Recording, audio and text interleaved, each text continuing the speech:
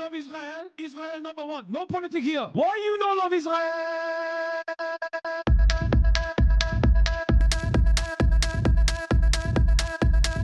Oh, you hate it?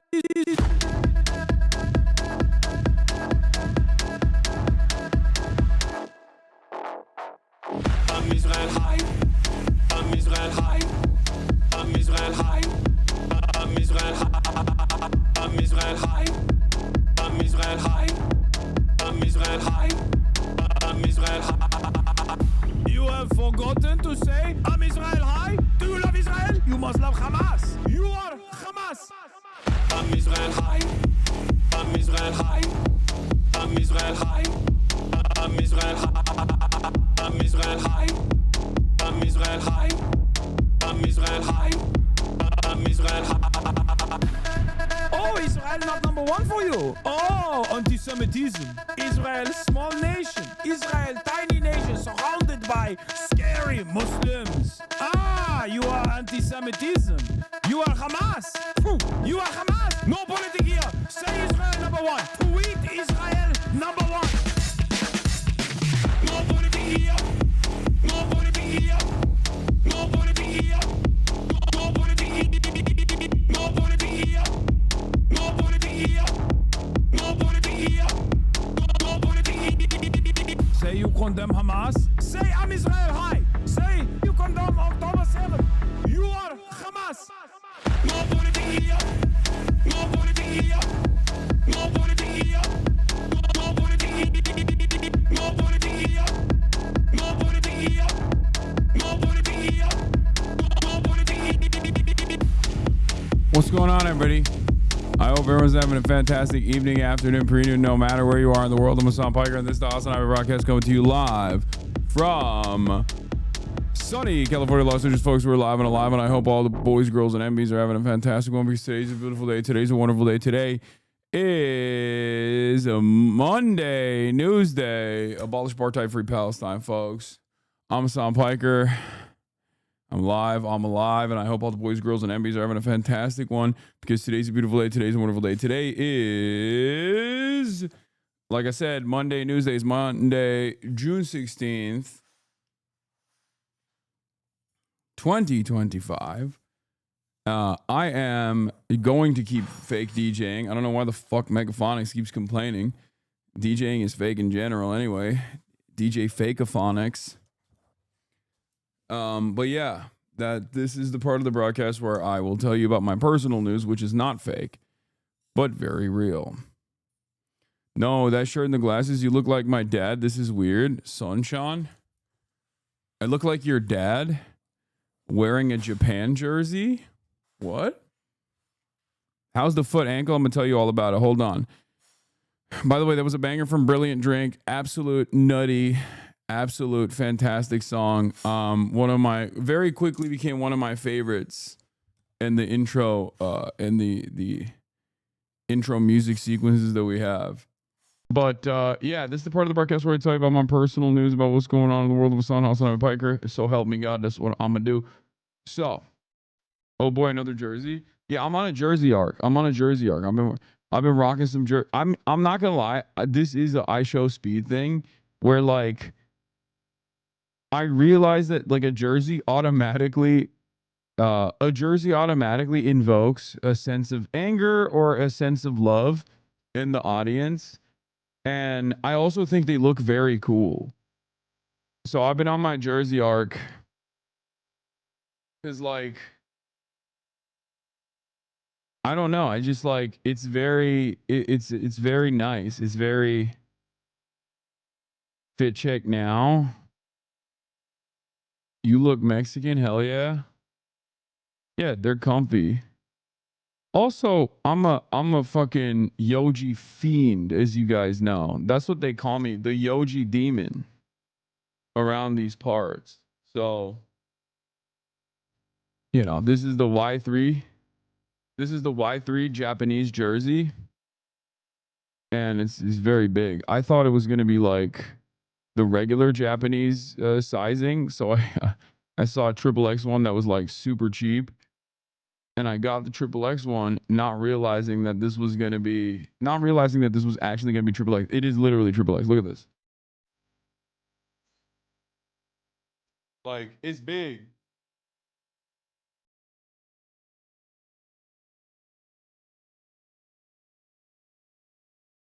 Also,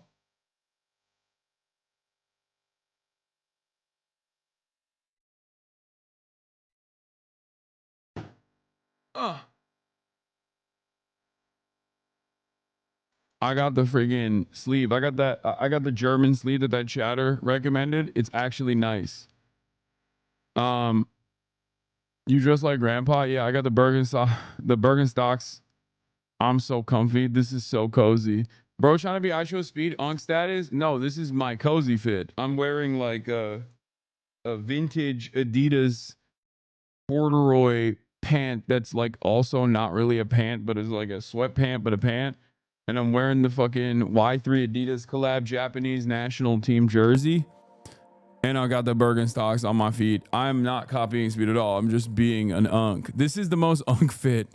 This is the most unk fit of all time. Speaking of which, so as you guys know, I got injured yesterday, personal news wise. I got injured yesterday when I was playing basketball. Classic flagrant one foul. Dude pokes his foot underneath me while I'm taking a fadeaway fucking 3-point jump shot. And he goes right underneath. Okay. Puts his foot right underneath me. I obviously roll off of his foot, roll my ankle. At first I couldn't even walk. I was like immobile and I was really scared. I was like, oh shit, here we go. I'm done. Like I'm definitely cooked, right? Turns out it's not as bad, luckily, I think. Because I ended the broadcast last night, didn't really do much. It hurt a lot. I had a Father's Day dinner with the fam. We had some Turkish food and it was great. And then afterwards I went to sleep, woke up early, and I cracked 2 Tylenol, not to be too crazy with it, but yeah, I'm a little bit of a drug user. But yeah, I popped two Perkies, and by Perkies I mean Tylenol. And I'm high off that Zaza, the acetaminophen. Yeah. Yeah, popping hard drugs, dude. Which is off-brand Tylenol. I'm a fucking Tylenol addict, dude. I'm a Tylenol demon, dude.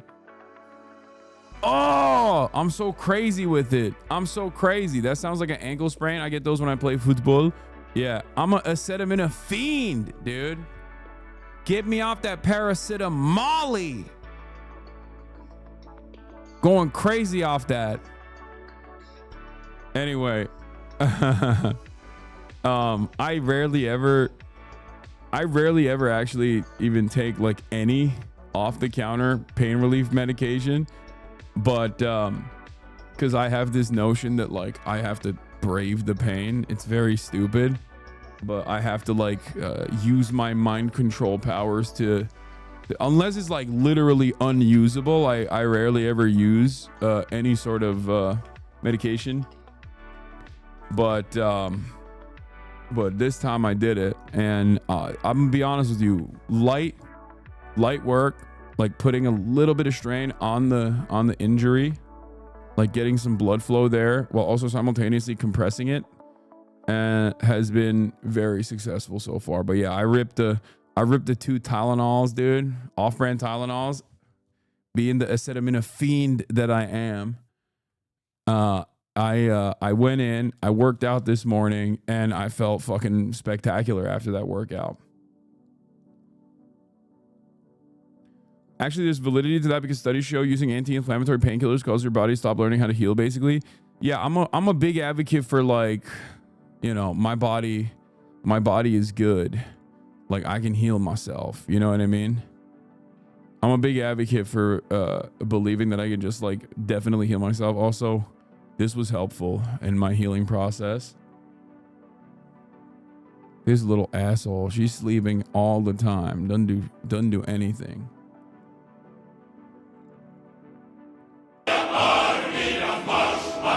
Yeah, that didn't stop me. Also, yeah, it didn't stop me from going crazy mode. Just throwing up 225s. Like, it's nobody's business. You know what I mean? It's nobody's business but mine.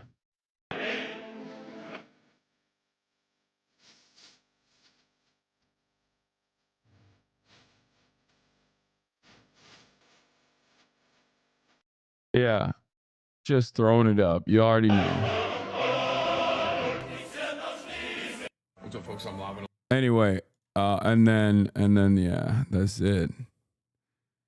You look like a lean barrel. What does that mean?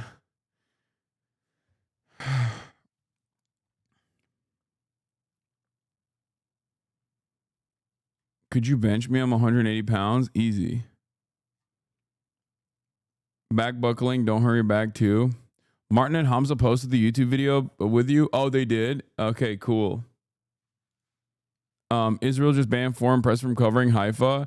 Oh shit, that means they got no fucking defenses in Haifa, and then they're just gonna keep pummeling Haifa. Iran's gonna keep pummeling Haifa, and they're gonna stop letting people cover Haifa. Anyway, where was I? What? This clip is crazy. Is this Megaphonics? Is this a Cybertruck Megaphonics clip? Megaphonics, I thought we were done. I thought we were done with Elon Musk. I thought we had left Elon Musk in the rear view mirror. It seems like you haven't left him in the rear view mirror. It's like, it's still Teslaphonics. It's still Teslaphonics. Clearly Teslaphonics is still alive and well, you know? But,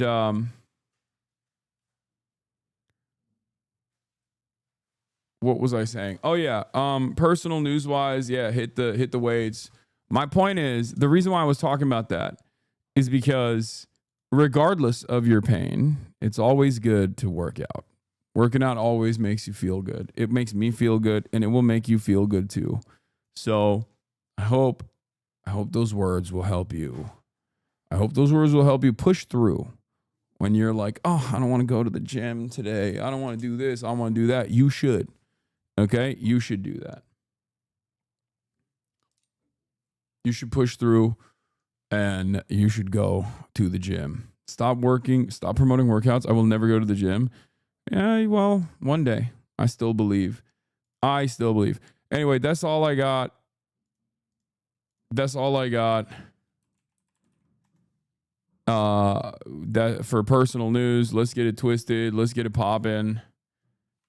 We got so much happening. There is still some live skylines over Tel Aviv. Yeah, don't worry. We'll get more information. The HasanAbi broadcasting service, the Piker broadcasting service is unstoppable. We will find a way. We will find, balcony photos and things like that. Balcony clips and things like that when Israel's getting struck, even if we don't have the clear view of the skyline.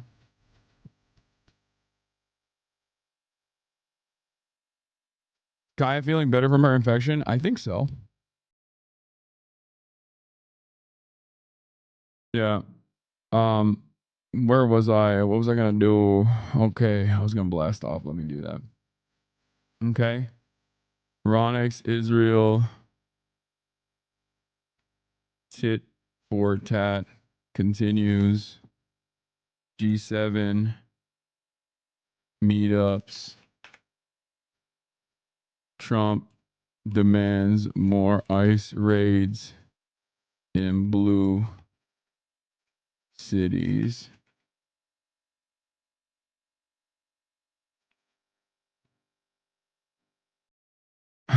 Minnesota shooter caught. News supporter here, bro. Hell yeah. Yeah, New York Times editorial board is predictably afraid of Zohran Mamdani, which means he's doing something very right.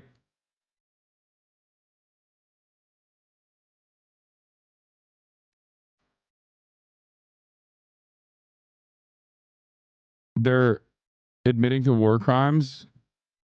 Yeah, they are. But that's America did this too in fucking Yugoslavia. like former glorious nation of Yugoslavia. Like they struck the broadcaster, the national broadcaster.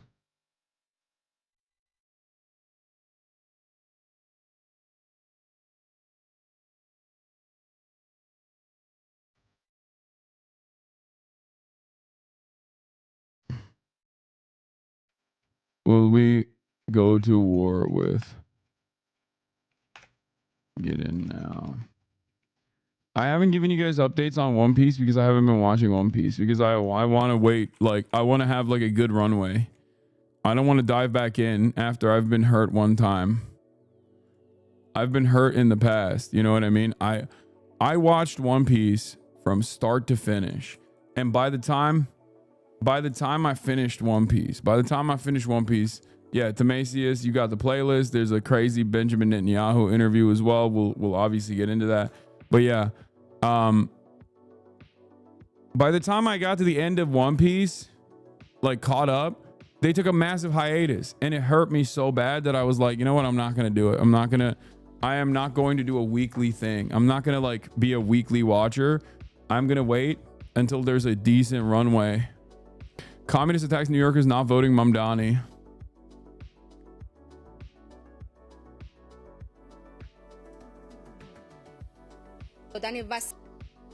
Yeah, we have it. We have the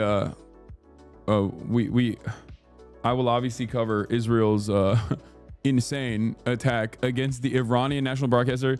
One fucking, like, not even 24 hours after Emily Schrader demanded that Israel strike the national broadcaster. It is so insane. I was at Press TV preparing for an interview with Piers Morgan, a notorious and dishonest genocide enabler, when Zionists bombed Iranian state media, killing journalists. Smoke was visible as they evacuated Press TV building, but I refused to leave because of the interview. I stayed alone to defend the Iranian people, but Morgan ranted nonsense against Iran, effectively justifying murderous aggression. The supporter of child killers and journalist murderers wouldn't even let me speak. It is pretty crazy that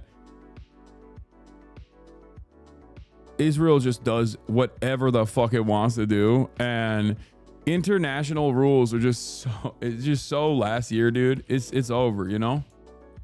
Saudi journalist executed. Yeah, I heard is some dude named Al Turki, right? He was like talking shit about KSA, or not KSA, about MBS from an anonymous account or something, and they found out via Twitter, and then they just killed him. Yeah, blast off, everybody. We're blasting off.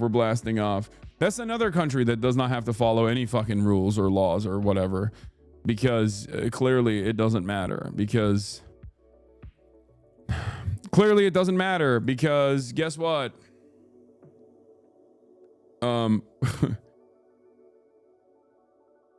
They're allies with America and they're allies with Israel, so they can do whatever they want.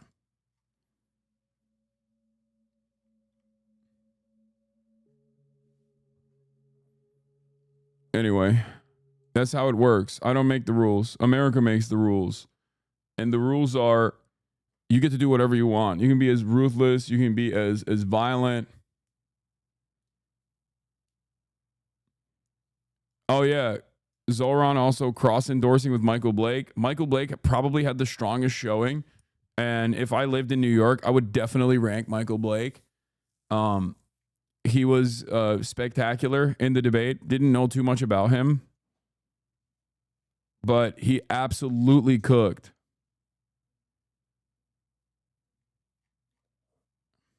When are you joining Blue Sky? I don't know.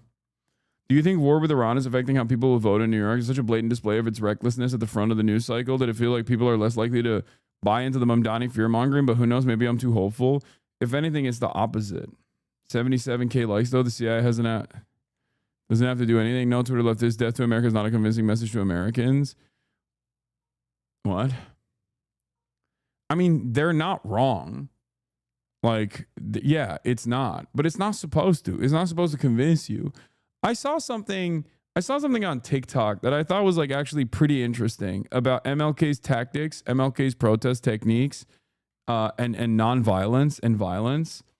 And I think it's really interesting. It was let me see if I can dig it up, but I'll talk about this in a second. Like, in terms of optics, this guy was arguing that MLK wasn't trying to get white people on board by having Piker. What the fuck? This is the first thing that came up on my TikTok. God damn, look at this. This is as soon as I opened this up.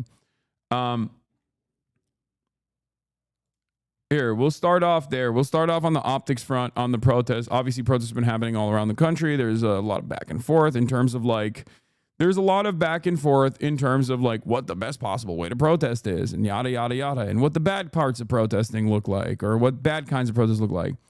I am in favor of protests and demonstrations regardless. You guys, as you probably know, I don't mind if it's like a libbed up protest. At the end of the day, I still think it's good. One of MLK's but here, this is a very short piece about MLK and what he was doing and what he was utilizing in terms of like optics. That it's a type of it's an attitude that I never really considered as well. Here.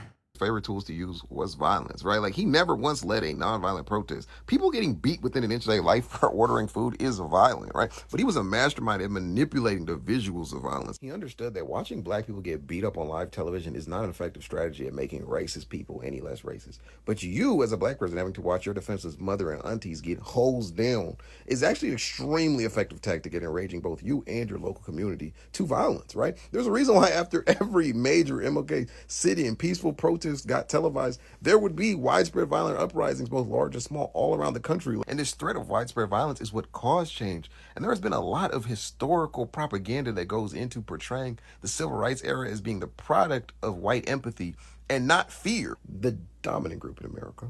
Yeah, it wasn't those protests and like black people getting their asses beat at the civil rights sit-ins and whatnot that were inherently nonviolent on the protester side, but there was tremendous violence against them on the police side.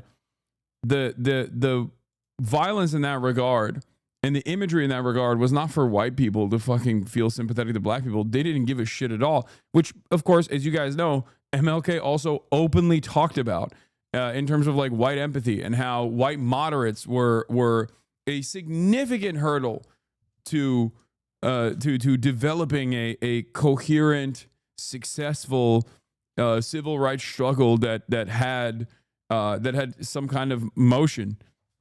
Yeah, white moderates were like, no, we're not on board with that at all. Now, of course, also MLK does not work single-handedly with like on his own without Malcolm X, without the Black Panther movement, right? Without the Black Panther Party, and those guys were definitely not nonviolent. They understood that there was a necessity in certain instances for a little bit of militancy, recognizing perfectly that no matter how much militancy they applied, it would never reach the standard of the state, which is true. Like what they did, even if they were to get into like shootouts every now and then, or engage in the act of self-defense against the state that was like brutalizing black people, ultimately, none of that would reach the standard of systematized violence that the state was enacting with regular frequency under the auspices of lawfare. State has obviously a monopoly on violence. But in any case, point is, it wasn't about garnering attention from it wasn't about garnering attention and sympathy from white people, even though that is how people talk about it. Like that's literally like the most famous way of approaching it, which is to whitewash the things that took place during the civil rights struggle, and then making it seem as though it was like white people's sympathies that finally gave black people some legal parity. That wasn't the case, obviously, and this perfectly demonstrates that too. We're never overwhelmingly in favor of any of MLK's protest tactics, right? He forced their hand. You can either accept the nonviolent terms I'm offering, or you're going to be forced into a violent reality. It's not an appeal to empathy, it's extortion. And I think particularly towards the back end of his life, he started to make certain realizations, right? That you cannot argue with somebody in a language they do not speak. You wouldn't argue to an Italian man in French. You wouldn't speak to a German man in Spanish. So why are you trying to speak to a country that was built on the back of slavery and violent revolutions with peace, right? And I mean, we kind of seen how that ended, right? I don't know, y'all. I just think if your oppressor agrees with your method of protesting, you're not protesting, you're loitering. Yeah. This is why I always say, like, there's a place for everyone in this, okay? Like, even the liberals, the Barbers and the Debras, coming out and showcasing their discontent with the current administration. That's good. That's good.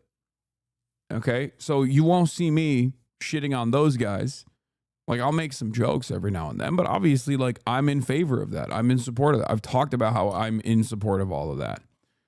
But also, you won't see me poo-pooing other methods of protesting and trying to dismantle or dismantle certain pieces of the state, or maybe become undeniable, become a real nuisance, muck up the works, gum up the works to the best of your ability. Like, these are things that people have done throughout history, throughout successful protest movements, throughout successful revolutionary movements. You can play a role in this. Just don't stand in opposition towards people that have similar goals that you have, right? That's it. Did the lib lay down and take it when the police charged them?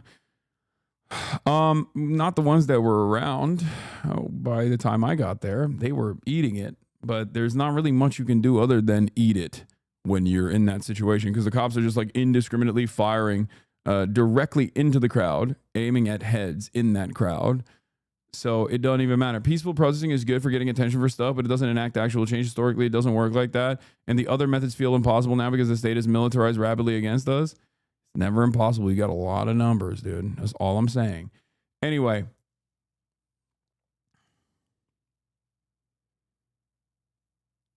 Yes, I'm gonna talk about the whole situation with the Iranian news broadcaster, state news broadcaster being bombed. Don't worry.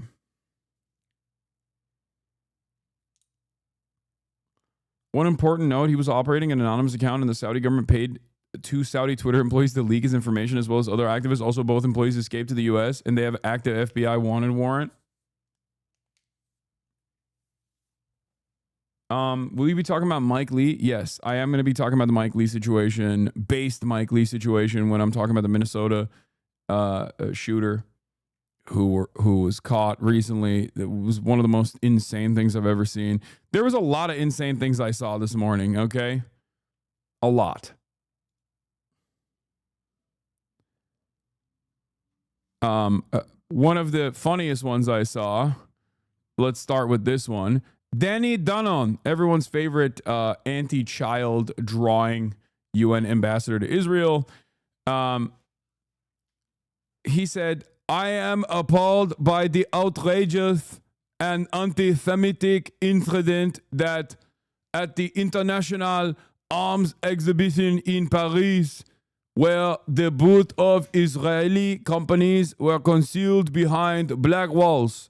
This discriminatory act singled out against Israel, while representatives of other countries were freely allowed to showcase their technological innovation.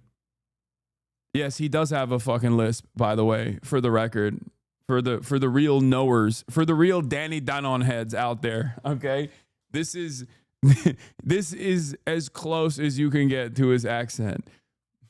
I'm not even, bro, admit you practice that in the shower. Israel stands at the forefront of global technology, and it is clear that some nations feel threatened by our exceptional capabilities. This is especially absurd considering that Israel's actions are aimed at protecting the free world, including France and Europe, from Iranian terror. Instead of isolating Israel, The world should stand with us and learn from our knowledge and capabilities.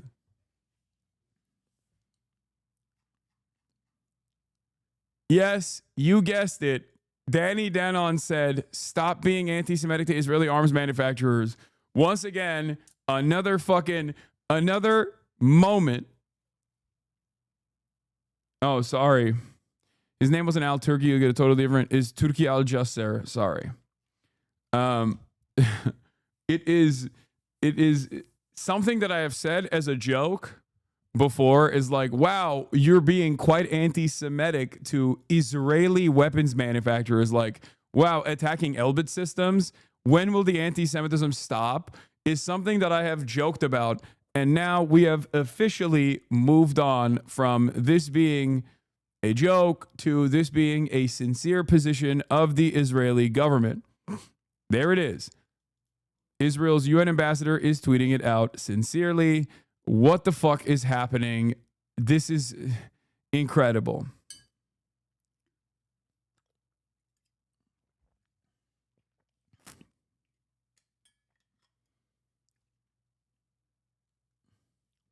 By the way, the French were not going to do that if the stand had removed the weapons, but they refused, so the government was like, get wrecked.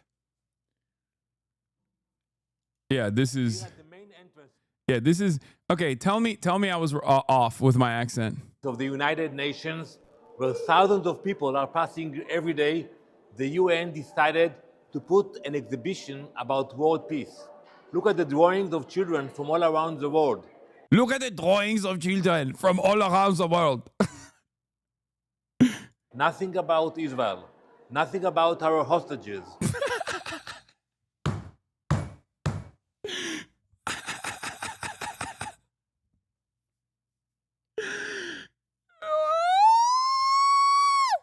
Not one. I'm Israel. Hi. Not one. Not even one child. These are drawings of terror. These are terror children. This is not a parody. This is the real, bro. This is a real art installation of children that the United Nations put up at their fucking headquarters. Okay? It was a world peace art installation of children drawing stuff on a quilt. Danny Danon literally went there, cut this video, and actually successfully got the United Nations to take this art installation down. Look what they have. They don't recognize Israel. They promote hate in those drawings. This is my favorite. This is my favorite when it pans over and it just says, teach peace. Peace begins with a smile. It's all, when he goes, they are teaching hate to these Hamas children, terror babies doing drawings. And he points to it and the camera pans to peace.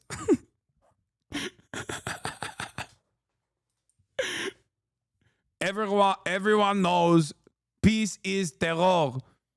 How much did Hamas pay for these terror children to draw the terrorist quilt drawings?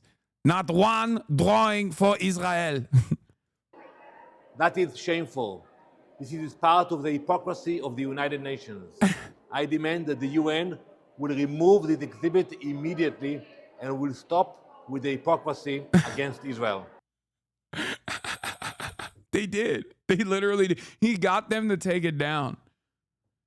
I cannot believe that this was a real thing that happened. Oh my God. I will never be able to take a person like this seriously for the rest of my fucking life, okay? Oh my Lord. What a ginormous baby, dude. What a fucking giant baby. Israel, the giant baby nation with nuclear arms, okay? Holy moly. Anyway, let's get into it. Israel, the giant baby nation that is throwing a giant baby tantrum, is I don't even know how many days it's been, is under the Iranian retaliation of anti-Semitic weapons, anti-Semitic Shahed missiles and Kyber missiles. This is these I guess like day 4, day 5 at this point, of Israel basically experiencing a fucking fraction of the pain that it has dished out at virtually every country in the region. Okay, yeah, Shahed drones, Kyber missiles, missiles of terror, that are, of course, heat-seeking, but instead of heat-seeking, is a Jew-seeking missiles. By the way, it's not even a joke. Like, that unironically is something that an IDF soldier said on fucking Fox News. They said Iran is sending missiles to kill Jews. Like, that is what an Israeli occupying force soldier unironically said. They have Jew-seeking missiles that they are sending anti-Semitically to Israel. Okay? That is where we're at this point, where Israel will go and do a first strike on Iran, completely violating a sovereign power's autonomy, its sovereignty, and then in retaliation, when they get a couple of missiles lobbed in their direction, those missiles are actually anti-Semitically targeting the Jewish state. That is what the position is, and that's where we're at. It's fucking insane. I've never seen anything like it. Like, it's just like so psychotic. I don't think anyone believes it. I think it's a great shame. Israel's existence is a great shame and a serious stain on like what they have done in terms of ruining the reputation of Judaism around the world, even though they have nothing to do with Judaism, make no mistake, but they just fucking claim to be doing this for Jews in general. And I'm seeing more and more people that are like on the sidelines coming out and being like, hey guys, in the process of getting fucking pummeled from Iranian missiles, you got American Jews coming out and being like, yo, this is not for us. Okay, cut it out. Like, which is wild, because under normal circumstances, I would say this would be the moment for the Hasbro machine in the West to just go into fucking full gear. Like, look at us, we're being victimized. Look at us, we're being victimized. Look at us, they're killing us, they're attacking us, they're anti-Semitically attacking us. And yet, in the Western world, it gets very little play. It's actually shocking how little play it's getting, which leads me to believe that the silence coming from a lot of Westerners and even Western institutions is a little bit of complicity. Like, it's more so like, listen, we're holding, we would make statements and immediately come out and be like, oh, Israel, I can't believe Israel's being attacked this way. The reason why you see mostly radio silence from a lot of people, I think, is directly because people are just like, well, what did you fucking expect? Like, obviously, this community is a little bit different because we have been watching everything unfold in real time. But it's like crazy how much like normies who want to maintain their professional careers, who immediately would start posting like they're fucking running for office or some shit when moments like this took place, most of them have been awfully quiet about it. It's actually kind of shocking, because these are the moments where Israel is supposed to pop off. This is like the number one thing that Israel gets to do. The number one thing that Israel gets to do in this situation is be like, look at us, we're victimized again. Look at us, we're victimized again. We're being absolutely fucking destroyed. Like, how dare they do this to us? And I don't think they're getting that fucking support at all. And American Jews are also very quiet about this situation as well, because like, it's literally indefensible. Like, you've been doing a genocide for 20 months and then you fucking turn around and attack Iran. Of course they're going to fucking attack back. Like, what is the expectation? You know what I mean?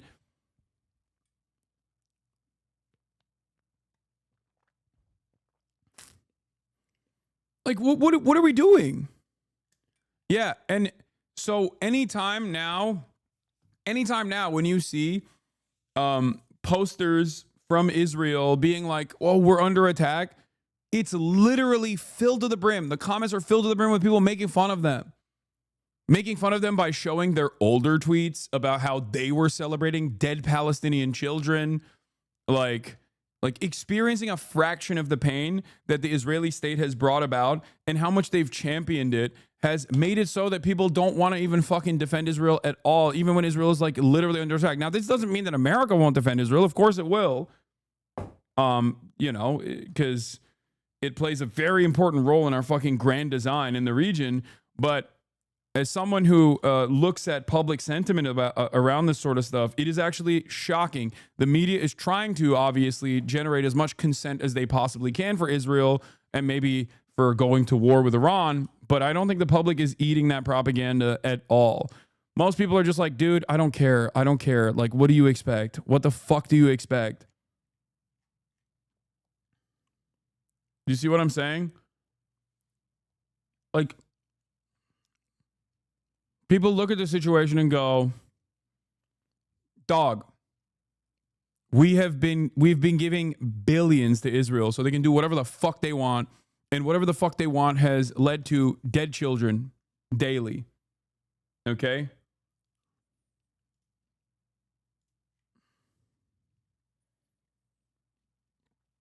Kyrie Irving watching Nick Fuentes. Oh, I want to save him. I want to save Kyrie Irving so bad. I wish I could talk to him.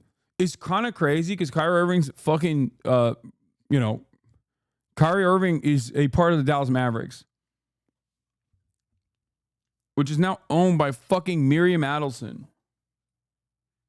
So him coming out and being like, I'm pro-Iran or whatever is like wild. But then I think all of that gets super fucking clouded. All of that gets diluted when he's like also, getting his notes from some really fucking insane right-wing neo-Nazis and shit. This is something that I have actively tried. This is something that I've actively tried to work against. And I still do to this day, which is to just like, I see a lot of this like animosity towards Israel, and I don't want people to fall down like weird rabbit holes and develop anti-Semitic tendencies rather than keeping their focus and priorities on Israel. And this is why I get so fucking mad at dumbass institutions like the ADL, who attack people like myself and call me a fucking anti-Semite. And it's ironic because like I'm actively trying to, combat and fight against anti-Semitism at a time when there is like a tremendous opportunity for Nazis to just cut as much anti-Semitic propaganda as they possibly can by just going, look around.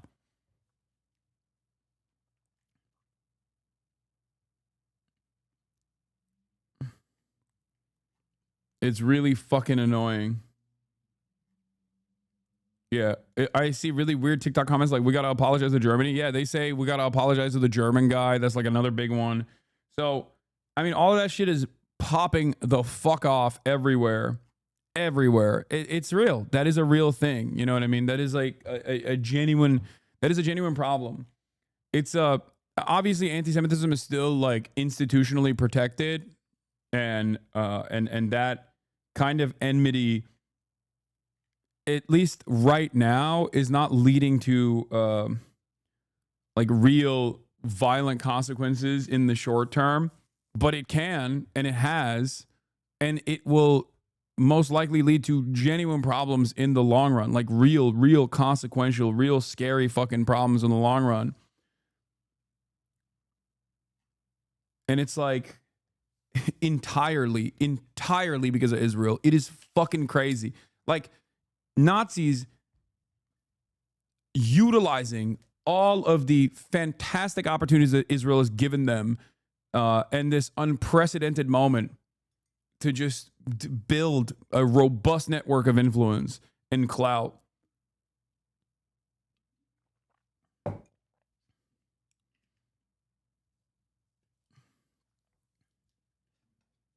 Anyway, having said that, let's get to the back and forth between Israel and Iran.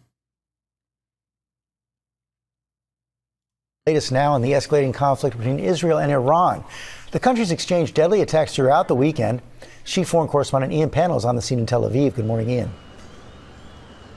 Yeah, good morning, George. Attacks over the weekend and attacks early this morning. I want to show you the scene here in downtown Tel Aviv. That's where the Iranian missile landed. Just look at the devastation over there in the office block. But if we swing round 180 degrees, you can see these were residential apartment blocks, also devastated in this Iranian attack.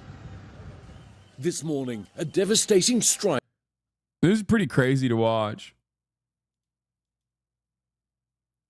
Why do I have so many 31-month subscribers just behaving like little fucking drama perverts, little drama pedophiles? What's going on?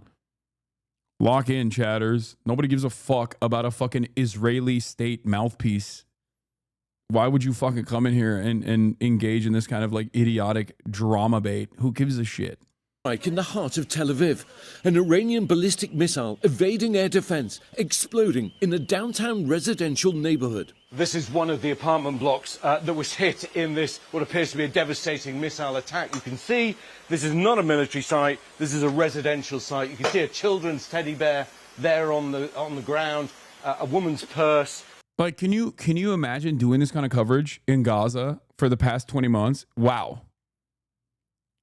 Like, can you imagine doing this kind of coverage in Tehran right now? Nope. Nope. Not happening. Because remember, in spite of the tit for tat, back and forth retaliatory attacks that are taking place that Israel literally started for no fucking reason other than the fact that they're bored, okay? They're still conducting ethnic cleansing campaigns every day in the Gaza Strip, murdering children, sniping them directly on their way to get a crumb of aid. Make no mistake, that is still happening. And I want to read a take from Mohammed Shahada that I actually retweeted today. What Iran is allowed to do according to Israel's own rules of engagement in Gaza. If a single Israeli reservist or Likud member lives in a high-rise building, or if a single pistol is nearby, knock down the whole thing. If an Israeli reservist is being treated at a hospital, bomb the shit out of it. Since Netanyahu is hiding in an unknown bunker under a densely populated city, drop a bomb every 5 meters indiscriminately until you hit the target. Even if you miss, it's okay. It's the intention that counts. Israel tried to assassinate Ezzaldin al-Haddad 12 times. Each resulted in a massacre. He's still alive. Israelis huddling a shelter. Surely one of or two of them must be IDF linked, which they are. There are IDF soldiers in those fucking shelters, of course. So level those places at random. Claim you're aiming at any reservist whose name shows up among the victims. It's an inevitability that you killed 100 people in one strike, that at least one of them would be a rank and file member of something. Issue an evacuation order to 80% of Israel, then bomb at will. Anyone who complains, yelled at them. We told Israelis to move south. Bomb journalists. They're propaganda operatives. Serious Israeli pretext. They have done this, by the way. Bomb humanitarian workers and doctors to starve the population and collapse their health system. Then claim they got in the way or were being used as human shields, or that they were Likud members themselves. Every time you kill a lot of civilians, keep repeating, they voted for a convicted terrorist. Itamar Ben-Gvir. He is a convicted terrorist, by the way. Therefore, they are all guilty. Keep saying there was a ceasefire on June 12th, and all of this can end now if Israel surrenders and releases the hostages. Bomb power plants, seaports, airports, water stations, sewage plants, and claim they all benefited the IDF, since soldiers are humans who use electricity and water. It works for Israel every time. Shoot anyone with a white flag, shoot hundreds of kids in the skull, and call doctors documenting this Likud. Use only bombs that splinter into 10,000 pieces and kill people in a radius of 500 meters at random. Those are literally Israel's rules of engagement in Gaza, and this is barely scratching the surface. I can go all day. P.S. for all the idiots and ding-dongs, this post is sarcastic. I don't approve of violence against civilians under any circumstances. If this post triggered you, blame your darling Israel, not me. These are their rules. Like, think about it. Think about how fucking insane it has been since, for the first time ever, there is some semblance of, like, maybe not parody, but Israel is experiencing some retaliation, minor retaliation, as opposed to never experiencing any retaliation for its fucking incredibly violent actions in the Gaza Strip, or its incredibly violent actions in Central Committee. Thank you for the raid. Hope you had a good stream, brother. Israel never has experienced this level of response from any of the parties in the region. that it destroys. Okay? So now that there is like some kind of response, even though the response is super managed, even though the response is super, super restrained in comparison to what Israel has been doing, even in Iran, like imagine if the media covered Iranian actions in the same fucking ways that they cover Israeli actions, as opposed to the humanization of the victims that are, Israeli civilian society, right? Like, think about this. These bombing campaigns, given Israel's tremendous wealth and also opportunity to build shelters and whatnot, and paired up with the fact that Iran has also been restrained in terms of its targeting, like, they look at, bombed out homes and go, this is so devastating, when in fact, in normal circumstances, when we're talking about Iran, when we're talking about southern Lebanon, when we're talking about Gaza, there are people in those fucking areas that they are massacring children, overwhelmingly women and children, civilians. And yes, this isn't wrong. Yes, losing your home is devastating. Okay? Losing your home is devastating. This is something that we've talked about quite a bit. Losing your home is terrifying. It's devastating. Lose your home to a fucking bomb is incredibly scary, is incredibly traumatic. But there is no application of this kind of emotional turmoil that Israel puts others through ever. And this is before we even talk about the actual murders that Israel engages in with regular fucking frequency. It is alarming. Total devastation. Hundreds of emergency workers flooding the scene, scouring for survivors. Alana Rubenfree was caught in the blast. When a missile is landing outside your window and you can barely breathe because there's so much dust and debris in the air, it becomes very personal. And overnight, more Iranian strikes in Israel. Retaliation, it says, for Israel's attack on its nuclear, military and energy infrastructure. This is the latest salvo in a deepening conflict between Israel and Iran. By the way, the more that these bombing campaigns from the Iranian side see success, the more censorious Israel will get. For those of you who don't know, Israel has a deep military censor, okay? Even when there is no conflict, which there's never no conflict, obviously. Israel's an apartheid state. There's always conflict and there's always violence to maintain that said apartheid state. But, like, understand that there is a military censor that is constantly operating, right? And what that implies is, like, whenever you see any images coming out of Israel, that means that the Israeli occupying force has okayed this footage, with the exception of, like, phone camera footage that we see every now and then, which the IDF Central Command has demanded that Israeli citizens stop filming. The reason why they don't want Israelis to film this stuff is because, one, they don't want to reveal battery positions. They don't want to reveal, their defensive measures. But more importantly than that, they also don't want what? Hasan Loom, the comments are about 25 seconds late. What?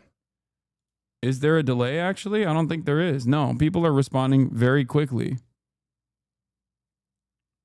No, there is no. Yeah, there is like a 2-second delay, which is normal. So there's obviously a wait, hold on. Here, you know how we test it. You know how we test the delay.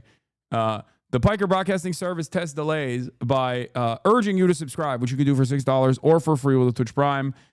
Twitch Prime is free, of course, or by getting gifted a sub. Let's take a look.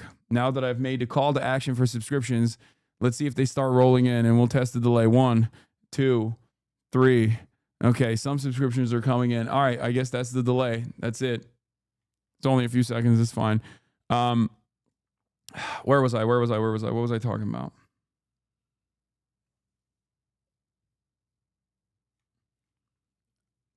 I totally forgot what I was. There's also the fact that they want to just lie and say they're not getting hit is what you were about to say. No.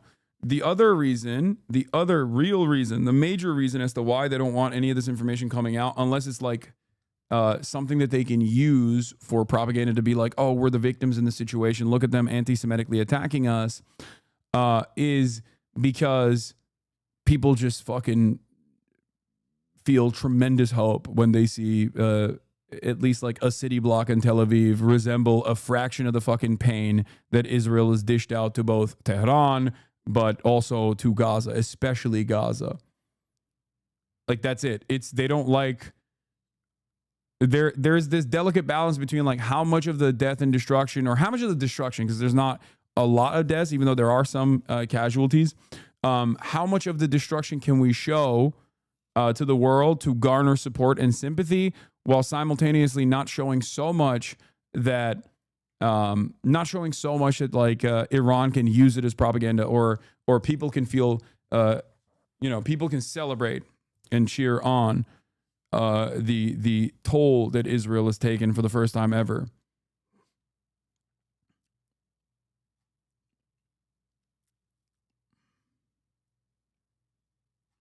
But of course, you can't stop the most human thing, which is if you're an Israeli and you're sitting in your fucking living room and you see missiles being lobbed in your direction, you're going to come out and film it, okay?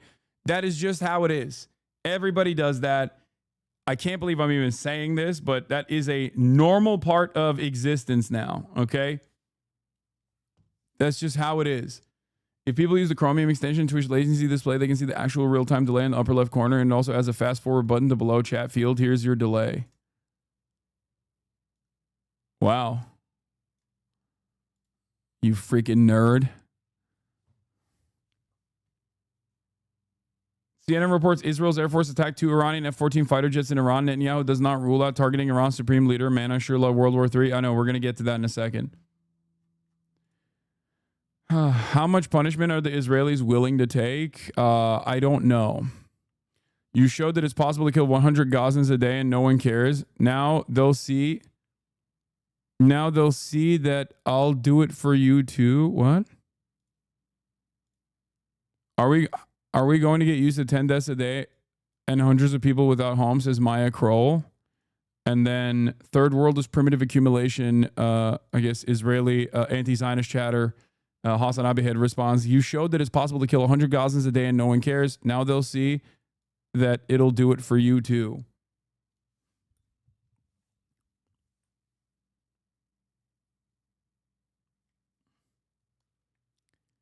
So one of the things I've talked about. Oh, he's Palestinian. Google Translate is cooked. Yeah. One of the things I have talked about in this process is U.S. gave Turkey a heads up hours before the attack. Yeah, that's not surprising. Anyway, we'll I'm gonna get back into this. I forgot what I was gonna say. Shit. My friend has family in Israel and Gaza. The family living in East Jerusalem have been told if they are caught sharing footage and photos of bombings, they will be dealt with using terrorism laws.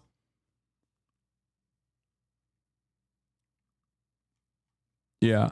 Oh, one of the things that I talked about in the beginning of this was the appetite that like certain countries have for death and destruction, or like the tolerance that they have, not appetite, but the tolerance that they have for death and destruction in their own backyard.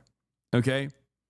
A country like Israel that has positioned itself as like a nation state that has laptop jobs and a nation state that has marketing jobs, and where you can wear your capri pants, and maybe a couple neighborhoods over you got like some religious fundamentalists spitting on tourists, Christian tourists or whatever. But like ultimately, Tel Aviv is supposed to be this like beacon of liberalism, like a Western liberal democracy. The entire country is very Eurocentric. The way that they've designed it is very Eurocentric, and it comes with the comforts of being in the auspices of Western, being in the comforts of like a Western nation. It's smack dab in the middle of this region, right? So when you are used to that, and that promise has to be kept to the public. Otherwise, no one will fucking live there, right? You can't constantly also be at war with all these other countries and constantly do death and destruction everywhere else, because people are inevitably going to try and punish you for it to the best of their ability, try to incur some penalties, like try to give you penalties for doing this, right? And that is the reason why I think Israeli society broadly does not have the same tolerance for having their regular state of orders disrupted. They need to be able to go to the fucking beach. They need to be able to, drink their matcha. Whereas a country like Yemen has tremendous tolerance for death and destruction. Death and destruction is all the people of Yemen have ever known. Death and destruction is all the people of Gaza have ever known. The Palestinians have ever known. They've only known domination. They've only known what it's like to live under the oppressive thumb of an apartheid state. So that Western entitlement actually makes a society somewhat weak to additional, to any kind of military incursion that disrupts their day-to-day existence. And I think this is the reason why the bandwidth that Israel has for any sort of penalties, no matter how minor it is in comparison to what Israel has done everywhere else, I think will play a formative role and will become a national security problem for Israel in general. We shall see. Because the only thing, however, that keeps Israel together, Israeli society together, the glue that sticks all of this project together, is the resentment and hatred for all Arabs and all Muslims in general. Okay? So this is a unique situation where, one, there is unprecedented penalties that they're experiencing that disrupts their, like, we're a Western style liberal society. So that is actually that will breed resentment and anger. But the glue has hardened because now they're finally attacking the big guy, okay? Iran. This is like the number one enemy for Israel and America as well in the region. So that's something to consider. You sure don't mean Europe? What do you mean?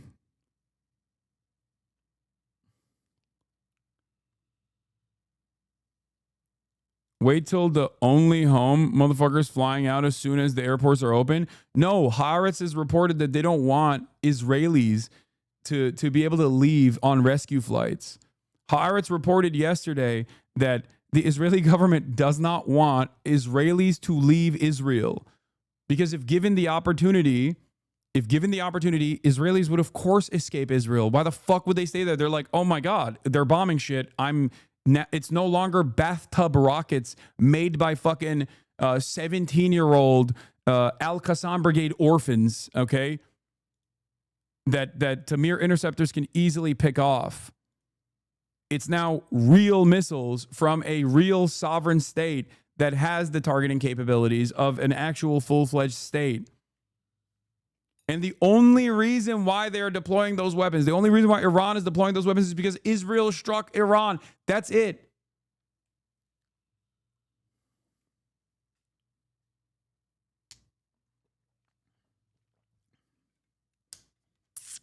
But would you not say that Israel as a country as a whole stands on war and constant... oh, shit.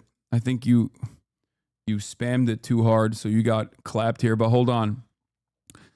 But would you not say that Israel as a country as a whole stands on war and constant expansion? I mean, the existence of settlements, compulsory military service, the absence of liberal opposition, and the need for constant enemy to fight?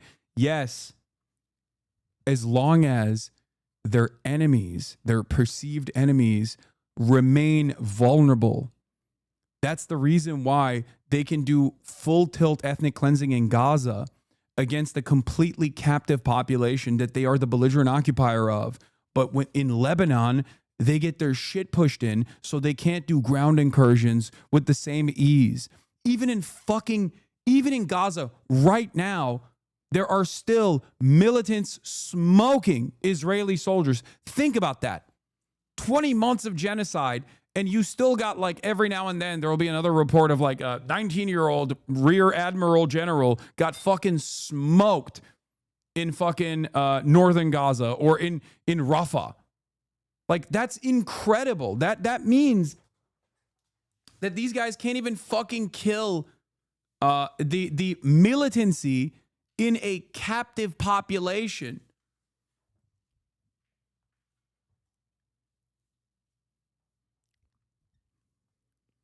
Here's one from just now.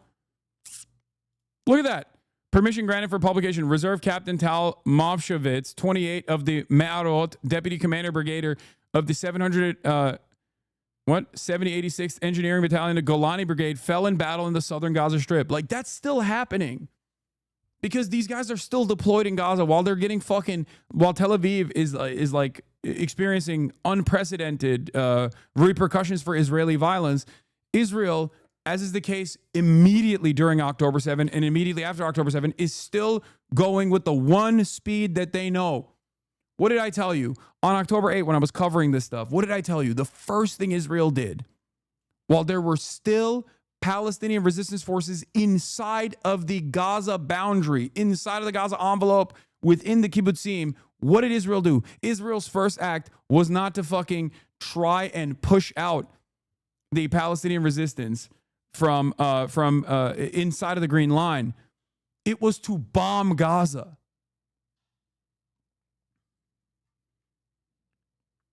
So while they're fucking being bombed, like, these motherfuckers are still conducting their ethnic cleansing campaign and they're still getting smoked. So the reason why I mention this, the reason why I'm talking about this in particular, the reason why I'm saying this is because, yes, constant expansion is a necessity for fascist states. You're right. But constant expansion against a captive population without any severe penalties to your comfortable existence inside of the Israeli state, right, is also a necessity, because you will not be able to constantly refuel and refeed the military necessary if the military is experiencing too many casualties in the process, which they have. That's why there's like a reservist problem right now, which is why they want to fucking deploy the Haredi population as well, which is the fastest growing segment of Israeli society, even though they get religious exemption. And this has created some serious political chaos internally in Israel. It was part of the reason why, if this was Benjamin Netanyahu's last possible opportunity to strike Iran, because the Knesset was at the precipice of dissolving, because they need more soldiers. And the only way that they can get more soldiers is if they fucking deploy the Haredi population, even though the Haredi population are fucking not trained. You know what I mean? and would most likely not be a competent fighting force anyway. In the short term, the short term training that is necessary.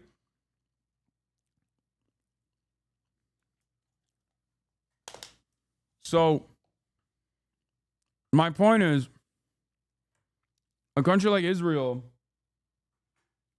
doing short-term sieges like Cast Lead and all these operations, mowing the lawn operations in Gaza, is the perfect way to keep up the intensity and the domination of Palestinians without incurring severe penalties inside of the colonial entity. Full tilt ethnic cleansing campaign for 20 months, on the other hand, is not so easy, because it requires a tremendous amount of manpower, and reservists don't want to fucking go back after 20 months. There's like they're like, I've had my fill of child murder, and that in and of itself. Like, that in and of itself is a problem, but then pair that up with like actual normal Israeli society no longer being able to get their fucking matchas and go to the beach and shoot their stupid fucking TikToks about how wonderful things are in Tel Aviv. Without that promise of like a bastion of liberalism, like we're a normal country.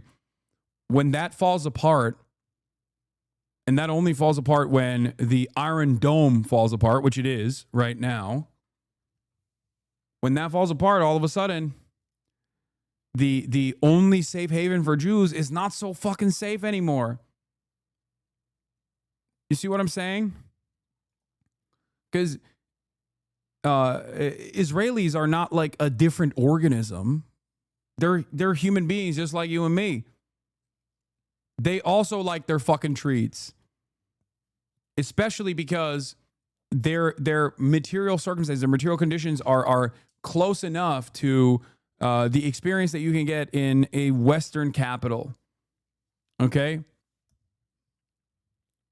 And when those treats go away, and there's like actually, for the first time ever, like serious fear, real fear for once, that you know, all of this violence that you've dished out in the region has now unfolded and is causing you to experience a fraction of said violence. All of a sudden, you don't have that kind of appetite. You don't have the same appetite for death and destruction, is my suspicion. The government has ordered airlines not to take Israelis abroad when the rescue flights begin. This is part of the reason why I think they don't want that. They don't want Israelis fleeing. They don't want their population to diminish.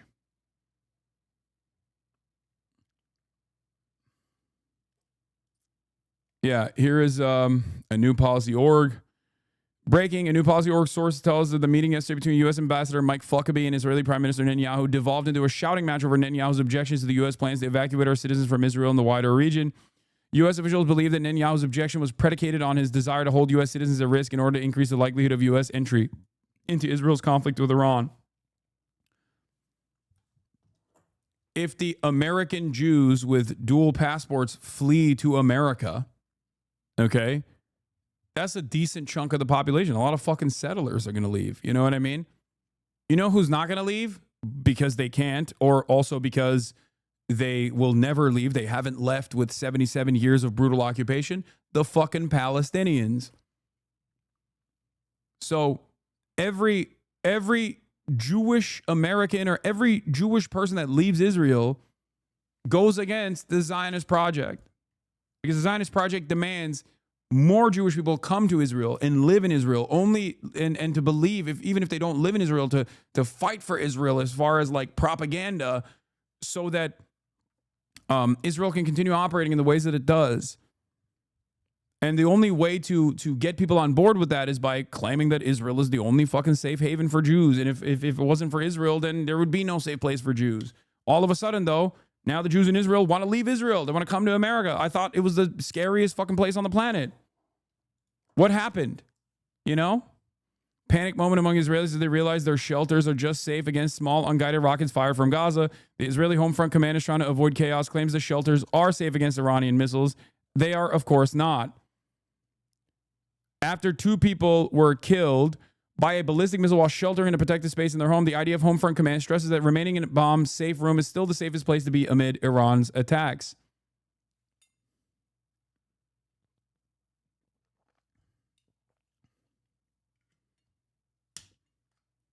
Yeah, they have all the smoke for a vulnerable captive population. Think about that. Think about that, dude. Think about that. They have designed, do you understand? This right here is exactly what I'm talking about, chatters. Do you understand what I'm talking about? Do you get it now? Constant expansion against a vulnerable force of predominantly child civilians, okay? Predominantly women and children is something that the Israeli government can continue maintaining pressure on while also keeping things relatively safe at the home front for the average liberal society, for the society that is still enjoying their regular comforts.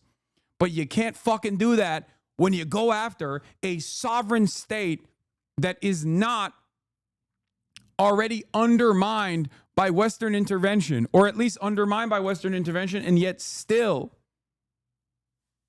Hasan is in panic mode. What are you saying? Yo, watch what happens tonight in Iran. Tomorrow the world is going to be very different. You're a dumb idiot.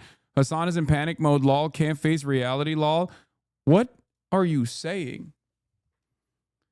Yeah, they're going to try to assassinate the heads of state. They're going to do a decapitation strike. I know that already. And they're going to do that in correspondence with American intervention as well. This is not a shock to me at all. This is something that I have been saying. I'm describing the current attitudes in Israeli society and what I foresee looks like what kind of societal fissures exist within Israel, what kind of pressures Israel is experiencing for the first time ever.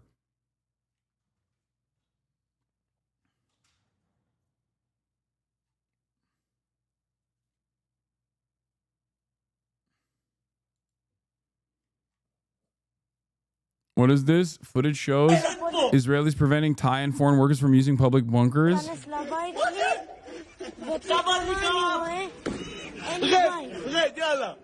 I don't know if they actually did that. I don't know. I don't have, that's not verified. I mean, I wouldn't be surprised, but I don't know. There's not enough verification for me in that.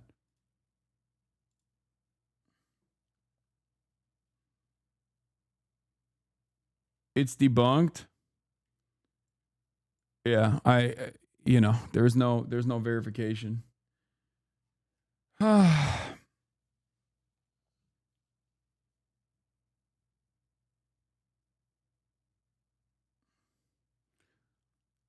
The direct missile impact breached the bomb safe room, which are designed to sustain shockwaves as such missiles, as well as shrapnel. 2 people in the safe room were killed. However, those in shelters on the floors above and below were unharmed, the Home Front Command says.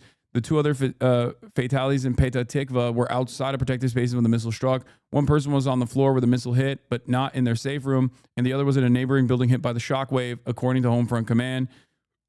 Home Front Command says bomb safe rooms are the safest place to be amid ballistic missile attacks, especially in the new buildings. The reinforced rooms have saved countless lives in the missile barrages from Iran thus far.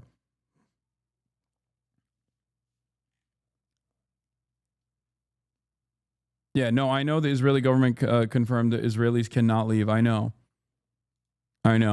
Tehran's attack coming hours after Israel launched strikes across Iran, hitting surface-to-surface missile sites and a gas depot on Sunday, with huge columns of smoke rising above the skyline. Now, new concerns that the United States could be dragged further into the conflict. 2 US officials telling ABC News President Trump earlier rejecting an Israeli plan to kill Iran's supreme leader.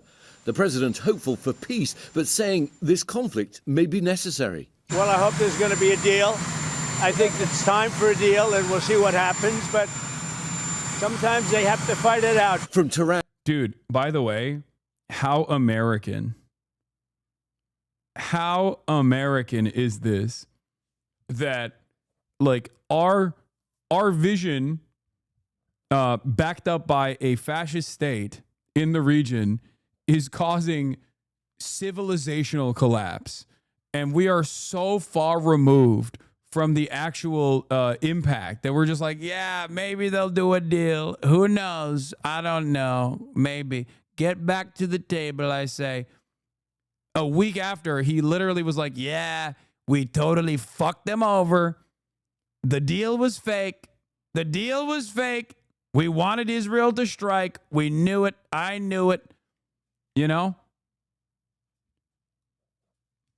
It's just like this right here has always been America's position. We get to do things in this incredibly selfish manner. And that's how we have operated always. Like, with the exception of Pearl Harbor and 9/11, okay? There are very few instances where the American home front has ever experienced a fraction of the pain of being involved in military conquest, justifiable or unjustifiable. Many of which is unjustifiable, but some is justifiable, like World War II. Like, that gave us a massive upper hand in redesigning the world after World War II, is that, like, our fucking industry wasn't burned to the ground. It wasn't reduced to rubble, right? We had a war economy that was incredibly productive. We took advantage of that because of our proximity to all of the battles that are happening. And to Tel Aviv, civilians now increasingly caught in the crossfire of a conflict that shows no sign of easing. Israel now revealing that 10 to 15% of Iranian attacks are getting through air defenses, as the residents here can testify. Robin? They certainly can, Ian. Thank you. So we go to a Fox News alert. Israel says it has eliminated 4 senior intel officials, including the IRGC's head of intelligence. This is the Quds Force headquarters, we believe. It comes as Iranian missile strikes kill at least 8 and injured hundreds more as rocket fire rained down on central and northern Israel overnight. Trey Yinks is live in Israel with the latest. Good morning, Trey. Yeah, hey guys, good morning. Overnight missiles rained down across Israel, killing at least 8 people, some of them slipping past missile defense systems at 5 different locations, destroying both apartment buildings and residential blocks. We got to one scene in the heart of Tel Aviv, just blocks away from the U.S. Embassy branch here that was also damaged in that strike. And when we got there, first responders were rushing into the flames, trying to look for survivors in the rubble. We spoke with one man named Gal. Here's what he had to say.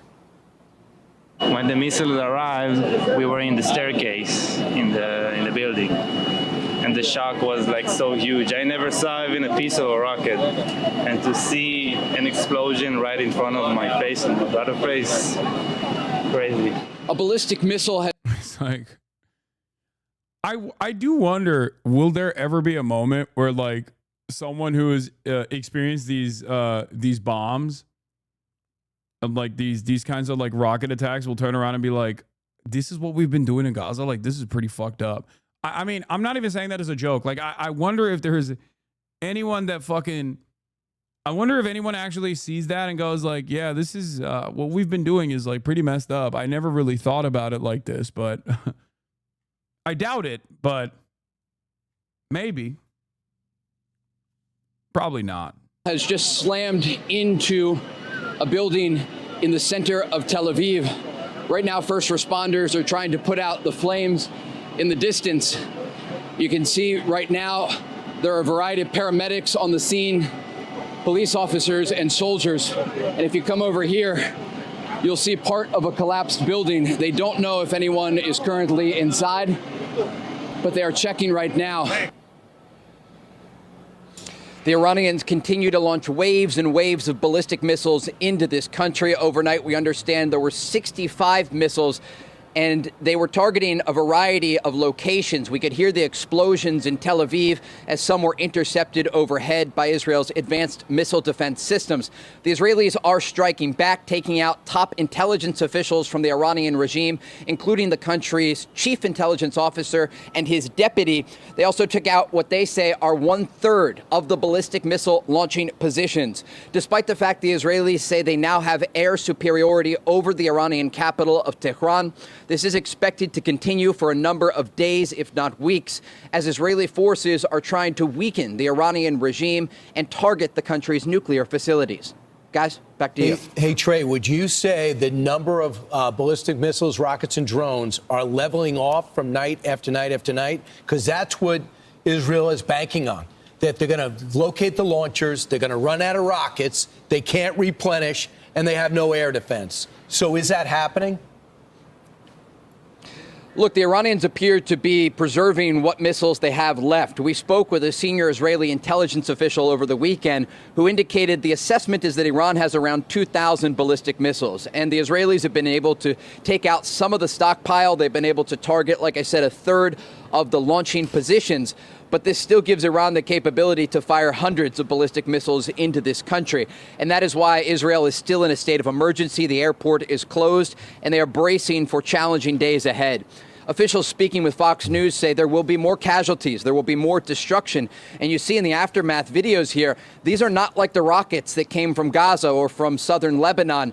These are missiles that can take out entire blocks in major cities like Tel Aviv.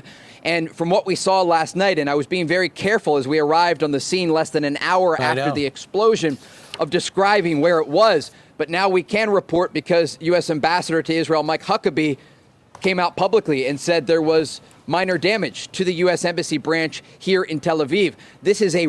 Yeah, this, by the way, this was the reason why they couldn't report on it, because there was some There was some minor damage to the American embassy, which is like technically U.S. soil. So that is the reason. I thought it would be because like I don't know, like a high profile person could have been potentially assassinated or something. Like that wasn't the reason. Could it be a false flag strikes to the U.S. embassy? No, I don't think chatters. No, no, I'm fairly certain that it was they're saying it was limited. Like they're saying that it was like it probably was from the shockwaves or something. Residential area. It is packed with civilians, cafes and restaurants. And when we got there, for blocks, you could see storefronts that were completely ripped apart, glass shards all over the street from windows that were blown out. And so to answer your question, the Iranians are preserving what supply they have left. They certainly are in a position where eventually they will run out of ballistic missiles, but Israel is certainly not out of the woods yet, and we can expect more Israeli strikes throughout the day as they try to mitigate that risk of ballistic missile fire. Like there are some people who want vengeance. Okay, there are a lot of people cheering on what's going on because of their appetite for finally seeing like a little bit of repercussion, like Israeli society broadly experiencing a little bit of the pain that they have caused to the Palestinians, to the Lebanese people, to people in fucking Syria, all around, right? My assessment on this as a public figure, who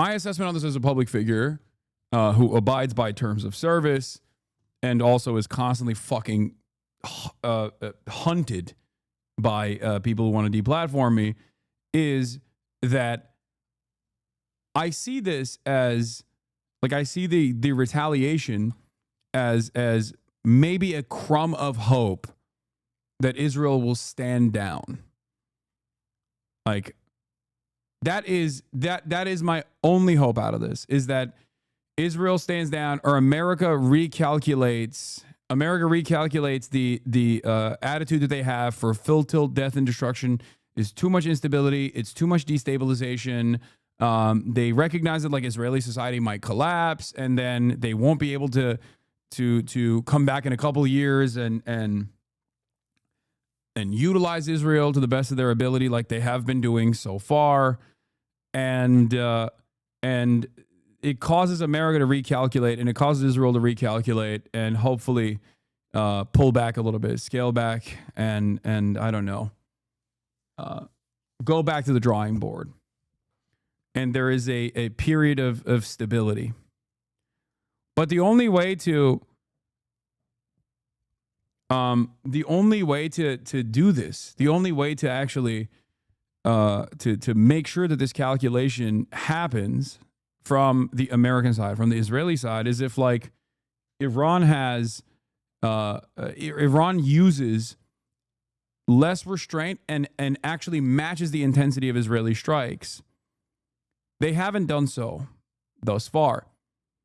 Obviously, there are limitations due to the Iranian arsenal, how much they have, and their strike capabilities, because they're using missiles as opposed to Israel that has the capacity to do more precise bombing campaigns as a consequence of consequence of being able to fly over the Iraq airspace, fly over Syria, refuel on the way there. Iran can't do that. So they can only use missiles. I think the only way that Iran could keep this up as a defensive posture would most likely be if they were getting aided by the Chinese state or by Russia, which I don't think Russia has enough bandwidth to even help Iran out in this process, or maybe even the appetite to help Iran out, considering that Russia has also a unique relationship with Israel as well. So I don't know.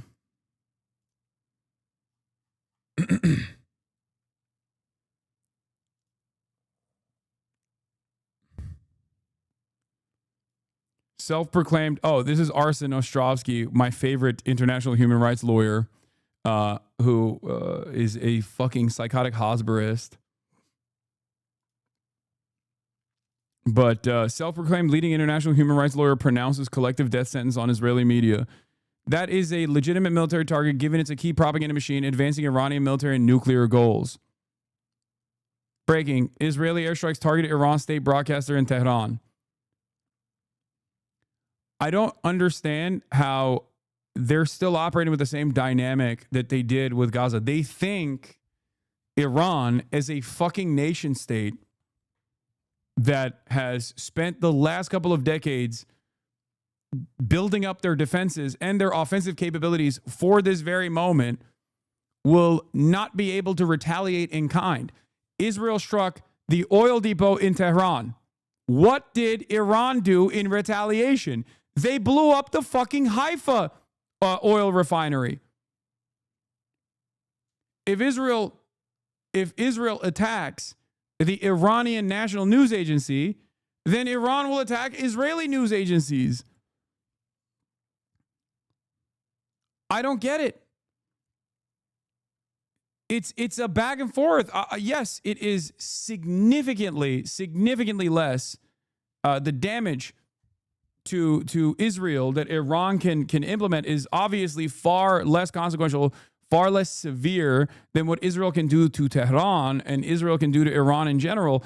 But I don't understand how these guys are so callous in their indifference, even when there are clearly repercussions for regular Israeli society. They struck the nuclear scientists. Iran struck the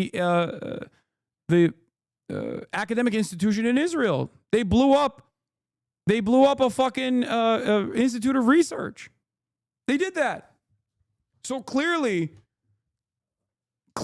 they are getting their notes as far as their strike priorities and their targeting priorities from what Israel does to Iran.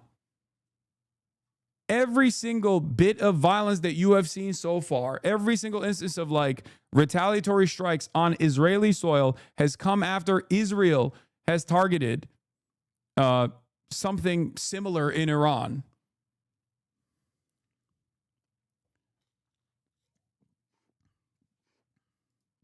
Toward major cities like Jerusalem, Tel Aviv, and the northern city of Haifa. So, Trey, I'm curious.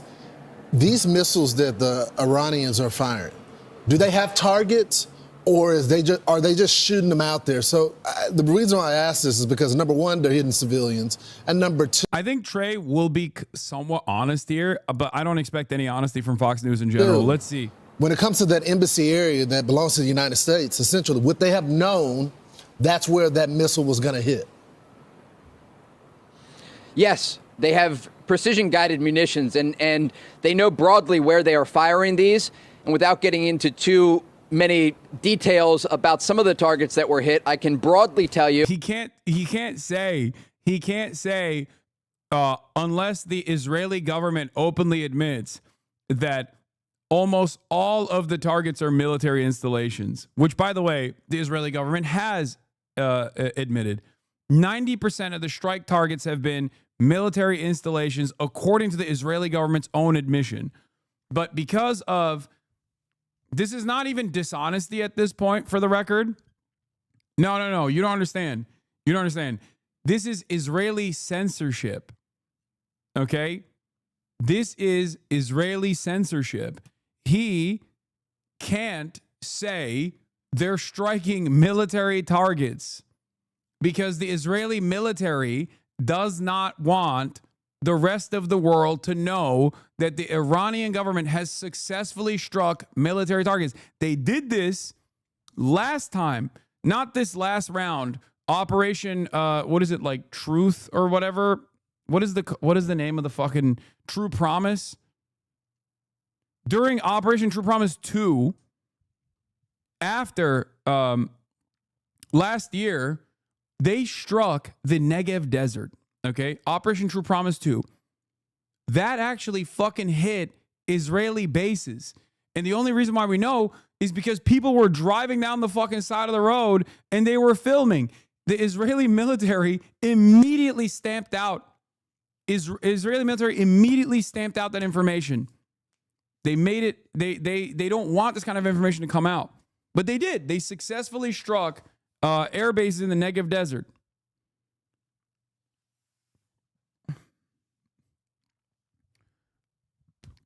That's the reason why Trey can't say exactly what the Iranian strike targets look like. That's why he's saying, well, what I can tell you is, like, look. Yes, they have precision-guided munitions, and they know broadly where they are firing these. And without getting into too many details about some of the targets that were hit, I can broadly tell you that the Iranians are going after military and civilian targets. Now, with that... Yeah. Israel has complete air dominance over Iran, and Iran is running out of TELs. I think that's hopium.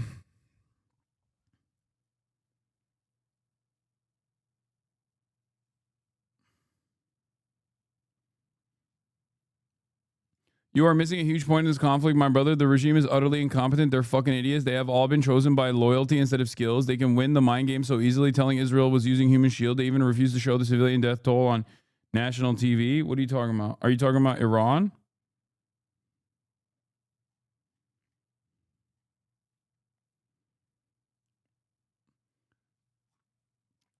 Said the Israeli... He's not wrong about one of the actual issues with the Iranian regime, though.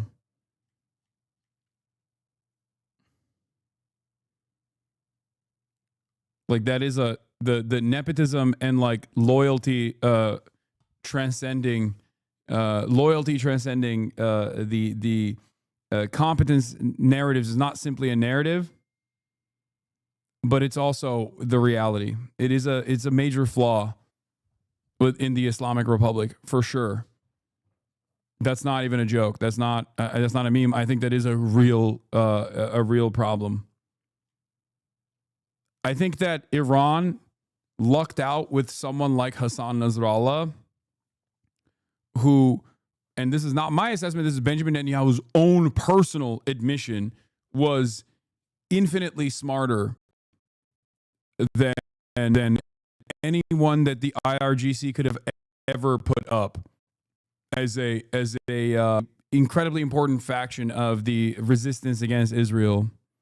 Oh, I'm effing a little bit. Classic. Mini F, baby. Mini F time. Calm down, everybody. It's okay. We're still here. Let's continue. It fixed itself. Israelis are striking in a much more precise manner when they hit Iran. They go after military leadership. Certainly civilians have been killed in Iran, but the focus of Israeli strikes, it's IRGC targets and its nuclear program-linked targets, along with the country's ballistic missile program. When the Iranians fire these barrages of missiles, they're often hitting densely populated areas. And as we saw earlier in the day yesterday, at a different location that had been hit, the entire half of an apartment building collapsed after one of these missiles struck an area and killed 2 children, along with 2 adults, and many other people were injured. And just to give you a sense of the scene, because we often talk about the missiles and we talk about the ability to intercept them and how many are being fired by Iran, but the people that are paying the price, it's Israeli civilians. And when we arrived at that scene earlier... Like, this is the propaganda side of this, is when he says, oh, sure, Israel has struck civilians too, but they're very precise targeted campaigns against the military. That's bullshit. That's fucking bullshit. Israel has been literally massacring civilians, so much so that it actually goes against their overall ambitions of regime change. Because if the ultimate goal here is to create instability and chaos in Iran and take advantage of the factional and sectarian tensions that exist in Iranian society against the fucking Islamic Republic, then they shouldn't be killing so many civilians. But because they've been fucking killing civilians, it goes against their overarching ambition of creating instability in Iran. All they have done is galvanize different sects of Iranian society that normally despises the Iranian regime to actually come to terms with an atomic weapons program. Their bloodlust is getting in the way of them conducting a more sophisticated military campaign that could work to that could work to cause chaos and create instability inside of Iran. So they don't actually have a desire for regime change, at least not like that. It's just what you tell the press in the world. No, they're not even saying that their final ambition is to enact the regime change. Their ambition is to enact regime change. Certainly, that's the ultimate goal here.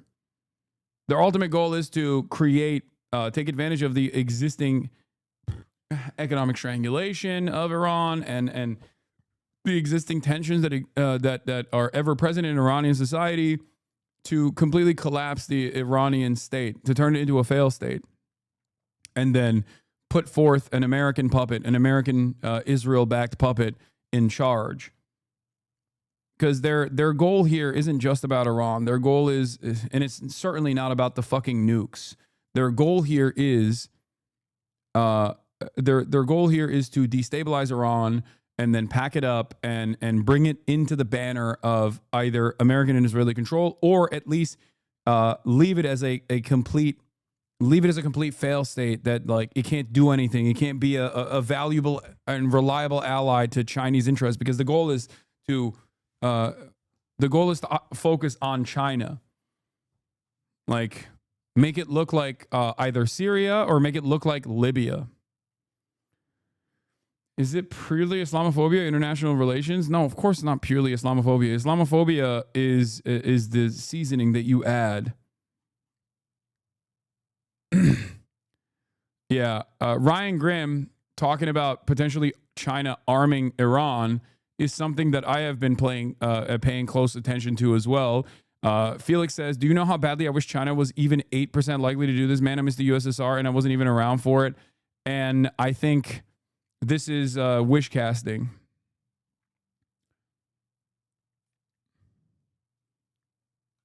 That's what I think this is.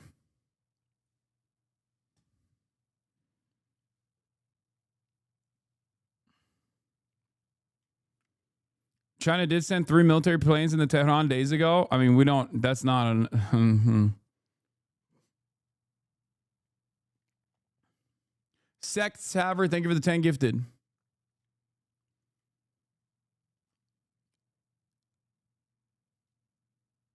They already have, I believe, like what, a 25-year energy contract with Iran. They are, they get a lot of oil and gas from Iran. I mean, it makes sense for them to want to protect their asset, right?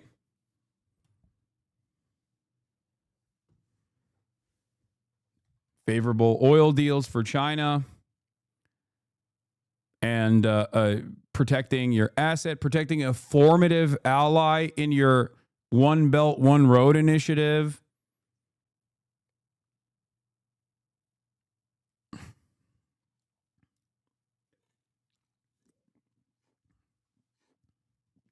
Continuing to have a foothold in the Strait of Hormuz. That's a hugely important. That is a hugely important a piece of military power for, or not even military power, but like it's a stabilizing force for China in the region. Iran is profoundly important for China for many different reasons, which is precisely why a country that has ambitions of maintaining stability while also slowly but surely creating a sphere of influence and power like China that is often doing, 15-year plans, right? I suspect that they would be very careful in this. They would be more hands-on with defending their incredibly invaluable asset in the region. Earlier in the day yesterday, separately... Please check Israel Samson option leak. Dude, I know, man. Stop. I know. It's not something that leaked, okay? It's something that we know has existed. It's not new. Yes, the Samson option is Israel uses their nukes if they feel like it's their final option. It's like the USSR dead hand, okay? Yes, if they are getting pummeled to a degree, they say they will use their fucking nukes. Yes. The leak includes targets.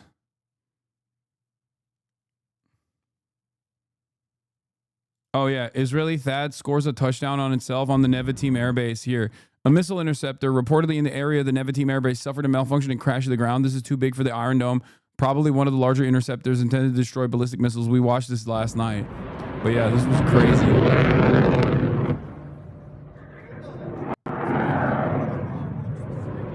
It'd be like that sometimes. Here, watch. Watch this. Watch this. I don't think this is a THAAD or a David Sling missile. Isn't this one of those like dual warheads? Am I crazy? Missile autists in the chat. Missile autists in the chat. Isn't this one of those that just like isn't this one of those that like opens up and it's like a dual warhead that is Iranian? Or does the Arrow do this as well? Because some of those some of the missiles that I thought Iranians had would once they get into strike distance, they open up and they'll go in like two different directions or something. But yeah, look, watch this.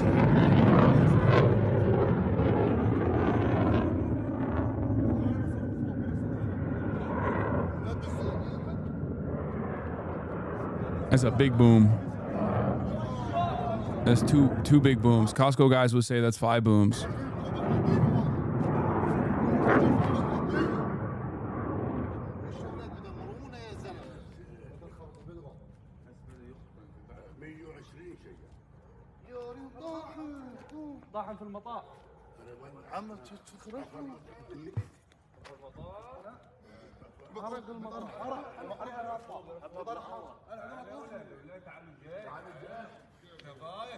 No ICBs open up and shoot their multiple warheads when in space, not close up. Oh. If it's THAAD, there's a reminder the U.S. produces 60 THAAD interceptors a year, as far as I know. Iran sent 140 drones 15 minutes ago. Can I send tweet? Yeah, we saw. That doesn't fucking... I know there's a new wave. Drone attacks are... Maybe I'm wrong, but drone attacks are... They get intercepted pretty easily. People say it's a THAAD. The missile broke in 2 at launch.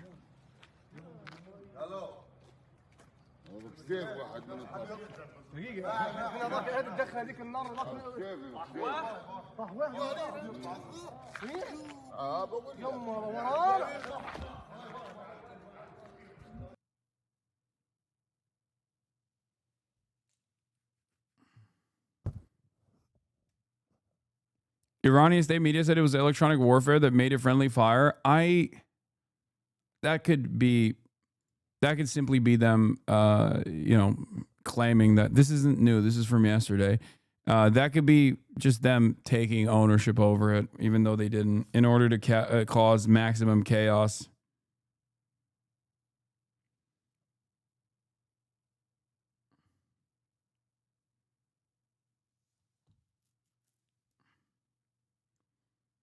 U.S. changed Nimitz South China Sea tour and is going to the Middle East now.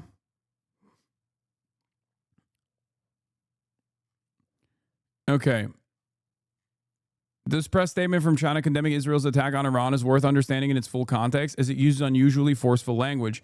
China explicitly condemns Israel's violation of Iran's sovereignty, security, and territorial integrity, and firmly opposes the reckless attacks targeting Iranian officials and causing civilian casualties. China supports Iran in safeguarding its national sovereignty, defending its legitimate rights and interests, and ensuring the safety of its people, they say. Just like the U.S. sees arming Ukraine as a means to drain Russian resources, China sees the same opportunity to drain the U.S. by supporting Iran. Iran is a major trading partner with China, so is Israel, particularly when it comes to cheap oil sent to Chinese refineries, more important than its trade relationship with Israel, of course, even though Israel does give American tech to China sometimes. Oopsie. That is a hugely important for Chinese national security. That's right. Israel sometimes gives American technology that China is not supposed to have directly to China. Make no mistake.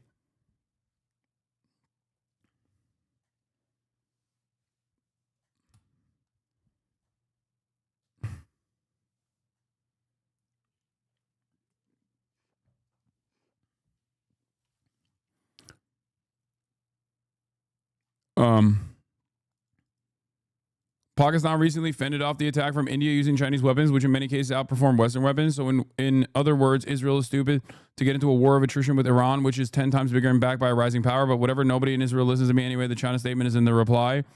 I don't think China is going to arm Iran. That would be uncharacteristic of China. And I think that it would go against China's incredible non-interventionist, like sometimes annoying non-interventionist policies.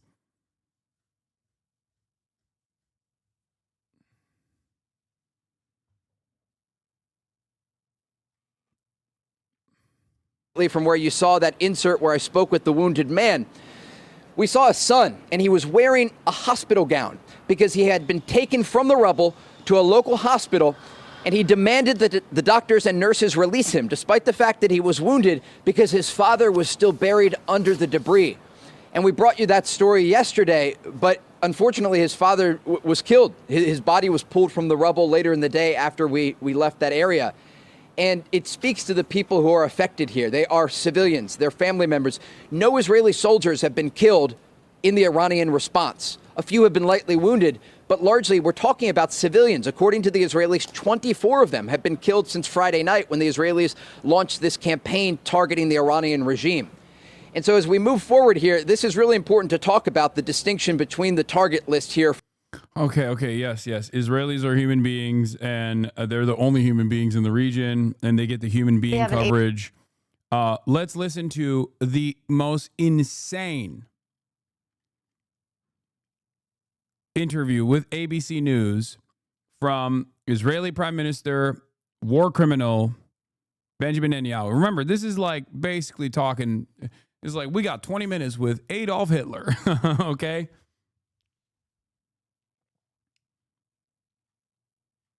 Let's take a look at what Adolf Hitler has to say. ABC News. As it has decided to move its troops into Russia in the middle of the winter. One final push, Adolf Hitler says. Surely this won't backfire. Exclusive. Earlier today, ABC News chief Washington correspondent Jonathan Karl sat down with Israeli Prime Minister Benjamin Netanyahu. The Prime Minister is talking about the battle with Iran and the effects it's causing around the world. Here's Jonathan's interview in full. Now to an ABC News exclusive. I'm joined by Israeli Prime Minister Benjamin Netanyahu, who comes to us from an undisclosed location in Israel. Mr. Prime Minister, thank you for joining us. Let me start with the news that has just come in. The Wall Street Journal is reporting that Iran has been urgently signaling that it wants to end hostilities and to resume talks over its nuclear program. According to the Journal, they have been sending... We don't know if he's actually in Greece. I think he probably is in... I think he's probably in Israel still. Like, I know the flight, like the Israeli Air Force One flew to Greece. But I don't know. He could be. I could see him hiding in Greece. I saw a video that he shot that was in Israel, but he could have shot that video before. I saw a video that he released that he shot in Israel outside. But once again, he could have shot that video beforehand, and maybe he's still hiding in Greece. I assume he is, but sending messages to Israel and the United States via Arab intermediaries. Have you received that message from the Iranians? Well, not directly, but I'm not surprised. I mean, they want to continue to have these fake talks in which they lie, they cheat, they string the U.S. along, and you know, we have very solid intel on that. But of course, they want to. They're stringing the U.S. along. They're lying. Their talk is cheap. You are Benjamin Netanyahu, man. Who are you talking about? You struck Iran amidst a denuclearization agreement that was taking place, brother. Fuck you mean? And then you flexed and you said, haha, we showed you. haha, we showed you we were actually faking. We had no interest in a denuclearization agreement at all.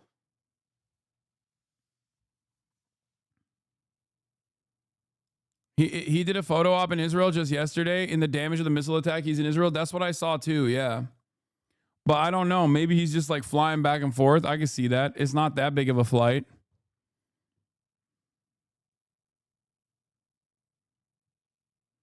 You know your history. Stop continuously throwing around the Hitler comparison. Have some grace. Fuck Bibi, but man, dude, 20 months of a live streamed child Holocaust. And there are still motherfuckers in here who are like, please, excuse me, don't compare Benjamin Netanyahu to Adolf Hitler. He is, okay? That is an apt comparison. Shut the fuck up. You should question what leads you to feel this way, as though like, what leads you to feel this way? Like how many children does he have to fucking murder with impunity for you to go, okay, at this point, you know, it's a valid comparison. It's an apt comparison.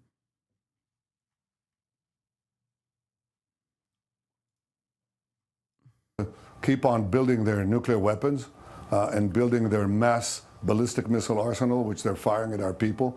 They want to continue to create the two existential threats against. Yeah, he's right. You shouldn't just compare him. The entire Israel state is Nazi state reborn. Oh yeah, no, for sure. For sure. Zionism is a fascist ideology, almost identical in its ethnic, religious superiority that it feels in its in-group and its exterminationist policies to Nazi sentiment, okay? It is fascism through and through. Israeli society reflects the Nazi society's exterminationist ambitions broadly. And Adolf Hitler is a decent comparison to the guy who has been helming this exterminationist policy in the Israeli society.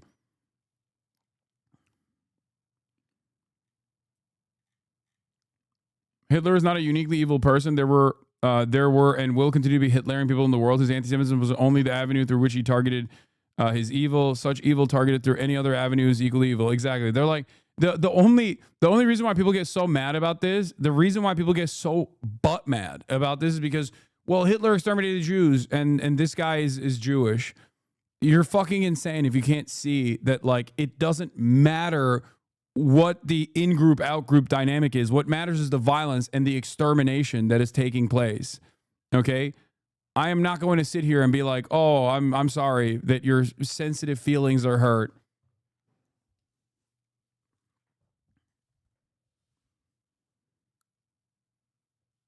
It's so stupid. Imagine trying to make this distinction too, like right now. Israel while they're talking. That's not going to happen. You know, we're not at the 11th hour. We're at the 12th hour, and we stopped. We acted to secure the life of the nation, and we're going to continue until we remove the two existential threats: the nuclear threat and the threat of 20,000 ballistic missiles that are equivalent to 2 nuclear bombs. So they want to stop and keep it, but we are committed to removing those threats. So I think what I hear you saying quite clearly is there will be no end to the Israeli bombing of Iran until you have accomplished your objective here. You're not going to stop for peace talks. Well, look, we had the yeah, no shit. Wait, you're not going to stop for peace talks? Huh? I'm confused. Asking the fucking guy who literally hard stopped the denuclearization agreement that was in play by directly striking Tehran. Peace talks. We gave it a chance. Yeah. It's so, I am the dumbest baby on the planet. Okay. As an American reporter, I, of course, am the dumbest person you've ever encountered. And I am consistently going, what? What? Over and over again, as you tell me, as you bludgeon me in the fucking head with your overarching ambition of never-ending death and destruction. What? You mean to tell me you don't want to stop and do a ceasefire negotiation? I thought you wanted to release the hostages. I'm so confused. Do you not want to release the hostages?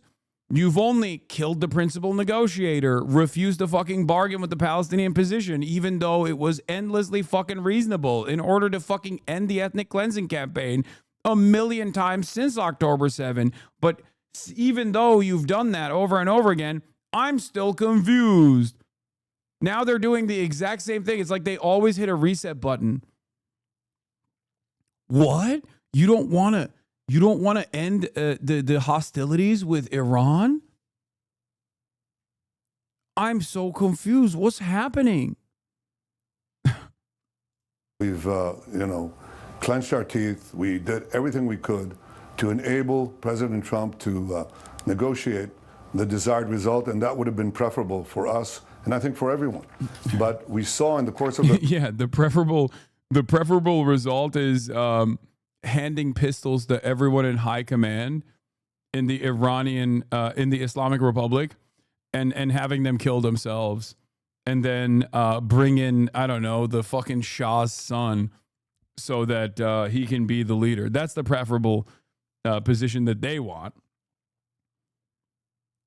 The negotiations, while they were negotiating with the United States, the supreme leader of Iran, Ayatollah Khamenei, tweeted almost every day, "Death to Israel." The talks were merely a facade. And we absolutely, if it could be achieved with negotiations, fine. But it wasn't being achieved, so we had to act to safeguard our existence. You would do the same.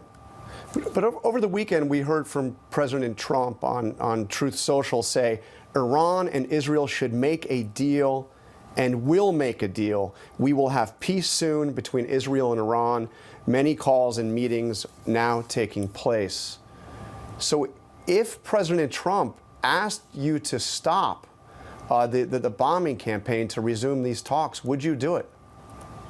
Well, President Trump has been a great leader of the world, and a great leader and a great friend of Israel. And he put forward the terms very clearly in the negotiations. He said, Iran cannot have a nuclear weapon. And in order for it not to have a nuclear weapon, it cannot have the capacity to enrich uranium, which is the prerequisite for nuclear weapons. Iran refused. It just refuses all the time. It cheats, and it continues to try to weaponize the enriched uranium they already have. They have 9 atom bombs worth of enriched uranium.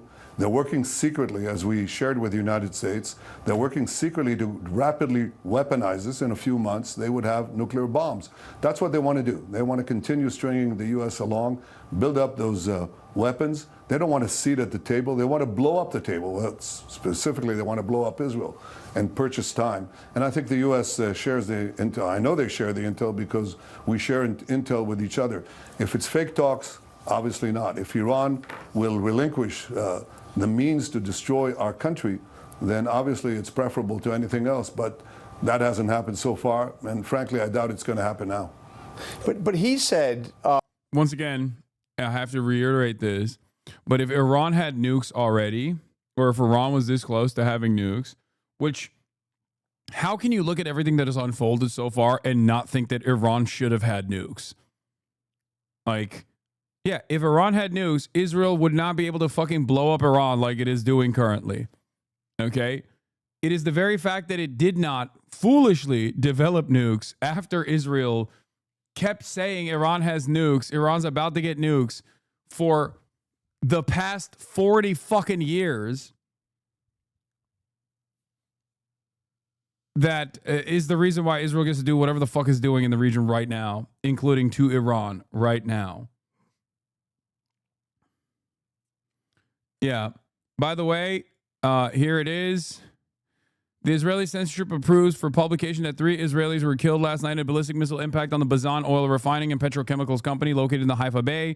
Publication of the footage was also approved. The Bazan oil refining and petrochemicals company announced that it has suspended activity in all of its facilities in the Haifa Bay after yesterday's Iranian ballistic missile strike severely damaged the central power plant.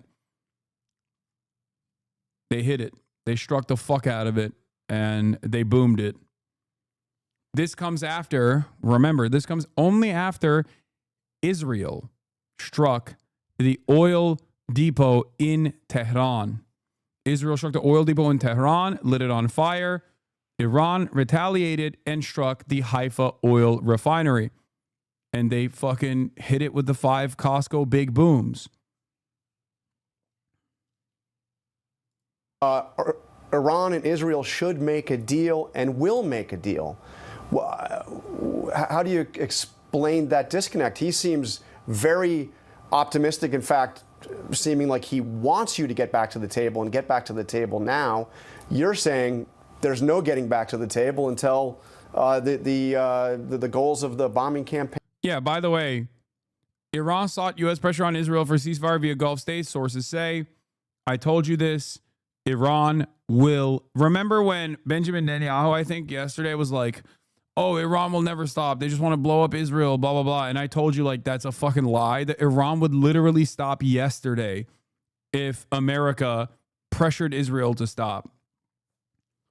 100%. 100%. I-24 citing an American official, President Trump has given the green light to join the war against Iran. An American source tells Israeli I-24 channel that final preparations are underway for the United States to join the war between Iran and Israel. World War III incoming. The Iranian government denied that claim. I don't care. I do not care if the Iranian government is claiming that they did not actually request a ceasefire.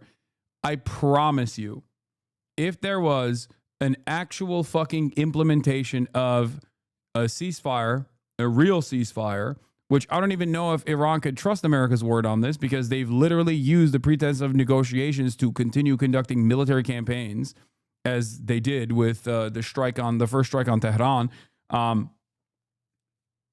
if there were real assurances of a cessation of hostilities, Iran would take it 100%.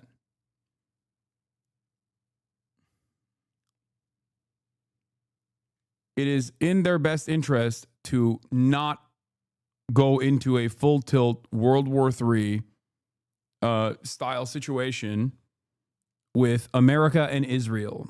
They don't want that. They want to maintain their sovereignty. They don't want to have more of Tehran city blocks blown up, this time with American with an American shock and awe campaign.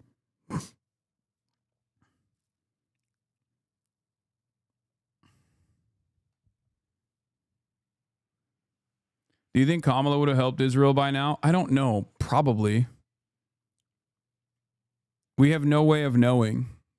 We have no way of fully knowing. But what I can tell you is this. If you think that Kamala Harris's policies here would be all that different from what the administration is doing so far, you have not been listening to every single high-level Democrat. Kamala Harris's NSC advisor, who was supposed to be her NSC, National Security Council advisor, literally came out and said, we would be defending Israel even harder. Thank God Biden defended Israel harder than Trump ever could. So no, I do not think that they would be any different than the Trump administration ultimately. But I do think maybe they could be more aggressively in defense of Israel and gone in to strike Iran earlier than even the Trump administration. Who knows?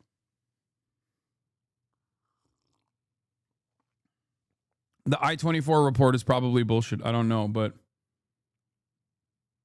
pain are achieved. Well, if the goals could be achieved through negotiations, fine. I said that to the president when I saw him in Washington. That didn't happen in the 2 months of negotiations that President Trump gave them. Right now, Tim Kaine in the membrane disagrees. Tim Kaine has been also one of the few voices against endless militancy in Gaza. So it's not shocking. There are a couple voices. This is like pointing to fucking Marjorie Taylor Greene, chat, or pointing to what's his face, Thomas Massey.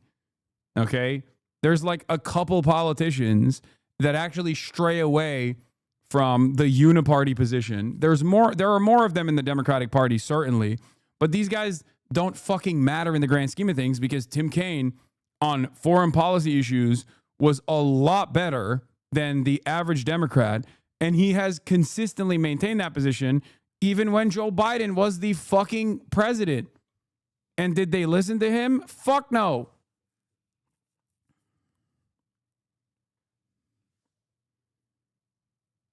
So yeah, his word is basically like Pete Welsh. You know what I mean?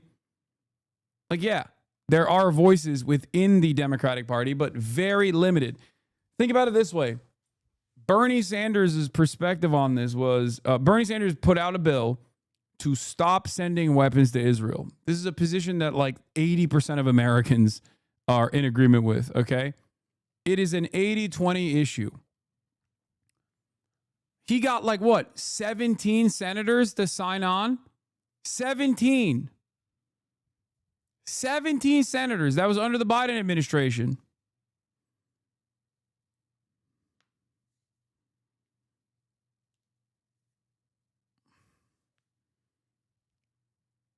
Do you believe Iran has successfully implemented deterrence, or are they suiciding by showing restraint still? I think Iran is restrained in its retaliatory attacks, and I think that ultimately it doesn't matter because America is. I foresee America joining the battle here. They thought that they could get away with it. They found that our very decisive and very precise military action against their nuclear program, against their ballistic missile program, is effective. So now they want to stop it and continue on the side to continue to develop those two means of mass death. Yeah. People talk about like the Democrats and how different they would be. This is from 8 hours ago. Let's see what fucking Joe Scarborough had to say. Now is as escalation continues, and again, as Iran seems, at least based on the reports we've heard, to be basically helpless from stopping these Israeli attacks. Even they're saying as much. Question is, why would Israel stop against an implacable foe who, since their creation in 1979, has made their existence about the destruction of Israel and the destruction of America about as much as anything else? It's hard to see a Netanyahu who the world couldn't bring to the peace table for Hamas or Hezbollah.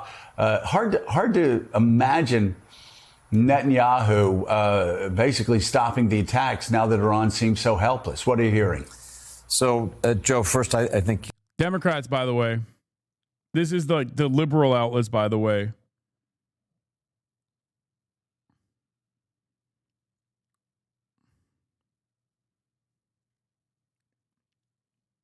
Thank God. Thank God the liberals are showing everyone with eyes to see, with ears to hear,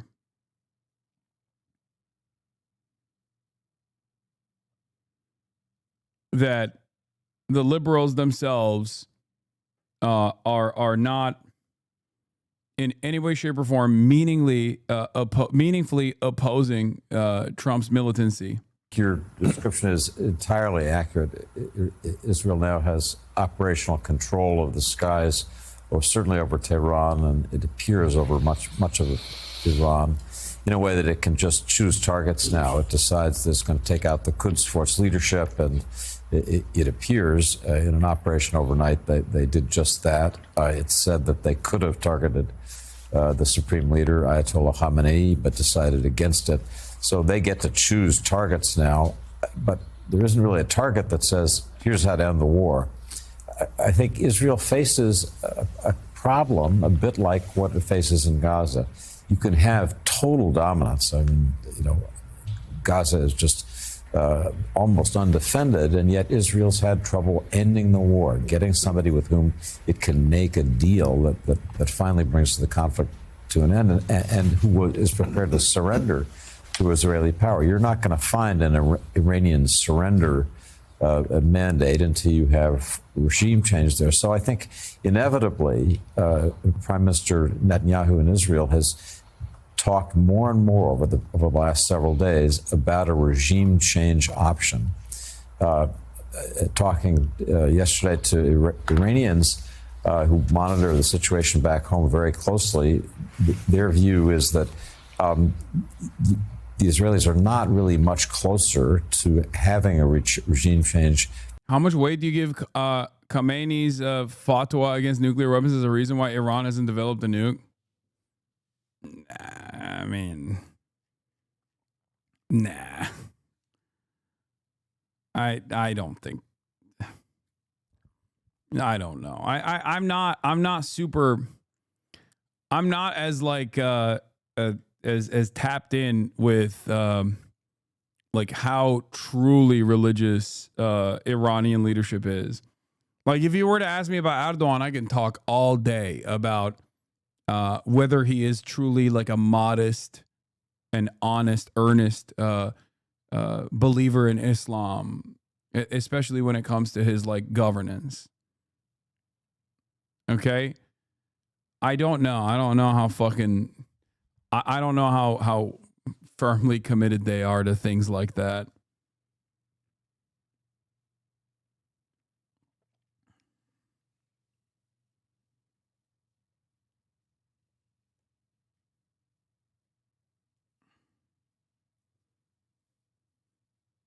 How might a full-scale war impact the genocide as diaper army resources will need to be redirected? I mean, the diaper army resources are clearly still committed to doing ethnic cleansing. I can't listen to these fucking stupid-ass Democrats any longer. All right, let's continue. Diaper army resources still very firmly focused on the ethnic cleansing campaign in Gaza. More coherent anti-war message than anything the Dem Party can manage, including the Bernie wing. Oh, yeah, Marjorie Taylor Greene. Oh, God. I hate this country so much. These are the moments where I'm like, we are such an embarrassing government. We have such a fucking clown show.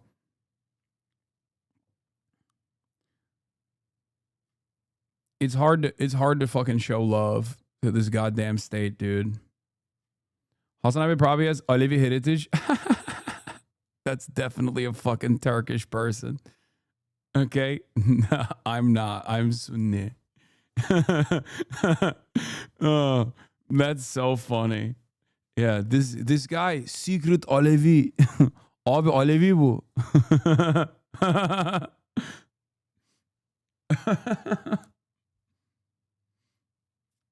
Oh, that's funny.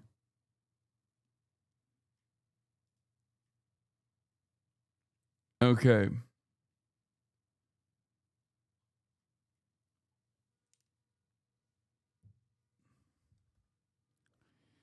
Everyone is finding out who the real for America First MAGA and who were fake and just said it because it was popular.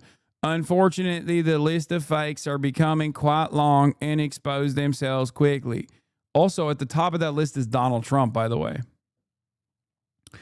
Anyone slobbering for the U.S. to become fully involved in the Israel-Iran war is not America First / MAGA. Wishing for murder of innocent people is disgusting. We are sick and tired of foreign wars, all of them. And this one will quickly engulf the Middle East, BRICS, NATO, as countries are required to take a side.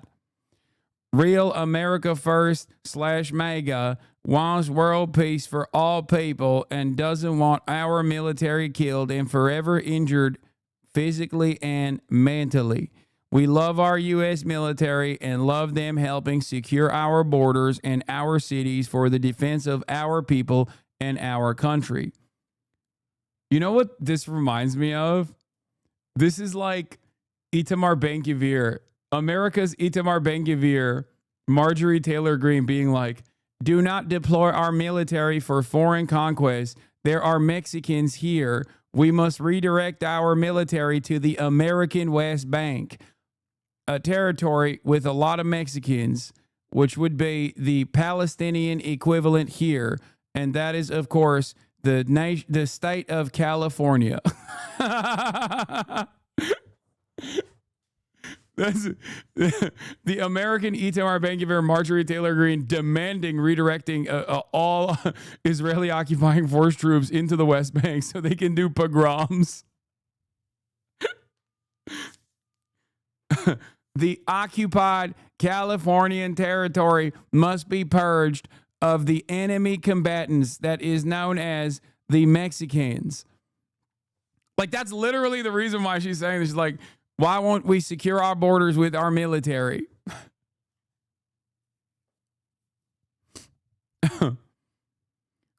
Stop manifesting this. I'm not. She has said this before. They are our friends, spouses, cousins, nieces, nephews, sisters, brothers, sons, woke.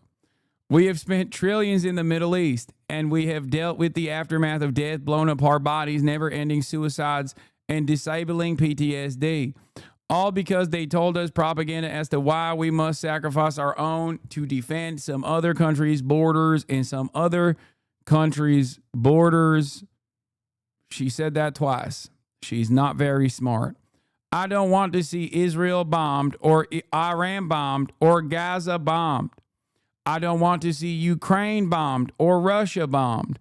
And we do not want to be involved or required to pay for any of it.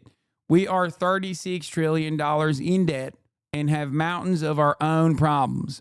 We have giant planks sticking out of our own eyes while we complain about splinters in others' eyes. Every country involved and all over the world can be happy, successful, and rich if we all work together and seek peace and prosperity.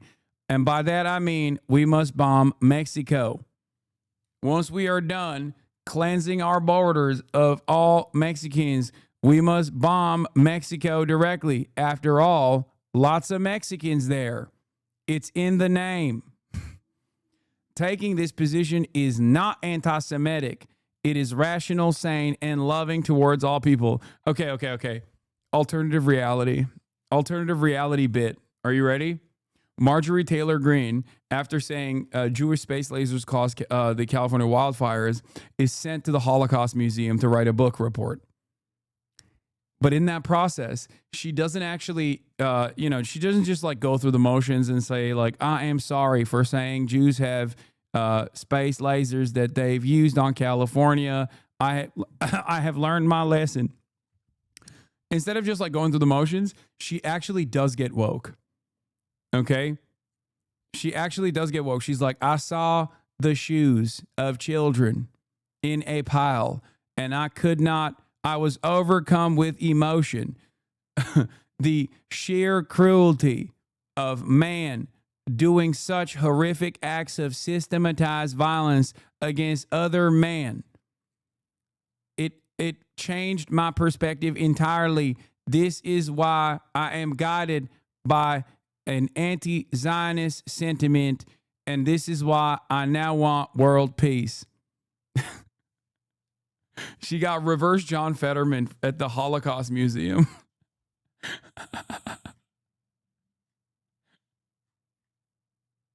She was overcome with emotion.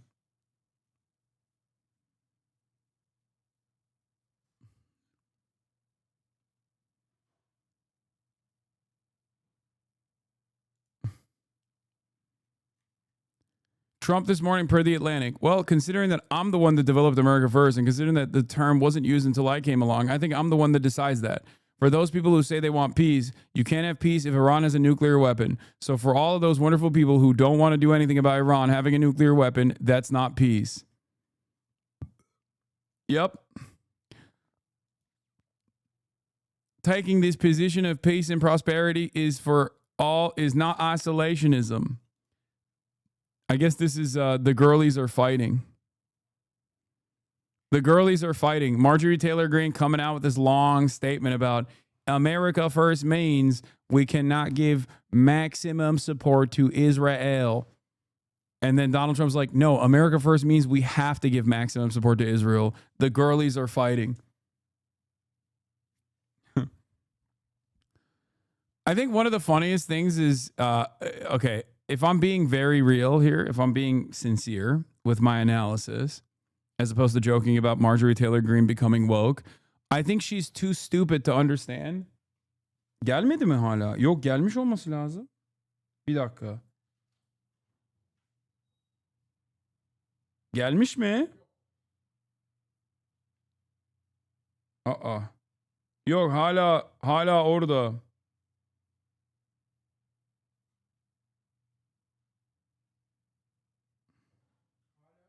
O, 10 dakikaya gelir 10 dakikaya.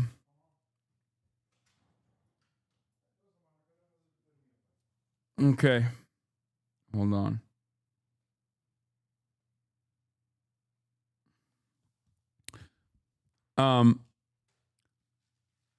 I think one of the funniest possible outcomes here is not that Marjorie Taylor Greene is like woke or whatever, but she's too stupid to not realize that politicians only say America first as a fake term to bring people on board. But she was so dumb that she actually believed that these guys legitimately believe America first. Okay? That's what I think is happening here. When Donald Trump is like, shut up, bitch. America first means like we're going to give maximum weapons and money to Israel. What the fuck are you talking about? Marjorie Taylor Greene is too dumb to like legitimately think that that means we have to redirect our resources to killing Mexicans inside of American borders or whatever.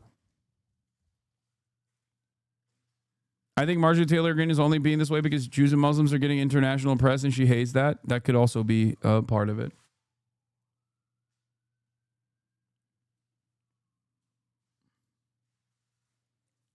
Yeah, I saw this. Matthew Kroenig says, supporting strikes on Iran's nuclear facilities is an America first position. My family and friends in Missouri don't want to live under the threat of an Iranian nuclear attack for the rest of our lives. Yeah, dude, Iran is going to nuke Missouri.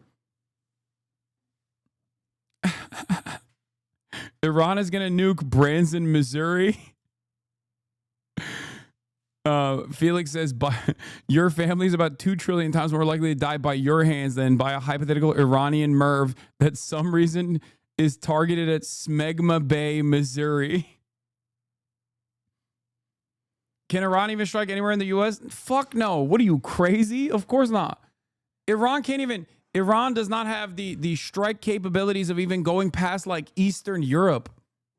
That's why it's so funny when like Israel's like, Iran was one step removed from bombing Lyon, France. We must stop Iran from doing terrorism and nuking France. It's like, no, dude, they don't have that capability at all. Iran can't even hit Western Europe.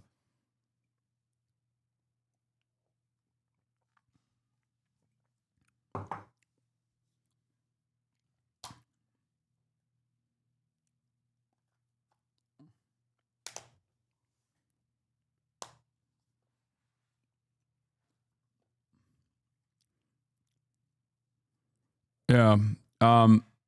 They're so stupid. I thought that was a joke. No, Naftali Bennett posted that. That's a real thing he posted. That are meant to wipe Israel off the map. And the Khamenei. Yeah, Tzipi Tesler, or no, Tzipi, whatever the fuck her last name is, went on British television and said that Iran could hit London any moment. And this is a battle, that we have to assure is won. If it could be won diplomatically, fine. Frankly, it didn't happen diplomatically, and we had to act because we're not going to put our neck on a nuclear, to a nuclear knife and let them destroy us. We're fighting this larger war against this oppressive regime that has oppressed the Iranian people for 46 years, that has spread mayhem, violence, and terror throughout the Middle East and well beyond. They tried to assassinate President Trump.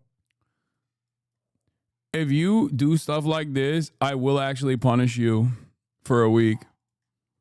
Okay. Twice. They tried to kill me twice. They actually had their proxies shoot Don't do that. a drone right into my bedroom window. They're targeting every one of our ministers, key ministers, for death. So they speak a good line, but they don't walk the walk. And again, Iran's Revolutionary Guard says combined drone and missile attacks on Israel will continue until dawn. Iran launches the 9th wave of Operation True Promise 3, June 16th. IRGC spokesperson, moments ago, the 9th wave of Operation True Promise 3, a combined missile and drone operation began.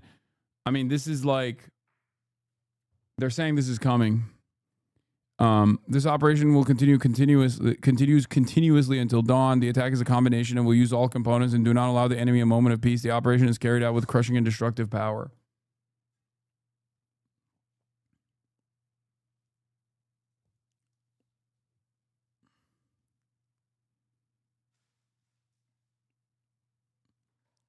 Yes, we did. We looked at Iran's strike capabilities and their distance. The furthest distance that Iran has in terms of like striking capabilities is like a little bit past Greece, like maybe Eastern Europe at its edge case.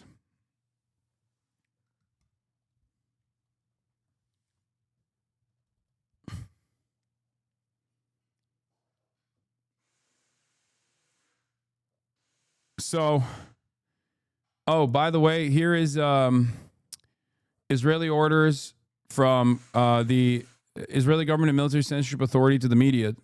Subject: Roaring Lion. Israeli military censorship guidelines for media coverage of attacks on the Israeli home front. Key reporting points.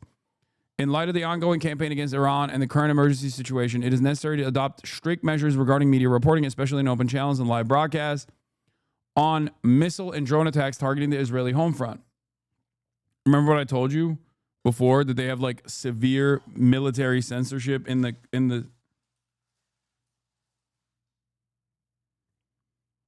like there's a lot of military censorship. Israel does not have First Amendment protections, obviously, and they also have like some pretty restrictive rules in place.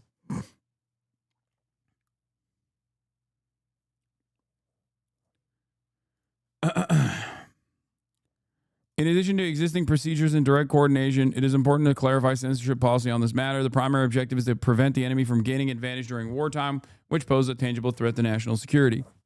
As I told you before, part of the reason is because they don't want Iran to cut propaganda. That's a big part of the reason. They don't want people to feel like they're having a lot of success penetrating the Iron Dome. They also don't want to show where the anti-missile defenses are. But there's already full-blown military censorship on military positions anyway. That's why you rarely ever see any of the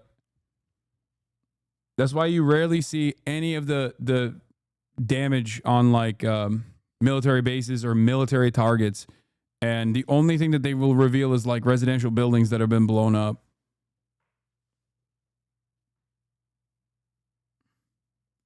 According to BM, Israeli anti-Zionist, an Israeli policewoman tells demonstrators in Haifa that the text "Stop the War" is illegal.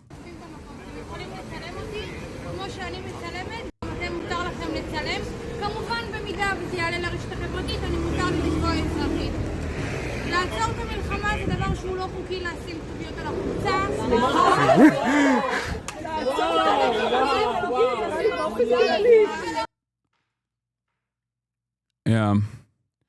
Haifa police thugs claim that Stop the War t-shirts are illegal. Yesterday in Tel Aviv, they arrested protesters with a similar message. Under the auspices of war, Kahanism is rampant in the police. We are against the war in Iran, against the war of annihilation in Gaza, and against the war of ethnic cleansing in the West Bank. We will say it from every platform. We will write it on a sign and on our t-shirts. These are the anti-Zionist Israeli commies. Hadash.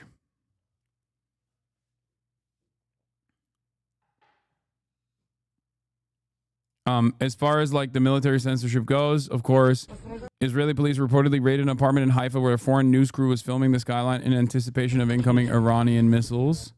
There's a new, wait, what is this? Watch, Israeli police raid Palestinian journalists' offices in Haifa and confiscate their equipment, alleging that Arab channels illegally broadcast footage of yesterday's Iranian bombing.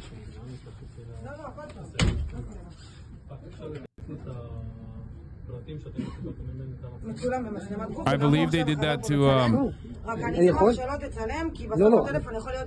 I believe they did that to like I think Al Jazeera too. Like they did that to fucking Trey Yingst, dude. Trey Yingst is Fox News's top foreign correspondent. And he went to the IDF headquarters the first night when it was bombed successfully, and they literally pushed him away. They were like, "Get the fuck out of here. You're not supposed to film this." Isn't Hadash just liberal Zionist masquerading? Fuck no. No. That's not true. They are they're marginal. They're minuscule in their political force, but no, they are actual straight up anti-Zionists. And that's part of the reason why they call them an Arab party anyway. No. They're one of the only real left-wing parties in Israel.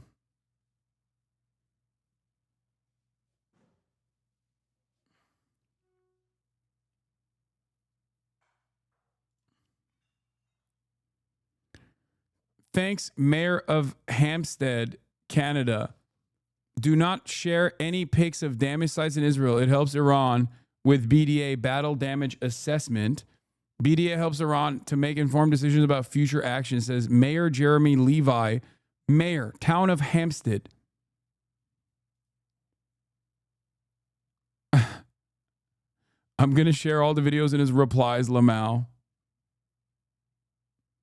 This guy's insane. He reps a town of like 12 people.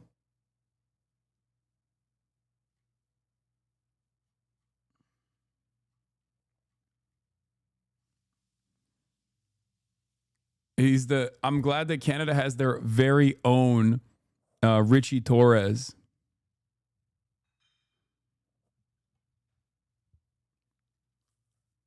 That's cool. That's cool. You gotta have a Richie Torres everywhere. There are Richie Torreses everywhere for those with eyes to see. It's Quebec.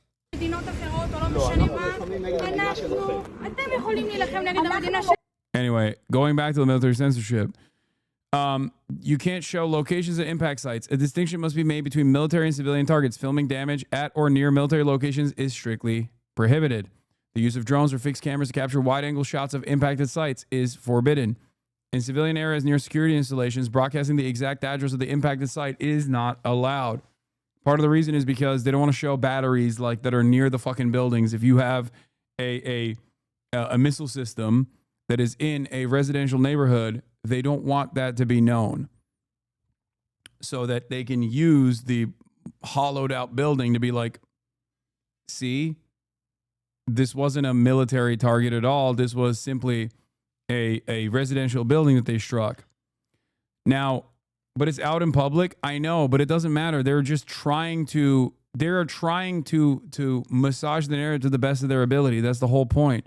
You have to understand, every nation does this in war. Ukraine does this. Russia does this. Iran does this.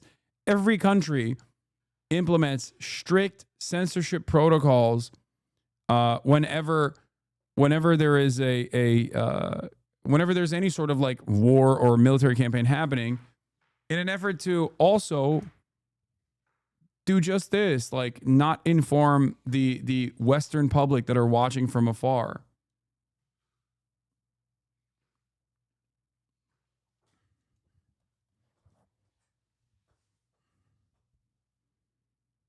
Yeah, they don't want to show a strike is successful against a military target. It's just basic. Yeah, no, I understand. That's what I'm saying. Yeah, but not every country uses human shields. It's just Israel. No, every country uses human shields. What are you talking about? America has a treaty called Nuclear Sponge States. What the fuck do you think that is? That is like the maximum human. Every country, technically, in that regard, every country has human shields.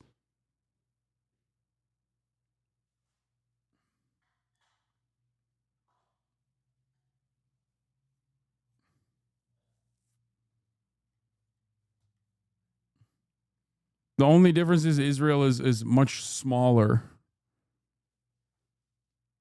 Yes, a calculated, acceptable loss of life is a decision that every nation state makes. And yes, if you're in the Dakotas, you're fucked. Nuclear sponge states are 6 states where there's not a lot of people that are fine if they were to be nuked, potentially as nuclear first strike targets. That's where all the nuclear silos are.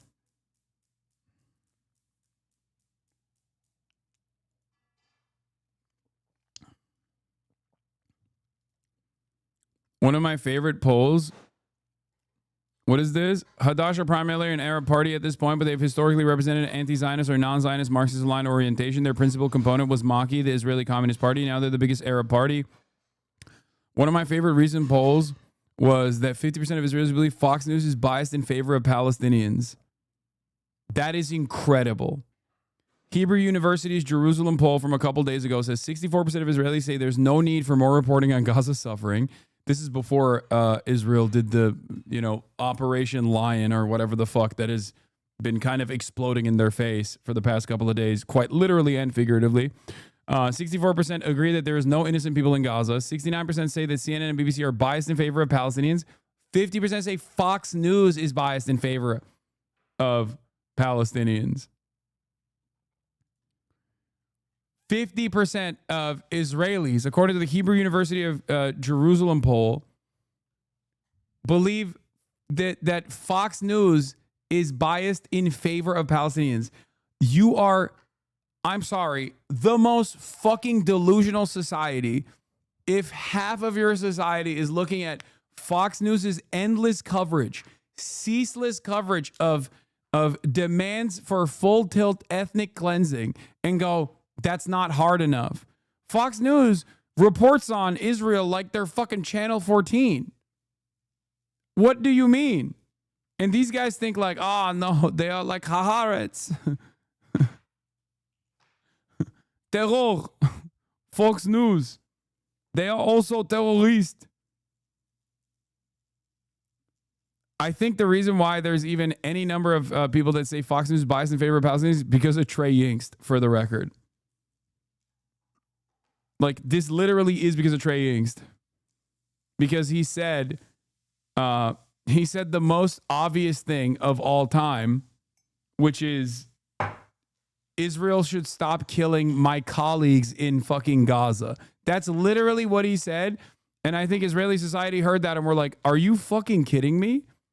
What are you, wearing the Al-Qassam flood banner on your head as you do your reporting? How dare you say, as a journalist, Israel should stop killing journalists in Gaza?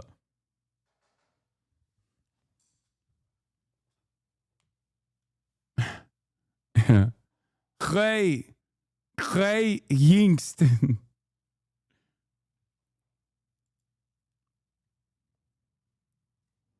Here's a photo of Fox News journalist Trey Yingst with Hamas fighters while he was doing his job reporting on Hamas. According to Israel's logic, if Trey was Palestinian, this would make him a valid target for assassination. I didn't know he had a fucking photo like this, by the way. That goes kind of hard, not going to lie. This is killed Hasan Eslia. Oh, shit. Bro, Trey was farming aura so fucking hard with this photo, it broke the stream.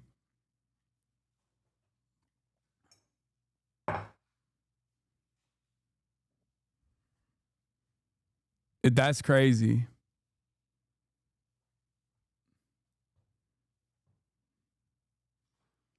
Haaretz, Israelis and foreigners flee to Cyprus by yacht. Hundreds of people want to leave Israel by sea in exchange for thousands of dollars. Oh my God.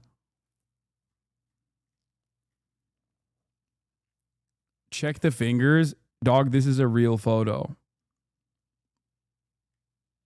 AI is not that good. Also, this is not even surprising. I think you guys forget that pre-October 7, there were plenty of people directly interviewed Hamas militants and even members of the government.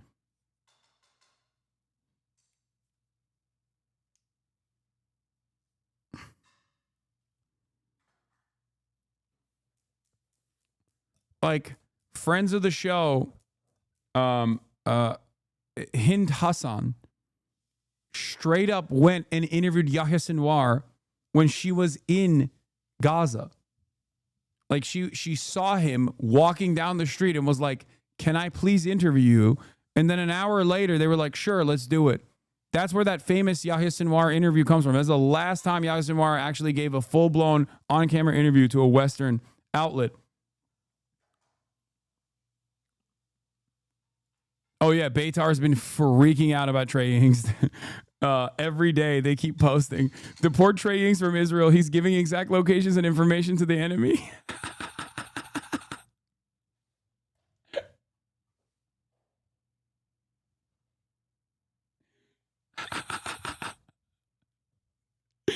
Beitar is so awesome. They're the funniest group of little terrorists I've ever seen. They really are. Sorry, but the photo is AI. What do you mean it's AI? That's the Israeli Star Destroyer. What? That's real, man.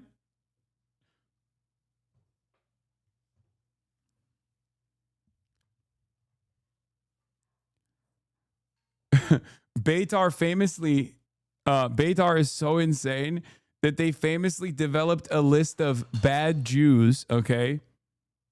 Nothing to see here, by the way. Just a list of Jews that Beitar made that they gave to the Israeli government so that Israel would not allow these bad Jews from ever entering the apartheid state for their crime of not being sufficiently pro-Israel.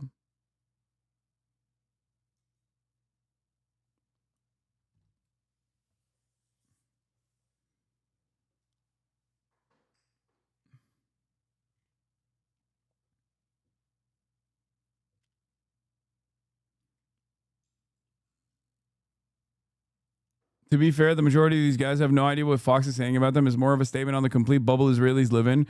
Without knowing anything about the channel's actual coverage, they'll just assume it's anti-Israel. I mean, I've talked to fucking American Zionists that unironically have told me, dead to rights to my face, that New York Times and BBC are some of the most biased outlets. And these guys read the New York Times and they read the BBC.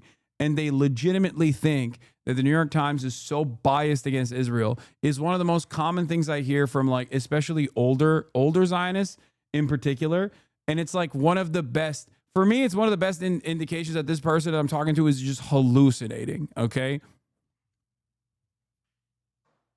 Because the New York Times and the BBC are two of the worst when it comes to foreign policies, especially when it comes to covering Israel. They have dropped the ball so spectacularly. Like, I understand why you would say that about, like, Reuters. If these guys actually knew Financial Times and they're reporting, oh my God, they probably demand that Israel bomb the fucking Financial Times headquarters, because Financial Times is actually doing real coverage, right? As opposed to a lot of these other outlets. Like Channel 4 does decent coverage in the Western press. But when someone tells me that the New York Times and BBC, two of the worst offenders when it comes to horrible coverage on Israel, like incredibly biased in favor of Israel, you think that they're biased against Israel, it's like, that's crazy. That's like, you're not a sincere person. You've lost your fucking mind.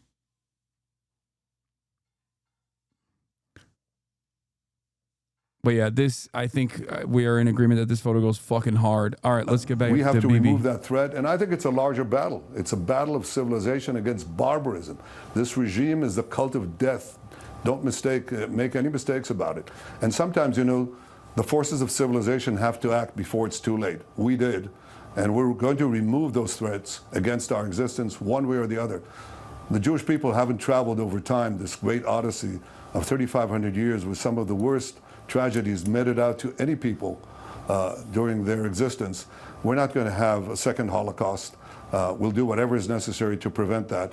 And President Trump has been a terrific friend and a terrific leader, and I trust his judgment. And we have, together, we know what needs to be done in order to assure that those two twin threats to our very survival, to the survival and the peace of the world, are removed.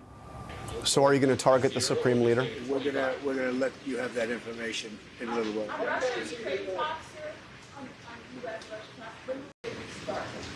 They're starting already. Mr. President, do you agree to the European push to apply more sanctions on Russia? Does the US support that?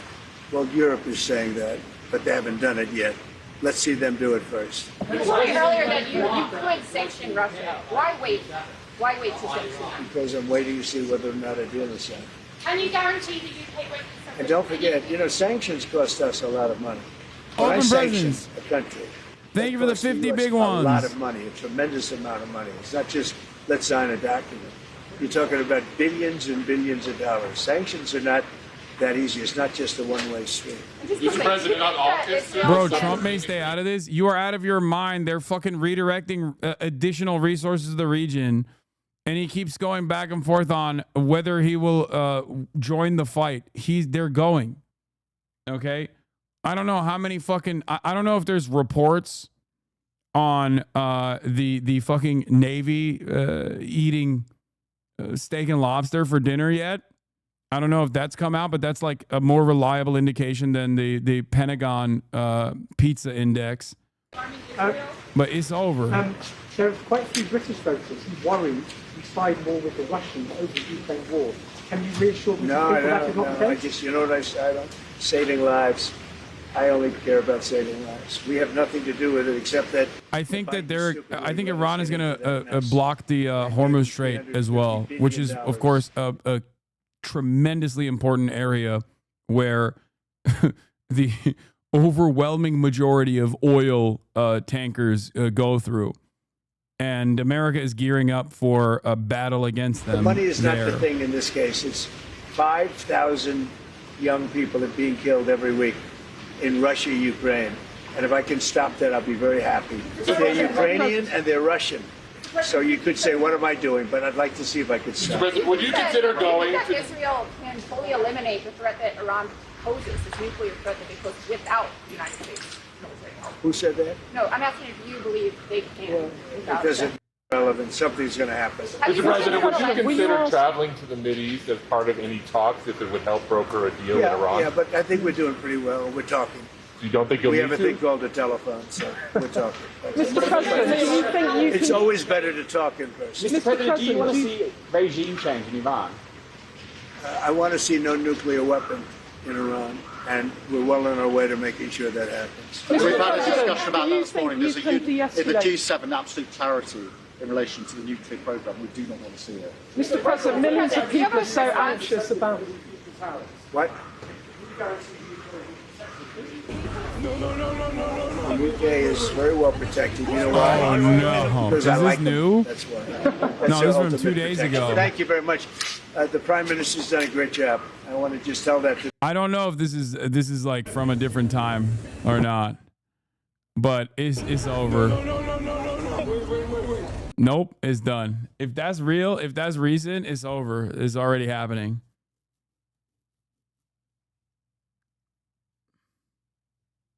They served steak and lobster a couple days ago. Then yeah, what more fucking indication do you need that we're gearing up for war?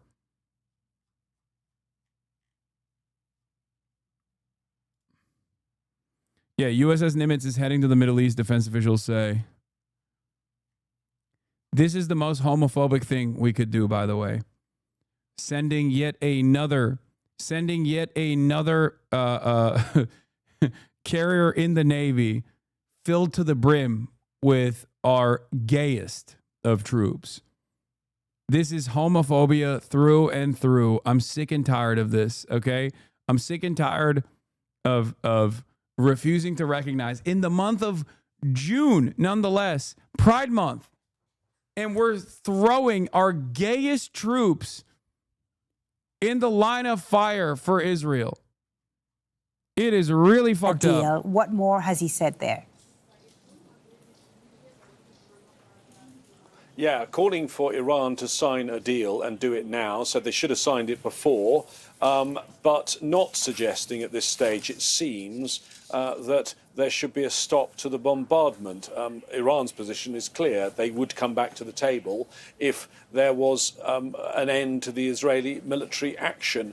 And reading between the lines, and we have to do a fair bit of this here because some of the clear questions are not being answered, but it seems that the US position is that Iran should come back to the negotiating table while under fire. And you saw a relatively friendly display display there between the UK Prime Minister and the US President, but I can tell you behind the scenes, it seems there are some differences That of video is what old, the right? G7 That's should not do on recent. this, whether the G7 should have a joint statement calling for de-escalation. That certainly is something that Prime Minister Starmer at the beginning of the day was saying was definitely the best way forward, and he was confident that could happen. Well, what we're hearing is that US officials, for now, and these talks continue, they go on all day Tuesday as well. Oh, the fucking parody account, the Iran parody account. Stop sending me that. That's not official, okay? Who knows what kind of fucking Of course, videos that they're means posting. If there's Stop. no statement backed by the US calling for de-escalation, that's the only thing That's all old shit. That's not new. Israel might listen to. So it is significant. I think you have. What does the US lobster on and one steak mean? Lobster and steak means that you're about to go to war, or at least, like, you know, get deployed to a much more get deployed towards a military position that will put your life on the line. It's like there's like a morale boost that they offer, a morale boost that they offer before deployment, almost like a final meal.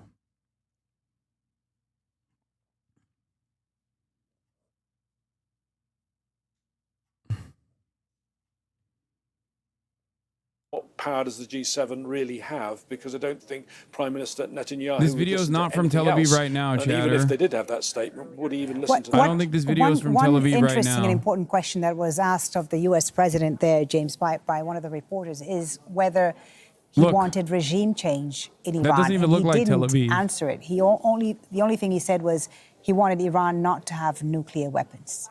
What did you make of that? Yeah, and that's been his position for a long time now. That is his. Those strikes were from the Negev Desert, one I was talking about, from Operation True Promise 2 last year. For example, the recent attack on Iranian state TV.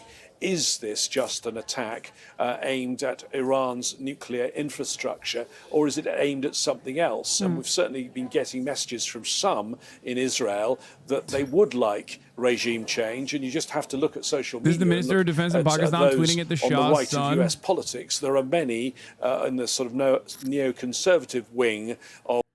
Wait, this is the Minister of Defense in Pakistan tweeting at the Shah's son. If Iranian people are energized and motivated according to you, show some balls and go back and lead them and remove the regime. Put your money where your arse is, bloody parasitical imperial whore.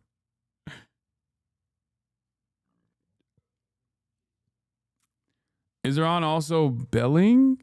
Or are they just not allowed to have news because vibes? Wait, what?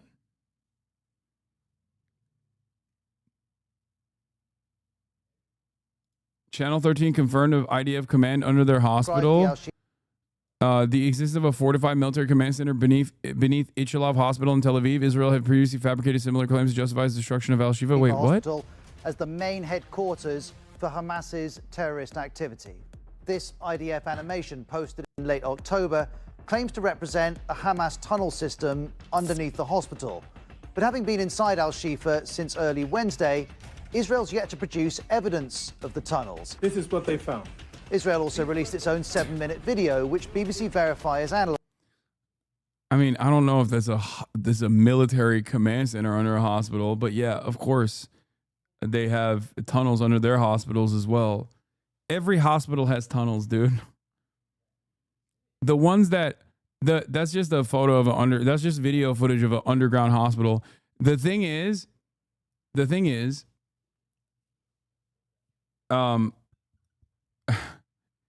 the hospital tunnels that they showed under Al-Shifa were built by Israel.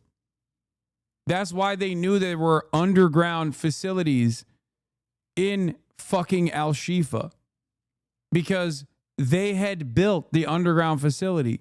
Of course, hospitals have fucking underground facilities and tunnels. Yeah. Of course they do. It's normal.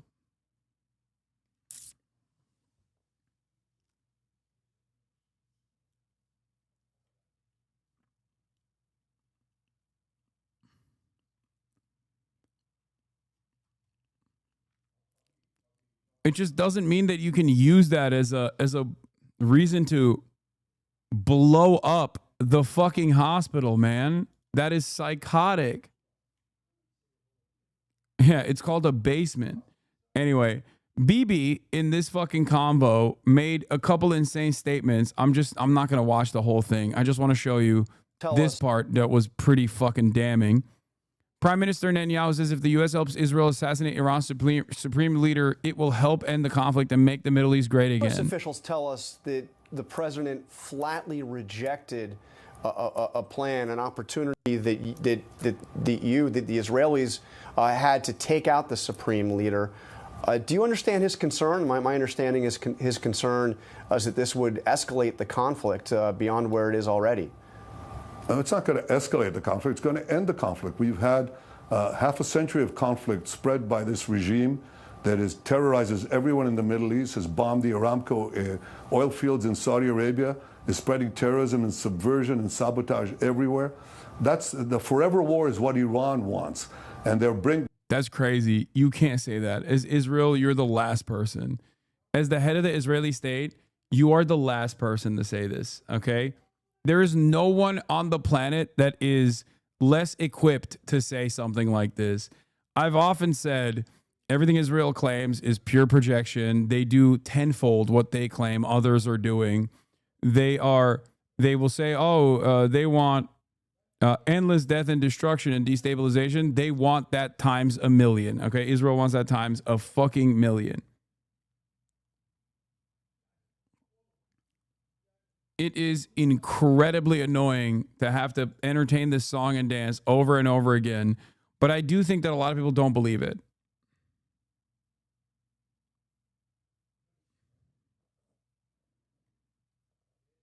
Bringing us to the brink of nuclear war. In fact, what Israel is doing is preventing this, bringing an end to this aggression.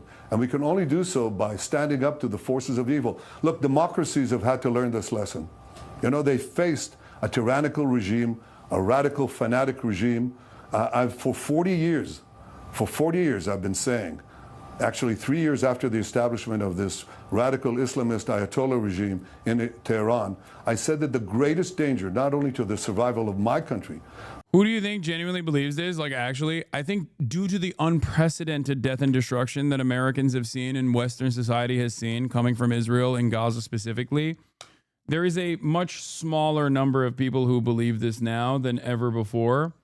But, you know, Americans are a incredibly stupid nation of people.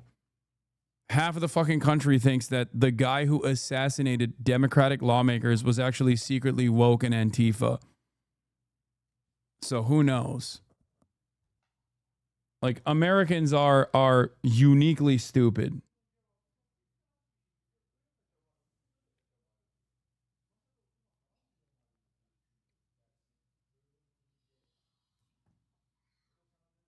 Our literacy rate is 76% or something. So we are a tremendously dumb and incredibly violent nation, unfortunately. But to the peace of the world is Iran's pursuit of nuclear weapons. And they are on the brink of achieving that. So imagine what they're doing now without nuclear weapons. Chanting death to America without nuclear weapons. Imagine what will happen if they had nuclear weapons and the ICBMs, the intercontinental ballistic missiles, to deliver it to every place on Earth. We're preventing the... Yeah, dude, Iran's going to nuke the planet. Like, Iran's not even going to nuke Israel, dude. Shut the fuck up. The most terrific war imaginable. And we're bringing peace to the Middle East. And I believe that after our action, we're going to be able to bring the Middle East to new heights that nobody even imagined. You know, make the Middle East great again. Make it truly great. Iran with current weapons never attacked Israel directly. Yeah, until this last Operation True Promise 1, 2, and 3.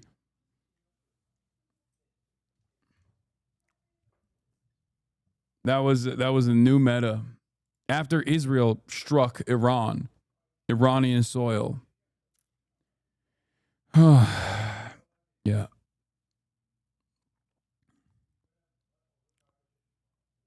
We're going to make the Middle East great again.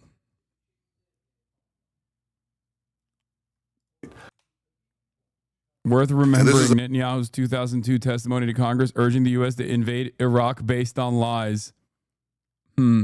Let's see if he's using the same A narrative tyrant here. who is feverishly trying to acquire nuclear weapons. And today the United States must destroy the same regime because a nuclear-armed Saddam will place the security of our entire world at risk. It is simply not reflecting the reality to assume that Saddam isn't feverishly working to develop nuclear weapons. If you take out Saddam's regime, I guarantee you that it will have enormous positive reverberations on the region. Principles of real estate, the 3 L's, location, location, location. The 3 principles of winning the war on terror are the 3 W's, winning, winning, and winning. The more victories you amass, the easier the next victory becomes. The first victory in Afghanistan makes the second victory in Iraq that much easier. The second victory in ISIS, enormous positive reverberations. I mean, it was positive for Israel. Iraq will make the third victory that much easier. Less than dismantling his regime will do. Because Saddam's nuclear program has fundamentally changed in those 2 decades. He no longer needs one large reactor to produce the deadly material necessary. Like, I'm sorry, guys, if you fucking believe a lick of if you think that there is anything that he's saying that's truthful, you're the dumbest guy on the planet. Okay? These motherfuckers have been lying, and the American government has been lying in the same exact ways in perpetuity. Okay? We have to go to war. There's nothing we can do. They got endless weapons. They will train those weapons on us. We have to kill them. We have to kill them dead. It'll be super positive. Yeah, super positive for the interest of the military-industrial complex. Super positive for oil producers. Super positive for Halliburton. Super positive for capital, for sure. Necessary for atomic bombs. He can produce it in centrifuges the size of washing machines that can be hidden throughout the country. And I want to remind you that Iraq is a very big country. It is not the size of Monte Carlo. It is a big country. And I believe that even free and unfettered inspections will not uncover these portable manufacturing sites of mass death.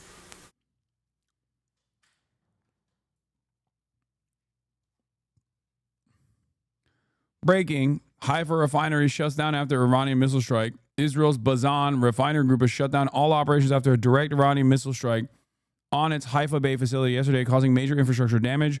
The announcement came hours before Iran launched the 9th wave of its Operation True Promise 3. Bazan reported that key power plants supplying electricity and steam for the complex was significantly damaged, forcing a full shutdown of the refinery and all of its subsidiaries. 3 workers were killed after a stairwell collapsed in a shelter. Thick smoke and extreme heat left them with little chance of survival. All were residents of Haifa and the Kiryat. The shutdown was first revealed in a stock exchange disclosure required by law. Israeli security officials reportedly had not announced the attack publicly before then. We saw it, but we saw it not because of the Israeli media reporting on it, but because people were literally fucking filming it in and around the area, in spite of the Israeli military censor's best practice here. And on top of that, yeah, they revealed it in a stock exchange disclosure. So now we know Bazan produces refined fuel for transport, agriculture, industry, and domestic use, and handles hazardous substances, including benzene and known carcinogen. Repairs are expected to take 10 days. Environmental officials say the strike confirms longstanding fears. 2 of the 3 missiles and the whole system collapsed. We warned of this scenario years ago. Iran says the strike was retaliation for Israeli attacks on civilian areas in Tehran. The Haifa refinery supplies 65% of Israel's refining capacity, making it one of the country's most strategic energy sites. A leak of benzene is so good for the lungs. I mean, it does smell tasty. Trump responds to Tucker Carlson's criticism. He says no free clout. Wow. Donald Trump takes a jab at Tucker Carlson after he criticized Trump's support for Israel's attack on Iran. I don't know what Tucker Carlson is saying. Let him go get a television network and say it so that people listen. Oh my God. He said no free clout. You're cloutless. You're bitchless, Tucker. Oh my God. 6 years, right? 6 years. And he's done what they haven't been able to do. So he's done really a very good job. I hate this animal so much. Like, I can't, dude. I almost called him Keir Stalin. Keir Starmer is so fucking pathetic. He is so servile. He is such a fucking weenie hut junior little cuck sitting on the cuck chair being like, yes, England is also at the table. Imperial conquest is a fantastic opportunity for us to show all of our mighty weapons.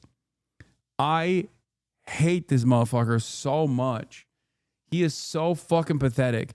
They are breaking missiles have been launched by Iran towards Israel. Will arrive in a few minutes.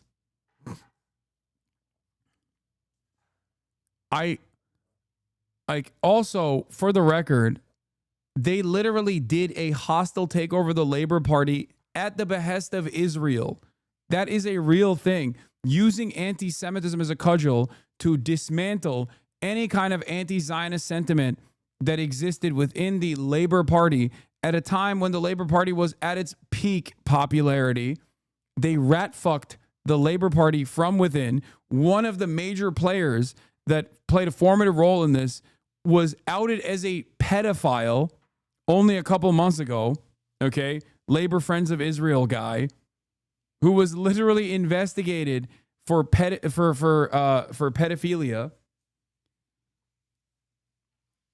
Like that, they crafted an internal coup within the fucking Labor Party, and Keir Starmer is one of the recipients and one of the most responsible members for it.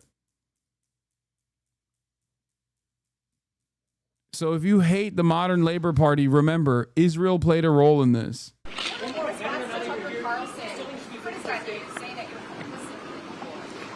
I don't know what Tucker Carlson is saying. Let him go get a television network and say it so that people listen. Thank you. Thank you.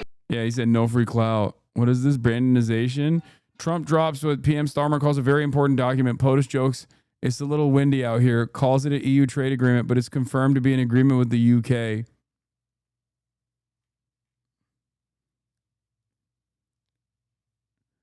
What is this? Obviously, America carries the greatest moral stand for everything here, but there's something especially disgusting about the United Kingdom going so far as to provide targeting data for Israel solely they can claim they're still a major world power. Oh yeah, this is, he's talking about the Cyprus intelligence missions that the Royal Air Force engages in. Biden bought his first ticket to hell a long time ago, but he logged this last one because of his personal Zionist bloodlust and spite. For Trump, it was for Miriam's checkbook and his pre-existing neocon impulses, but for Starmer, it's just an attempt to look important.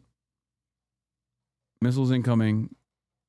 Sirens are now lit up in Tel Aviv.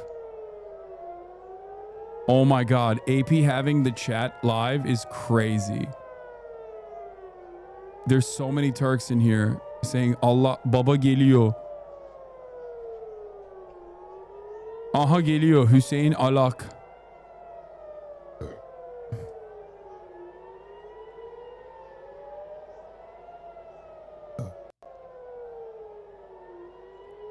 Füze gönderiyorlar İsrail'e. Yine. Yeah.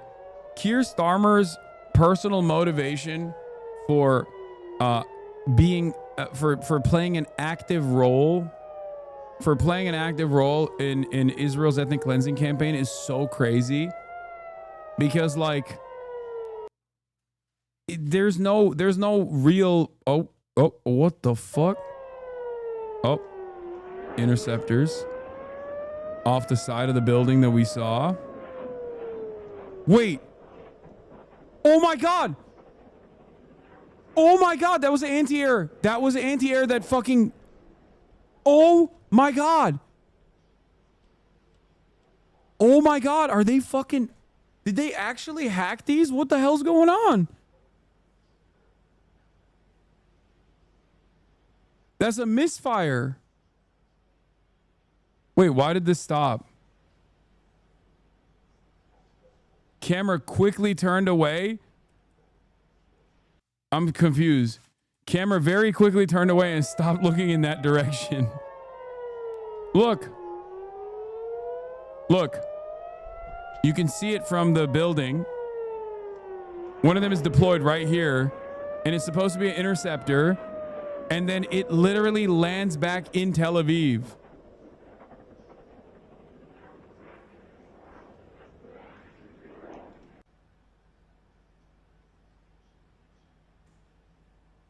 That interceptor was an 18-year-old major general. Don't laugh.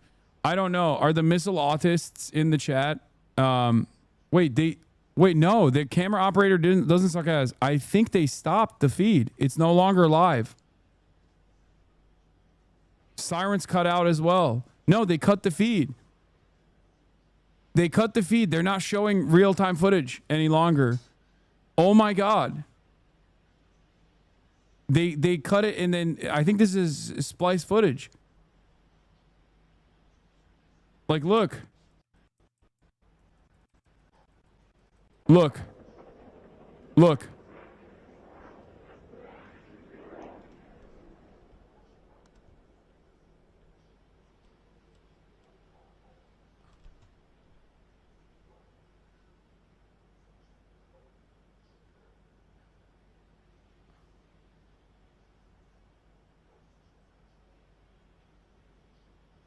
No fucking way. No fucking way. It is. There are some pixels moving if you look closely. No. I'm saying there are pixels moving, but I feel like it's just...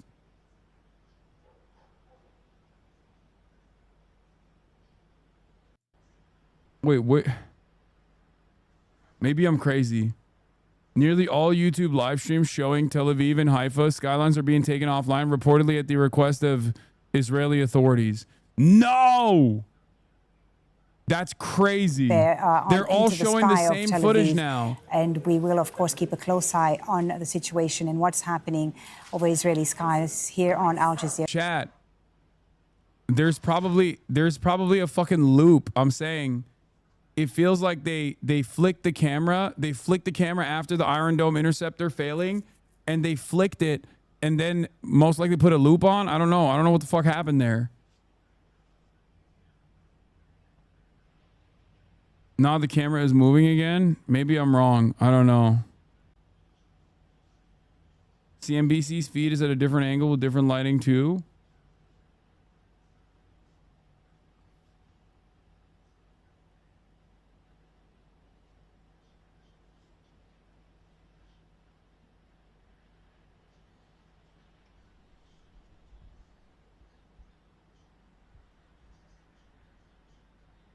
I don't think there's anything weird going on, dude. It's just a live stream.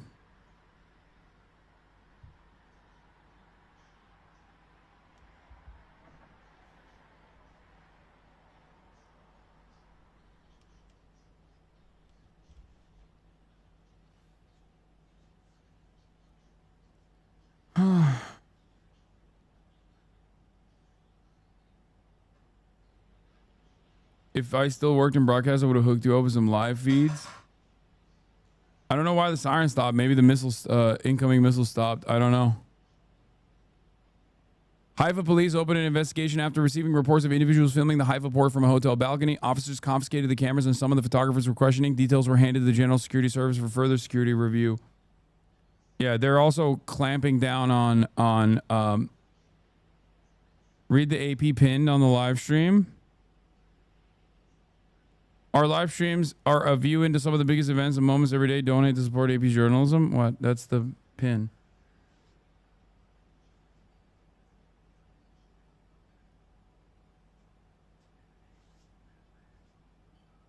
What?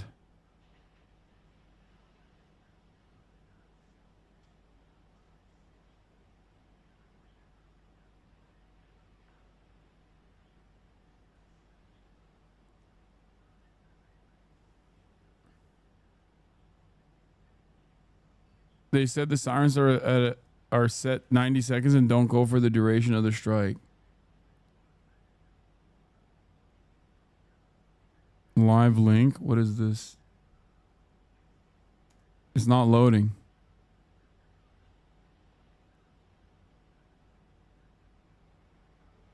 CNN. This isn't new. What? No, this isn't new, bro. Get the fuck out of here.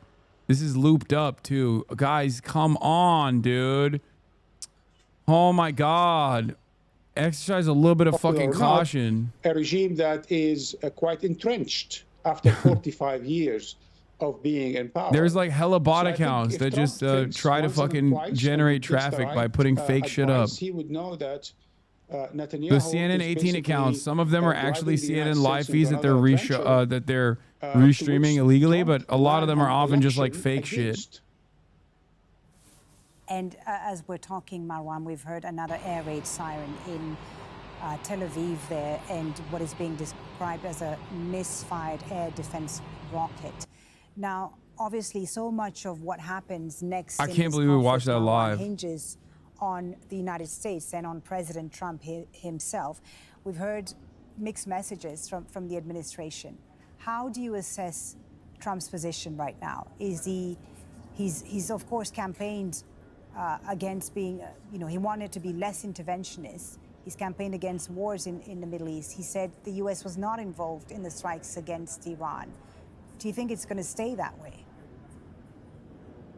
Look, the problem with Trump is that he's not versed in foreign policy. He doesn't understand strategic calculus. I'm on AP, chat. Calm down. He's surrounded by yes men. Is there a fucking delay? And he's certainly influenced by Netanyahu and Chat. his Israel lobby, including Test the delay. evangelical Subscribe Christians who now. would like to see Iran annihilated. For $5 or $6 or for free with a Twitch Prime. He's going to get the right advice or the wrong one. Okay, there is no delay in the chat. At the G7, he'd probably hear a bit more sobering advice. It's not to say that his European partners are, holier than thou. They're not. In fact, if you allow me, I'm just going to take a few seconds to give you a bit of a perspective. Right. Regardless what one thinks about the Iranian regime. I don't know what happens to misfired munitions. I don't know if it like explodes before impact with the ground. No, there was just a plain drone, but you missed it. The fate of the Middle East, the fate of Iran, 70 years after they did that, when they changed a government democratically elected in Iran in 1953, 70 years later, we have a British prime minister and an American president, the same type of characters that try to dominate, try to rob, try to redraw the Middle East. Then we are living those moments again, a bunch of white imperialists trying to redraw the Middle East with an attitude of an holier than thou, that they are supporting an ally, which is actually an implant for self-defense, when we all know, that definitely that these exploded. are the same You can colonial see imperial powers like that that tried to definitely run hit. and divide the Middle East Right? just a century earlier. Or maybe not. It's kind of eerie to Maybe watch, it was more so the flares as it was going down. Talk about how Israel has the right to self-defense and how the French and the British are silent and complicit, and how the Americans are smug and say how excellent it is that Iran is being destroyed. Again, you don't have to be a fan of the Iranian regime to know that this is going to lead to huge pent-up violence in the Middle East. There are no victories in the Middle East. We've seen it happen and again over a century. Every time Israel says it won a war, it came out victorious the past 70 years. Right. For some reason, it's fighting more and more wars. And what is also interesting here is that President Trump seems to have failed on all the big foreign policy issues that he promised he would solve quickly. They all seem to have gotten worse, whether it's the Middle East, whether it's Russia, Ukraine. There's no doubt that the false promise that I will resolve everything in 48 hours and 24 hours, of course, is all wishful thinking. And he said, well, wasn't serious, and all the rest of it. Not really understanding that these are very complex issues that have history. It's not a question of, as Biden framed it, terrorism against democracy or tyrannies against democracies. None of that. It's a far more complicated issues. And the way, again, Netanyahu just framed it, we just heard it in his interview on APC, saying that the Iranian regime is this and that. Yes, the Iranian regime was a destabilizing force in the Middle East, there's no doubt. But the person who is saying this is indicted on criminal charges by the world's highest court, even corruption in his own courts. And his country and himself have been invading and occupying countries like there is no tomorrow. So to frame these things as democracies versus tyrannies, this is just another pretext, another tool of colonial imperial powers trying to redraw, trying to impose their will on the Middle East, trying to do whatever they need to do in order to stay on top. And this is not right. There's something wrong about trying to frame these things while at the same time defending or praising a country for unprovoked attack against another country. Unprovoked against another country. Right. Iran, again, fan or not, is a signatory to the NPT. It does not have nuclear weapons. The director of national intelligence of the United States said they are not pursuing nuclear weapons. Israel is a nuclear power, is not a signatory to the NPT, is invading countries, is a genocidal government, at least as far as Gaza is concerned. And yet, we see all of these things being twisted around as if there's a Western Israeli holier-than-thou attitude, and everything in the Middle East is rotten and evil. This is just wrong. You're wrong.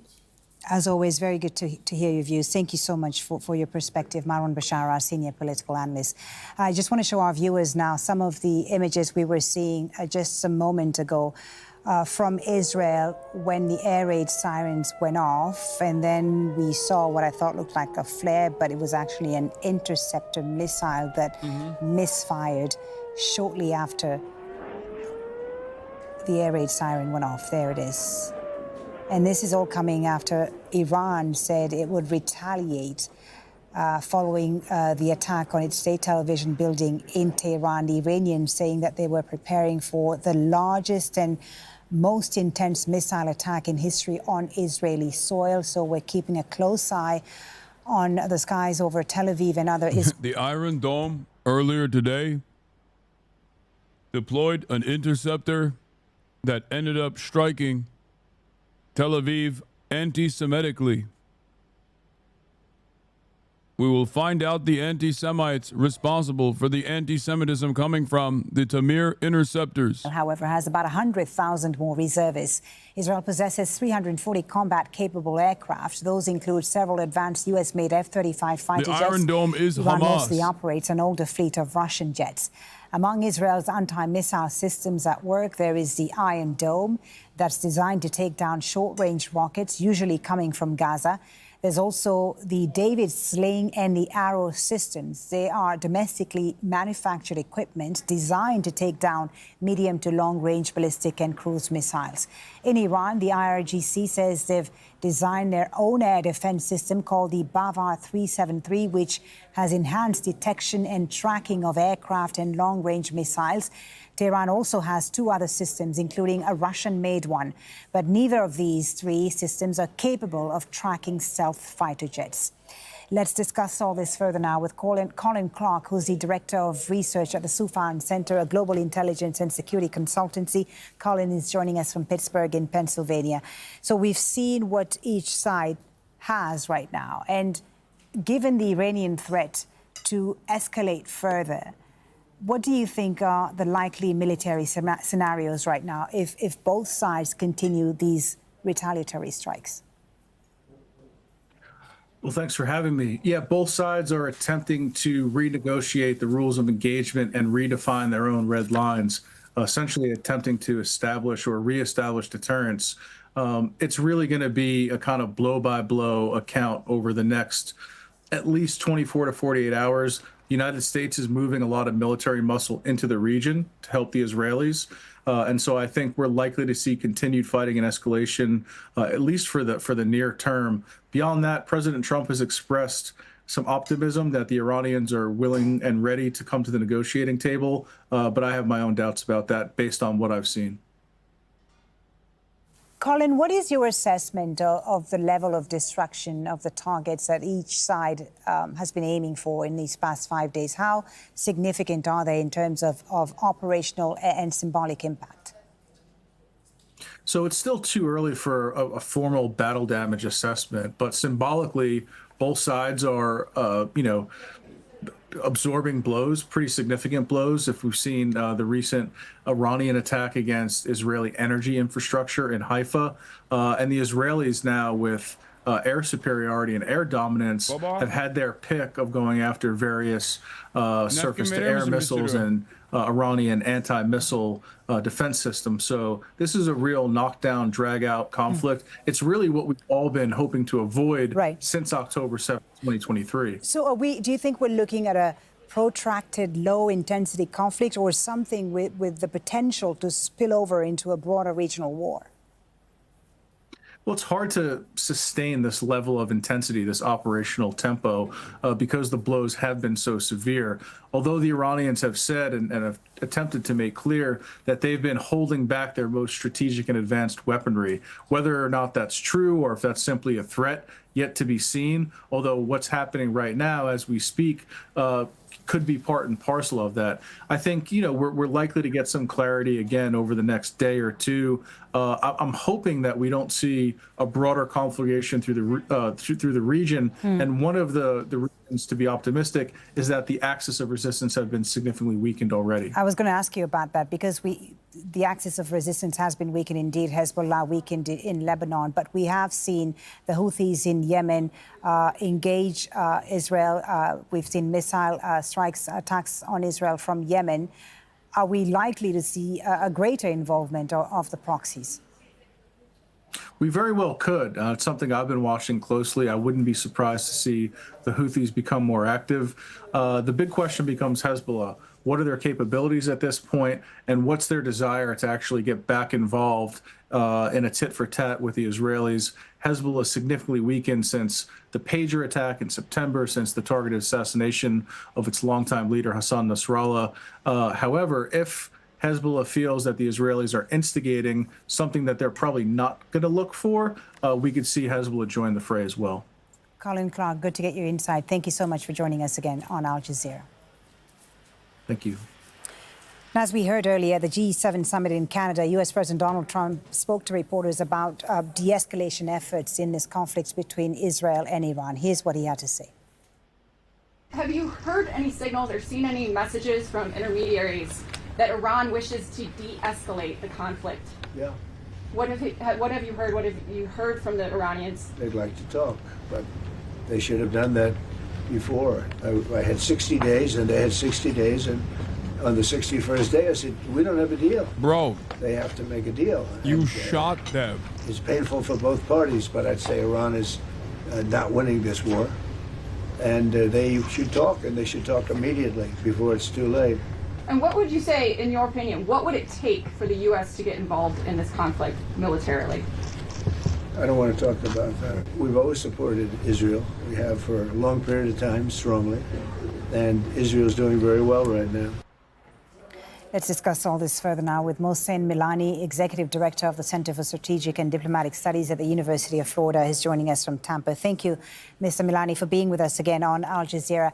President Trump there calling for a deal to be done, but not really calling for de-escalation. What do you make of this? Thank you for the invitation. President Trump's strategy from the very beginning was to put maximum pressure on Iran to accept American terms. In other words, if I have to summarize it, it's either comply or we bomb, you choose. And one of the key demands that the president has had from Iran is to dismantle its uranium enrichment infrastructure in Iran. And for the Iranian leadership to accept that, having spent billions of dollars to set up that infrastructure would amount to a political suicide. And therefore, they rejected it. However, they were pretty close to an agreement. As a matter of fact, a few days before Israel launched its attack on Iran, American and Iranian negotiators were scheduled to meet. And unfortunately, they haven't met yet. And today, what the president is probably asking for Iran to accept before joining the negotiations, that they would surrender their nuclear program And I think this is unlikely for Iran to do at this time. If they're not at this moment willing to stop uranium enrichment, as you say, what would it take? What would it take for them to rejoin the negotiations? What could convince them to get back to the negotiating table? They should have been fucking enriching already, dude. They should have had a nuke by now. That way they could have defended themselves from any sort of escalation. Attack on Iran, and of course Iran has to stop its attack on Israel. As long as the two countries are engaged in a war, and as long as Tehran believes, as it does, that the U.S. is directly involved in these operations against Iran, Iran is unlikely to join the negotiating table. However, if there is a ceasefire, I think it is likely that Iran... You need to be careful, feds. I mean, what do you mean? Like, what the fuck? Like, from a... Oh, here's the other angle from the interceptor.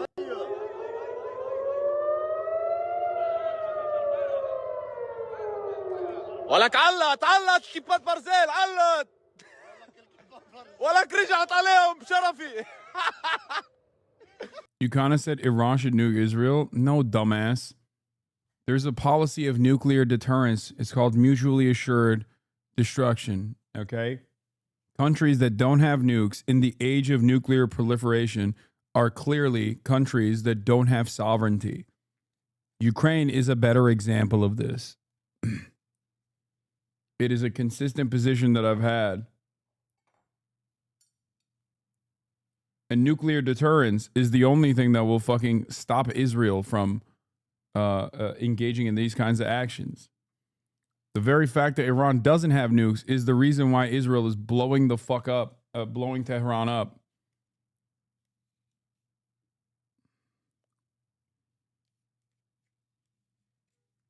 Don't put words in my fucking mouth.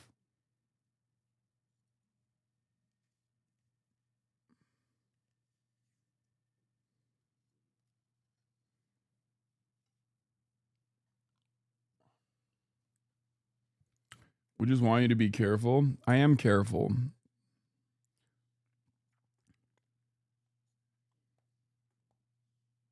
Anyway.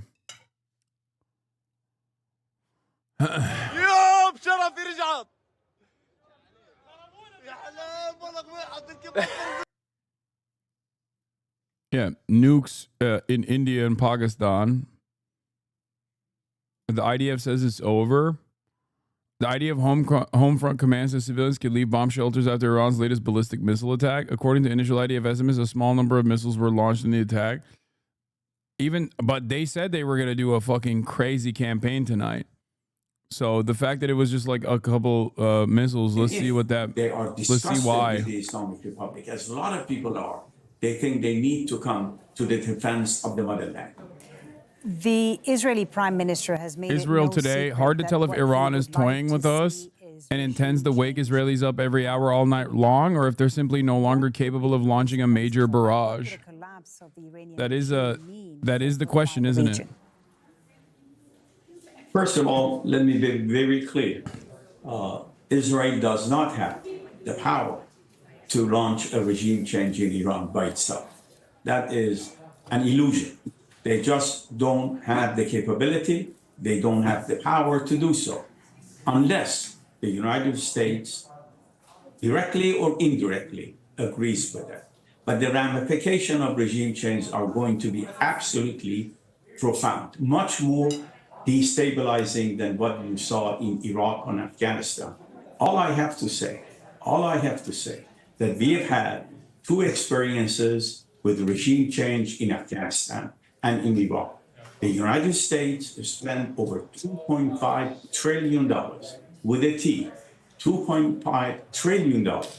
What happened in Afghanistan? After getting engaged in America's longest war in the history of this great country, the United States of America, we ended up more or less accepting the rule by the Taliban, the very force that we overthrew 20 years earlier. And look at Iraq. Look what happened to Iraq. And therefore, Americans and American people and a very major significant base that supported President Trump, they are against these endless wars and these attempts to have regime change. If the regime change comes by the Iranian people, that's fine. But any kind of regime change that is imposed from outside, it could bring, perhaps in the best case scenario, short-term stability and long-term chaos and instability. Thank you so much for talking to us and sharing your perspective. Mohsen Milani, Executive Director of the Center for Strategic and Diplomatic Studies at the 100%. University of Florida. Thank you very much for your time. Thank you. Now, there are also the economic consequences. Commodity markets have been volatile, driven by the ongoing conflict between Iran and Israel. Oil prices have been spiking sharply. About 20% of the world's oil passes through the Strait of Hormuz. At its narrowest, the waterway is about 33 kilometers wide, split between the territorial waters of Iran and Oman. At times of diplomatic tension, Iran has in the past threatened to disrupt shipping traffic. Naeem Aslam is Chief Investment Officer at Zay Capital Markets. He says the longer the conflict goes on, the wider the impact we could see in the markets.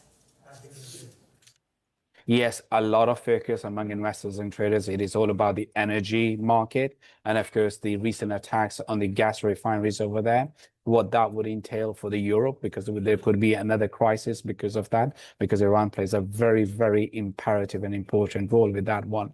But the important aspect out of everything is that particular Hormuz, the pathway, is not only for oil. All the rest of the trade, also those particular containers and ships that cross that path. So if that is... I'm in Iran and my internet is constantly cutting off, so I don't know if you covered this, but Iran started a new wave an hour ago. They sent drones, 140, which take hours to arrive. They'll then launch cruise missiles and normal missiles consecutively so that they all reach Israel at the same time around 3 or 4 a.m. They're doing cyber attacks right now. Channel 14 is cut off, Iron Dome hitting itself, alarms malfunctioning, and random missiles. That makes more sense. But I don't know why the IDF would release a statement saying you got the all clear, you can go outside.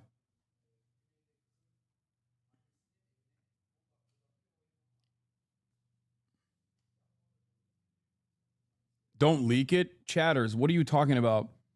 If random people in Iran are aware of what the fuck's going on, you think the IDF doesn't know already? They had the capabilities of building a fucking drone facility inside of Tehran. What have you heard from the Iranians? They'd like to talk, but they should have done that before. I had 60 days, and they had 60 days, and on the 61st day, I said, we don't have a deal. They have to make a deal, and it's painful for both parties, but I'd say Iran is not winning this war. And they should talk, and they should talk immediately. At this hour, the G7 summit is officially underway in Canada. And U.S. President Donald Trump and Canadian Prime Minister Mark Carney are now taking part in a bilateral meeting on the sidelines. Now, before that conversation started, Trump criticized the G7 for ejecting Russia 11 years earlier after Moscow annexed Crimea. The leaders of the G7 countries, which also include France, Germany, Italy, Japan, and the UK, have a lot to discuss over the next few days. High on the agenda, global trade and security. However, looming over the summit, the Israel-Iran conflict, which is now in its 4th day and intensifying. Iran's state news agency says that it has been targeted by Israeli strikes.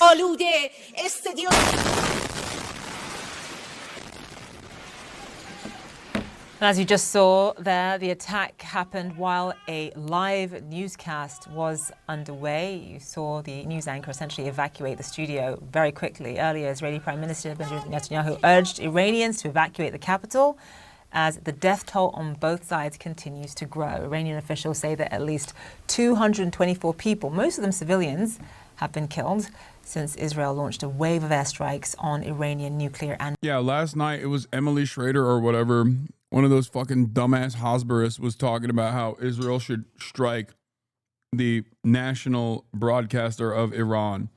And then less than 24 hours after that demand on Twitter, Israel actually did strike the national broadcaster of Iran, which is so insane.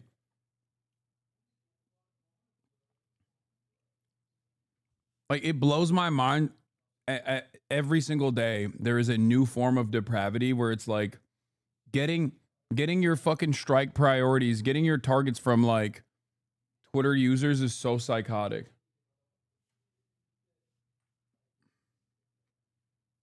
But then again, yeah, it reminds me of what Barry Weiss did when she called for the assassination of Refat al-Ra'ar, and then it literally happened.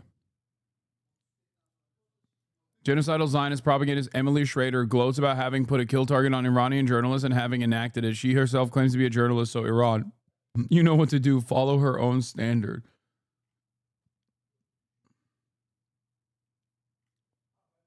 I can't believe it. Like, we read this last night. She bravely came back on air moments later. دقایقی پیش در ساختمان خبر صدا و سیمای جمهوری اسلامی Moments ago, the building of the Islamic Republic, a clear and obvious example of opposition to freedom of speech. It is not the building that was bombed, it's the freedom of speech and the voice of truth that was bombed. In a powerful act of defiance, Iranian national broadcaster anchorwoman HasanAbi returned live on air minutes after the Israeli missile struck her TV building. No PTSD, unshaken, powerful, and confident. That's crazy. Oh, there was also a cyber attack launched against Channel 14.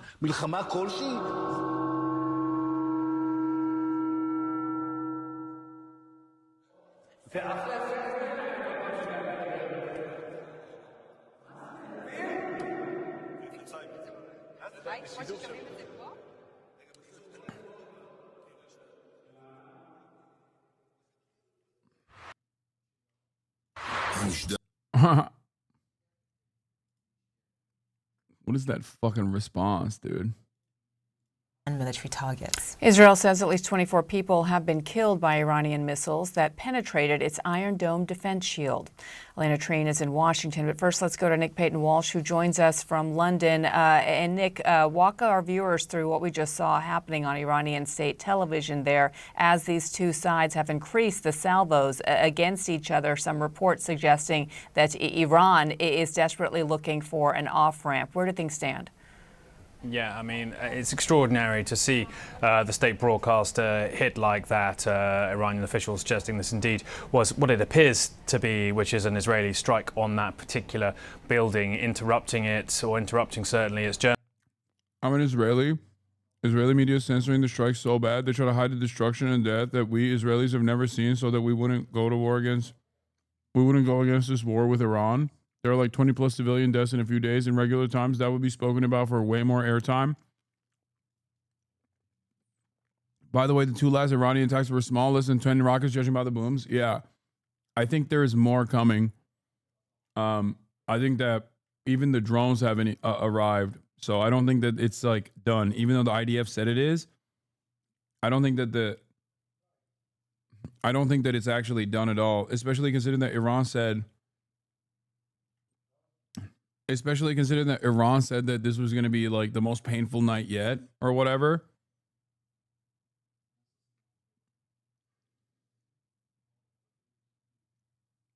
I don't really get why Iran is talking tough for years, but when it's going down, they try to avoid the confrontation. I mean, why tough talk then? What do you mean? They don't want the smoke. Air raid sirens go off in Tel Aviv. Iran says Massive it's fire at the preparing for what it Nevatim calls Air Base. the largest and most intense missile attack in history on Israeli soil. Yeah, good luck. This is the most we'll see from this, okay? Impact recorded in the south, possibly Nevatim Air Base. Yeah, they will never. This is the type of shit that is super illegal in Israel, by the way. This image right here. The Associated Press Jerusalem broadcast feed is down. Yeah, I think they came after all the live streams. They're cutting all the live streams off. They're coming, Hasan. Iranian TV, what has happened so far was the result of the launch of cruise missiles, and the ballistic missiles have not yet reached the occupied territories. This is from 7 minutes ago on Tasnim, I guess.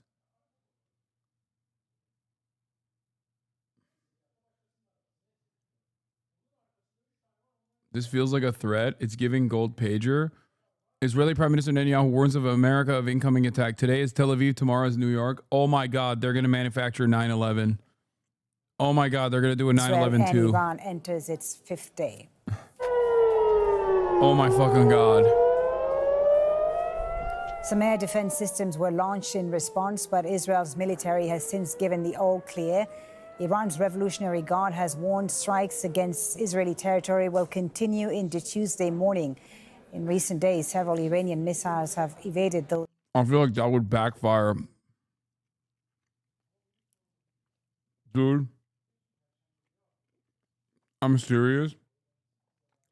Given the way that misinformation runs rampant, paired up with hatred towards Jews and Israel specifically, but Jews specifically because of Israel, if there was another 9/11 style incident, I'm not even kidding when I say this, I feel like the Republican base would fall apart. Like I don't know if they would be as horny to go to war with Iran or if they would be advocating directly to like nuke Tel Aviv or some shit. Cause I feel like even if it had nothing to do with Israel, even if there was a 9/11 style attack that took place again on US soil at this stage, given how every American is primed to believe conspiracy theories rather than the fucking truth that they can see, the truth that they can feel, the truth that they can touch.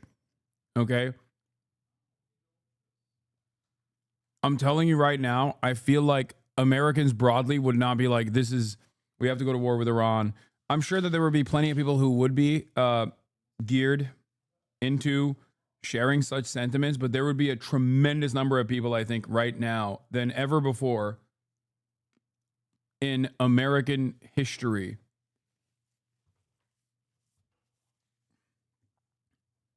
that would be like, nope,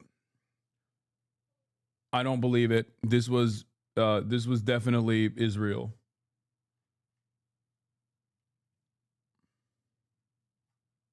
Journalists during that particular broadcast. We understand that this building may indeed be in District 3 in Tehran, and the Israeli Defense Force putting out a statement in Farsi, the Iranian language, telling people to evacuate that particular area hours prior to these images emerging. Now, we don't know the consequences of that particular attack, whether they're injured or dead as a result of it, but there have been increasing images emerging of strikes around Tehran. And indeed, Israel's Prime Minister Benjamin Netanyahu saying they control the skies over western Iran and Tehran indeed. And in fact, Israel's Defense Minister, Israel Katz, clear a matter of hours prior to those explosions that you saw there, and I'm paraphrasing here, that the regime's mouthpiece would indeed be silenced. Not entirely clear if he was referring specifically to that state broadcaster, but certainly a coincidence that those words emerged just after the evacuation orders and prior to that particular explosion. But increasing reporting now and information we're getting about the sheer toll inside the capital and across Iran. Does it make it more likely, potentially, that Iran seeks a diplomatic solution? Well, they appear to have told regional mediators that they need Israel's strikes to stop before they can contemplate diplomacy. And indeed, they also might be suggesting they want to have their own counter-attacks get to a point where they feel they've taken adequate revenge or response or restored some kind of deterrent for Israel's extraordinary wave of strikes across Iranian military and other facilities over the past days. But here is some of the information we're gleaning about the human toll of what we've seen in the past 4 days inside Iran.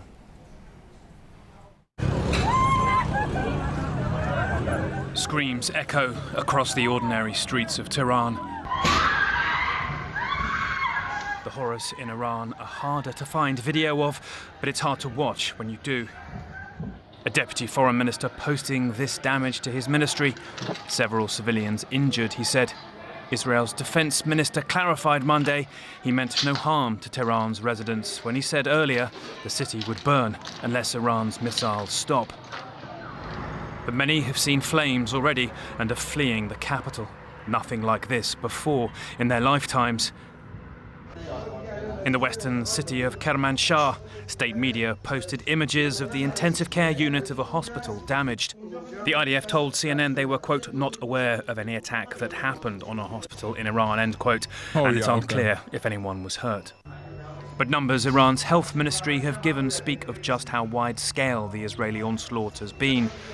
Over 200 dead, 90% civilians since Friday, they said. But each number, its own story. Many from the youth that the West sees as the hope for Iran's post-Ayatollah future. This is Tara Hajmiri, dancing at the dentist, killed alongside her family, said state media. Also, Nilüfer Galevand, big in gyms and social media, aged 31, killed alongside her parents. And Pania Abbasi, a poet, aged 23, killed with her parents and brother. Her poem, The Extinguished Star, reads, "You and I will come to an end, somewhere. The most beautiful poem in the world falls quiet." Now, there appear to be images now emerging of the aftermath of what seems to have been a strike on that Iranian state broadcast. I wonder if we can show them to you now. It's CNN London. Like, this is the international news coverage of CNN, which usually is like early in the morning. And it's also like it's earlier in the morning in America, and it's usually way more forgiving of victims of Israeli violence as opposed to like later coverage. But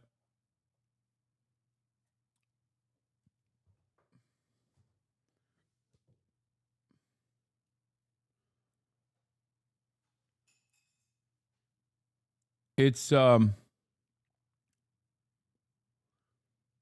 I mean, yeah, even then he just like showcases these people as like a hopeful post-Ayatollah future of Iran. That is the humanization that you're going to get. That's the maximum humanization that you're going to get.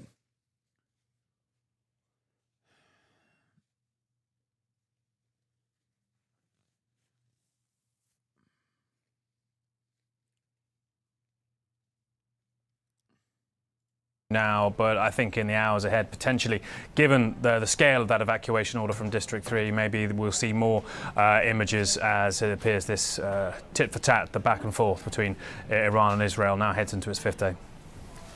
Right, Nick Payton-Walsh, live for us there. Thank you so much. Elena, let me bring you in because we saw at the top of the bilateral meeting between President Trump and, of course, Canadian Prime Minister Mark Carney, where they literally just sort of touched on what was happening with Iran and Israel right now. One of the things that President Trump said towards the end is that Iran wants to talk because they know that they're not winning this. But he would not answer a question. This is, I think, is key. He would not answer a question about what it would take for the U.S. to become more involved in this war. Just give us your take on that.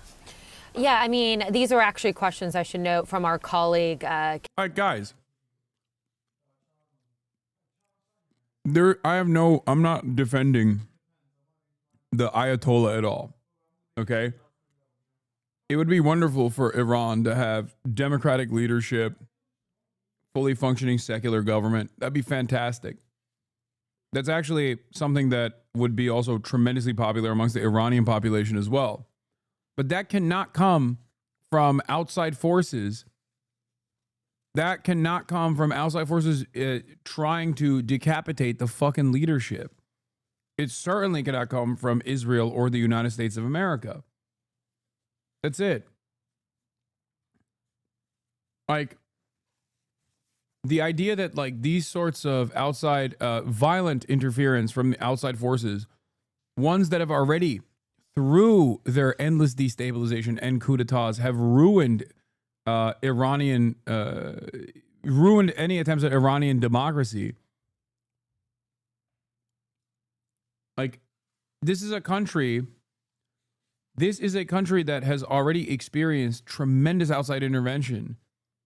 Their anger and resentment towards their current leadership is a direct consequence of previous incursions of outside intervention. It's so stupid to assume that, like, by and large, every Iranian living in Iran right now is looking at this and going, oh, please glass us more. Are there people who have that kind of attitude? I'm sure there are.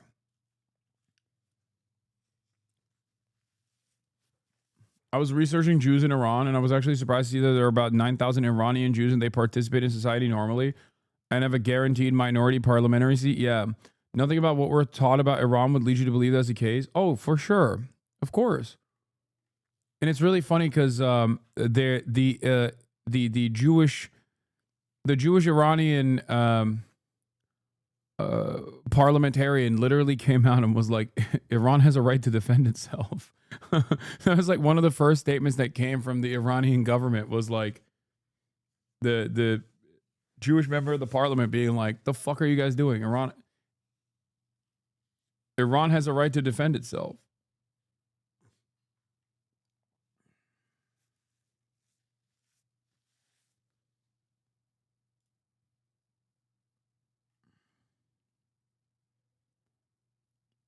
What is this? IOU 44 billion BB? I can't tell what this is.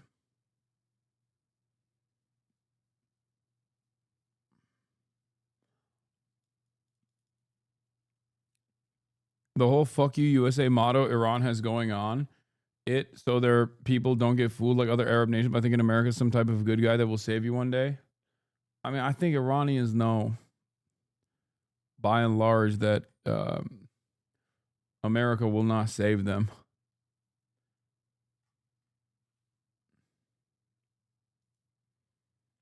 Isfahan's Jewish community condemns Israeli strikes, backs Iranian response. The Jewish community in Isfahan condemned the Israeli attacks on Iran, describing it as a brutal act devoid of human decency that led to killing of innocent civilians, among them children.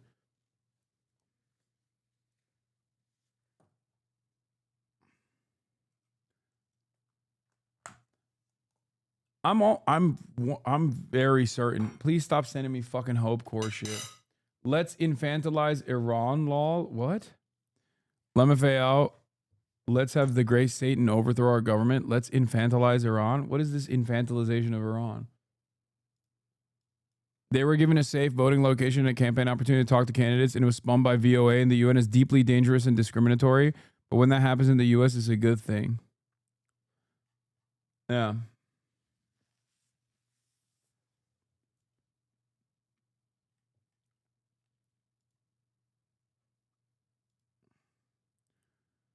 The parliament of Iran's Jewish MP, Homayun Sameh, said he supports Iran's right to legitimate self-defense against Israel, urging throughout the past 2 years that Iran must have a strong response to Israeli aggression.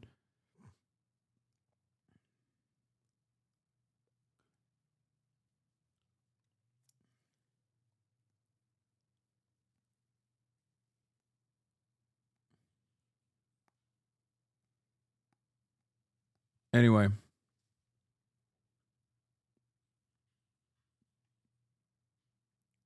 Let's get back to this. Kit Marr here at CNN. Excellent line of questioning from her, really pressing the president on this. I think the most notable things are exactly what you said. One is that he admitted, we've seen some of this reporting, that Iranian intermediaries had reached out to the U.S. and an attempt and saying that they wanted de-escalation. He said, yes, they do. He said they should have tried to come to the table and talk to us sooner. He brought up that 60-day deadline that he had sent, a couple months ago in a letter to the Iranians, saying that they had 60 days to negotiate with the United States a potential nuclear deal. He said they should have talked before that deadline was up. We had reported that that deadline was last Thursday when we started to see the strikes from Israel start targeting Iran. But then he also was pressed by our colleague about what would it take for the United States to offer more than just defensive and intelligence aid to the Israelis. And he said he didn't want to talk about it. He didn't want to talk about military aid. Very notable from a president who often answers every single question and likes to be honest and transparent with the media. It was clear that he did not want to go there. Now, all of this comes, Zain and Biana, after we had reported that over the weekend, Israel had told the Trump administration that they had a window of opportunity where they believed that they could target and take out Iran's supreme leader, Ali Khamenei, the Ayatollah. And essentially what we had learned in our conversations with our sources at the White House and the broader Trump administration was that the president had directed his team to tell the Israelis that he opposed that he rejected that plan. And that is a big deal as well, because we have been told now repeatedly in our conversations that the president does not want to take U.S. aid and U.S. involvement in this conflict further. And the reason that he was rejecting that plan for a potential regime change was that, that to him would really bring this from a conflict to a potential full-out war. And that is exactly what the president is trying to avoid. Now, something he also said at the end of that bilateral meeting in Canada with the Prime Minister Carney is that he said that he's still open to having these talks with Iran. And we had heard this now. He said this yesterday when he was departing for Canada, and we've been hearing this in our private conversations. He does believe that there is a way to still salvage negotiations with the Iranians. And now he also believes that there is a way to try to have some sort of broader peace deal to really be an off-ramp to this war. Now, Nick smartly talked about this, but we've been hearing this as well in our conversations. It's very unclear whether there's actually an appetite for that, just given how much this has escalated in the region now between these two countries with these tit-for-tat strikes on the other countries. And so it's in a very precarious situation right now. I think what's really clear is that the president does not want the U.S. to be directly involved in anything more than trying to help the Israelis intercept some of these missiles coming from Iran and helping with intelligence, because he believes once they do that, this all changes. We could perhaps see Iranians try to target U.S. bases. These are all conversations that are going on behind closed doors. But again, it's very early on right now, and we haven't had any indication that any of those talks that the president says he's open to have actually begun. Right, Elena Train, live for us there. Thank you so much. Appreciate it. Iranian state TV has been hit by an Israeli strike in the last few hours. Dramatic pictures. It caused the channel to go off air altogether. And in the last half hour, Iran has condemned that attack as a war crime. It came shortly after Israel issued an evacuation order for a large part of the Iranian capital, Tehran, saying it had plans to strike military infrastructure that would endanger the life of civilians in the area. It is the fourth day now of missile strikes between the two countries, which started early on Friday when Israel launched a series of surprise attacks targeting nuclear sites and killing Iran's most senior military commanders. Now, Iran restricts access to the country for journalists, but BBC Verify has been using satellite imagery to confirm those attacks on both nuclear and military sites. So here are some of the locations where strikes have been carried out just in the last few days. This is a missile base in Big Haneh. Compared with an older image, this satellite image taken yesterday clearly shows damage to the roof. And Isfahan is one of Iran's key nuclear sites. It was confirmed over the weekend that 4 critical buildings at this site were damaged, including the uranium conversion facility. On this satellite image, you can now see visible damage to the buildings there. Well, the BBC is not allowed to broadcast from inside Iran, but our colleagues at BBC Persian have been keeping across the situation. Farham Gabadi has this report. Iranian state TV came under attack during its live coverage. This tiny Hope Corps.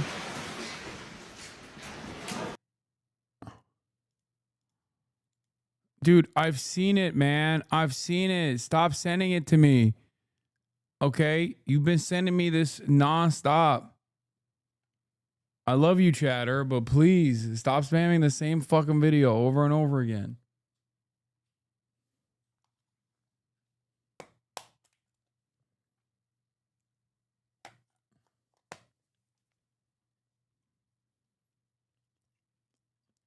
Israeli strike kills 3 Iranian Red Crescent workers. An Israeli, of course.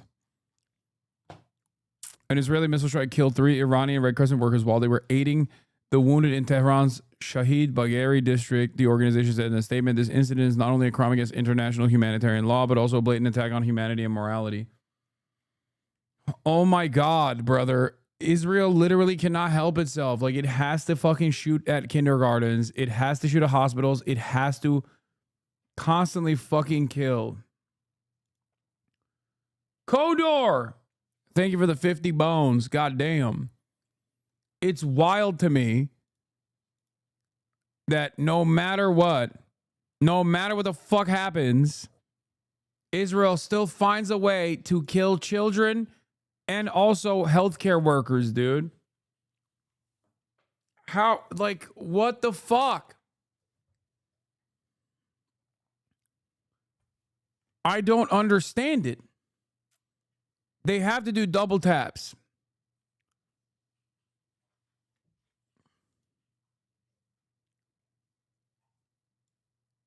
Anyway, we already covered this. As Iran. Let's watch how the Iranian civilians are responding to the Israeli strikes. Much hay has been made about how Iranians are welcoming Israel as liberators. Much has been said about how much Iranians love being glassed.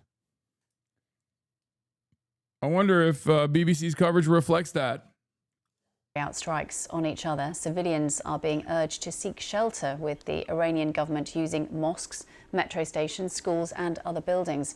Iran's government currently limits access to the country for journalists, but the BBC's Persian service provides news to Iranian audiences in Farsi. Farham Gobadi is a senior reporter at BBC Persian, and earlier he updated me on what people in Iran are telling him. Many people who have texted me in the past 24 hours, they were complaining about that our voices are not heard. People don't know what we are going through. For example, one of the things that Iranian people are extremely worried about is what the Israeli defense minister has said recently after the last night barrage of missiles that Iran shot at Israel, and at least 8 people, Israelis, were killed. Iranian defense minister said that residents of Tehran will pay the price for that, and soon they will pay the price for that. Right after that, there was a report by Jerusalem Post saying that they expect that Israel will ask certain neighborhoods in Tehran to evacuate.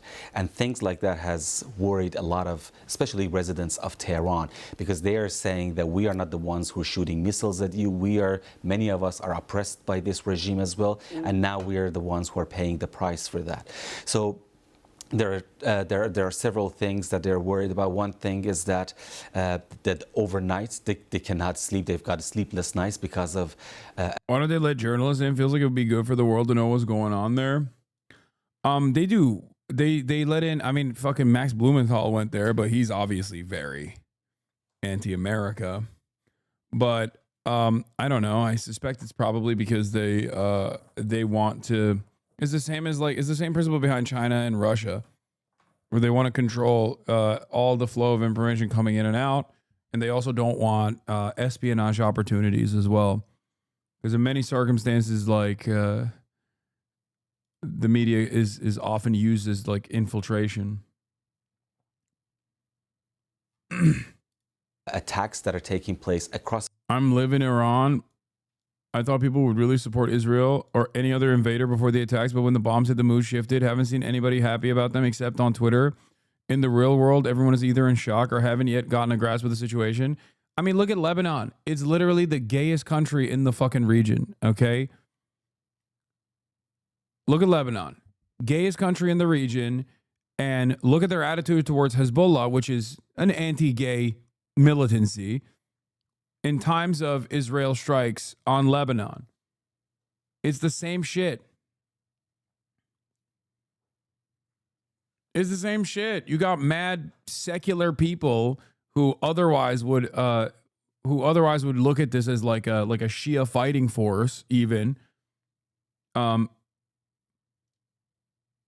thinking about Hezbollah very differently because of Israeli violence.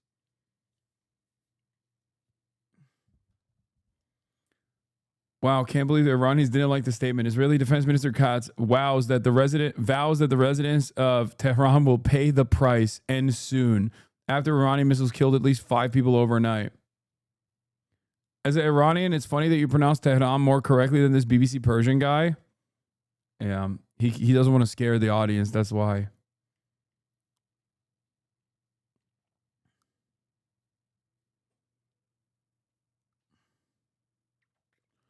The one thing that unites the entire diverse Muslim world from Morocco to Iran to Indonesia is anti-Zionism. Yeah, for sure. Unfortunately, the entire Muslim world's leadership, not so united on that principle, but the entire Muslim world, the populations are, certainly. From Tehran and other cities. We at BBC Persian received videos last night that Fordo, one of the important nuclear sites, was attacked. Iranian officials are saying that Natanz, the other site near Isfahan, was attacked again, and anti-air defense system was activated over there. Shia leaders are united? Bro, what do you mean? There was a literal fucking one of those like crazy imams that came out and actually shit on Saudi Arabia and said, we have to stand with our Shia brothers. Don't you realize? I forget who it was. I watched it on TikTok. There was a dude who was literally like, we're done. We're done with this like sectarian conflict. Don't you understand that like Zionists invoke this kind of sectarian hate to ensure that the Muslim world is not united? These guys are Muslims first and foremost. I've never seen a dude that looks like that hit a line like that before.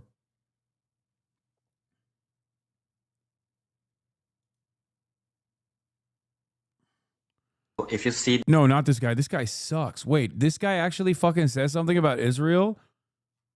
No, I'm not talking about this guy. This guy is notoriously a dick rider. Many of those famous fucking Salafist sheikhs are fucking such rapacious little fucking Israel dick riders. They go to the UAE all the time. There is like, okay, listen, I don't know why I'm tapped into this. I don't know why I'm fucking tapped into this, because it's not within my field of interest at all. But I will tell you this. I will tell you this much. There is a lot of drama in the famous Salafist sheikh world. Okay, all of these guys that do the funny memes, and it's like, oh yeah, if you are jerking off during Ramadan, it's haram. Like all those guys, they all have noticeably been absent from the conversation about Israel. And at a certain point, I think it was like 15, 16 months in, people started being like, why the fuck haven't these guys said anything about Israel at all? What the fuck is going on? And basically then more information came out showing that they were like, some of these dudes were straight up like going to UAE and even meeting with like Israeli envoys and things like that.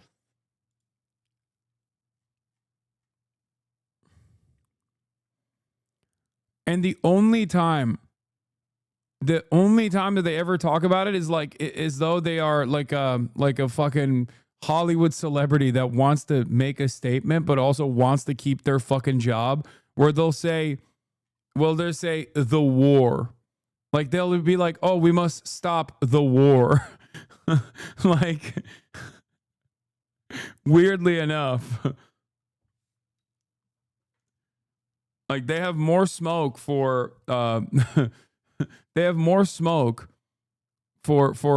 Muslims who let their girlfriends out in the fucking wild than they do for Israel slaughtering children in Palestine.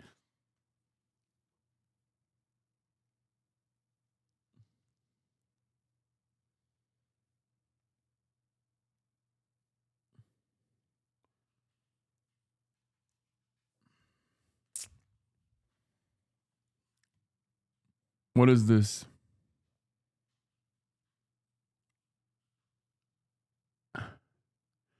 If someone is in the UAE, you know they only present pro-Israel because the UAE won't tolerate it.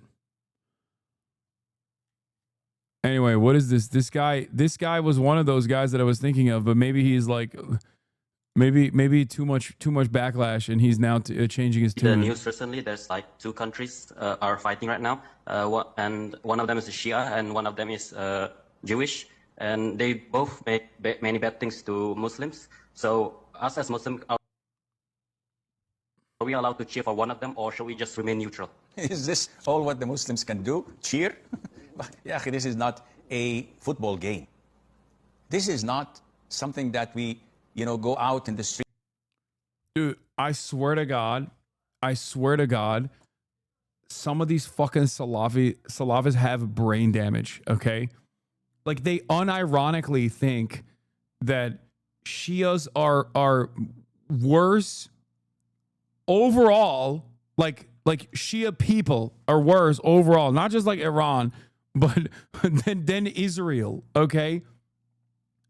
Streets with flags and supporting country X or country B or this or that. This is what we've always stated that is not permissible. That is the issue of demonstrations, where lots of chaos, lots of haram things take place.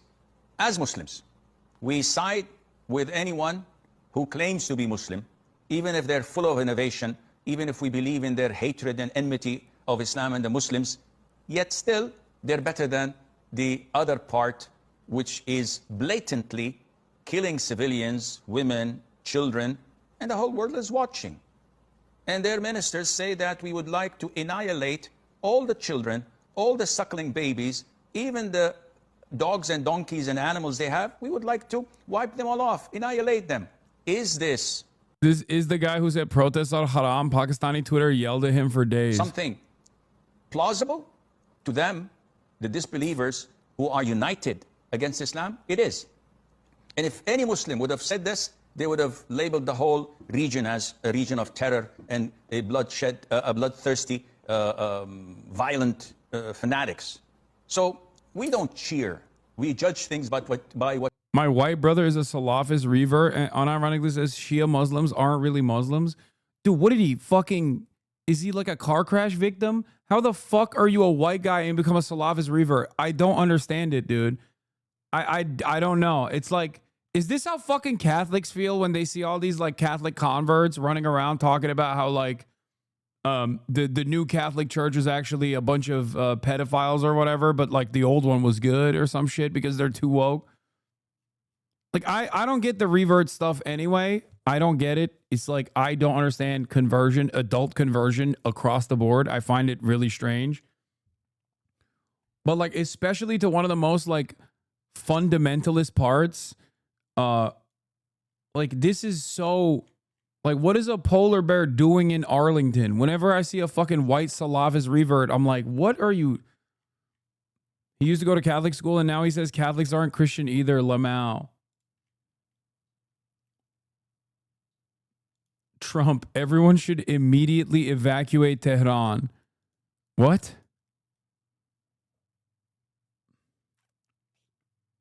Possible explosions heard in Tehran?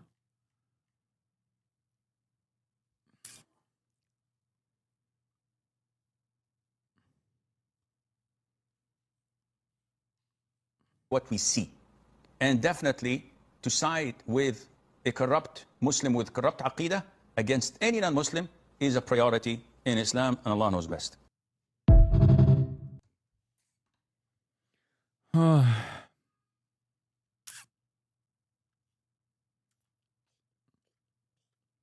you seen that Malaysia wants to send a flotilla about 1,000 ships like the Freedom Flotilla? My friends are Salafists, but they are the two types of Salafists. Those who call themselves Salafists equals they are brainwashed, and those that follow Salaf way, Orthodox Muslims, those are normal. I mean, I just don't get the fundamentalism no matter which religion it is. You know what I mean? Trump, Iran should have signed the deal I told them to sign. What a shame and waste of human life. Simply stated, Iran cannot have a nuclear weapon. I said it over and over again. Everyone should immediately evacuate Tehran, says IDF's favorite correspondent, Barack Ravid. What the fuck are they about to do, dude? Oh, Jesus Christ. Fucking Al Jazeera on a goddamn... on a fucking ad break.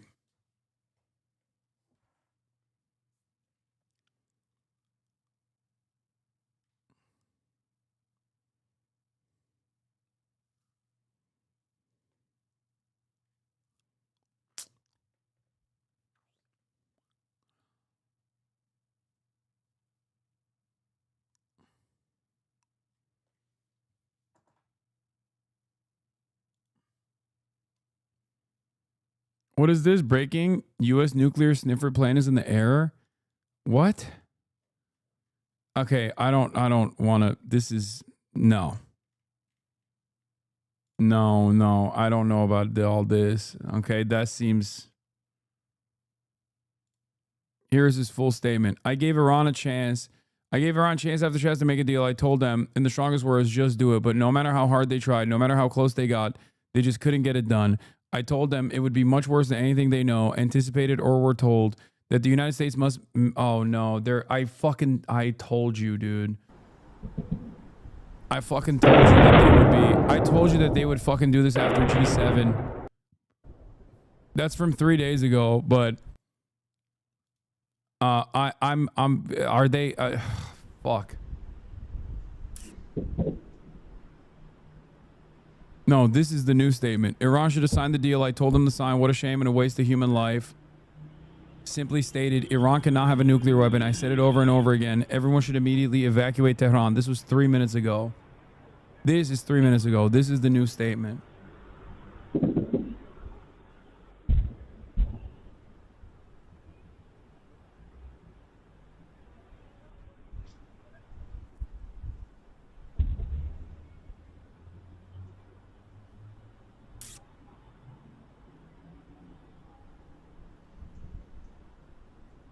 A German Luftwaffe refueling plane was spotted above Jordan today. Apparently pinged a single transponder signal accidentally above Jordan.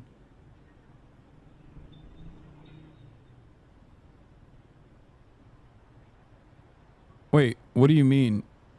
Misinformation. This is not misinformation. This is Trump's latest statement, reported on by also Barack Ravid. I didn't say they're using a nuke. Everybody calm down.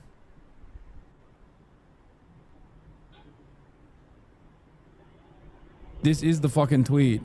This is the repost of said fucking tweet.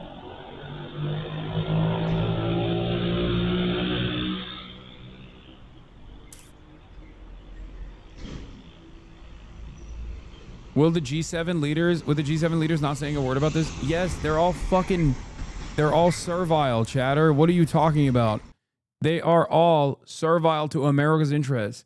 And America's interest is to blow up Iran, to destabilize Iran, to make Iran a failed state.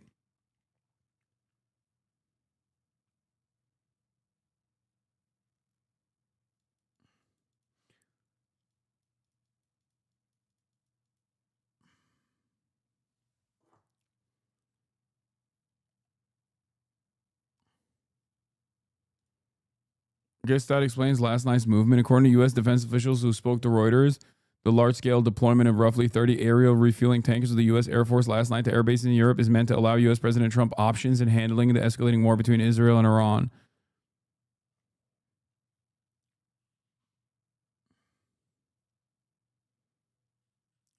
What do you think the role of Egypt lately? Rafah border activists. Egypt is a fucking... The Egyptian government is also a dog to American interests. Were you saying that they would wait for G7 to be underway before attacking? I suspected that if there was going to be American escalation, like America joining offensively, America has already been collaborating with Israel nonstop, but like, if there was a significant escalation, it would come after G7.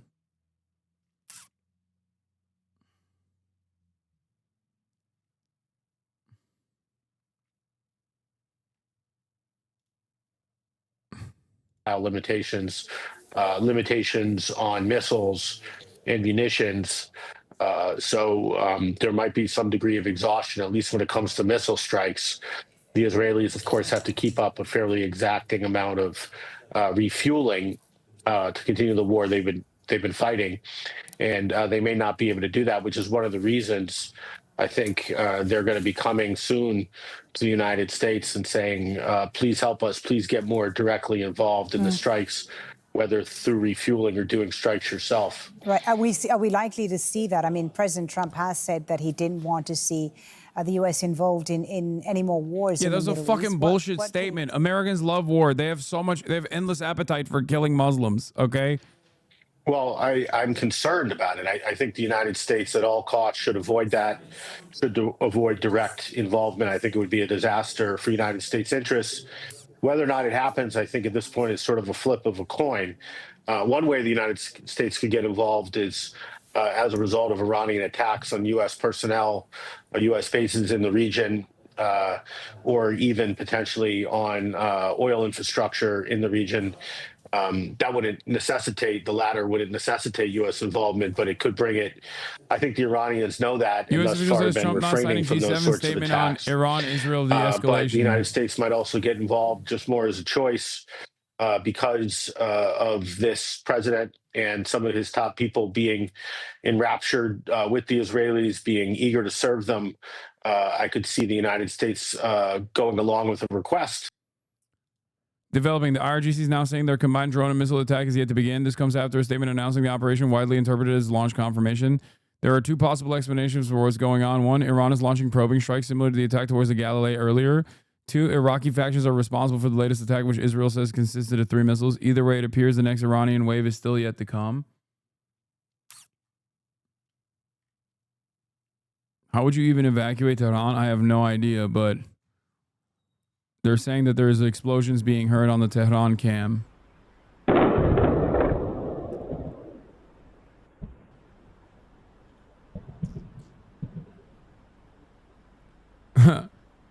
people saying, doesn't he need congressional approval to strike Tehran is so funny.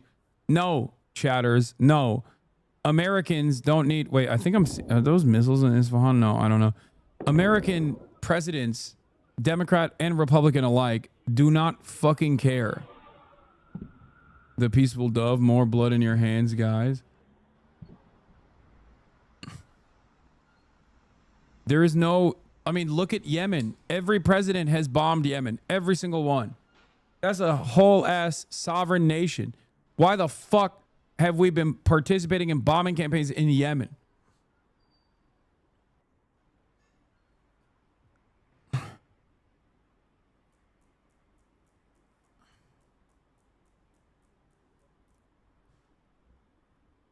There is no air defenses are active in Tehran. That's the explosions. Iranian air defense systems are currently active intercepting hostile targets over Tehran.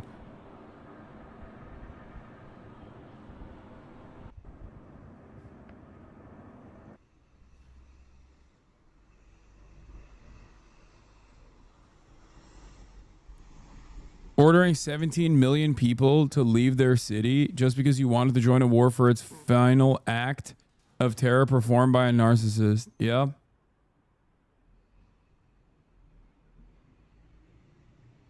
There are 9 million people in Tehran. It's impossible to evacuate.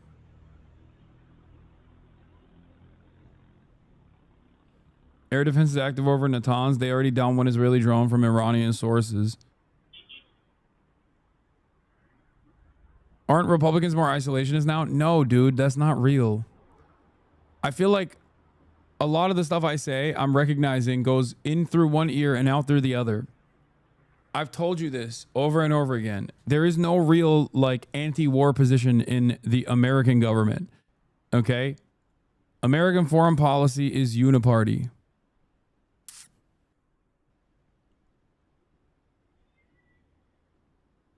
There's no real anti-war position. Is with the Defense Priorities Foundation joining us there from Washington, D.C. Now let's take a look at the economic implications of this. Israel making people defense setting off car bombs is a nice twist. Oh, this is from the other day. Between Iran and Israel, and oil prices have been spiking sharply. About 20% of the world's oil passes through the Strait of Hormuz. At its narrowest, the waterway is about 33 kilometers wide, split between the territorial waters of Iran and Oman. At times of diplomatic tension, Iran has in the past threatened to disrupt shipping traffic. Naeem Aslam is Chief Investment Officer at Zay Capital Markets. He says the longer the conflict goes on, the wider the impact we could see on the markets. A lot of focus among investors and traders, it is all about the energy market. And of course, the recent we already covered it, MHUD. Refineries over there, what that would entail for the Europe, because there could be another crisis because of that, because Iran plays a very, very imperative and important role with that one. But the important aspect out of everything is that particular nuke sniffer landed 10 minutes ago. I've been tracking it. Not only for oil, all the rest of the trade, also those particular containers and ships that go past that path. So if that is closed, we're gonna go. I live next to Ramstein Air Base in Germany. It suddenly got very loud here.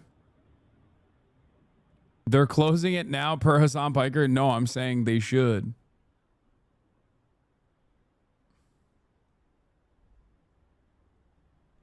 That's what I'm saying. It could be because there's a nuclear site next to Nevatim, which is where Iran struck. Oh. Israel's strongest soldier has logged on. Did she actually post this? Gosh, she's so ugly. It's horrifying. This is a meme, right? I don't think she actually posted. This is from the last time she went to Israel. This is an old pic that they put. I'm ready to go to war. This is from the last time when she went to Israel in like 2023. I'm fatlo. I'm fatlo. I'm Israel Chai. I'm ready to go to war. Strap me to a missile and launch me directly to Rafah. I'll blow up the border with my body.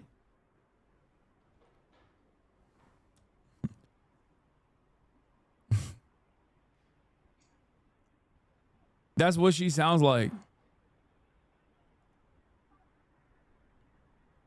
So beyond the realm of physical, mental, and psychological exhaustion right now that I can't actually believe the last 20 months were real.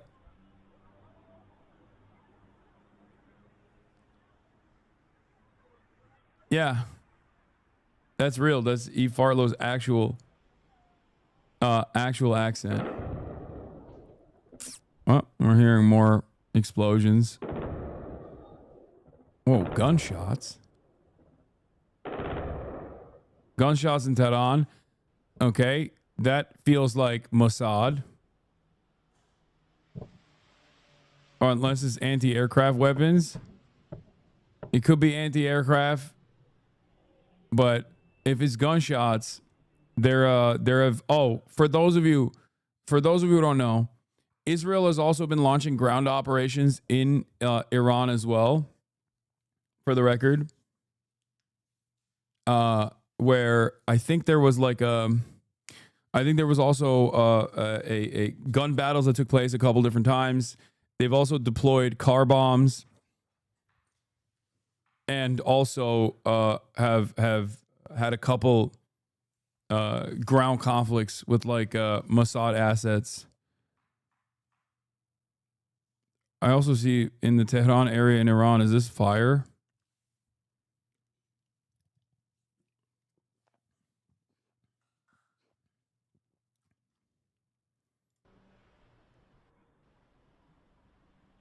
Not a single gun battle, 5 car bombs, nothing else. What are you talking about?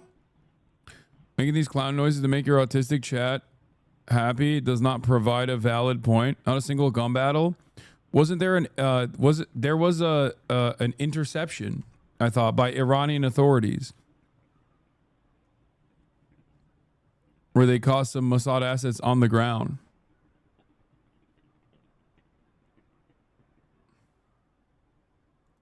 Am I wrong?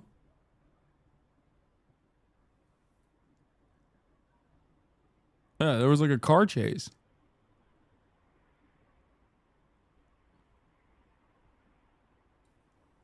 $2012 Nazi account? Yeah, no, that's a guy who is super edgy but also pro-Israel. My favorite type of guy.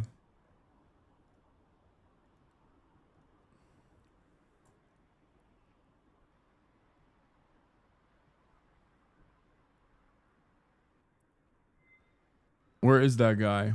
Where's the guy that was talking shit? I've had 2 revelations in the past year on Twitter. Overwhelming majority of white nationalist accounts are Indian and of Indian origin, and they constantly reveal their position whenever they talk about randomly about like Pakistan and how much Pakistan sucks, when also defending Israel. And that's like one of the classic moments of like figuring out that one of these like defend the West or defend Israel accounts is actually of Indian origin. And the other one is all of these Groyper accounts that will literally say some of the filthiest, most racist shit. And I always assume that they're like fucking neo-Nazis only until October 7, when they start talking about Israel with such reverence and such like they start talking about anti-Semitism being like a real violent crime. And I'm like, I thought you were a Nazi. Like, so many of these fucking Groyper accounts are pro-Israel. So many of them. And it's shocking to me. Those are the 2 ways to identify whether you're in the presence of a real-ass Groyper, anti-Semite Groyper, or if it's someone just like simply LARPing as a Groyper, but they themselves are actually simply racist as fuck, except for against Jewish people.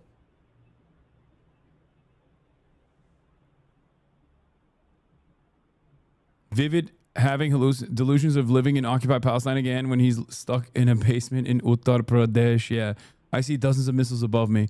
Going into the bomb shelter now. The full-blown war has officially begun. Like that fucking Howling Mutant account. Like there's that alcoholic, pathetic fucking account who I, for the longest time, thought was like a straight up neo-Nazi, but it turns out Turns out they are a neo-Nazi except for anti-Semitism.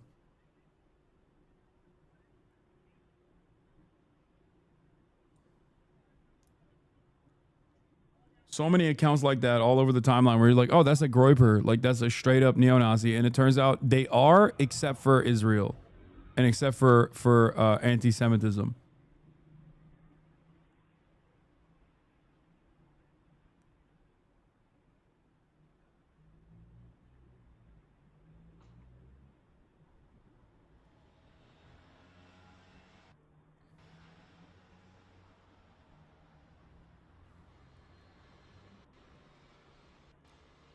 Loud noises in Omaha, Nebraska, Hasan.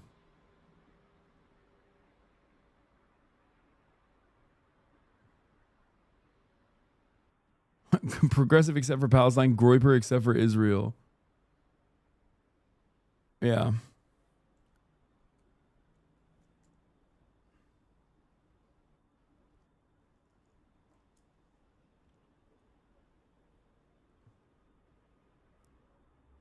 That's because they're Israelis?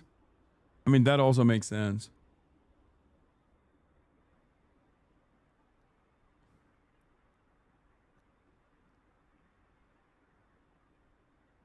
Secretary of State Rubio has reposted Trump's evacuation warning.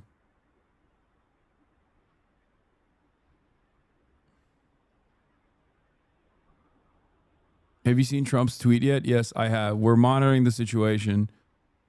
Okay.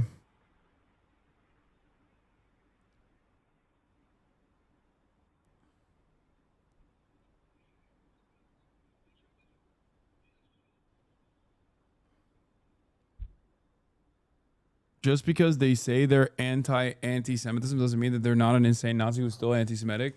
No, there's a distinction between people who like, well, what happened here? C cut out. Tehran went out. The Tehran feed went out. There's a distinction between people who are like the Sam Hyde style neo-Nazis who also are like still anti-Semitic, definitely, but will like not really talk too much about Israel. Or even like their fans who are very anti-Semitic but will like defend the ADL when the ADL is coming after someone like myself, versus the people I'm talking about who I guess I've never noticed them saying anything anti-Semitic, but because of the way that they post, I always assumed that they were just like anti-Semitic neo-Nazis. But it turns out they're actually just Israeli half the time. Like they regularly will entertain statements from other neo-Nazis accounts as well. Like they'll collaborate with other neo-Nazi accounts and shit, which led me to believe that they weren't, which led me to believe that they themselves were neo-Nazis. But it turns out like they talk about, they turn into Ben Shapiro when it comes to like anti-Semitism being on the rise. 4 days, claiming they have diminished Iran's capabilities. This is, of course, something that we cannot verify. And also, the Iranians are now saying that we haven't started launching this attack. And they want to have an attack that is continuous, wave after wave, until dawn, is what they've said. We also know that the attack... Do you think, Dorsa, sorry to interrupt you, that they will go ahead with this in light of the threats we're hearing? Because really, you can only describe them as threats from the US president now himself. I think absolutely. I don't think there's anything that could prevent the Iranians from responding to the events we've seen unfold today, specifically the attack on state TV facilities in Tehran. The Iranian Foreign Minister Abbas Araghchi was just on the phone doing an interview on state television saying attacking a civilian entity within the country is an act of desperation. And it is a violation of all kinds of international law. We saw incredible footage of the state TV presenter as she was reading the news and hearing the strike come closer and closer, and she ran off the set as the building was struck. And we understand at least one person has been killed in this attack. So certainly that has changed the dynamics yet again. The Iranians saying this is a Zionist another genocide red regime line is doing its Israel usual has thing of ordering crossed. entire quarters And of a city to course, evacuate, but this is in the Gaza or Iranians, Lebanon. the- It's Tehran, the a city whose political population is greater than the establishment whole in of Iran Israel. is flabbergasted that there has been no condemnation against Israel. We haven't seen any international bodies, not even the International Atomic Energy Agency, Right. the United Nations, condemn Israel for its actions. What about the Iranian public at large, Dorsa? The Iranian people, the average Iranian, how worried are they today, and what's been the impact of these Israeli attacks on their daily lives? Well, it's been disrupted for sure. People are extremely worried. We have to remember, Iran hasn't seen these kinds of attacks on its soil in at least 37 years. In the last time they saw this kind of violence was during the Iran-Iraq War, and that ended in 1988. Since then, there has been no strikes, no airstrikes, no attacks inside Iran on this scale. So the general population is very much worried and scared, and rightfully so. Dorsa, thank you very much for that for now. Dorsa Jabari here in the studio with us. I'm Foli Batibo. Continuing coverage of the Israel-Iran war will continue in just a few minutes here. Trump's threats lost a ton of credibility. No, he was threatening Hamas with all hell breaks loose if they don't agree to release hostages in 48 hours. This isn't like that.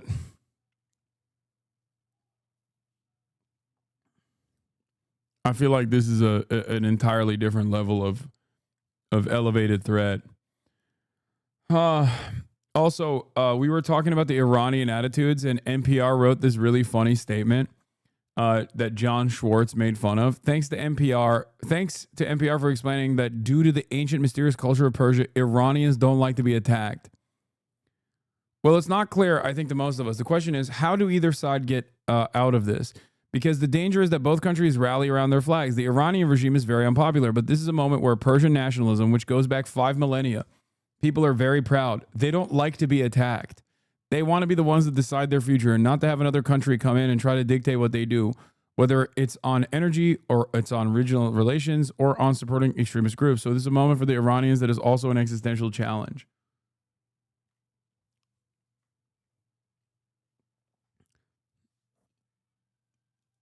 Improvement, I guess. It's an ancient Arab and Persian tradition to like it when 1,000-ton bombs are dropped on you. Yeah. I guess the NPR at least says, like, Iranians, due to their proud tradition of 5,000-year history, don't appreciate when foreign nations that have been around for 77 fucking years drop munitions on them.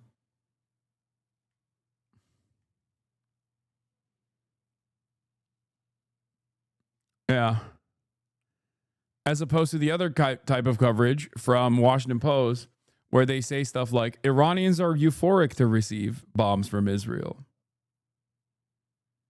You know?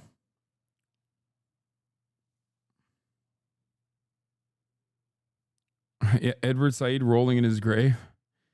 Dude, it's just, why did he even write a book?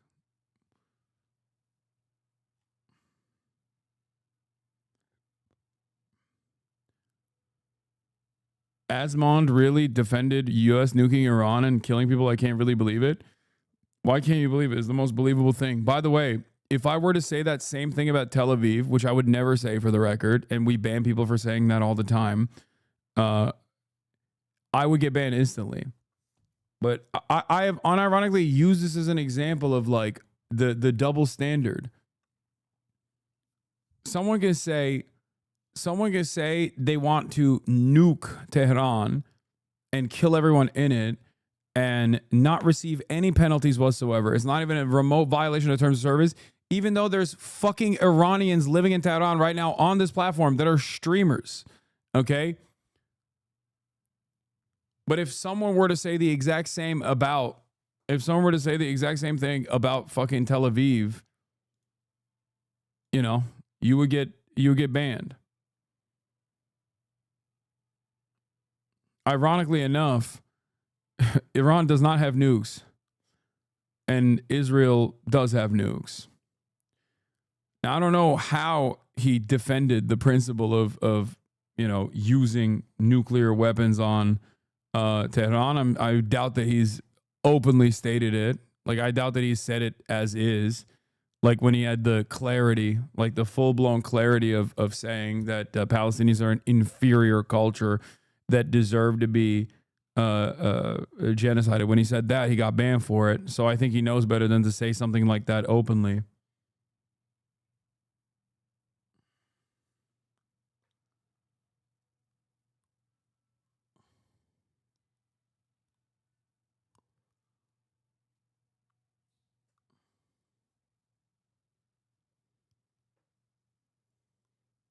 Yeah.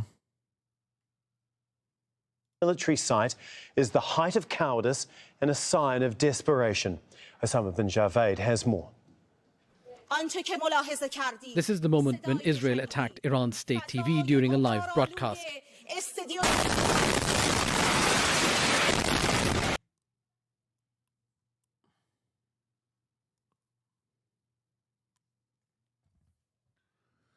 Anyway, all right, this is a repeat. Let's continue. But residents of Tehran, many of them are fleeing the capital city. However, the roads are blocked. Some of them, they run out of fuel because they get stuck in the traffic jam for so many hours. So they cannot even manage to leave the city.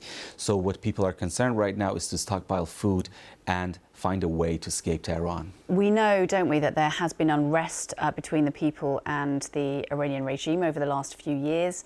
Netanyahu, the Israeli Prime Minister, has been talking about the fact that, the people aren't with the regime.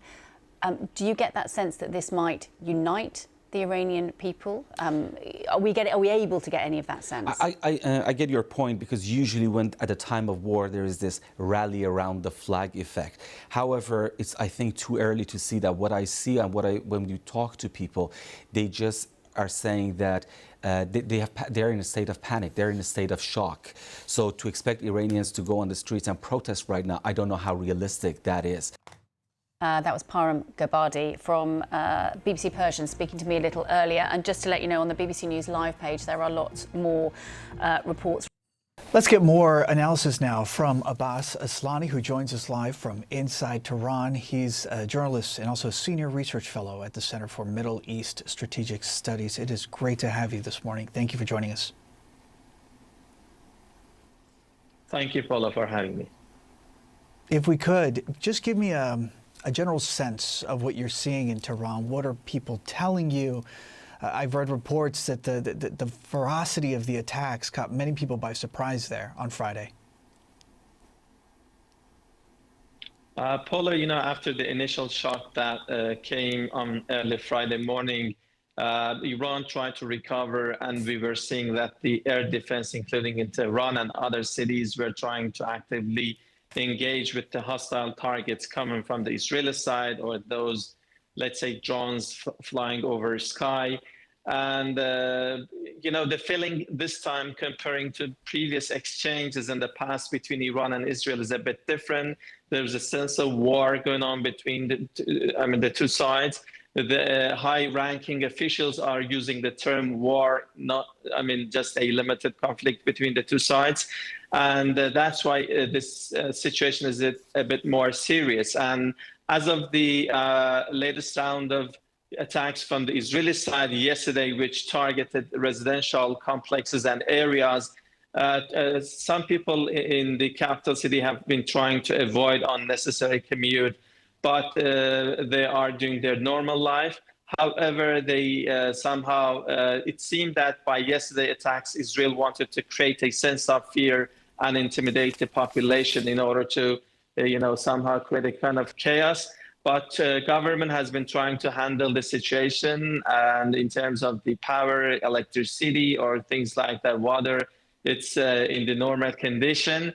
And in the meantime, we have been seeing from the Iranian side that gradually they have been trying to increase the efficiency and effectiveness of their attacks against Israel. Specifically, last night, they tried to use newer missiles and more missiles reportedly. And the Iranian officials, when they are talking, they have been not talking about a specific time for the end of this conflict, but they give the hint that this might continue in future. And if it continues, it will, become more crushing, and it will escalate into a, let's say, more complicated situation. And this indicates that, but why is that? Because when we are looking at the public in the country and in the capital city, we are seeing that this external threat coming from the Israeli side and this aggression has made different factions and different types of people to rally around the flag. And I was talking to even some people who are critical of the establishment and the government.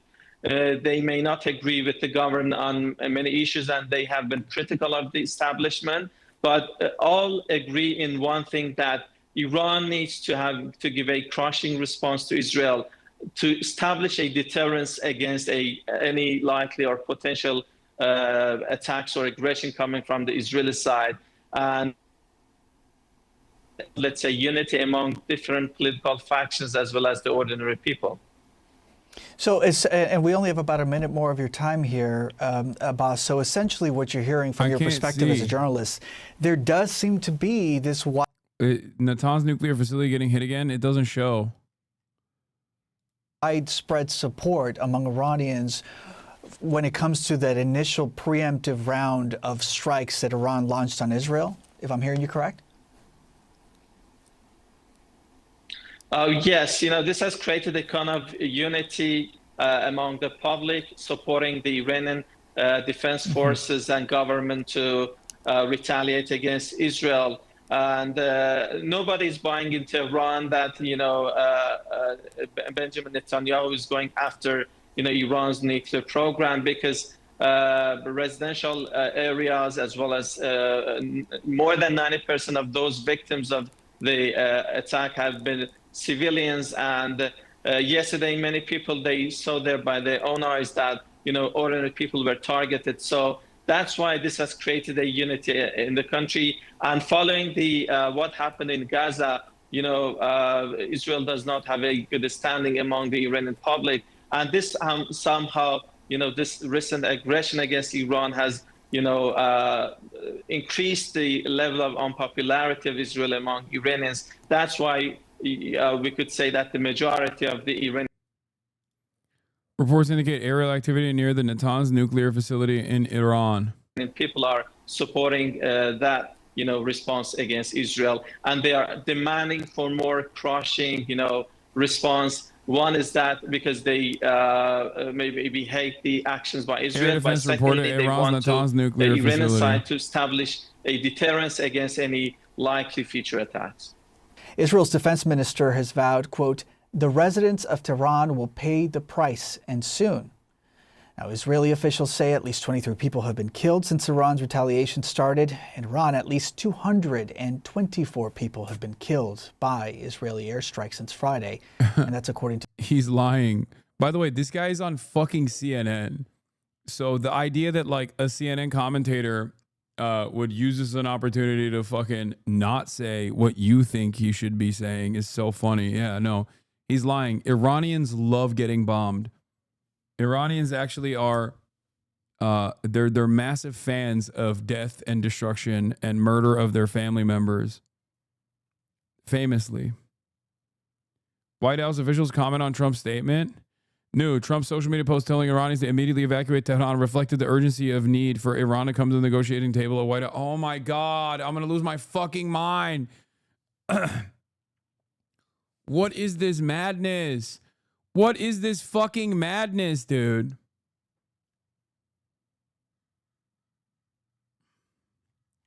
White House officials say Trump's post urging Tehran evacuation reflects urgency for Iran to come to talks. Oh, that's cool. There's I don't know. There's a different way to fucking say that, I think, without making it seem like you're just going to nuke Tehran. Guys, stop asking if Congress needs to approve any U.S. military action. Okay, please. What are you saying? What are you... Do you hear yourselves? Do you hear yourselves? Look at the country. Look at the state of this fucking nation. Stop asking me stupid fucking questions.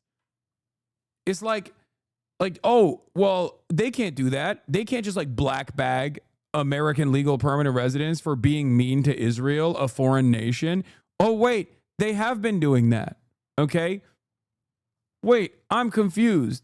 Are you telling me that America, the American executive leadership, the White House could just single-handedly decide to strike a sovereign nation? Yes. The answer is technically no, but nobody gives a fuck. Nobody, especially when it comes to war. Democrats don't even give a fuck. Like, look at Joe Biden. Joe Biden literally bombed Yemen, okay? Did he get congressional approval for that? No, he didn't. It didn't matter. Trump did it as well in the first term, and Trump did it as well in the second term already. Again, bombing Yemen. There is no more, or Syria. There is no congressional approval.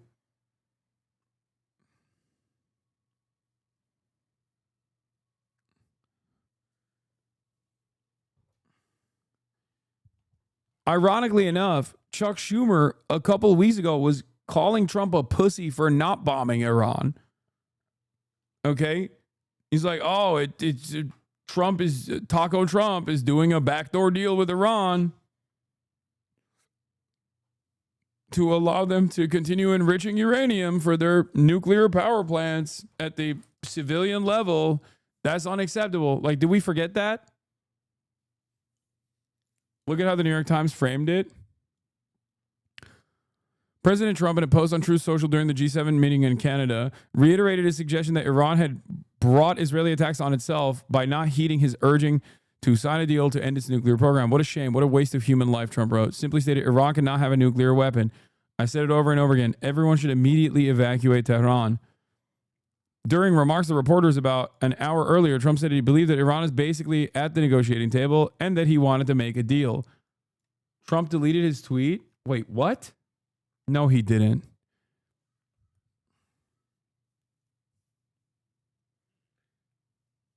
Also, why should any country ever trust the word of America ever again for the rest of time?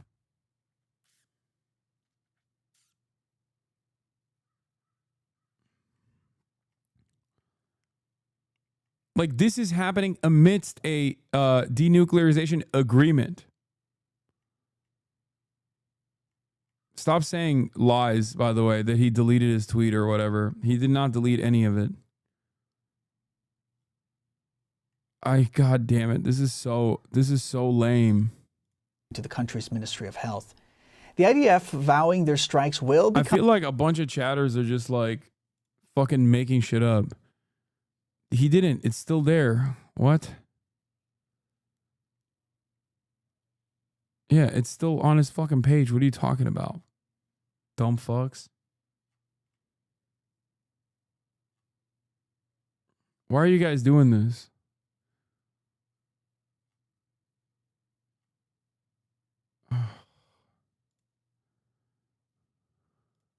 Become even more intense. And Iran's president says that the country's response will escalate as well.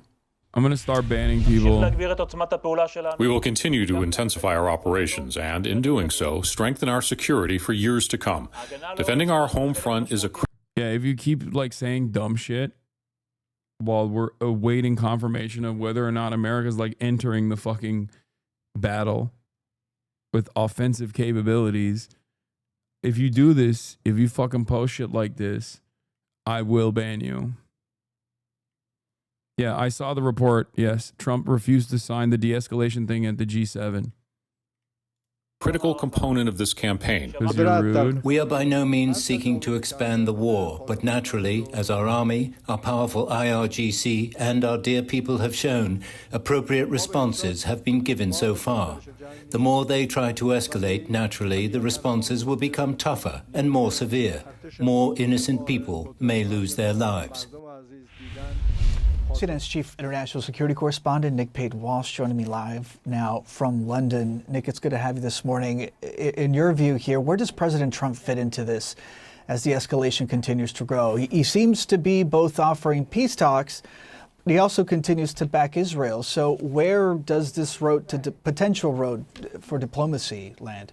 Yeah, I mean, it's been particularly opaque to work out exactly what the Trump administration wanted prior to this, and now it appears that they label these Israeli strikes as very successful. Exactly what they think their future position may end up being here. But President Trump, over the past hours, has said that the Iranians are talking, suggested that perhaps there could be a deal here. And I think for the moment now, while it appears that, as far as we know publicly, the United States is not materially involved in these Israeli strikes, that they may be holding themselves out as a potential off-ramp for some kind of diplomatic de-escalation here. Now, clearly, there were suggestions overnight too that an Israeli thought to kill the Iranian Supreme Leader, Ayatollah Khamenei, may have been something that was vetoed by the United States. And so there are suggestions potentially that the Trump administration is maybe trying to have it both ways, suggest they have some sense of control or veto power over exactly what Israel does, while at the same time aren't necessarily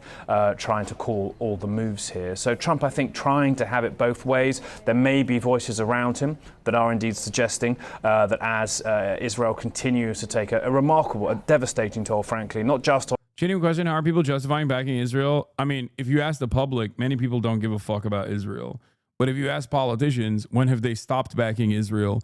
If you ask the media, when have they stopped backing Israel? If anything, after 19 months of child Holocaust that was live streamed, there was a brief moment where the media got a new permission structure to finally criticize Israel a little bit, only to have that completely fucking reset as soon as, what is it effing again? Mini F, tiny F? Okay, calm down, everybody. Only to completely reset on that position as soon as Israel launched another fucking attack, this time against a sovereign nation with an actual with actual targeting and strike capabilities that can actually punish Israel and Israeli society from afar. We have yet to see the Iranian retaliation tonight, for the record. I know that they were saying that that was going to happen. A big retaliation was going to happen. And the fact that it hasn't happened could mean two things. That their capabilities are diminishing, or potentially that they were worried about the Trump statement as well.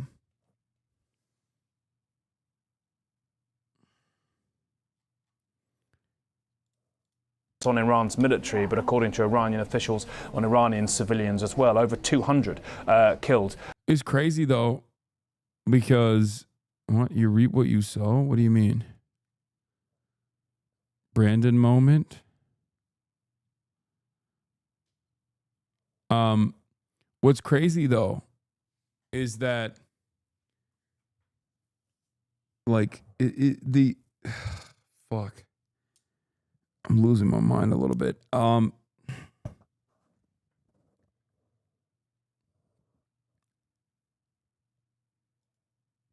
He's talking about Israel. I know he's talking about Israel. What's crazy is the idea that this is all about fucking denuclearization and getting Iran to the table is a lie. Okay? It has nothing to do with Iran getting fucking nukes. Does America not want Iran to get nukes? Of course. But the reason why America doesn't want Iran to get nukes is because then they can't dominate Iran. The same reason why Israel does not want Iran to get nukes. Not because they're going to fucking use it, but the threat of being able to use the nukes would make it impossible for Israel to bomb Tehran in the way that it is currently. Nuclear proliferation in the age of nukes simply means you get to have sovereignty. Okay? That's all this means.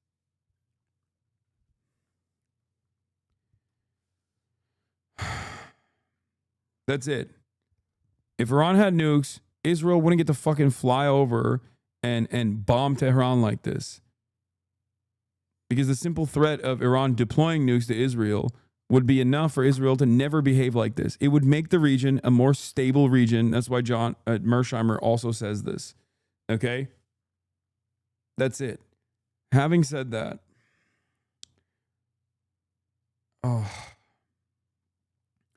the conversation around like Iran denuclearization is bullshit. Okay? It's fucking bullshit. It's not about Iran denuclearization at all. They want to do forcible regime change in Iran, and they are not shying away from killing a fuck ton of civilians and engaging in direct military action against the incredibly densely populated capital of Iran to do so. Just like the hostages being released was not a real goal for Israel. Did we forget? That's just a talking point. The real goal was ethnic cleansing. Hostages, as long as they existed, could be used as a reason to do ethnic cleansing. And once the hostages were on the throes of being completely released, okay, because the remaining hostages are prisoners of war. They're IDF soldiers that were captured. Now, Israel doesn't even talk about the fucking hostages. They're there. They don't give a fuck. They're still doing ethnic cleansing. The conversation has completely gone away. I wonder why. Because it had nothing to do with releasing the hostages or the prisoners of war at all. It had everything to do with ethnically cleansing the Gaza Strip and completely dominating the Gaza Strip and reoccupying the Gaza Strip. Just like Iran can't have nukes is a bullshit fucking reason. The real goal here is to dominate the Iranian public and destabilize it permanently, decapitate its leadership, and then put forth a puppet that they can control. Okay? I can't believe motherfuckers still go, bro, Hamas killed the hostages. Israel killed more hostages than Hamas has. What are you talking about? Israel is the fucking, Israel is the responsible party here.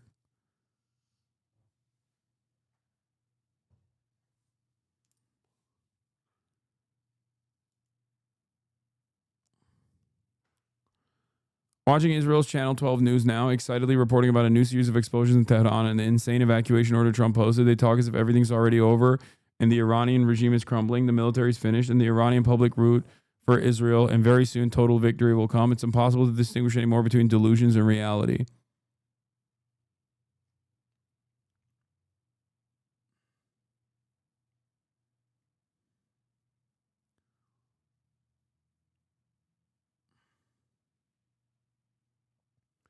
There is no way Trump actually posted this. Please tell me.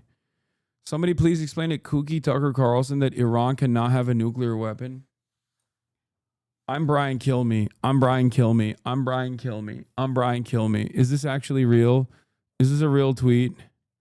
This is a real fucking tweet from Donald Trump. Donald Trump actually tweeted amidst a demand for full evacuation of a densely populated city, telling the civilians of Tehran to immediately evacuate, threatening to bomb Tehran into oblivion. He turned around and tweeted about how Tucker Carlson is wrong. Iran can't have a nuclear weapon.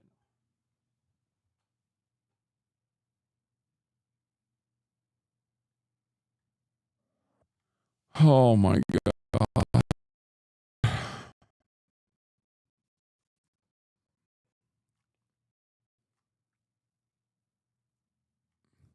Clown country. Utter clown show. Complete clown country. It's a F. Little F happened. Frame drop. I know.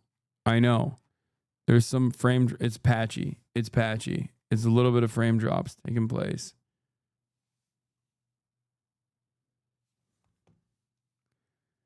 Tehran, 15 million metro area. Los Angeles, 13 million metro area.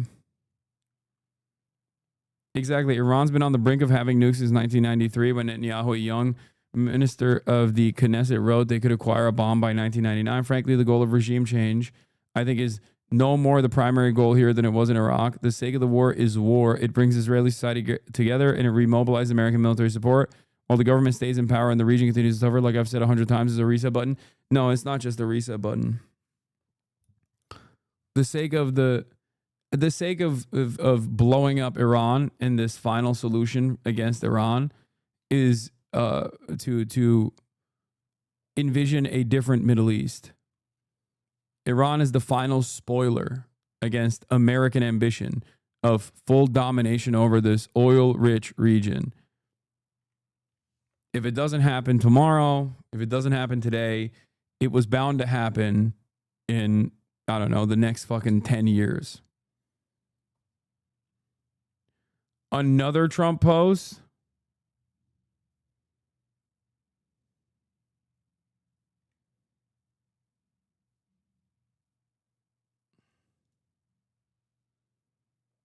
Tucker Carlson says in his newsletter that Trump is complicit in an act of war. Many in Trump's MAGA movement are not happy. A big chunk of them are isolationists who believe Trump would end all wars. Another chunk is anti-Israel. Tucker Carlson, this could be the final newsletter before an all-out war. U.S. says it was not involved. That's not true. Trump is complicit in an act of war. America first means many great things, including the fact that Iran cannot have a nuclear weapon. Make America great again. I'm sorry.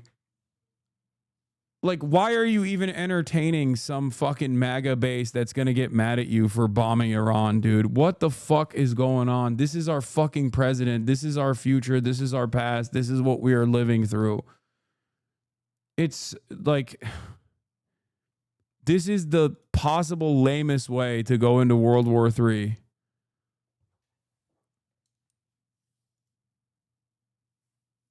Joe Rogan, regular, apologizes for supporting Trump, calls for impeachment.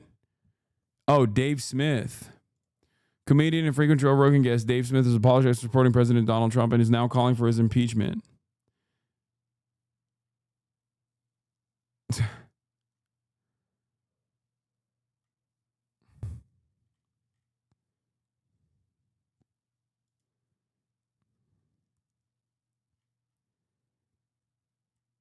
Watch the video on this. They feature you. Adjacent, maybe. They organically found themselves in this space. And I think the Republican Party took advantage of that very well. That same ecosystem doesn't exist on the left. It's not necessarily flooding the market with like a bunch of liberals. Like, oh, if we had like 8 more Pod Save Americas that kind of look like me, for example, like more bro-y, right? Then that would be fine. It's like, no, you can't podcast your way out of this problem. There was a list that looked at who had the top like election night coverage, who had the most views. And that list was populated exclusively by right-wingers except for me. So I'm out there. I'm here. But obviously, I'm not directly aligned with the top of the ticket or with many of the establishment Democrats and their attitude towards consistently and stubbornly defending third-way neoliberalism. There is a divide here that does not exist within the Republican base of support that will develop a relatively conservative audience. So I think this is an issue that has to be solved top-down. I think first, it's not about like 10 more podcasters or 20 more liberal podcasters. I think it's more so about the Democratic Party looking within and doing. Israel's using this as a reset button as well. It's not an accident that this was done right before the conference for Europe to recognize Palestine. Israel's trying to use Iran's pariah status among global powers to gain trust and support and stymie the growth of pro-Palestinian sentiment and policy. No, because the conference recognizing Palestine is meaningless. Like Ireland recognized Palestinian statehood a long time ago, and they still can't even fucking do BDS against Israel. So that part is just like, that's all messaging. That's all fucking bullshit.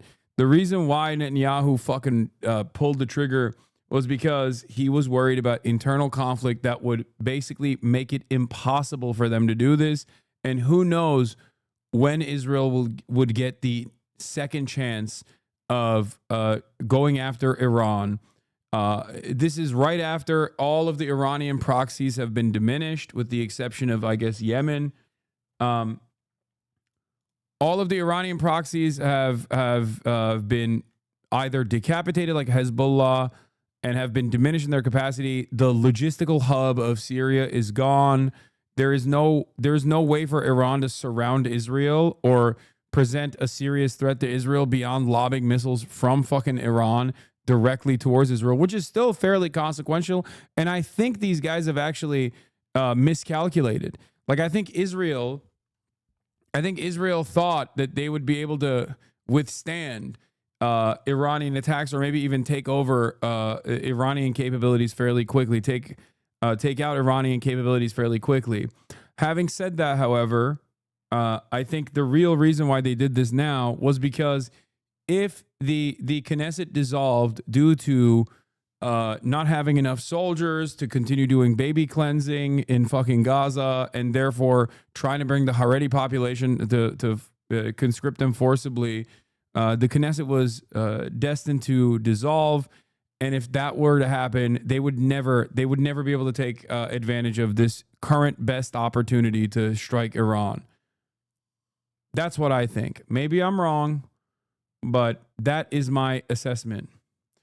Yeah, President Trump is leaving the G7 summit early, by the way, which is, again, not good news. President Trump is leaving the G7 summit early and will return to D.C. tonight.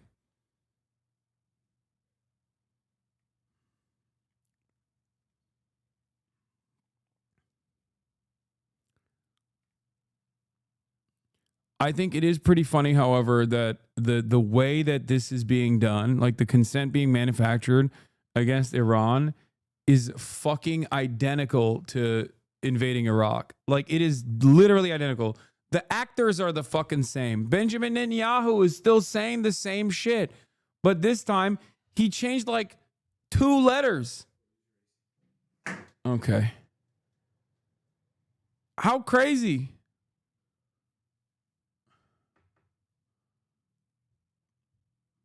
I guess not 2, 1 letter.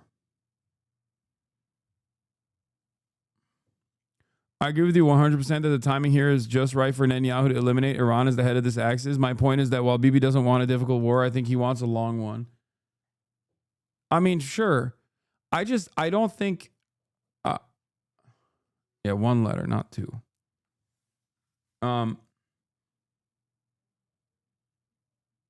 Anyway, President Trump, Caroline Leavitt says, President Trump had a great day at the G7, even signing a major trade deal with the UK Prime Minister Keir Starmer. Much was accomplished, but because of what's going on in the Middle East, President Trump will be leaving tonight after a dinner with heads of state.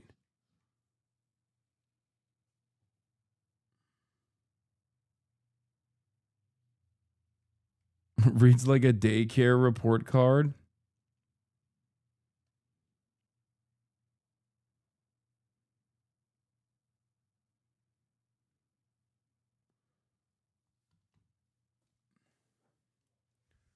Here's the full warning from the IRGC to Israel. Yeah, I saw this. The Iranian Revolutionary Guard Corps warns and orders the evacuation of cities. I mean, this is so stupid. In the coming hours, the IRGC Aerospace Force will carry out precise attack against occupied territories. Any city, facility, or center within the occupied territories will be considered a legitimate target. You must evacuate the cities immediately. Okay, this also features the Gaza Strip and even the fucking Golan Heights. What is this? What is this fucking stupid ass? Yeah, they're using the Greater Israel map. Nowhere is safe. We are going to bomb the West Bank. We are going to bomb Golan Heights. We are going to bomb the Gaza Strip. It's our time. Sadly, it looks like I was right. Trump set to launch neocon regime change war against Iran on behalf of Israel. He's done nothing to explain his actions to the American public or even his base because he can't. He's forcing Americans to fight Israel's war because he's owned. A gigantic U.S. Air Force deployment is currently underway. This is from yesterday. With over 20 aerial refueling tankers moving across the ocean, along with many more military assets, as Netanyahu pushes Trump to join Israel's war on Iran. I'm certain that Trump does not want the U.S. directly engaged in the war, that he fantasized about winning a Nobel Peace Prize by ending it, and that in any case, he's too mentally lazy to manage such a conflict. I don't think so. Because if he wanted a Nobel Peace Prize, he could have literally gotten one by telling Benjamin Netanyahu to stop the genocide. And he never did.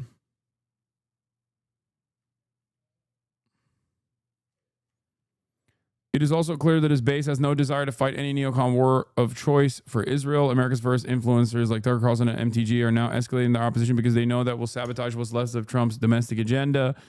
But this is the most Brandonized presidency.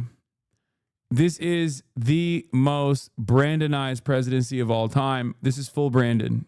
Trump is going full Brandon. Basically fucking sleepwalking into more genocide in Gaza and also an even further escalation of conflict in the fucking region. This is literally full Brandonization. This is it. Guy who came on, Brandon, what did he do? He ran against Trump saying he was the reasonable foreign policy leader. He won. He said he was going to be the adult in the room. Many people forgot this because of the last year of Brandonization, but quite literally, Joe Biden won the presidency in 2020 because he was supposed to be the adult in the room and bring back all of our allies. Okay? And he did the opposite. His administration was so damaging to the entire premise of the international rule-based order. There was no more international rules or laws. It was over, especially because of the glaring hypocrisy that even the dumbest fucking person could see between the way that we moved against Russia versus the way that we moved with Israel.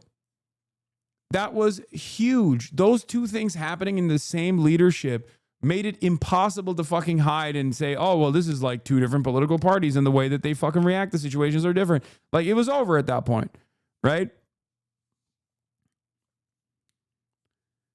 And then Trump came in, and what did he say? He said he was going to be the peace president. He said he was going to actually end the wars. Day one, he said. He ran against the Brandon regime and Kamala Harris specifically by claiming that he was a fucking peaceful dove, claiming that he was going to end the wars. He was going to be done with it. No more unnecessary wars, I say. I'm going to end both Ukraine and Russia day one, and I'm going to end the Israel-Palestine situation day one, okay? That's what he fucking said. What has happened since then? More war. No, nothing has ended. I'm willing to entertain how much more difficult it is to navigate through Ukraine and Russia because Russia is the responsible party for the invasion and it's a foreign adversary. But with Israel, the ethnic cleansing campaign could have stopped. He has all the fucking power. You know how he says, you have no cards. You have no cards to Zelensky. He has all the cards with Israel. He could say that to everything Trump said to Zelensky. He could have literally said to Benjamin Netanyahu. The humiliation that he put Zelensky through, he could have absolutely put Benjamin Netanyahu through 100%. He could have done that, but he didn't. He didn't do that at all because he also is a part of the uniparty strategy. Now we're getting double the fucking war. Full Brandonization, baby. Full fucking Brandon.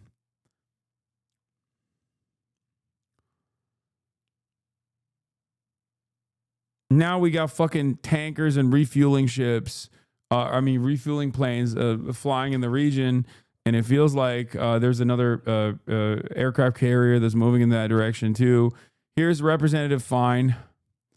God, I hate this fucking piece of shit. Randy Fine is one of the biggest monstrous pieces of shit out there. Thank you, POTUS. Bombs away.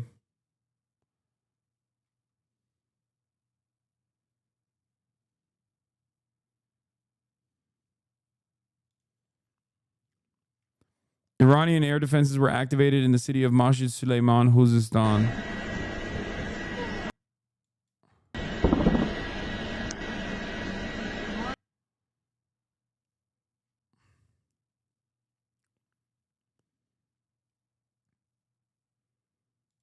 What is this? Let them fight.gif.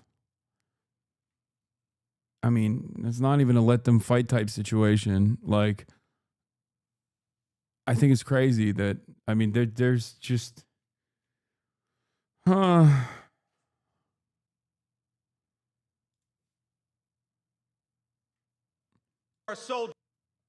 President J.D. Vance declares, we never ask you to go to war unless you absolutely have to at the U.S. Army's 250th anniversary military parade in Washington, D.C. And so to our soldiers, we're so proud of you, and let me tell you that the way that we honor and respect you is, number one, we never ask you to go to war unless you absolutely have to, and number two, when we do ask you to go to war, we give you the weapons and the support needed to kick the hell out of the enemy and come back home safely.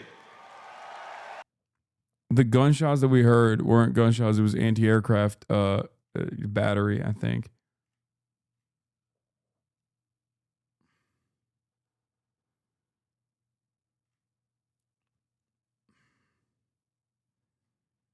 Imagine John Bolton's probably pretty sad that he didn't get to be a part of this. No, I don't think he cares. He's still nutting. He's still firing off the nuts. He doesn't have to directly be involved. You know what I mean? This is his baby coming to fruition. Here, let's hear from the Democrats on this. Global. Continue our conversation right now. Brett McGurk is joining us. Brett McGurk is a responsible party for the Brandon White House coordinator. What is happening? Brett McGurk is a responsible party for Brandon's Israel defense. Global affairs analyst. And let's see what he has to say about the Trump administration. I'm sure he's got a lot of smoke for them. Middle East and North Africa. We're seeing Iranian missiles hit central Tel Aviv and Haifa, for that matter, as well, going after oil refinery projects in Haifa. Where do you see all this going? I think if it comes back to one question, Fordo. Fordo is the deeply underground nuclear enrichment facility buried into a mountain about a half-mile underground. That is something the United States can take out. It's something the Israelis will have a lot of difficulty doing. If this ends with Fordo intact, you could actually have a worse problem. You could have Iran more inclined to go to a nuclear weapon, and they have that infrastructure intact. Wait a minute. Wait, I'm so confused. Everyone keeps yelling at me saying that the Democrats would be very different than Donald Trump on this issue. This is so weird. Here is the former White House coordinator for the MENA region, Brett McGurk, who I believe famously told Israel to strike Lebanon now. Wait. But I thought foreign policy wasn't fucking uniparty. What's going on? This is Brandon's guy. This is the guy who was the prime guy. This was basically the fucking Steve Witkoff, more than Anthony Blinken. Actually, ironically enough, Marco Rubio and Anthony Blinken would be the analog here, and Steve Witkoff and Brett McGurk would be the analog between Trump and Brandon. So why is the Steve Witkoff of the Biden administration on CNN in line with the Trump administration's militancy? Two ways to deal with Fordo. Number one, a diplomatic deal. I think if the Iranian Foreign Minister Abbas Araghchi called Steve Witkoff, President Trump's envoy, tomorrow or today, and said, hey, let's sit down on the deal you put down a month ago. Remember, the U.S. put down a deal a month ago to basically get rid of the risk of an Iranian nuclear weapon. I think that this war would stop. The second way to take out Fordo is a military operation. Wow, that's even better. Fordo is the Iranian deep underground nuclear facility. Israel currently does not have the tech to be able to bomb it. Their bombs simply do not reach that deep. Okay? America is one of the only allied countries to Israel that has the Moab style bunker buster bombs that they could potentially deploy to blow it up. They need a B-2 bomber. And it's weird because here you have Biden's got, even for the record, like even it's not a guarantee that even like American munitions could actually hit it. Open presents, thank you for the 50 big ones, the 50 bones. Okay? It is super deep underground. The earth still reigns supreme when it comes to withstanding explosive ordnance. Okay?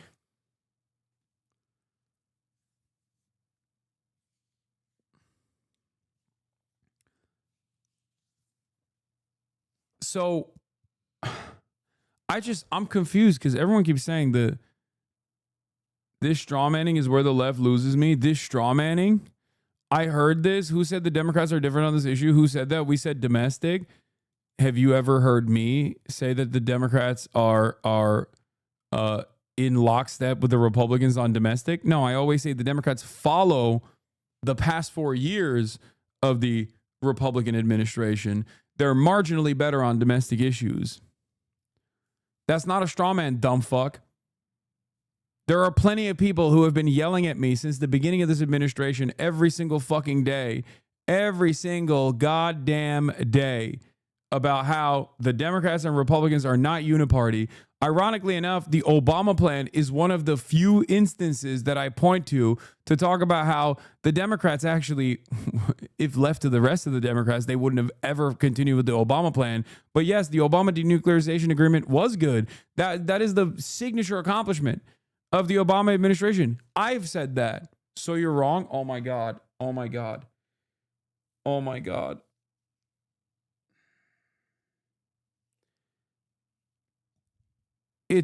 No, I'm not wrong about the uniparty. Chuck Schumer was against the fucking denuclearization agreement, you dumbass. The fuck are you talking about? There are going to be every now and then some differences, but ultimately it is directionally the same, okay? You are so fucking stupid. You literally said, I heard this. Who said the Democrats were different on this issue? And then went, well, what about Obama's plan? Where is Obama's plan? It's gone. Why didn't Biden bring it back? Biden was Obama's vice president. Why didn't Joseph Robinette Brandon bring back the Iran denuclearization agreement? Because of Trump? Oh, I'm sorry. I didn't realize for the first 3 fucking years of the Biden administration, Donald Trump was actually running for president. Because of Trump? He couldn't? There were no relations? That's not true. That's fucking bullshit. You are wrong. Biden even hired some of the same people that Obama had initially to restart talks with Iran. Why didn't they follow through on it? Trump destroyed our ability to negotiate. Oh, get the fuck out of here, dude. So why is Biden's fucking literal MENA region director, who was responsible for their entire Middle Eastern operations, over here saying, we got to bomb Fordo then? Is that also because of Trump? Is that also because of Trump? What's going on? Some of you guys will move the goalposts wildly, will swing it around wildly with the hopes of defending the least popular party in this country, less popular than even the Republicans. And the Republicans are also deeply unpopular. I don't understand why. Do you work for the Democratic Party? Is this what your job relies on? Do you get fucking pay stubs? Like, what is happening here? It doesn't make sense. What is this defense of a falsehood? You sound like a fucking QAnon supporter.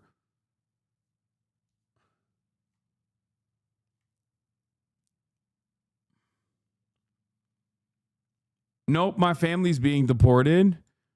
My family's being hurt. Dude, don't ever fucking come in here and act like I haven't been screaming about the Democrats and their refusal to fucking defend undocumented migrants when Kamala Harris literally repackaged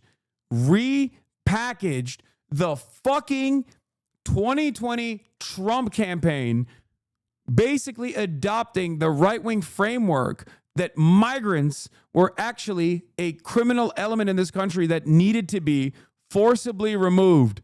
That's what the Democrats did for your family. So go fucking yell at them instead of trying to yell at me, you dumb fuck. God damn. She would have taken their work visas? Maybe. Maybe.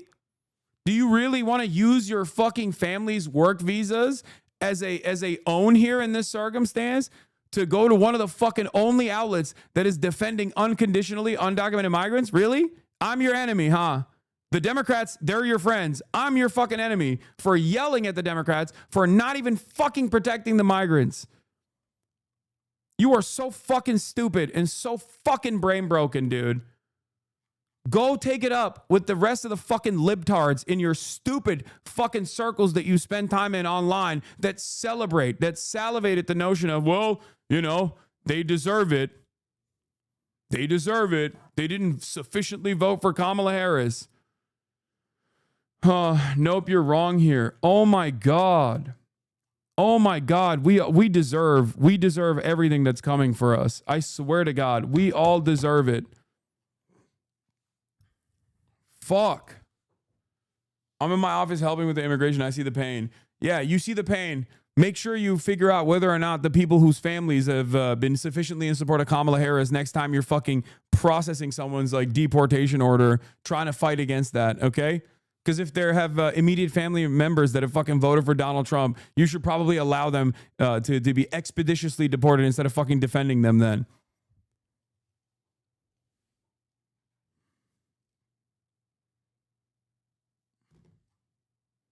I don't do that, which is the straw man. I don't know what you fucking do. All I can say is you are so firmly committed and invested to defending the Democratic Party that you move the goalpost to immigration, which again is a fucking weakness for the Democrats. And it's only a weakness because they never defended migrants, because they don't give a fuck about the migrants beyond a talking point. And the quicker you as an independent voter realize that and demand change from your own fucking elected representatives instead of coming to a fucking person who actually does have a real commitment to fucking defending migrants, the better this will be for you. The more productive it will be for you. You stupid fucking moron.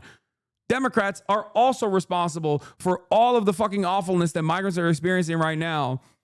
They normalize this sentiment. I've been begging since 2021 for the Biden administration to actually develop a counter message to get ahead of this problem before the Republicans use it. I've been saying it for the past 10 years, but especially detailing exactly how things were going to unfold for migrants if the Biden administration didn't quickly follow through on their fucking promises of amnesty for migrants, keeping them in undocumented limbo instead of keeping them in undocumented limbo, to actually go after and tackle this problem and counter message aggressively. And they didn't do that. And what did they do instead? Waited out 3 fucking years, allowed this problem to fucking fester, allow the Republicans to message about how migrants are fucking eating cats and dogs, like your Haitian relatives are eating cats and dogs, is what the Republicans said in order to win the election. And the Democrats, even at that point, couldn't turn around and be like, this is insane. This is not true, that migrants are not actually responsible for crimes in this country. Okay? Holy fuck. If you cannot at this point realize that when the counterbalance, the counter message, and the counter mechanism that is supposed to be in place against growing fascism in this country is the Democratic Party, and they've dropped the ball in spectacular fashion when it comes to every single issue, including but not limited to even migrants, turning around and basically admitting that the Republicans are right and that the migrants do constitute a national security threat, which is exactly what the Democrats did. October 6th is when Biden came out, before October 7th, one day before October 7th, Biden came out and said, we are also going to build a right wing. We're going to build the wall. We're going to build a right-wing piece of legislation to combat the crimes that migrants are committing in this country. That was fucking bullshit. That was never real, but they conceded on the right-wing framing. And a big part of the reason why this issue became a 60-40 issue, 60% in favor of fucking mass deportation as opposed to amnesty, was because the Democrats also admitted on their side that this was actually a real national security problem for the first time ever. In contemporary Democratic Party history, for the first time ever, Democrats literally came out and said undocumented migrants are actually constituting a fucking national security problem. They gave ground but wouldn't take work visas. You are such a fucking moron, dude. You are such a fucking donkey. Who gives a fuck if the Democrats would offer temporary work visas while simultaneously literally admitting a falsehood that the Republicans had presented, that they are actually a fucking national security threat? They are pushing the needle in the direction of mass deportation, and the Democrats are not fighting against it. So of course Americans are going to start believing that they are actually fucking criminals. This is my point.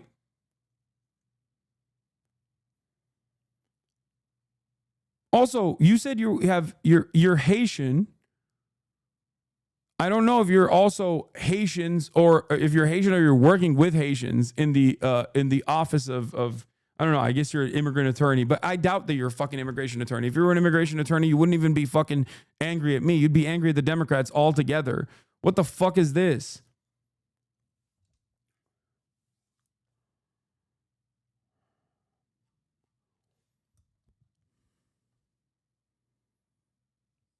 That's not a leap.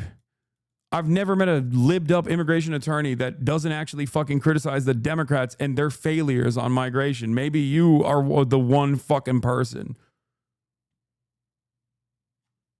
Anyway, I'm done with you. Suck my dick.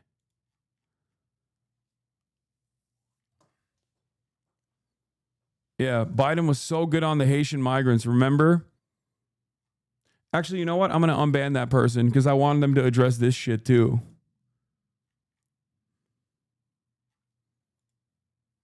What was the fucking account username? Chat.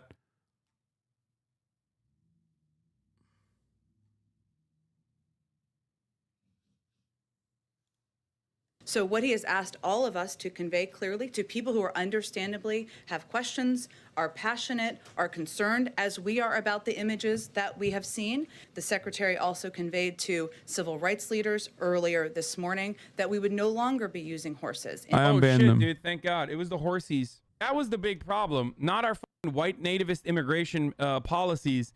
It was the fucking horses. We're going to punish the person for using the reins as a whip because that's unacceptable protocol. Like, well, maybe you're fucking missing the forest for the trees there a little bit. It's not that people are just upset about like endangering people by using horses and whips, which It was 4 years ago.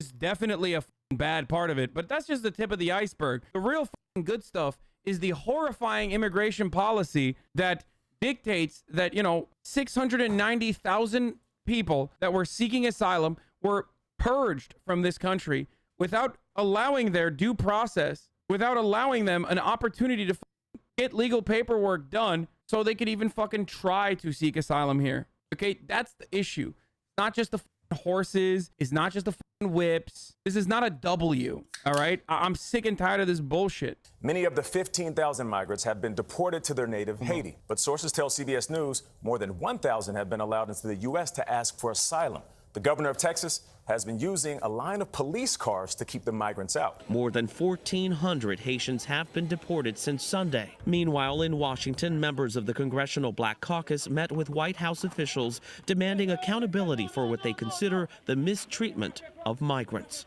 We witnessed cowboys with their reins again, whipping black people, Haitians. What's your take on this? What do you think? What do you think my take on? He wasn't perfect. He did go hard after undocumented. Point was documented. People who did everything right, saved in Haiti for years with no money. Trump going after documented is crazy, even don't know how to navigate most cases. I'm going to fucking lose my mind.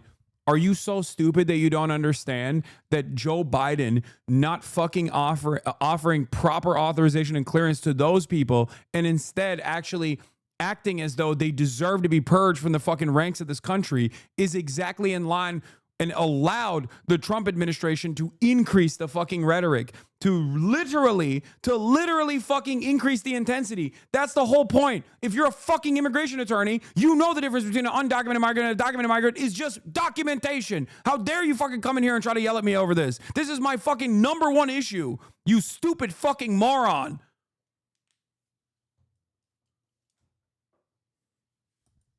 Exactly? What do you mean exactly? What do you mean exactly? The fuck is wrong with you? You just admitted that the Biden administration was going hard after undocumented migrants. God damn, you are so dog shit at your fucking job, dude. Holy fuck. I'm going to come to your fucking office and do the proper clearance and the proper paperwork instead of you. Holy fuck. You didn't go against that? What are you talking about? You're coming in here telling me how to do my fucking job. Clearly, you don't even do your job right. How about you worry about your own fucking job, stupid? Imagine trying to fucking rage bait me over immigration as an immigration paralegal or whatever the fuck you do, seemingly, while defending the fucking liberal administration's idiotic white nativist policies. The fuck is wrong with you? Rage bait Lamau. Okay, suck my fucking dick. Now you admit that you were rage baiting me. I'm glad you got your fucking rocks off, moron.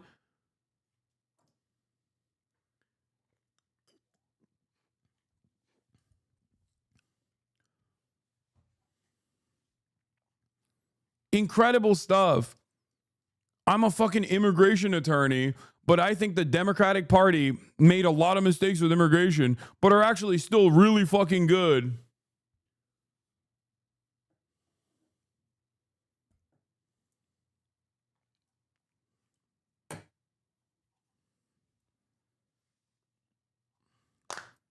I'm an immigration attorney, but I'm here to fucking trick you by behaving like a fucking moron. New Chinese embassy update. We urge our citizens to leave Israel via land towards Jordan as soon as possible. What the fuck? There's Chinese people in Israel. Yeah, Trump wants everyone in the Situation Room when he arrives at the White House tonight.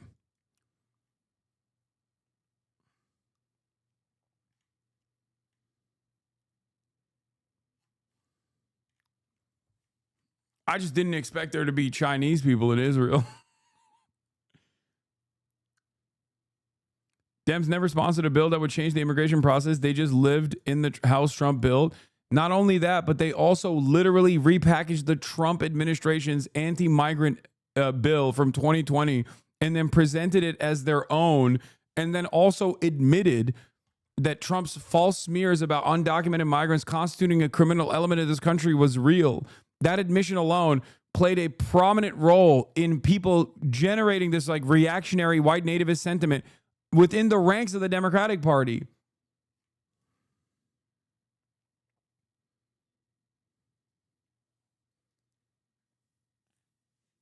I watched Chinese people in Bilibili doing a vlog of the strikes yesterday in Tel Aviv. Yeah, no, it's the meme. I'm saying, no, it's fine. I just didn't expect them to be Chinese.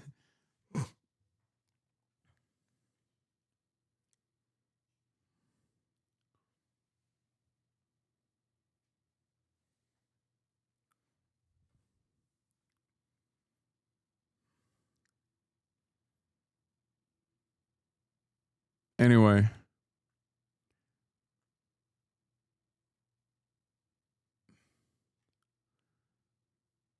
Fox News keeps pushing that only U.S. can take out Fort Al. Maybe they're lying. Maybe Israel has a weapon as well that America gave it or something. I don't fucking know anymore. Ay.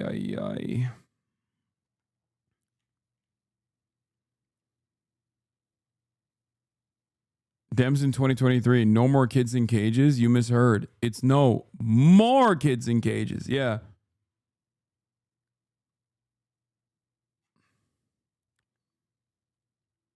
Some of the recent major strikes from Iran. Wait, is this new? I don't believe this. This is happening right now. This is old, probably. This is old footage, chatter.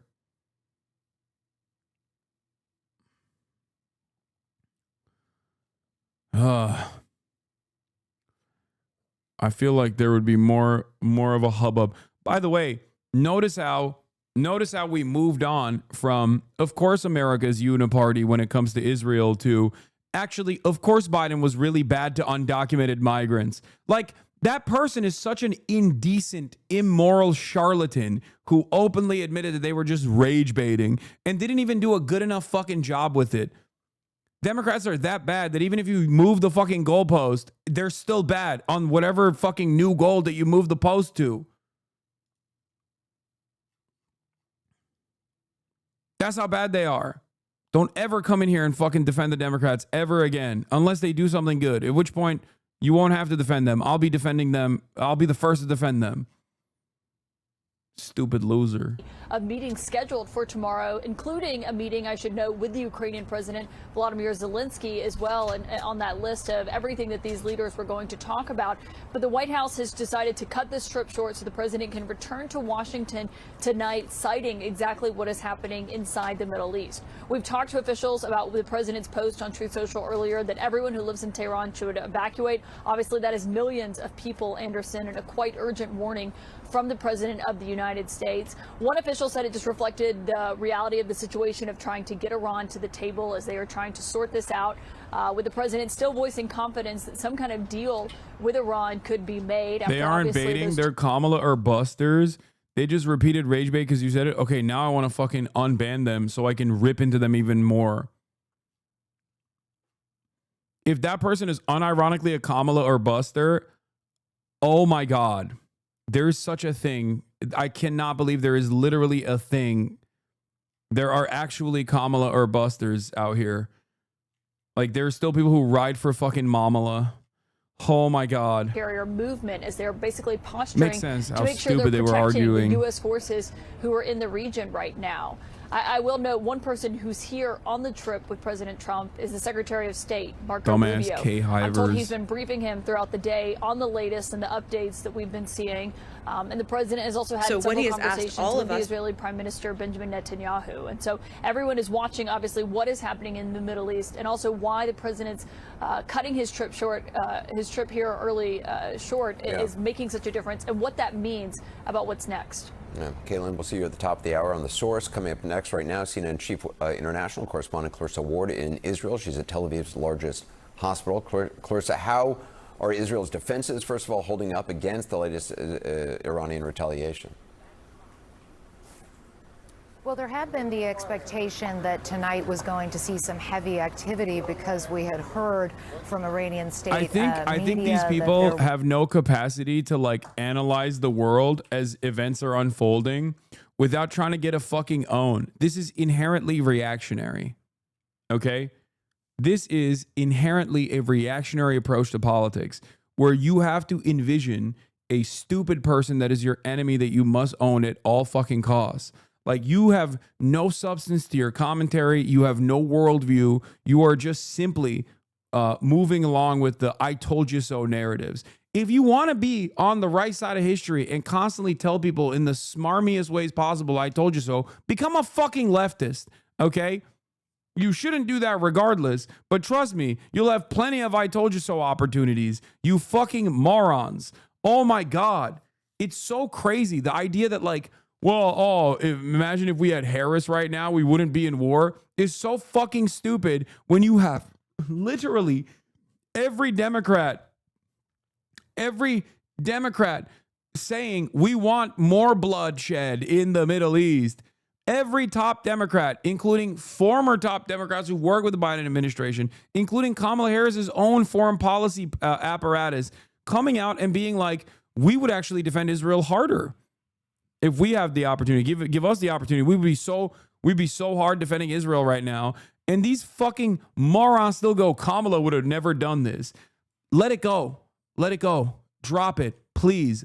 I don't want to argue with dipshits that have this kind of opinion right now in this like time of unprecedented danger that Kamala Harris would certainly also be on board with. Waltz was significantly more progressive than Kamala. Murat! Fuck! The nuclear Jesus material Christ, that they're dude. working with, that remains. And unless the U.S. is involved, it's a real question whether or not they can actually take out both of these Iranian nuclear facilities. And it's interesting, Henderson, you know, when you talk to people here about the possibility Swear to God, of, okay, he's a look, it looks fucking like Iran has aerospace made engineer, but he has the IQ of a fucking plankton, dude. He opens the door and revs the engine to his fucking dual sport literally outside of the fucking house, like right next to me. I can smell the fucking fumes. I'm losing my fucking mind. I don't know why he has to always use industrial equipment or loud sounding fucking motorbikes right next to me with the fucking door open. Progress has already been made in that endeavor. But if the objective is to completely dismantle it, to ensure that it can never be resurrected, that seems to indicate that regime change is really the desired outcome here. Not clear how that would transpire or what that would look like, but certainly that is raising a lot of anxiety, Anderson, across this entire region. Yeah, Clarissa Ward, thanks very much. We're going to check back in with you later on in this hour. I want to get perspective now from CNN Global Affairs analyst Brett McGurk, former Middle East and North Africa coordinator for the National Security Council, also retired U.S. Army Colonel Pete Mansour, senior fellow at the Mershon Center for International Security Studies at Ohio State University. Colonel, first of all, what's your read on the president's social media post calling for the evacuation of Tehran?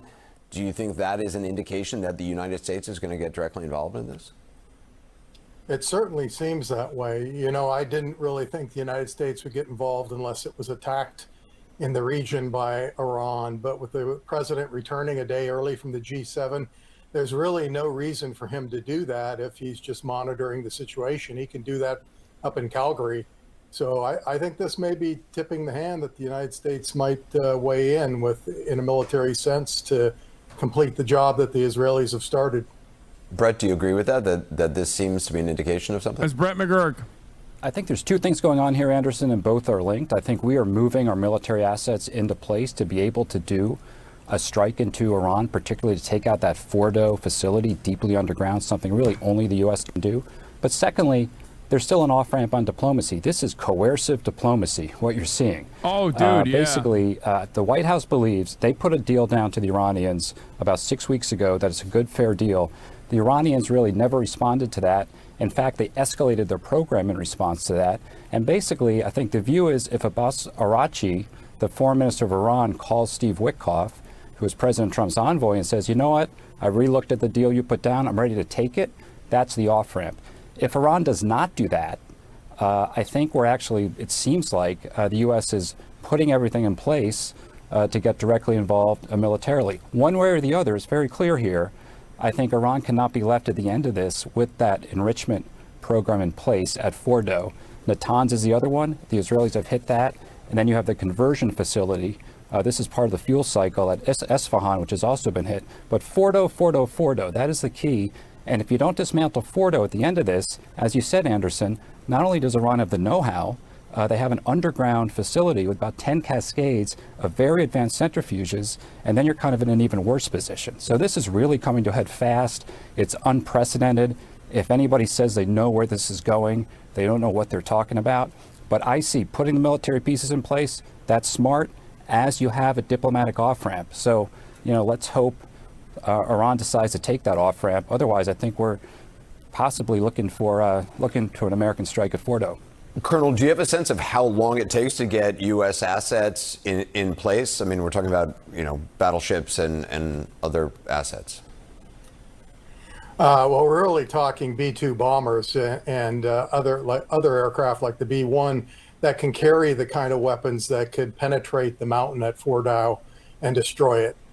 You know, some of those systems are already in place. They're at Diego Garcia in the Indian Ocean. They're at Qatar.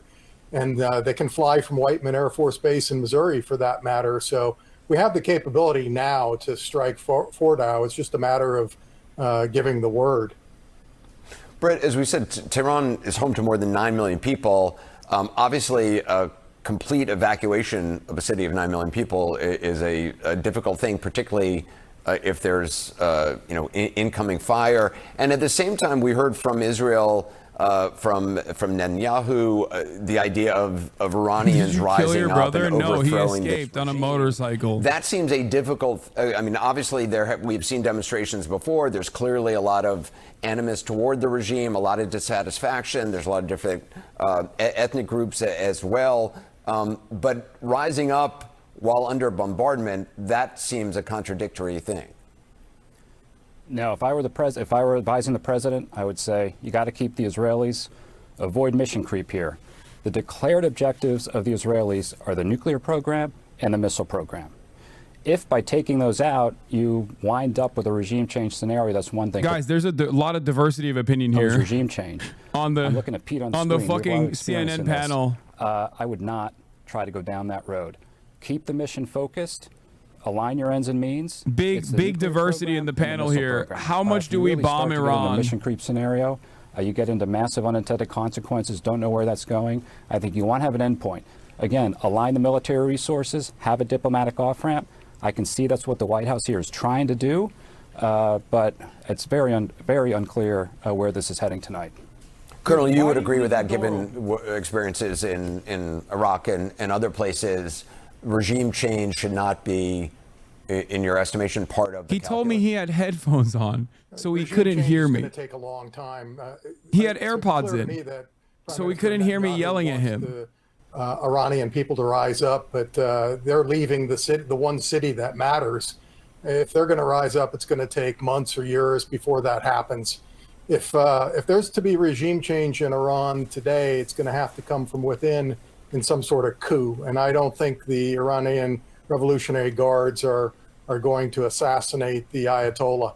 So I agree with Ambassador McGurk.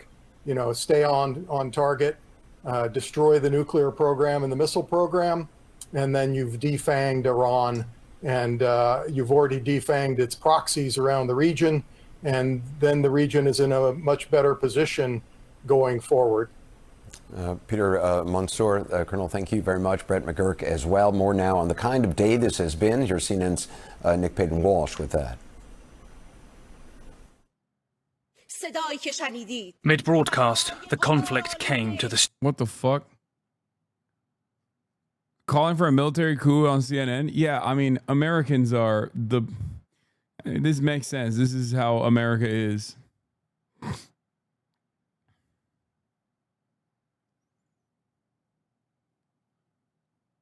Are we unironically talking about assassinating the head of state of another country? Yes.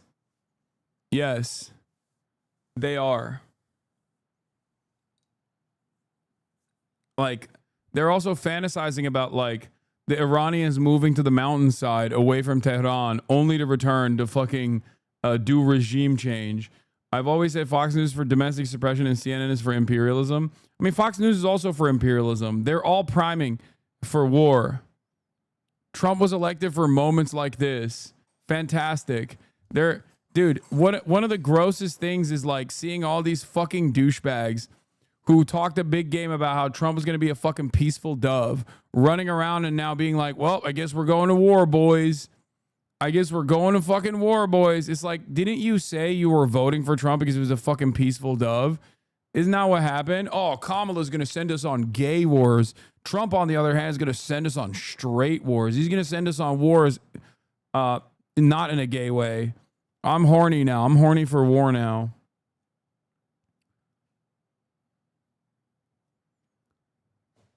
God damn it, dude. Fuck. The Middle East don't count. No, they were actively shitting on Kamala Harris, being like Kamala Harris is a fucking war hawk. Trump, on the other hand, is a peaceful dove. This is why I get so. I think this is part of the reason why I get so mad at dumb fucks that say shit like this. You know what I mean? That people that go, oh, the Democrats wouldn't be putting us in this mess. It's like the Democrats put us in this mess. What are you talking about? I don't care. I don't care what party representation someone has, as long as they're like actually actively anti-war.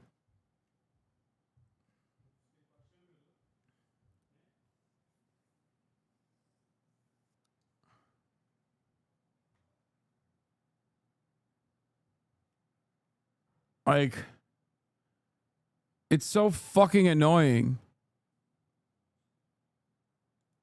Will President Trump destroy MAGA by going to war with Iran? Open Presence, thank you for the 100 gifted subs. God damn, Open Presence has been fucking going crazy in the chat.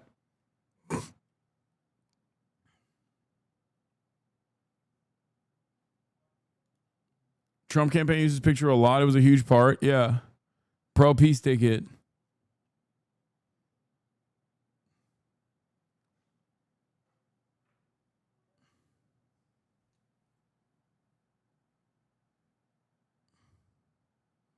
I think it really might happen. My dad is in the ICU. My active duty brother was in the midst of arranging to come home and be with us. Now he's been radio silent for 5 hours. Oh, yeah. I have no, like, I have, God, I hate these fucking losers. I hate all of these fucking dumbass Trump supporting losers who literally were like, oh my God, Trump is going to get out of all these wars. He said he's going to end both Ukraine day one, end Ukraine and Russia, end fucking Israel, Gaza, Israel, Palestine, Israel, Hamas, whatever you want to fucking call it. He's going to end it all. He's pro-peace. So fucking stupid.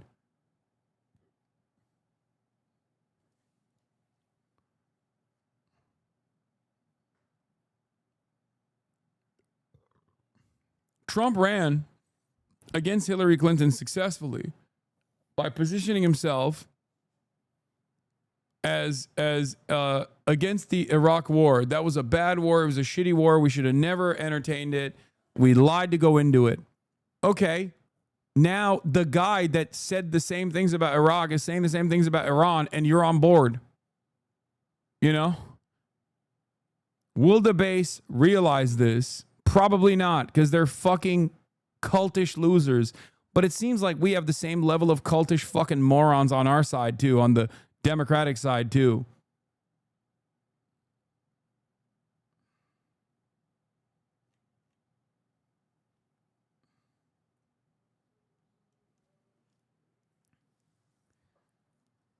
Liz Frieden, Fox News Pentagon. The U.S. is not striking Iran and remains in a defensive posture, a U.S. official tells Fox News.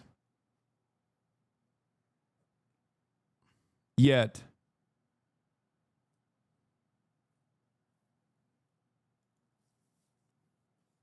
Yeah, CNN continues to promote Middle East announcements from Biden aide Brett McGurk, who directed U.S. support for bloodshed, strategic drift in Gaza and Lebanon. He now says the U.S. can reach a diplomatic outcome by moving towards direct involvement versus Iran alongside Israel. McGurk's role in the venture capital firm called Lux Capital that seems focused on expanding its influence in the Middle East, his founder Josh Wolf, has for been days promoting pro-war content, including the surreal claims Iranians will welcome military-enforced regime change. Do you have more information about McGurk or other former Biden administration officials who led us to this scary moment that the public deserves to know? You can reach me at akbar.58 on Signal. A privilege to celebrate Founding Day with His Royal Highness Crown Prince Mohammed bin Salman, plus Lux venture partner Brett McGurk. MBS and Kingdom of Saudi Arabia are taking key role in diplomacy on all key conflicts. That's how you know these motherfuckers are going to slaughter Iranians, dude.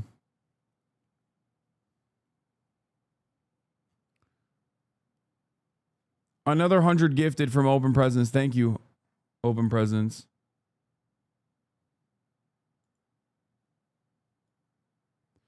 Remember what I previously said. Obama will someday attack Iran in order to show how tough he is. 2013.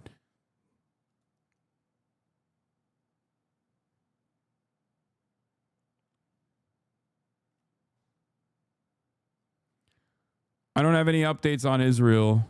The only thing that we're looking at, I haven't even covered the fucking Minnesota shooter yet. The only thing we've been looking at all day is the Trump administration now actively moving in a way as though they're going to start striking Iran together with Israel. They're sending this talking point to all the media. U.S. is not joining Israel offensively in its military operation, per U.S. officials, despite reports that President Trump asked the NSC and Situation Room to be readied. I'm told NSC cabinet members are already on standby 24 hours a day, including since Israel's Operation Rising Lion began.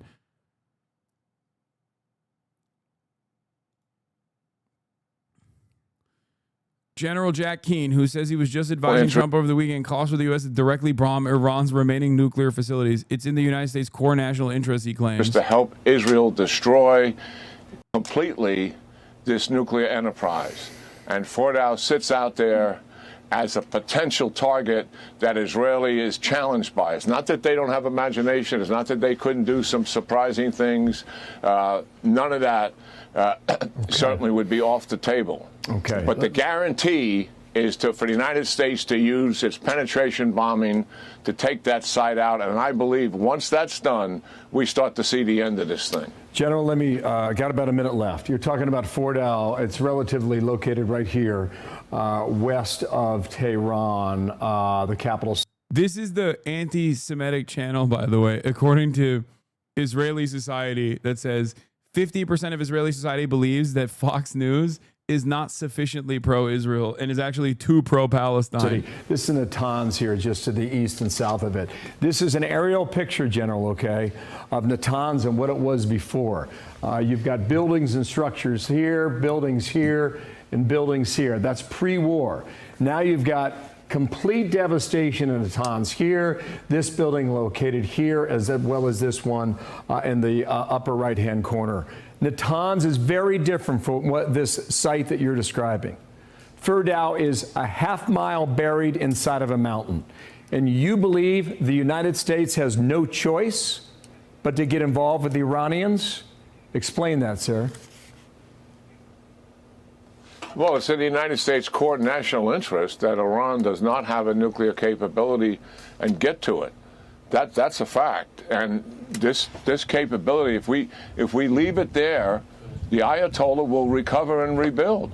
And that's what he's absolutely counting on. That's why he never was willing to dismantle the program himself with verification. That would end his program. Here he believes he has a chance. And that's what these guys are all about. And for all the chatters who are too young and never read in history books how America massaged the narrative to go to war in Iraq, it is unfolding in front of your eyes in real time, in broad daylight. Every single outlet, full tilt, go baby go, WMD part 2. It's literally happening. It's a 1-to-1. It is a fucking 1-to-1. Even some of the players like Benjamin Netanyahu are the same, and they're using the same language. And we've got to finish what we started here. We can't look like we haven't come to the assistance of. Doesn't even have the wattage left to come up with a different rationale than Iraq. I once thought that Bush and Blair had forever poisoned the well for WMDs as a cause for preemptive war, but nope, this senile pedophile doesn't even care enough to try.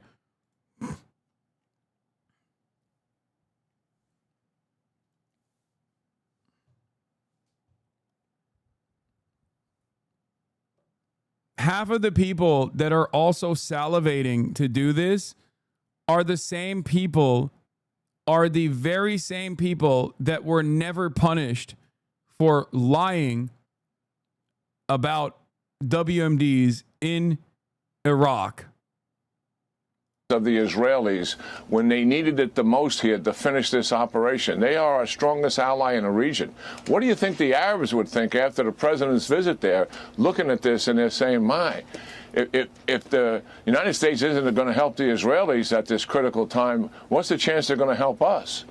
And does this motivate Putin a little bit more to stay the course in terms of what he's doing, and President Xi, if we don't help the Israelis finish this off? It's their operation.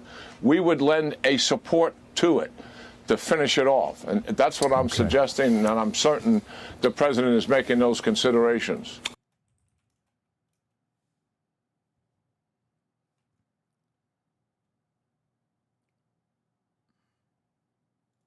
Here is also Glenn Beck. Has Israel...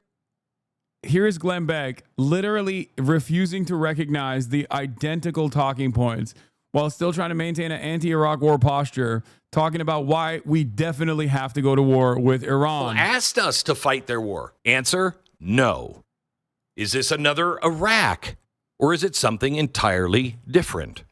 Well, let me tell you what makes this moment unlike anything else we have faced before. First, this was not a call to war. This was not a land invasion. This is not a campaign to topple a regime and then sit around for 20 years trying to rebuild a culture that doesn't want what we have. Even though Iran, the Iranian people are good people, the Persians are great people, and they do want a life like ours. But this was targeted. This was surgical. This was preemptive. Not against an idea, not against a guess, against the very real, very stated intentions of a regime run by men who do not think like we think, okay? They do not want what we want. We choose life. They literally choose death. That is as clear as it is. Do you choose life or do you choose death? That is a culture of death. So I want to start with the clerics of Iran.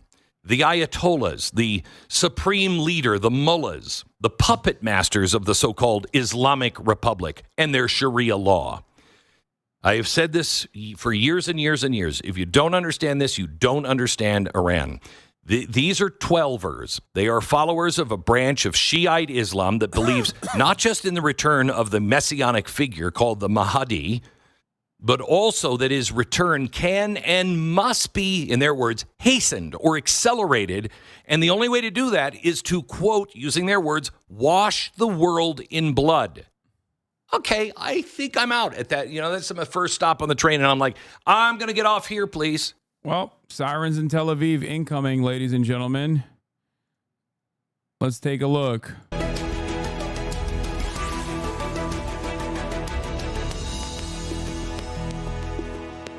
Hello there and welcome to the program. I'm Nick Clark. So it's been several days. Israel now Defense since Forces Israel detected the launch of ballistic surprise missiles attack by on Iran against The Israel. conflict has, of course, since escalated, with each side launching dozens of strikes.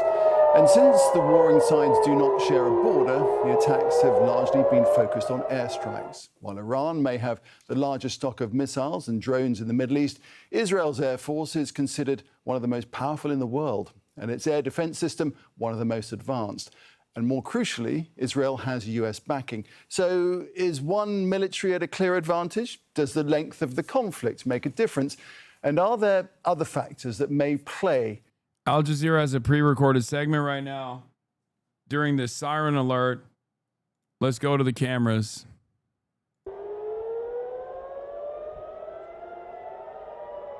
This is a Turkish channel. Sokak Kedisi. Stray cat.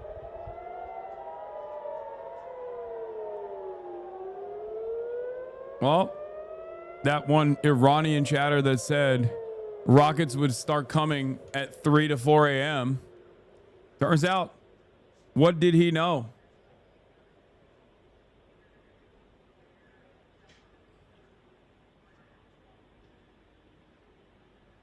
Siren stopped.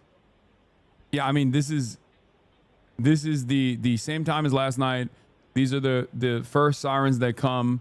They're not going to be the rockets are not going to come yet.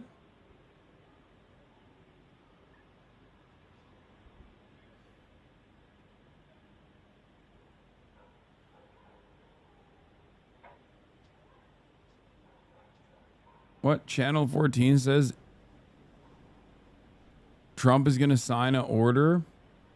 It was Khamenei in the chat. Do you know how long it takes for rockets to reach? Once we get like confirmation from the Iranian side of launches, it'll be around 10 to 15 minutes. I think it's like a 10 to 15 minute but we don't have confirmation on the launches. Any valid info on cyber attacks against Israel? Channel 14 was actually attacked.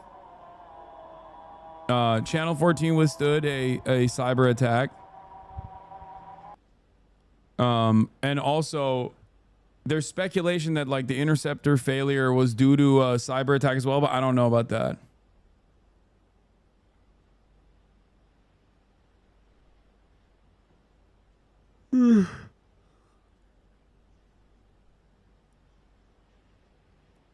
Chatter in Israel here. Sirens came without the usual 5-minute wait. Really unusual. Heard explosions. We haven't seen any visual confirmations of explosions.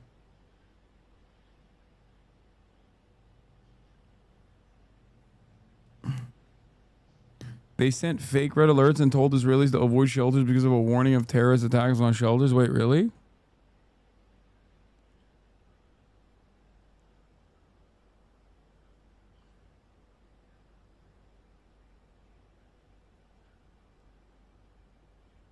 Be in the Situation Room pretty soon with the president.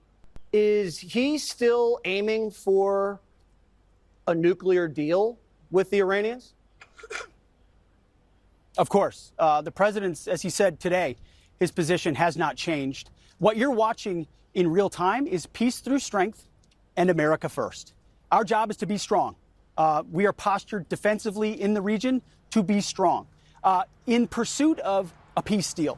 And we certainly hope that's what happens here. And America first means we're going to defend American personnel and American interests. So when you see jets and you see air Cyber defense Authority assets, warns against counter fake UAS messages. assets, that's because my job as the Secretary of Defense is to ensure that our people are safe and that we're strong so that we can set the conditions for a deal. And President Trump's made it clear it's on the table. The question is whether Iran will take it. Be in the Situation Room pretty soon with the president.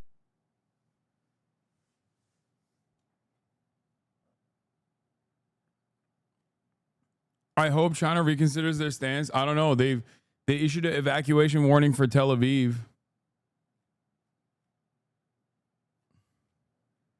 So who knows? Who knows what they're fucking cooking up?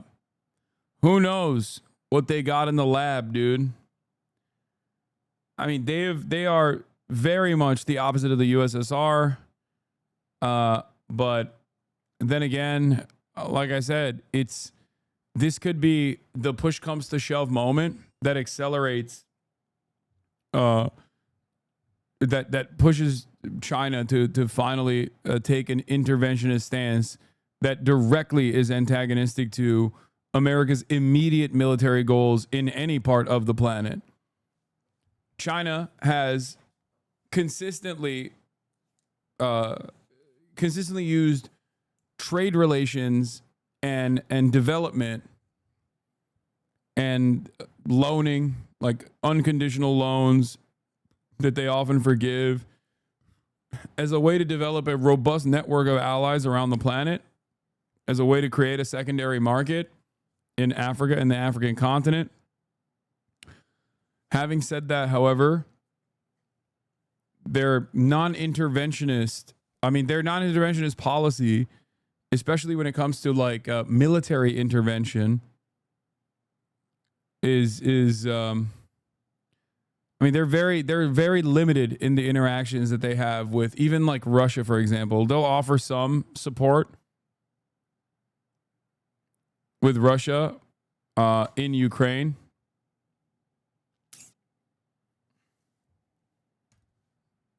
But this is different than that. This would directly, in my opinion, America's actions alongside Israel in the region is directly against China. Explosions in Tel Aviv, we're not seeing shit, we're not hearing shit.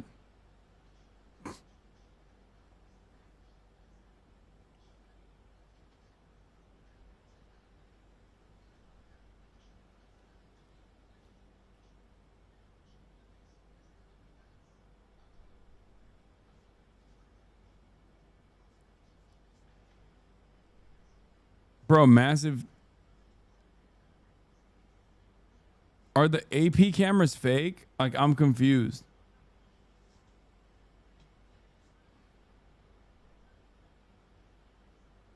Al-Haddad correspondent, 2 rockets fell in Beersheba.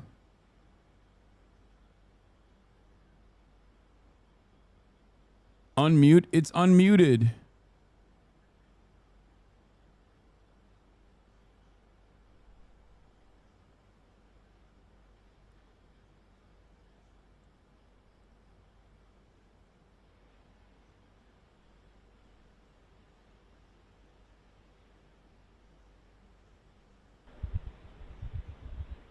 Bro, this is the same live feed that everyone is using. I don't know why you guys are saying this. Literally the same live feed that like all the OSIN accounts are using as well as the Associated Press live feed. Trump says he must return to Washington as soon as possible. Trump says he must return to Washington early for obvious reasons.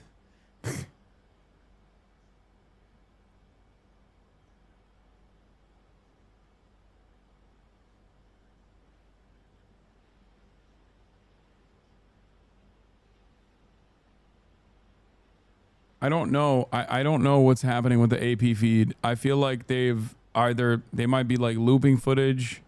I mean, clouds have moved since the last time we clicked on it. And Al Jazeera Arabic has the same feed too. المسؤول السابق في وزارة الخارجية الأمريكية وأيضا ساري عرابي الخبير بالشؤون الإسرائيلية من رام الله. أبدأ معك ربما سيد ساري وتعليق على هذه الصور التي كنا نشاهدها وهذه الدفعة الصاروخية الجديدة القادمة من إيران، وإن كانت لا تبدو حتى اللحظة على الأقل بأنها كبيرة جدا كما عهدناها. ماذا يمكن أن نقول بشأنها؟ ما تأثير كل هذا على المشهد في إسرائيل؟ يعني الحقيقة تأثير هذه الصواريخ على المشهد بإسرائيل منوط بقدرة هذه الصواريخ التدميرية. هل ستكون هذه الصواريخ كما I can see Israel doing a total blackout of all information coming out of Tel Aviv. China's feed? China has a feed? What the fuck?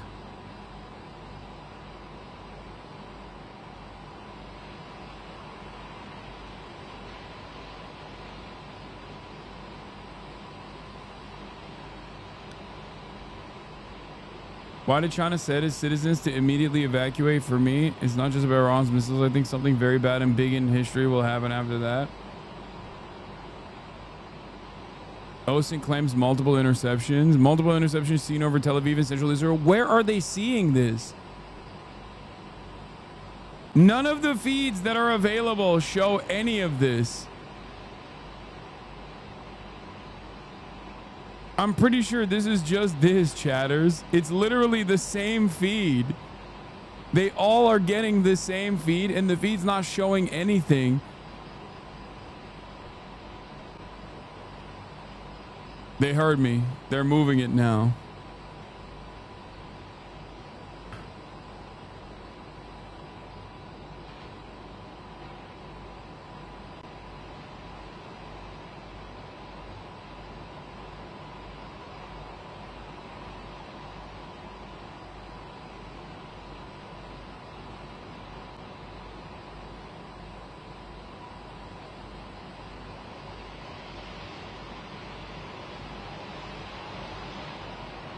U.S. Central Command an hour ago, Iran is preparing to launch a large-scale, unprecedented attack on Israel. They've been saying this nonstop, dude.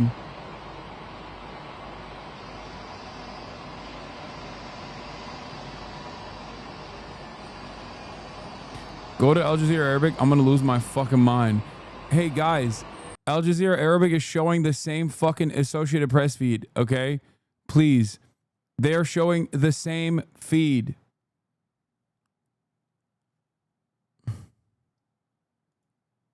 Breaking loud blast heard in Tel Aviv. Why are we not seeing it? There was literally a rocket. Where?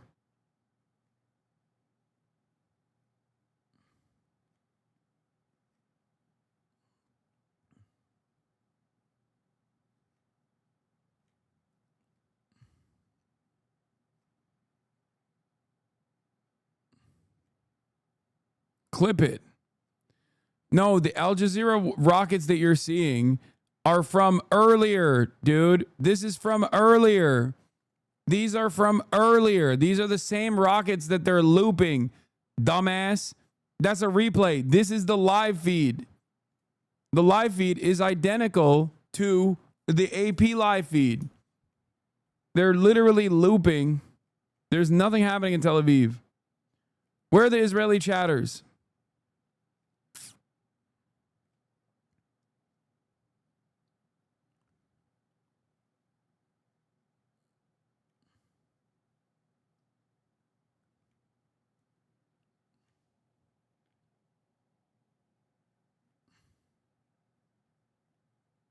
Evet, AP Anadolu Ajans'la aynı. Yes.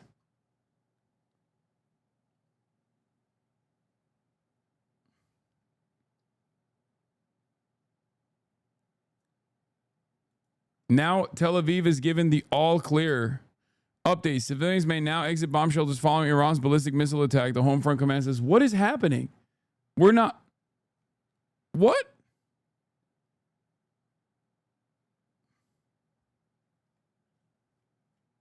Okay, now I think they have officially cut the AP feed. I don't think that the AP feed is real. I don't think the AP feed is real. Either okay. There's no shot. There's no fucking shot. Either all the feeds are just feeding fake info.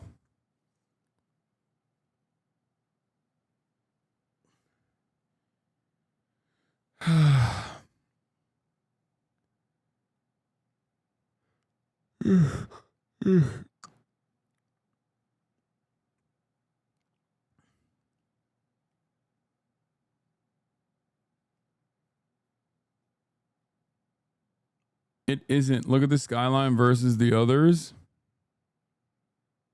Yeah, it looks the same. What are you talking about?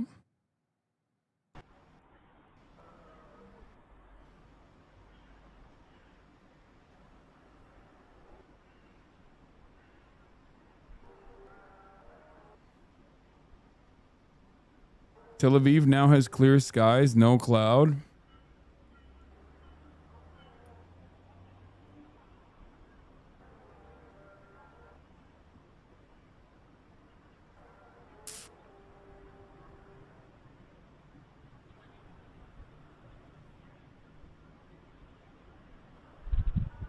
What the fuck was that? Bugs, I guess.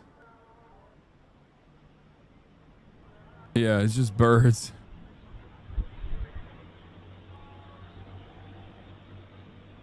Here, bombs going off. This is fake, chatter. That's fake.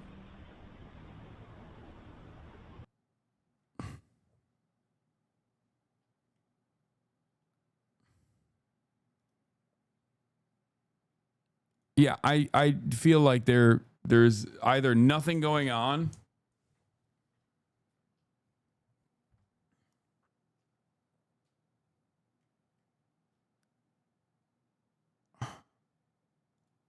Multiple countries asking their citizens to leave Israel. China, Russia, Argentina, and Germany asked their citizens to leave Israel immediately, according to Israeli media.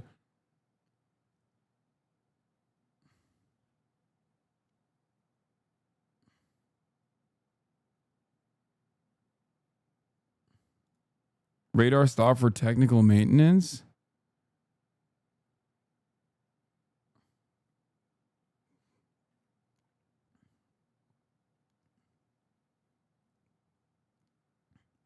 I don't think that IDF Home Front Command stated the civilians can now leave their shelters. Look at the third failed ballistic missile attack today against Israel by Iran. IRGC and Iranian news are both saying they hit Tel Aviv.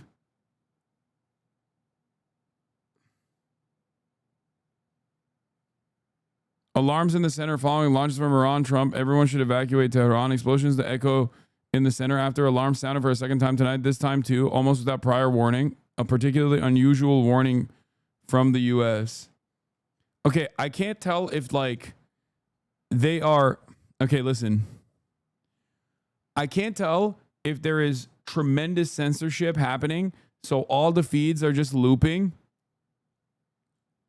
All the feeds are just looping shit because there are chatters in Tel Aviv that are saying they hear explosions, but the Israeli government is saying that civilians can leave their shelters. We have intercepted another round of ballistic missiles.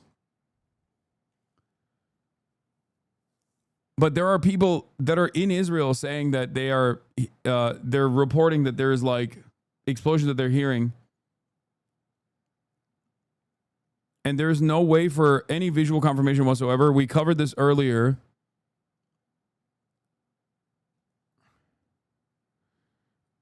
Mint Press says, according to reports, a single cruise missile was fired and was not detected by Israel until it reached its target. An explosion was heard in Tel Aviv. No official confirmation of what was hit or if there was a last-minute interception. It appears that Iran is probing.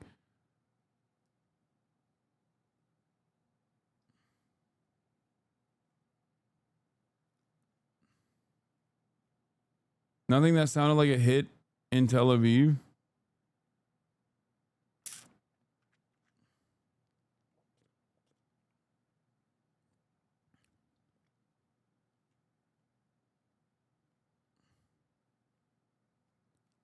Probing is when you send a missile to test out the interception capabilities, or if you send a dud.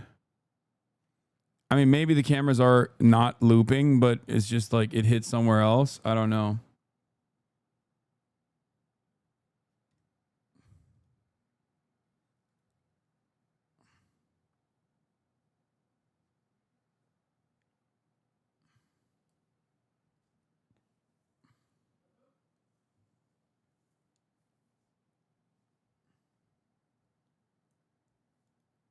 The video of the one ballistic missile. This is from the Iranian side. I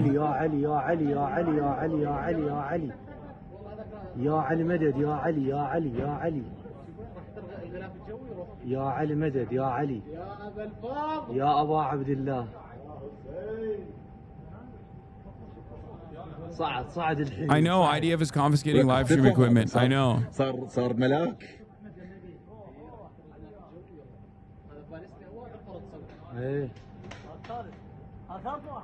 I haven't heard shit in Israel.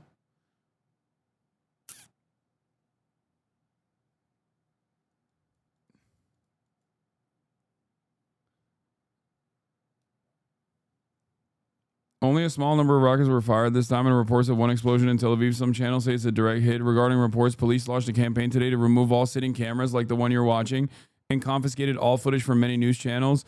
I'm surprised to see that there are still channels broadcasting live footage of the Tel Aviv sky. Yeah, that's why I'm saying I'm confused by what we are allowed to see from the Israeli skyline. I think going forward, the only thing we will have will be the only thing we'll have will most likely be fucking footage, not from the skyline directly, but will be footage from people's phone cameras, if they even release phone camera footage.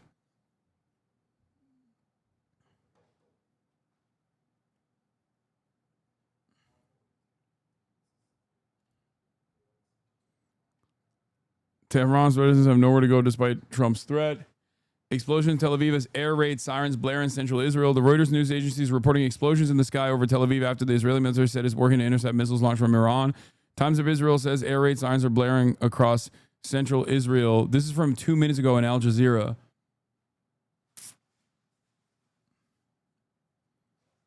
There is so much.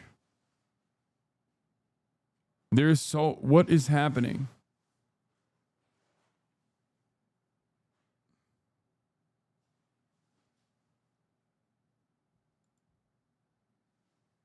The attack on Tel Aviv a few minutes ago seemed different. Sirens howling, but no Iron Dome interceptors launched a big massive boom, followed by very shortly after sirens were activated, but no video footage.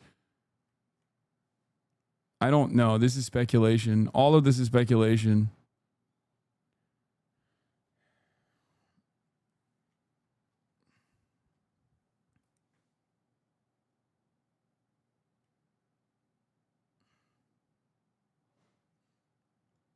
Okay, so the IDF collected the live video equipment. No, I don't think that they're... I don't know. I don't know what's going on. But what I do know is, yes, they are... Like, they have apprehended people who have even filmed the oil refinery that blew up, as I covered earlier today. And they are...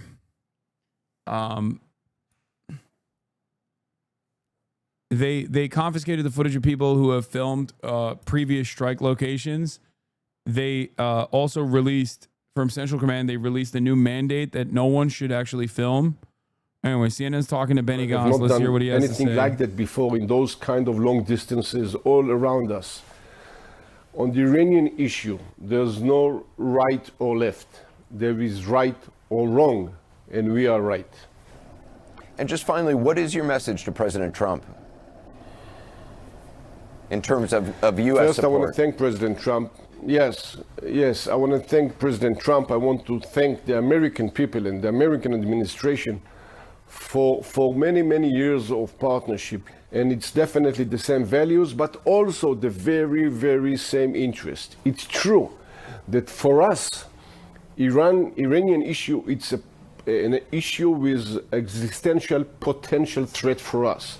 But for the United States, for the American people in the region, in the Middle East, in Saudi, in the Arab countries around the Gulf, everywhere you look at, it's a major interest. And if you ask the people of Kyiv, it's a major interest for them as well. So I'm sure President Trump, understanding the importance of him being a global leader and probably the most important person in the world in terms of political leadership, I'm sure that he will direct the right thing for him, for the world, and for the region. And of course, I'm sure he cares about Israel very much, but it's their decisions. We are always here for the United States, and the United States is always here for us. And I'm sure that this will be the future, in the future as well. Minister Gantz, I appreciate your time. Thank you. Bro. Thank you very much. That channel is looping earlier strikes. This channel is showing old footage. It's showing old footage. Okay, I'm losing my mind. What is happening? Channels called like CNN 13, CNN 18, they're just farming. They're Indian bot farms that are literally looping older footage of strikes to get guys like you to be stoked and fucking watch and tune in and go, oh my God, it's happening.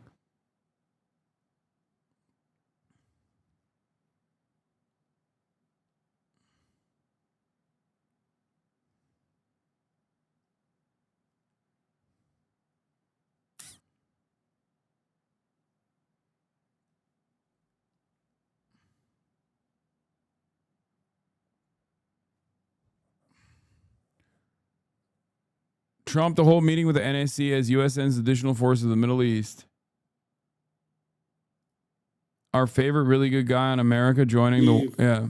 That the United States of America and the President of the United States have an obligation to make sure that the region is going to a positive way and that the world is free from Iran that possessed nuclear weapon in the middle of the richest place in oil and gas in the world. This could be a disaster for the world. And I believe that the determination of the American president that have been shown recently will pave the way to America to enter into this very important operation. The President of the United States have the option to change the Middle East and influence the war and influence the world, not only the war, in order to do something that will create a better future for all of us.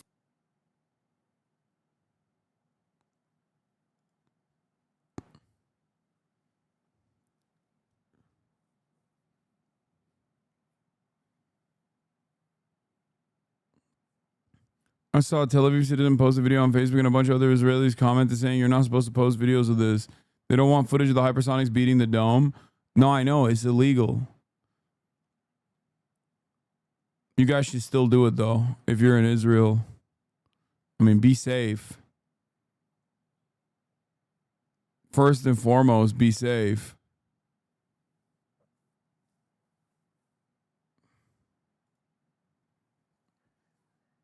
But if you're in Israel, and let's say, you know, you fucking film something,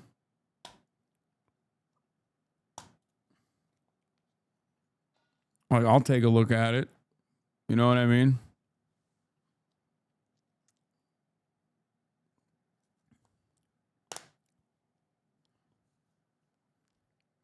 I am not going out there to play with the hypersonic missiles. To each their own, I'm saying. Listen, I'm not saying go outside. I'm not saying leave the bomb shelter, okay? But let's say you're in a position where you're already outside, you know? At which point, you might as well whip it out. You might as well whip it out, you know?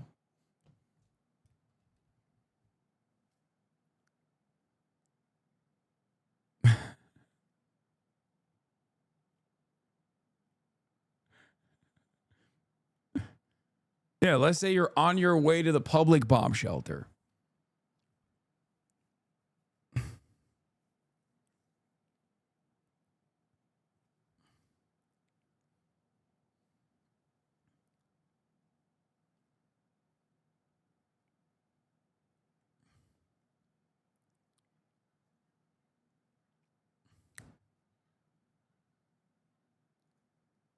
That's all I mean. I don't want to see rocket attacks from last night, chatters. I don't want to see that.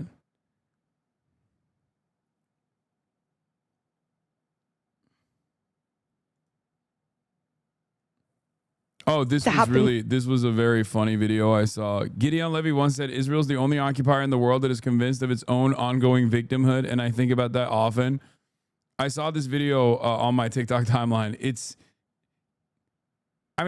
I was going to say nobody can prepare you for what you're about to hear, but I think many of you are exactly aware of what you're about to hear. But here it is. The average Israeli position post Iranian retaliation. Why does it have to happen to us always? Why is it always the Jewish people? We didn't do anything. Like, it wasn't us. Like, we really didn't do anything. Critics of the Jewish state would say you guys started this war by attacking Iran about 48 hours ago. I love that he says about 48 hours ago. Like that right there makes just to help you understand the timeline here. That makes it so much funnier. No. We did not start. No, the Jewish people, Israel doesn't want to ever do a war. the entire world is really against Iran. I don't think anybody wants them to have nuclear weapons. So Israel's doing the job, and then Israel gets all the damage after it. Why does it have to happen to us always? Why is it always the Jewish?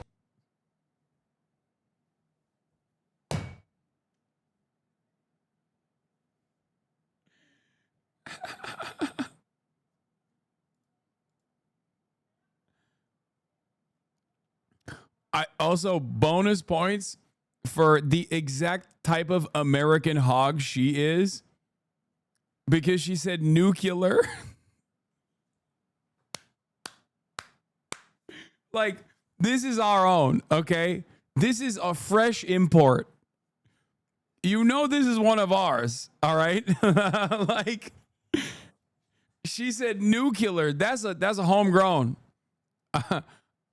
Listen, you can't fool me with that native MENA accent, okay? You can't fool me with that native regional accent. I know one of mine when I see them, okay? That's homegrown American public education right there.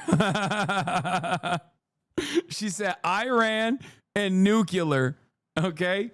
That's homegrown, baby.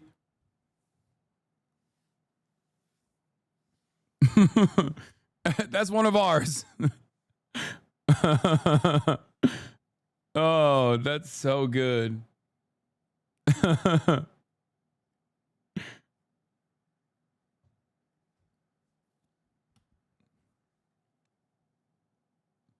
Israeli wants to thank you from the USA. We did all the war for you, you piece of shit. Say thank you, Israel.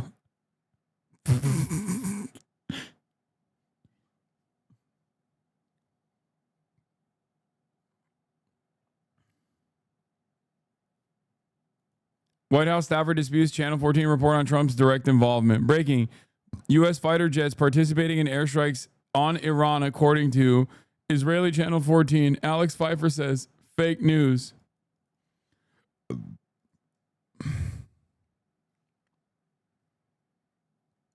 Sean Parnell, American forces are maintaining their defensive posture, and that has not changed. We will protect American troops and our interests.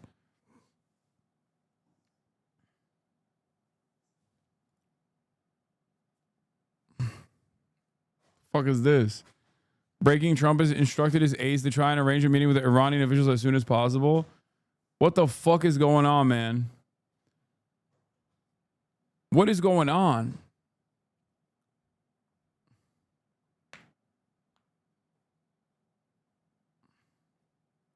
Yeah, I don't think American troops have actually moved in an offensive posture so far.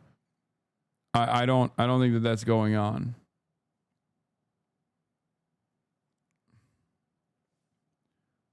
Art of the deal.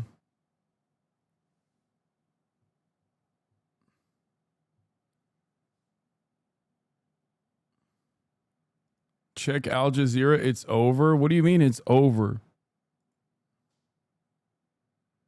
It is not true that US is attacking Iran, and it goes on to say that American forces are maintaining their defensive posture, so no change on that front. As you mentioned earlier, we've just seen the and so far this team remains on standby, but that doesn't mean that we are headed for any kind of de-escalation here between Israel and Iran, as both sides are continuing to maintain this very deadly. Okay, the AP feed is bunk. If this is from literally the last round of strikes, we didn't see any of that shit. So the AP feed is definitely bunk. This is literally Tel Aviv. This should be seen. This should have been visible from the fucking AP feed. At diplomacy amid all of it, but from here, I can tell you that the feeling is certainly that this is not ending anytime soon. That this could go on for weeks, perhaps, as the Israeli Prime Minister now talks about what he believes he has dealt in terms of a blow to Iran, saying he believes he has set back Iran's nuclear program a very long time, although he declined to elaborate. But he did make clear that there are still additional targets for Israel to go after in Tehran. And we are, of course, watching, even in just the last few hours, those airstrikes are indeed continuing. I know it says Reuters earlier, but All right, Jeremy Diamond, keep us updated on what you're seeing on the ground. Obviously, we've seen a lot of late-breaking developments this evening. Also, CNN's chief international correspondent Clarissa Ward is joining us. Clarissa, and as you look at what's happening here, you're at Tel Aviv's largest hospital where you just had to take shelter, just to give everyone context for what it's been like on the ground. Tell us what you've been seeing tonight. Well, it's been an unusual scene, Caitlin, as you just heard Jeremy articulate there.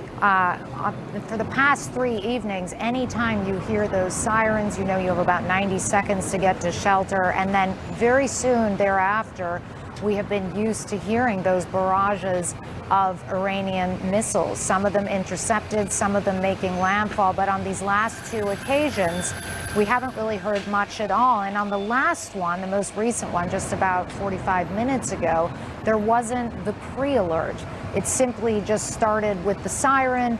Again, usually you're given a pre-alert that gives you about 15 minutes to find a shelter. So a sense that things are a little unusual tonight. Doctors here are continuing to be prepared for any and all eventualities. Often these strikes have been happening in the very early hours in the morning. So 4:30 in the morning it was last night when a series of strikes killed 8 people, particularly around the Tel Aviv area. And what the doctors have done, Caitlin, which is kind of extraordinary, I haven't seen it before, is to move this entire hospital, some 600 patients, they moved them into a parking lot that 4 days ago was full of motorcycles and cars and is now, and they did it in the space of 7 hours, full of hundreds of patients who are down there 24/7, since this all started, because they cannot be moved easily in the event of an emergency. They have a whole operations center down there as well so that they can track which strikes are hitting in which areas and which hospitals it makes sense to bring which patients to. So still bracing themselves potentially for what the rest of the night and the early morning may bring, but so far relatively quiet here in Tel Aviv, Caitlin. Yeah, it just shows you the lengths that they're going to and also how quickly everything. U.S. President Trump is weighing a critical decision in the 4-day-old war between Israel and Iran, whether to enter the fray by helping Israel destroy the deeply buried nuclear enrichment facility of Fordow, which only American bunker busters dropped by American B-2 bombers can reach, which is what we've been seeing all day. That's all they've been fucking entertaining. Ostensibly going to be about or to force a truce. And other issues, but obviously the topic, a main topic, has changed given what's happening in the Middle East. Joining me now is Israel's ambassador to the United Nations, Danny Danon, and it's great to have you here, sir, because obviously the president coming out tonight and warning that everyone who lives in Tehran needs to evacuate immediately, and then cutting his trip short has raised a lot of questions about what may have changed. Do you know if there is anything changing on the ground? Are there more strikes happening in Tehran tonight? What is the latest that you've been briefed on?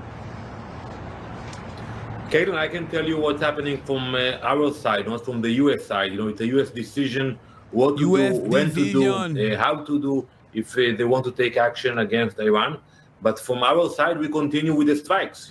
Today we continue to target many military infrastructure. In a 30-minute time span, they've had 2 people that demanded from the American side that we must make haste and bomb Iran, and do so in a way that is peaceful. And then you had Benny Gantz, the former opposition guy, and now you have Danny Danon, the current ambassador to the UN. The president says, as he did to reporters earlier, about just what is unfolding in the Middle East. He says he still thinks Iran wants a deal, Another wants weird to make flight a deal. path from Do you China agree with that to sentiment? Iran following the same flight path, now 4th plane to do the exact same thing? Well, we have to look at the actions of the Iranians in the last few decades. They are the masters of deception. They lied so many times, and there's a very famous slogan in Farsi, which says, don't look at the hands, look at the legs when somebody speaks with you. And when you look at what they did over the years, they played the game, they lied all along. And I think we have to look at the actions. If there will be a place for diplomacy that will ensure that Taiwan will not be able to threaten Israel and the entire area and the entire world, we will be there. But so far we saw that they are lying, and that's why we decided not to take that chance, not to wait and to take a preemptive defense attack. So that sounds like you don't believe Iran is ready to make a deal. Well, if you analyze what happened in the last decade, the JCPOA, all the negotiations, how many debates we had at the UN on this issue, and then look where they are today. And it's not only the nuclear aspects. You always speak about the nuclear aspect. Look at the ballistic missiles. Every night, hundreds of ballistic missiles fly into Israel. They wanted to compete with the US and Russia with the quantity and quality of those ballistic missiles. So we cannot wait and see what they want to do. If they will come and say we are willing to stop with both ideas of having nuclear weapons and the ballistic missile capabilities, I think everybody will be there to discuss it with them, but we don't believe them that they really mean it.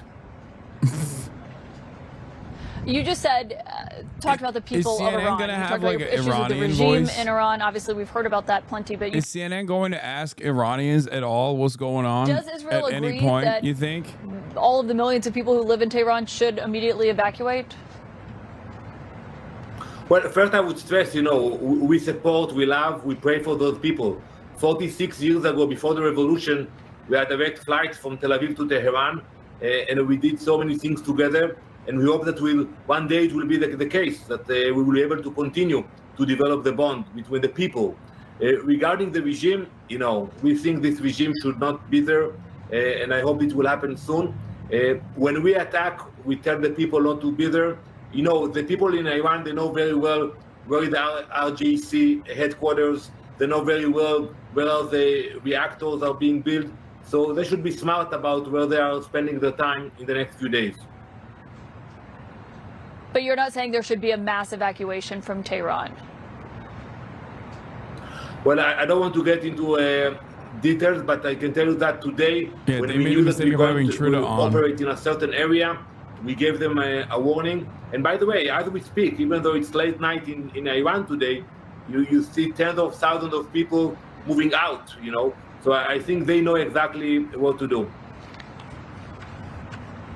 Yeah, you We're threatened told them that with murder. The president, that Israel came to the United States over the weekend with a proposal and a possibility to take out the supreme leader of Iran, and that it was something that was rejected by the White House, that the president did not think that was a good idea. There was essentially a concern that it would escalate this conflict even further. Does Israel see it that way, that if you did take out the supreme leader, that it would escalate this conflict more? Well, we cannot go into details, but you can believe me that we have the capabilities. We showed the capabilities of the Mossad, the intelligence we had on the leaders of Iran, the strikes on the first day. And also we saw the capabilities of our Air Force. Today we have freedom to fly in many areas in Iran, especially above Tehran. So if we want to target someone, we can do it. But we will not get to the decision when and what and if to do it. But the U.S. clearly has influence on that decision. If Israel went to the United States and the United States said they didn't think it was a good idea, and Israel clearly listened. Well, I don't think we should discuss what we speak with our allies. I can tell you that the decision to start this operation was made in Jerusalem. It was an Israeli decision. Danny Danon is so funny. He's like, yes, everyone in Iran needs to kill themselves, and also make sure that the high rises are empty so that we can move some people into Tehran and make it a part of greater Israel. Yes, these are very simple solution, Caitlin. Very simple. If they do not do this, they are anti-Semitic, Caitlin. I don't understand. These are very normal demands that every country would make.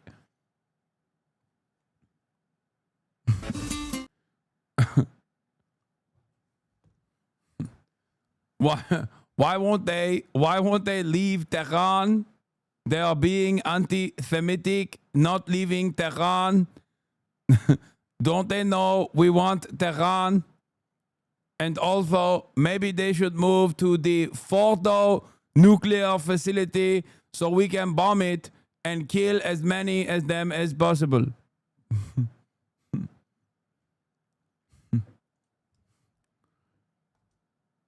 Let's hear what Fox News is saying for a change of pace. 35s and U.S. drones, stealth bombers, tomahawks from the Gulf, B-2s, hitting that Fort Dow bunker nuclear site underground. And once that goes off, it's end of story for Isfahan, Iraq, and all of the other enrichment facilities. They're going to be gone.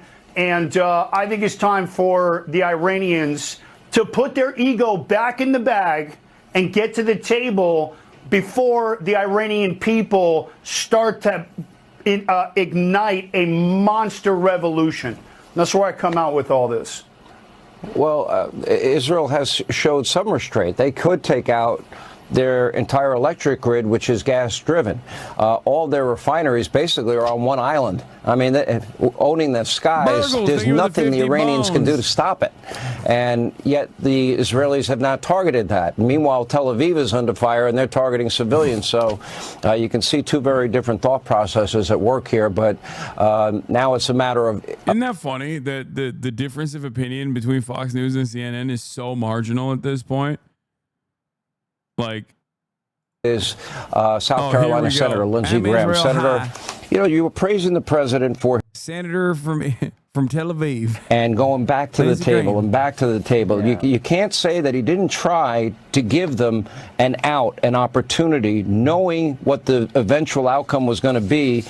And, you know, he said, I told them it's a shame, it's a waste of human life, they can't have a nuclear weapon, and everyone should immediately evacuate Tehran. How do you interpret that, sir? Well, I take President at his word. He gave Iran 60 days to do a deal. On the 61st day, we are where we are. There's two ways to stop Iran from having a nuclear weapon. One is diplomacy, the other is force. I think the headline tonight is we're moving into the land of force. I think Iran has allowed themselves to be fooled into thinking they could manipulate Trump. Same old tactics with the wrong guy when it comes to Trump. To all those who voted for President Trump and got him in office, God bless you. He's the right guy at the right time. These are dangerous times. Why do we say no nuclear weapon for Iran? They're a religious theocracy. They're built around an extreme version of Islam. They want to destroy Saudi Arabia and the Sunni branch of Islam. They want to kill all the Jews in Israel and come after us. That's what their whole country is built upon, a theocratic view that there's nobody else in the world but them when it comes to worshiping God. If they had a nuclear weapon, they would use it. Israel believes that. I believe that. So here's the task at hand. Be all in, President Trump, in helping Israel eliminate the nuclear threat. If we need to provide bombs to Israel, provide bombs. If we need to fly planes with Israel, do joint operations. But here's the bigger question. Wouldn't the world be better off if the Ayatollahs went away and replaced by something better? Wouldn't Iran be better off? Tom Cotton is coming on. He made a great observation. The endless war is Iran. Since 1979, they've been attacking the entire region, chanting death to America, death to Israel since their very founding. It's time to close the chapter on the Iranian Ayatollah and his henchmen. Let's close that chapter soon and start a new chapter in the Mideast, one of tolerance, hope, and peace. But the Trump doctrine seems to be very clear to... Dude, you're Lindsey Graham. The modern Republican Party is functionally identical to the Ayatollahs. Like, what are we? What the fuck? Like, you just want to do it Christian style. That's it. The country of Iran, they're basically at the mercy now of the Israelis. It's so weird, at this point. Once the nuclear threat is removed, then the Israelis will have the opportunity to. I can't. Dude. It's like conservatives hate the conservatism of other conservatives overseas that they want to blow up. It's so fucking funny. They want to survive as a country. It's like, that's right. Iran hates gay people. I, Lindsey Graham, am gay, but in the closet. Why? Because I'm a Republican senator, of course, and obviously want to punish the gay people here in America. Just think what happened when the Soviet Union collapsed. Ronald Reagan stood up and said, there's an evil empire on the other side of the Berlin Wall. Donald Trump has been a man of peace. He pursues peace for Russia, Ukraine. He tried to get a deal. Dog, there is no difference. Like, they are also talking about different ways of blowing up deep Iranian nuclear facilities. They're just using different language, but that's it. These guys say Iranians are bloodthirsty monsters. They want to do sectarian violence to the Sunnis. They're Shia. They're 12ers. They're Shia 12ers. They believe in the Mahdi coming back. And then CNN, on the other hand, is like, well, you know, there's obviously peace through strength, and there's a time for diplomacy. But I believe that like a military first strike on the Fordow nuclear facilities would actually bring Iran to the table. But ultimately, they're saying the same thing. That's my point. Both these groups are saying the exact same. We have to first strike Iranian nuclear facility to stop them from developing a nuke. They're going to develop it any day now, any moment now, and we have to stop them. And only then can we do regime change and bring them to the fucking table for negotiations. As that situation was heating up, pretty remarkable as well. Senator Graham, we appreciate your time, and Senator Cotton will be on in a little bit. We'll get his take on all this as well. But up next tonight, right here on Hannity.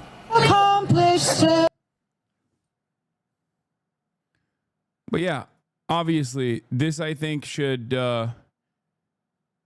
help people understand that American foreign policy is uniparty regardless. They use different language, but it's uniparty nonetheless. I mean, this literally happened with Biden when he pulled out of Afghanistan.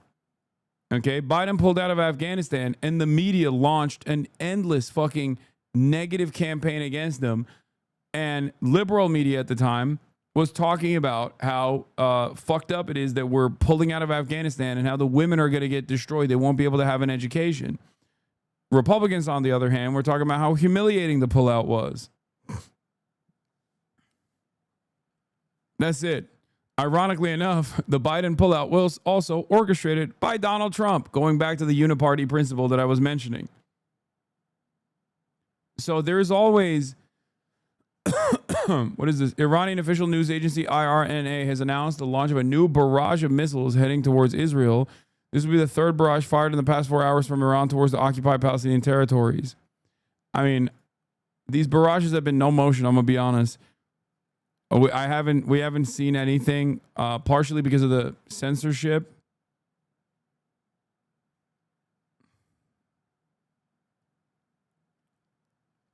Partially because of the censorship, but also partially because I think that they haven't like been sending massive volleys.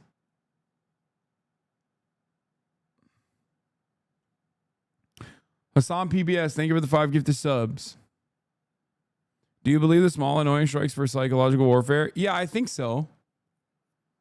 I think that's definitely a part of it. But the more limited the strikes are, the more Israel will feel galvanized to retaliate aggressively.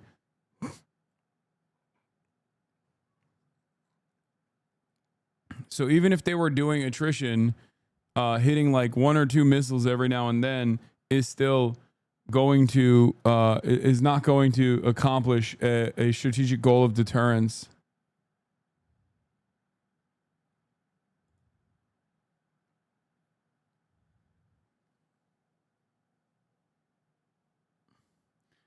The closest gay bar to the Pentagon, Freddy's Beach Bar, is currently reporting below average activity. Domino's is being high and the bar being low is the classic indicator that something is off. Okay, yes, I know. They're there. They're working. They're working in real time. We know. Does Iran actually have a nuke? No. If they had a nuke, this wouldn't be happening. Leo, Virgo, Aries, thank you for the 10 gifted. The HasanAbi, the Piker Broadcasting Service, PBS, is sponsored by you, the viewers.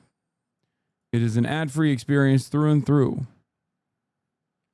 But once again, your subscriptions are the only way to support the stream, the Piker Broadcasting stream, the Piker Broadcasting Service. The Piker Broadcasting Service has no sponsors other than you, the subscribers. Please subscribe for $6 or for free with a Twitch Prime.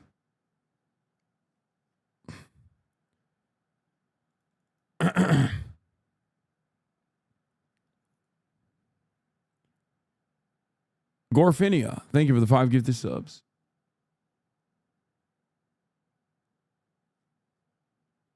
Kit Lisi, thank you for the 10 gifted subs. What is this? With serious consequences for people and the environment, and delays indispensable work towards a diplomatic solution for the long-term assurance that Iran does not acquire nuclear weapons. Consistent with the objective of the IAEA and its statute, I call on all parties to exercise maximum restraint to avoid further escalation. The American firm Maxar Technologies has released satellite images of Natanz. The first picture is from January and the second from Saturday. Several buildings on site are visibly destroyed.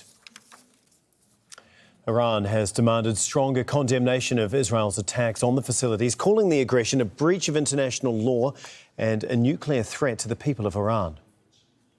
We urged in this meeting the Board of Governors and the IAEA not to allow their initial failure to prevent aggression to be followed by subsequent failure and to take a strong and effective remedial action.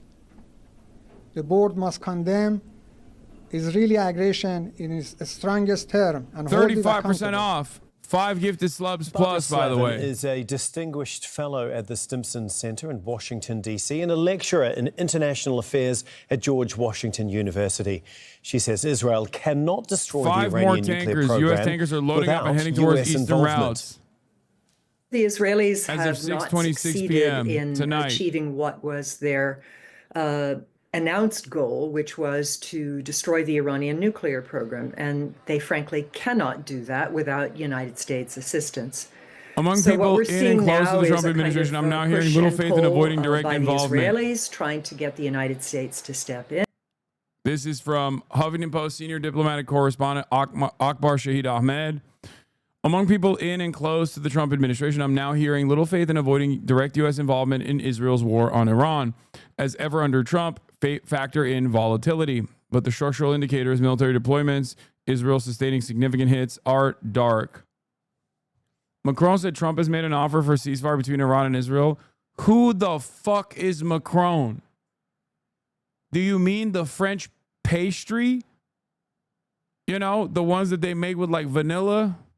Like it's like a cookie and it's got like a cool little flavor in the middle. Is that what you're talking about? Who the fuck is Macron, bro? Fuck's a cookie gonna do about 40 plus years of American dominance in the Middle East?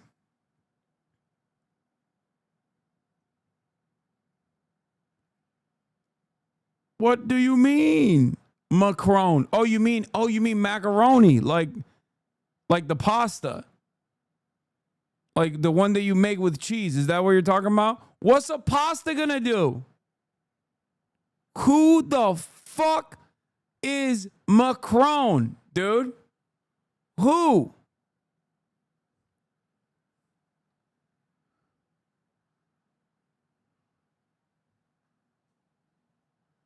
Who's that guy?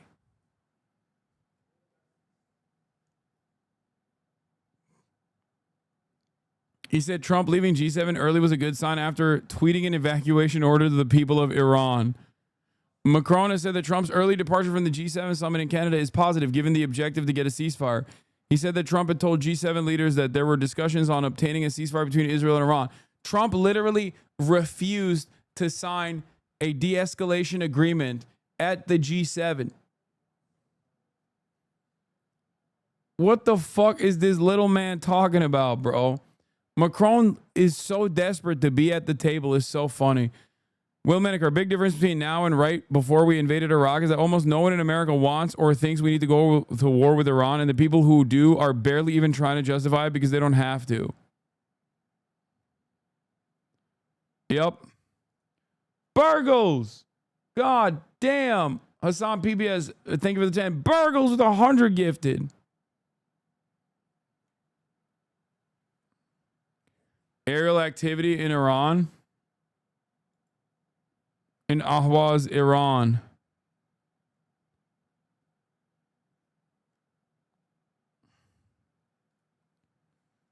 Right now, I'm treating every single thing, every single piece of information that comes out of the will they, won't they style situation that we are watching unfold as smoke and mirrors until there is verifiable proof that America is de-escalating tensions in the region and redirecting its military positions away from Iran. I will assume that we are full tilt gearing up to go to war with Iran.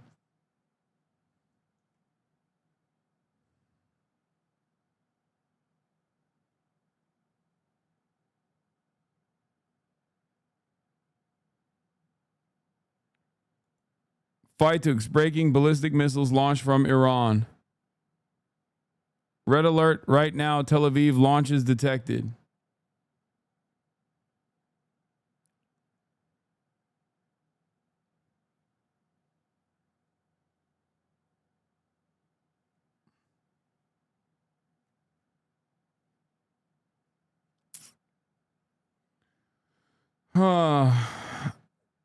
Breaking. Detection of launches towards occupied Palestine. Alerts may be activated in the coming minutes in the areas of the Gulf, Manash, Wadi Ara, the Carmel, Upper Galilee, the Confrontation Line, the Northern Golan, the Valleys, the Central Galilee, Southern Golan, and Lower Galilee.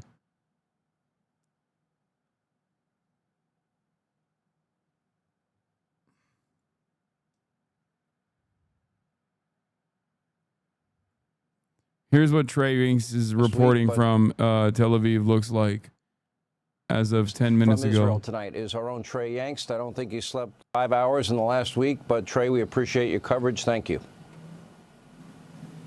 Sean, thank you. It's been another difficult 24 hours for Israel. Just about 30 minutes ago, air raid sirens were sounding across the city of Tel Aviv, sending nearly 1 million people in the metropolitan area into bomb shelters. Last night, 11 people were killed as 65 Iranian ballistic missiles streamed through the skies of Israel, 5 of them impacting the ground below, 1 in the heart of Tel Aviv. We arrived just minutes after the explosion, speaking with survivors. When the missiles arrived... Oh, we covered this already. Sirens going off on the live stream.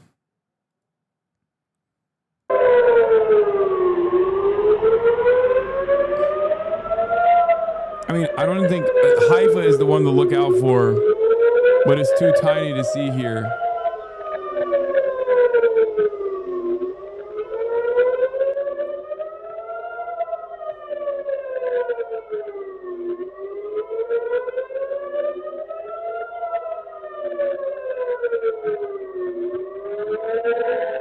Trey says more incoming. We can see interceptors streaming through the sky towards the north.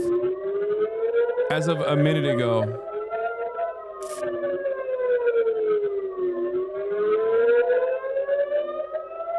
Why does the Haifa one say 2003-01?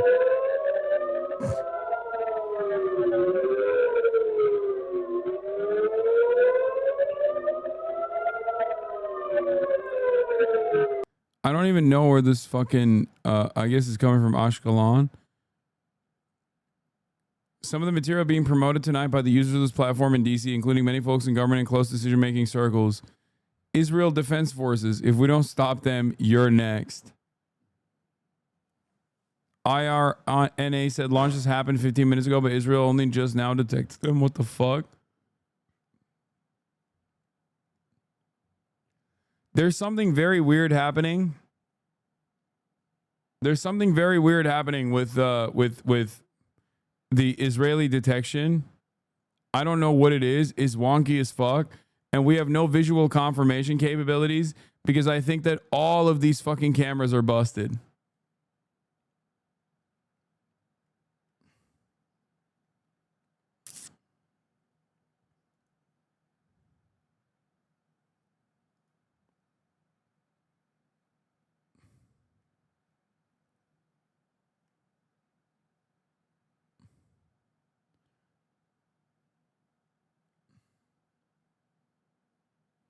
Stop sending me Al Jazeera Arabic feed.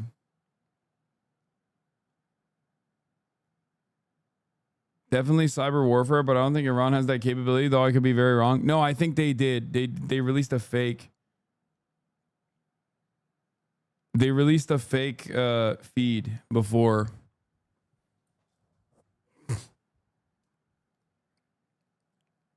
They are not a fake feed. Sorry, Iran released a fake alert.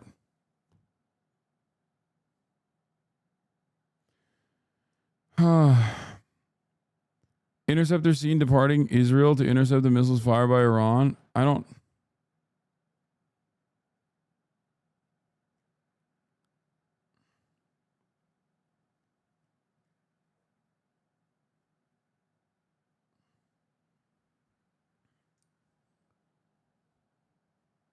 It's not fake. I hear missiles crashing right now.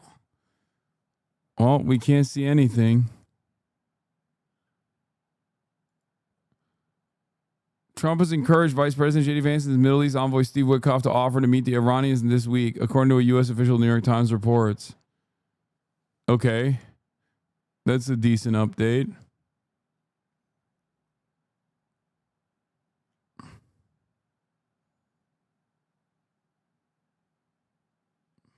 It should be daylight there now? No, the sun's probably only now coming up in Israel. If they want to send JD Vance, that means they want to kill everybody. Whoa, what the fuck? What is all this shit?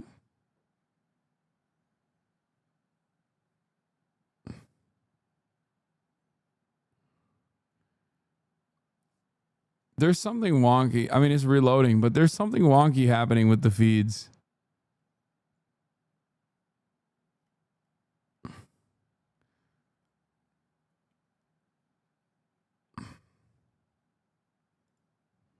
The Western Wall cam?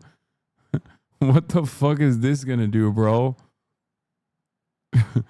me and 72 others just watching the Western Wall.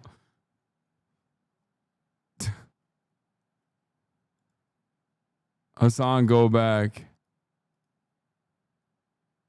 What?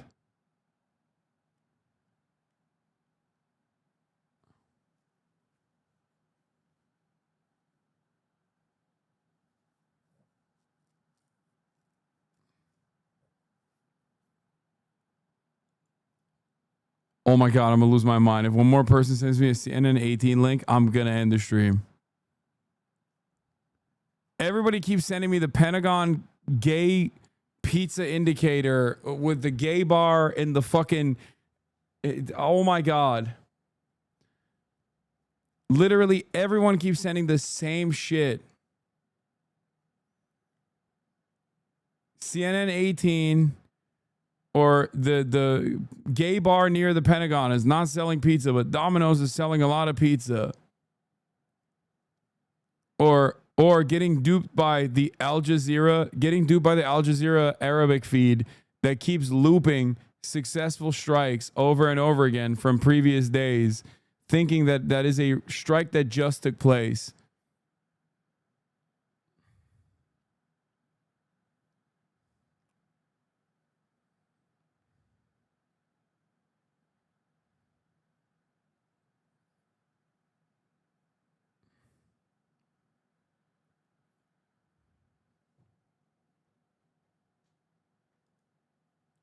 They're not hitting Tel Aviv anyway, or Jerusalem, I don't think.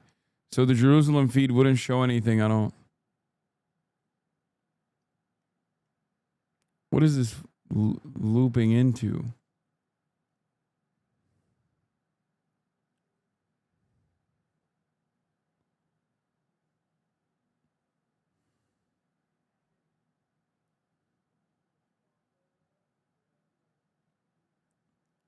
Another small, very small attack, no more than 5 missiles.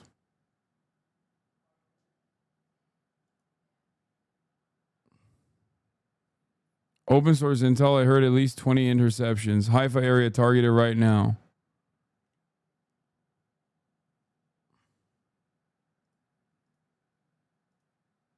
That's the interception?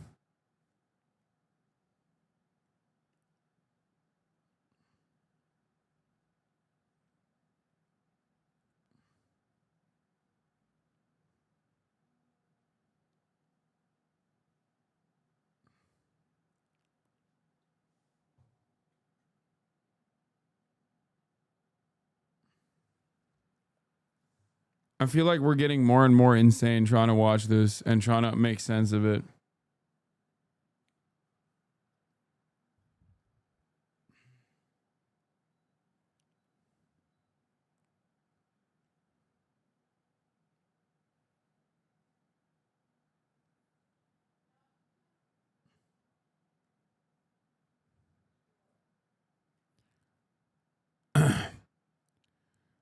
I think I'm going to stop looking at the new interceptions and look at the new updates with JD Vance. The highest stakes that I think he has seen so far in this president's foreign policy. Yeah, and he also really has always sought a Nobel Peace Prize and is trying to play a role in this. He was pointing the other day to Pakistan and India and other conflicts. Dasha Burns, Kristen Holmes, great to have both of you reporting here tonight. Coming up here on CNN, the suspect in those shootings of the 2 Minnesota lawmakers was in court today. All right, let's get to that actually. Okay. Breaking news overnight, police have captured the suspect in the targeted shooting of 2 Democratic lawmakers and their... I hope they talk about how much of a fucking loony leftist he is, right? Because that's what they've been telling us. That's what they've been telling us. Jessica Tarkov retweeted your post. Which one? Spouses. Vance Boelter, 57 years old, is charged with killing Minnesota's former Speaker of the House, Melissa Hortman, and her husband. This one? And then wounding another legislator and his wife in separate attacks. Jessica Tarkov, my queen. Jessica Tarkov, my queen. Jessica escaped from Tarkov of Fox 5 fame.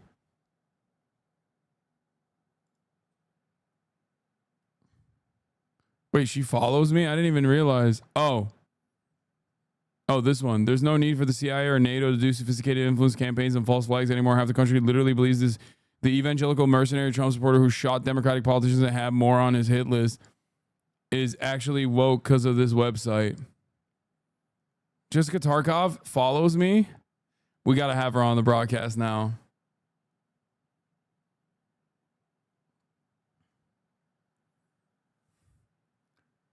That's a moot. That's a Twitter moot now. Jessica Tarkov is a Twitter moot. Our queen. Our queen. God, we're so fucking lame. This community is the only community on the planet that gets excited about fucking Fox News reporters. Wait, I want to hear Fox News coverage on this. This wooded area, he now faces both federal and state charges, including murder and also stalking. Prosecutors say that he really carefully planned these attacks. He did a lot of research. He had information about them and their family members and even stalked out their homes for days prior to all of this. Sean, officials here in Minnesota say this was by far the largest manhunt the state has had in its history. All right, Brooke in California, thank you so much for that. Minneapolis, rather, thank you for that update. Now to the unrest in Los Angeles. Oh, yeah, quick update. That's how you know he's a right-winger, bro.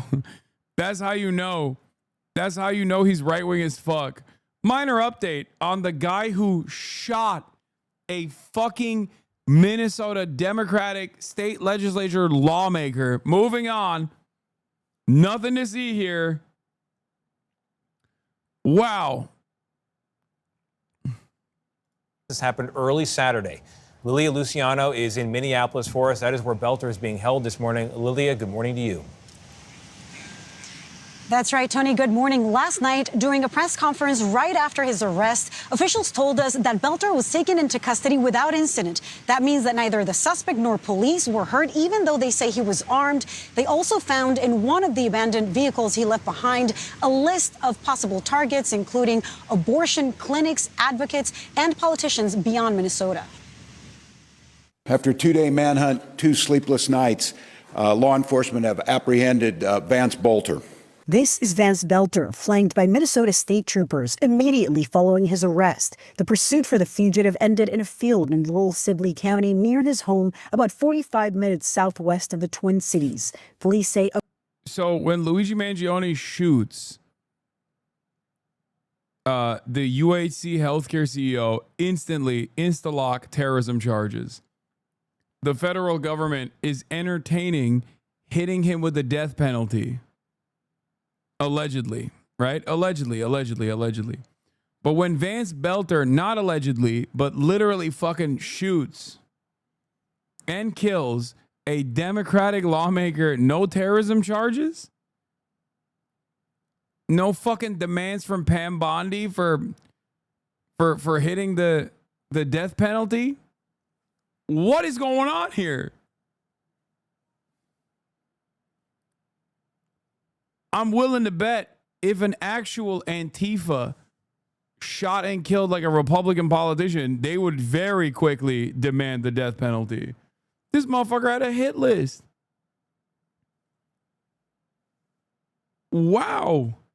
Politicians don't even care about self-preservation anymore. Like, they don't even entertain the notion of like defending the rule of law against politicians, like simply out of self-preservation that like if these guys don't get hit with the book, like they might be next, you know? That's under normal circumstances, that's what you would expect from even Republicans to be like, this is unacceptable. This is unacceptable, heinous crime. Nowadays, nope. Your whataboutism is really strong. 0351 Marine. My whataboutism. If one is a political murder, why is the actual assassination of politicians not considered a political murder to invite more chaos, create more copycats, and also, like, I'm confused.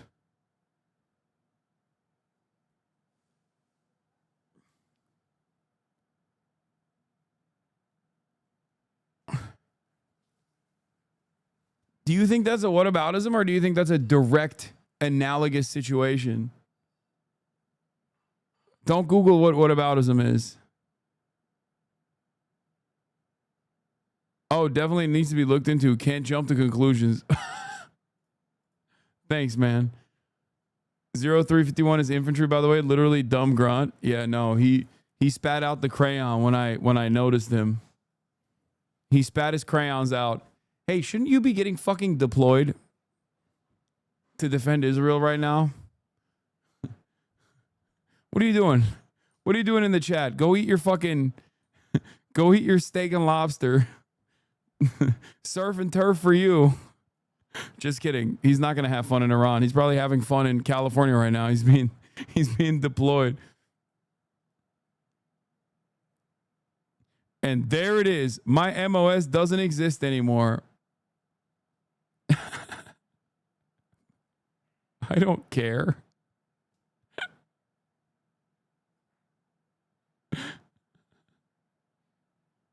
I'm joking. You fucking dummy. There it is, dude.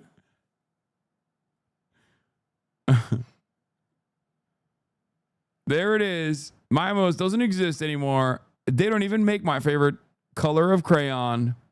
My favorite flavor was a specialty one.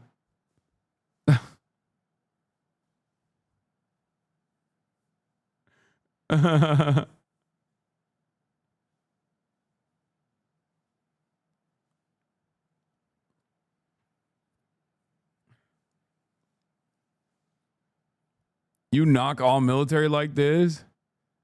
Why, you think that members of the armed services should be treated like special class status? Is that what you think? Are you going to cry in here? Are you going to tell me that you went and you fucking, I mean, you probably didn't even tour, but let's say you did. Are you going to tell me that you went on active duty? I saw combat.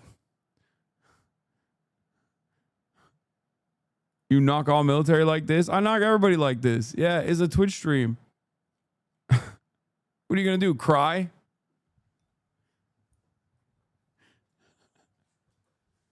You put it in your fucking username. Yeah. If you can't shit, get off the pot. Soldier. Get off the latrine, soldier.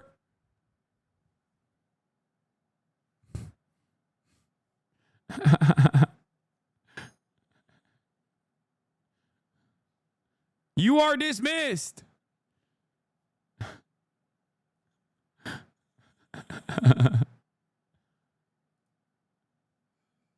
Nothing you're saying makes sense, dude. Not a lot makes sense to you, I know. A car linked Marines to Belter aren't found soldiers. You're gonna trigger him. I know. Nah, this one is a soldier. abandoned in the area, and a tip from a resident prompted SWAT teams to the field. After evading arrest for 43 hours, what they call the largest manhunt in the state's history was finally over. I think people are shocked to learn that he was armed and was arrested unscathed. Why do you think that was? To arrest him without any use of force, and that he gave up voluntarily without us getting into having to use force. No police officers were injured. I couldn't ask for a better ending. I can't believe that the cops also reported that they saw him shoot, and they just kind of let him do it at first. Oh, come on, man. Give me something good. I want to hear more from this guy. He's pretty funny. To a really difficult, traumatic incident. Belter is accused of shooting and killing Democratic State Representative Melissa Hortman and her husband Mark on Saturday, and seriously injuring. Tasty. Yummy. Yummy.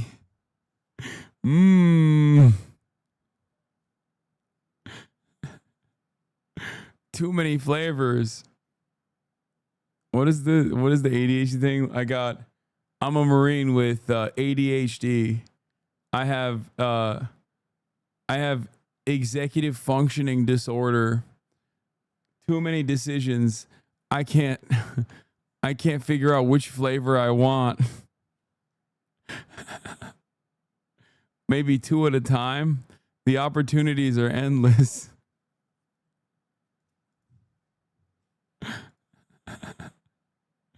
You are bullying a neurodivergent Marine, sir. I will let you know.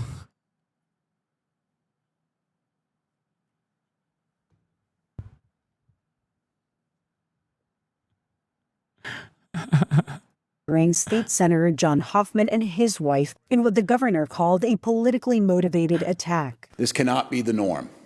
It cannot be the way that we deal with our political differences. Investigators say security video from the Hoffman home shows the suspect wearing a face mask while posing as a police officer, that he shot the Democratic lawmaker at around 2 a.m. Saturday. Then at around 3:30 a.m., officers checked on Representative Hortman's home as a precaution, about 9 miles away. That's when they say they witnessed the suspect shoot and kill Hortman before exchanging fire and escaping on foot. Police say Belter left behind an SUV disguised with police lights and markings. Inside, they say they found at least 3 assault rifles and a handgun.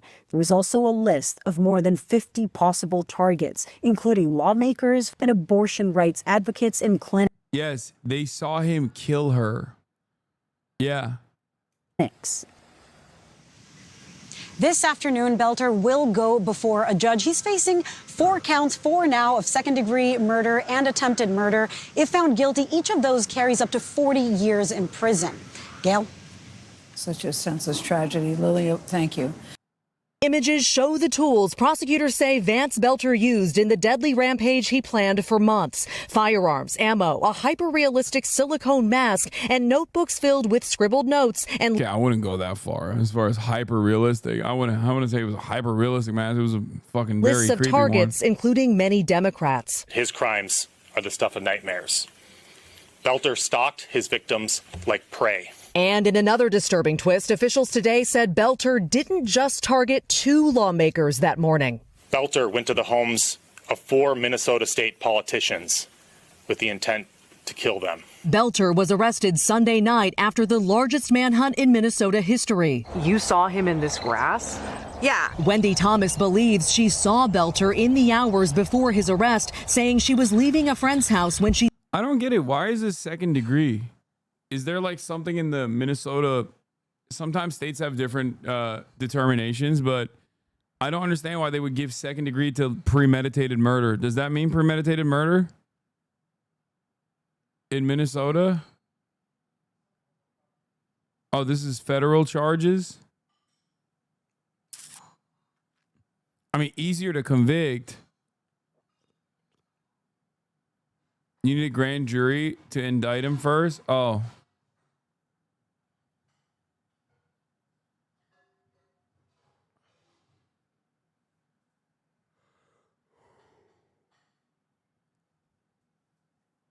He spotted a man in dark clothing crouching in this field. She called her dad, initially thinking it was law enforcement. And I'm like, oh, they're clearing properties. So that's what I figured it was.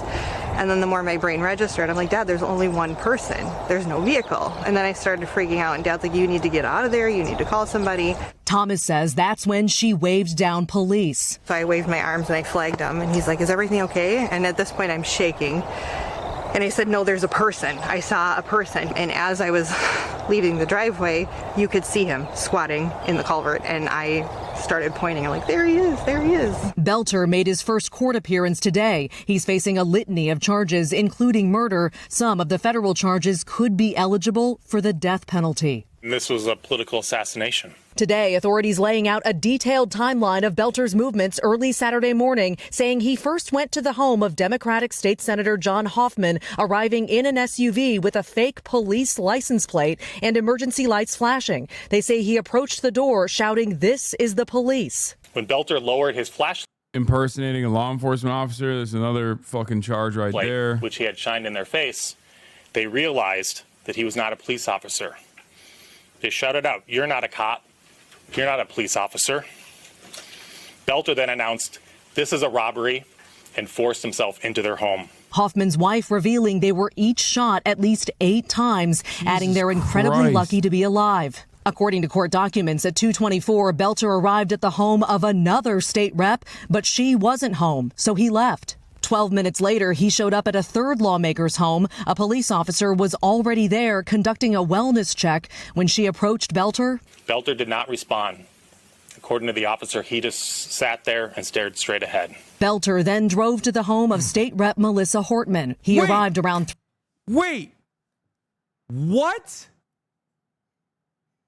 Wait, I misunderstood the details. Wait. He went to a second home. They didn't arrest him. And then he went to a third home where he actually killed. Wait, no fucking shot. So he goes in to the first lawmaker's home, shoots them. Luckily, they survived somehow, despite being shot 8 times.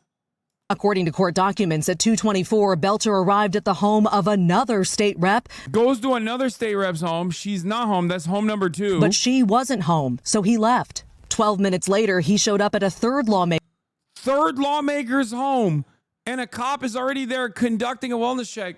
Bro, at first, listen, chatters, remember when I at first said, I am going to hand it to the cops for at least having the wherewithal to go to each lawmaker in the vicinity and their homes to do a wellness check because they knew that like a lawmaker had been shot? I'm afraid I'm going to have to take that back. I'm taking it back. That is fucking insane. Are you fucking joking? You saw a suspicious dude impersonating a law enforcement officer when there was already details that someone impersonating a law enforcement officer was shooting lawmakers. You're there to check the fucking scene at 2:36 a.m. Maker's home. A police officer was already there conducting a wellness check when she approached Belter. Belter did not respond. A cop approached this dude who had already shot and luckily could not kill, but shot 2 people, a lawmaker and his wife. And he just weirdly was like, oh, I don't know what's going on. And you just let him go? Was he wearing the mask too? According to the officer, he just sat there and stared straight ahead. Belter then drove to the home of State Rep Melissa Hortman. He arrived around 3:30 a.m., according to the documents, with police officers pulling up around the same time. When Belter saw the officers get out of the car, he drew his weapon and began firing. He repeatedly fired into the house. And when he entered, he murdered Representative Hortman and her husband.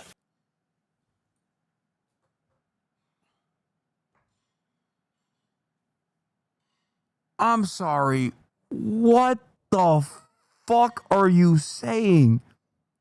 So then by the time this happens, He's at the 4th house and the cops arrive. He pulls his gun out, starts shooting at him. They don't do anything in return. He runs into the house and actually assassinates the Democratic lawmaker and her husband. How is that? What are cops doing?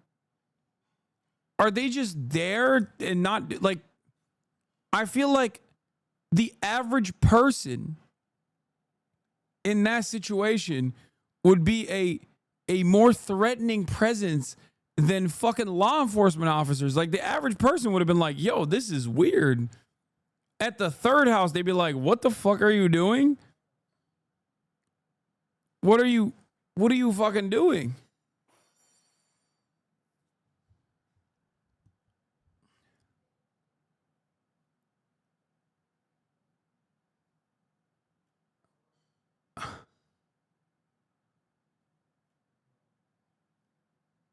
What, is it just like because he looks like a cop? Is that what it is? Like I cannot comprehend what took place here. I don't understand how the first cop let him go. I don't understand how the second cop they shot. Like he shot at them and they were like, well, he's a white guy. He probably was threatened. Like, how is this? How does this make any sense?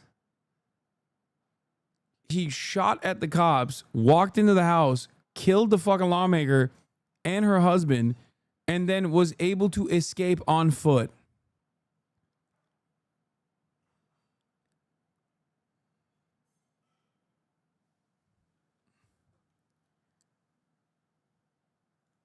What?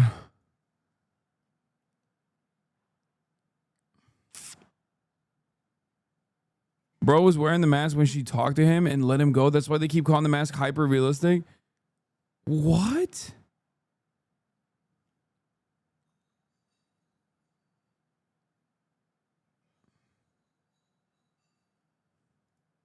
Mark. Belter fled on foot. He repeatedly fought a car. He drew his weapon. Same time. Look, when Belter saw the officers get out of the car. Like he was arriving at the 4th house at the same time as the cops were. He sees the cops arriving. He's not in the house yet. He starts opening fire on the cops. He drew his weapon and began firing. He repeatedly fired into the house. And when he entered, he murdered Representative Hortman. Wait, oh, what? He saw the cops arrive on scene and started opening fire into the house. He fired into the house and then he entered the house. He didn't even shoot at the cops. Why? Why didn't the cops shoot at him? Why didn't they shoot him?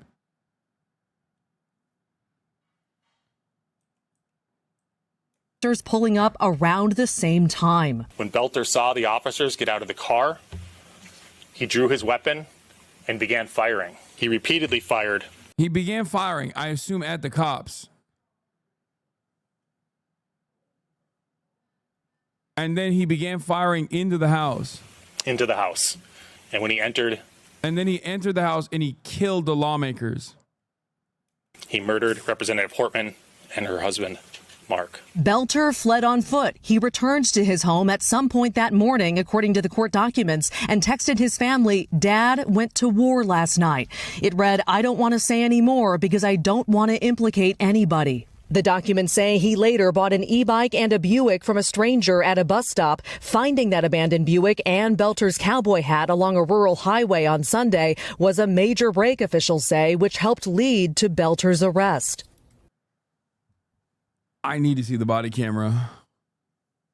I need to see the body camera of what fucking took place. I need to see the body camera of the first cop that let him go because he was wearing the fucking mask apparently. And I need to see the body camera of the second or the last cop. How the fuck he opened fire on the cops and they didn't do shit? How is that possible? And then he just fled on foot? How the fuck does that make any sense? Maggie Vespa joins us now live. So, Maggie, have we learned any more about Belter's wife and what police found in her car? Yeah, Tom, we have. That affidavit also unveiled that law enforcement searched Jenny Belter's car on Saturday, finding in it, documents say, 2 handguns, roughly $10,000 cash, and passports for her and her kids who were in the car with her at the time. Now, law enforcement has since stressed Jenny Belter was cooperative. She was never detained. We have reached out to her, and we haven't yet heard back.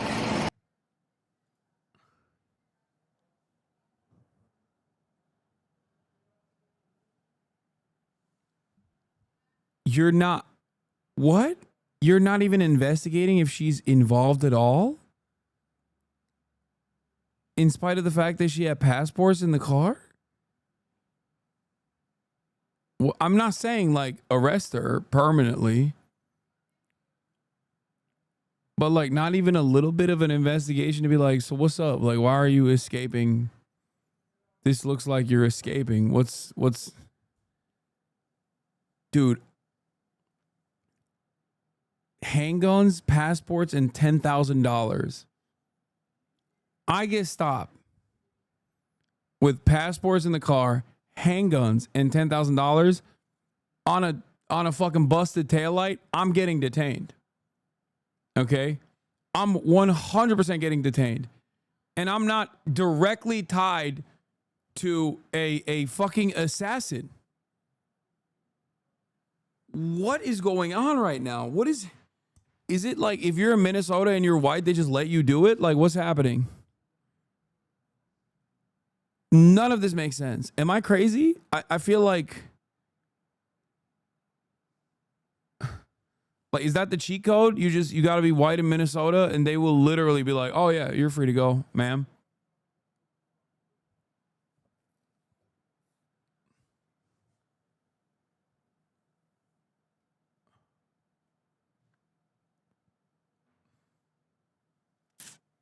It's actually illegal to do crimes in Minnesota as a white person. Brother, the Hogs are saying the cops aren't investigating her because she interned for Tim Walz. She didn't. What?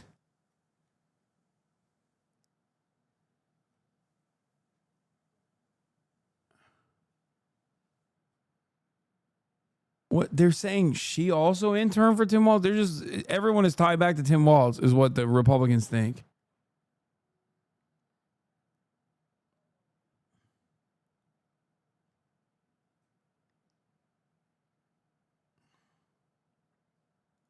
Thread from a local summing up all the weird inconsistencies. How does this account jive with the account of the New Hope police officer going to check on a New Hope politician and bumping into Baylor there before he went to Hortman's home, and the giant photo of the sergeant? Come on, y'all. Unapologetic propaganda from the Star Tribune, even with conflicting official information out there to discount this. They're going to just keep rolling with this shameful, incredible story of instinct and courage from the Brooklyn Park Sergeant Riley Norton and other responding officers. Their swift action prevented an even greater tragedy and led to the suspect's arrest. What do you mean? This is a sequence of so many incompetent cops that this literally feels like it's a setup of some sort.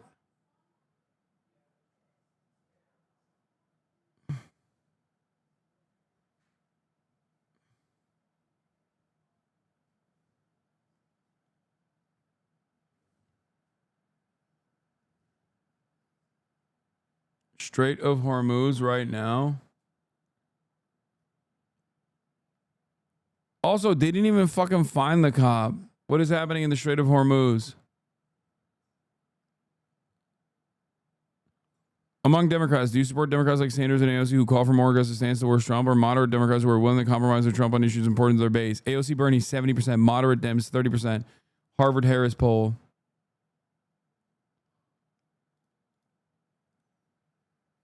What? The post has been deleted.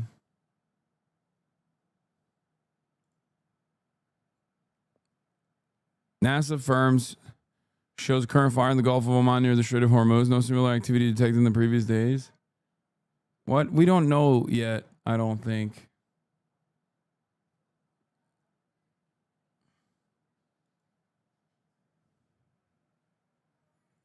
3 separate heat signatures on firms, albeit closely spaced together. Could be anything. There's a picture. It's true. Developing suspect's wife who helped run their security firm appears to have worked as an intern for former Representative Tim Walz. No, this isn't true. Wait, why are they this is not true. It's a different person with the same last name, right?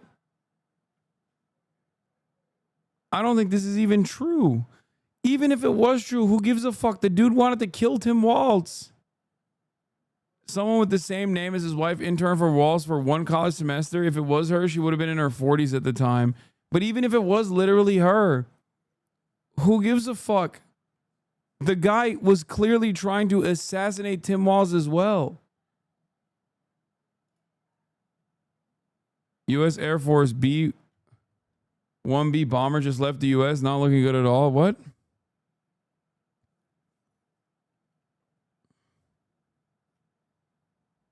Its appearance on public radar is highly unusual and likely deliberate. This could possibly be a show of force as opposed to the tankers and cargo lifts we saw earlier.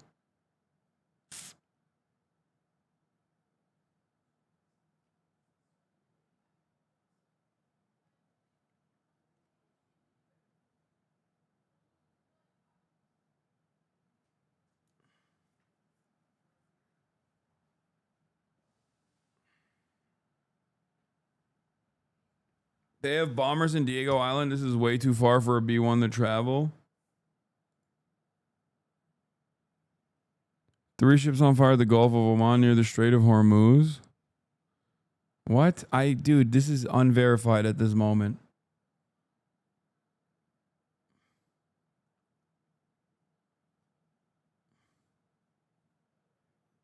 Stop sending me like every dumb shit that happens in the region that you think is happening in the region.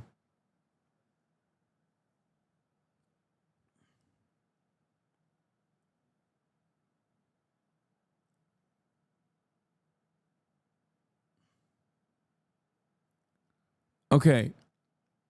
Something strange is going on with this situation. Both strange in terms of like the police response being more incompetent than what you would normally expect, like a sequence of actions that took place that are very weird, like letting him go when they're supposedly on high alert. Read page 3. This is the official narrative of Belter from the courts.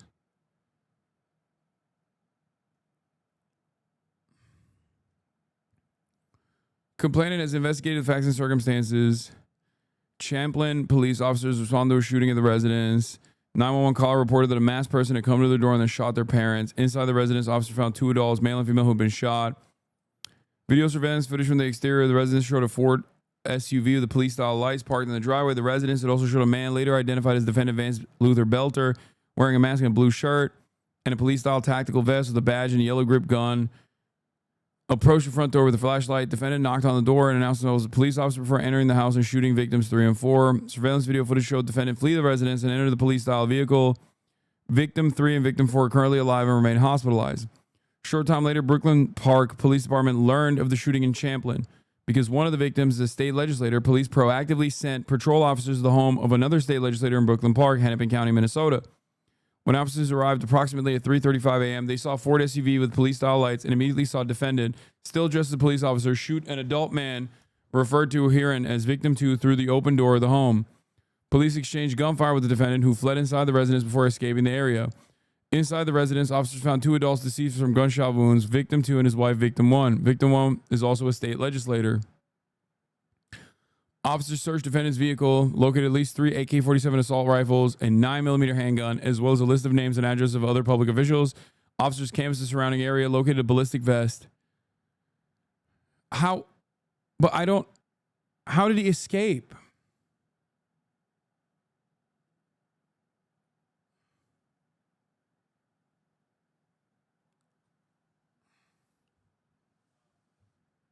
Also, what about the third person?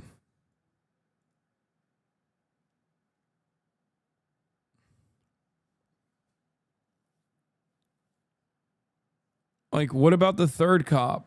or the second cop.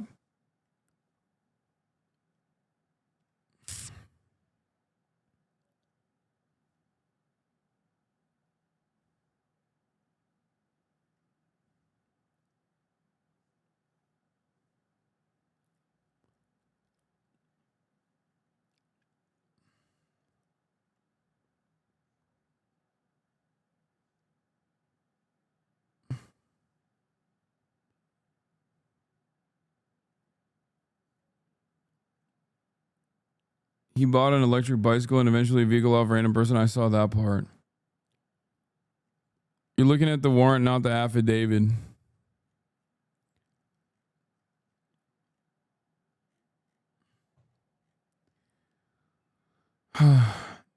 Anyway, not only is the fucking situation strange, there's photos in this. I don't want to... What kind of photos are in here? Oh, just the mask photo.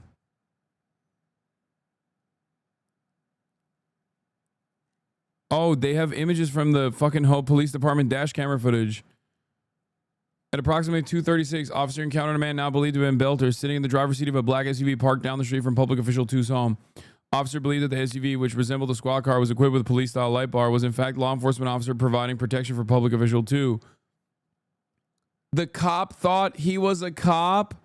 The officer reported the individual sitting in the black SUV was a bald white male. So he was wearing the mask? The officer tried to speak with that man, but he continued staring straight ahead and did not respond. The officer drove the rest of the distance to public official 2's residence, saw no signs of distress, and waited there until additional law enforcement joined her. By the time they did, the dark SUV had left the area. And then he went at around 3:30 a.m. Local law enforcement, having learned of the shooting at Senator Hoffman's home, went to the home of Minnesota State Representative Melissa Hortman in Brooklyn Park. Upon arriving, law enforcement saw a black Ford Explorer SUV parked outside the home. The black SUV resembled a law enforcement squad car equipped with police-style lights. The lights were on and flashing. The SUV's license plate had been replaced with a fake police license plate. The plate literally said police, yeah. I know. In Minnesota, I did not know this at the time as well. I thought it was really stupid. In Minnesota, cop cars do have, I mean, this is obviously fake, but cop cars, real cop cars do also have police as their license plate.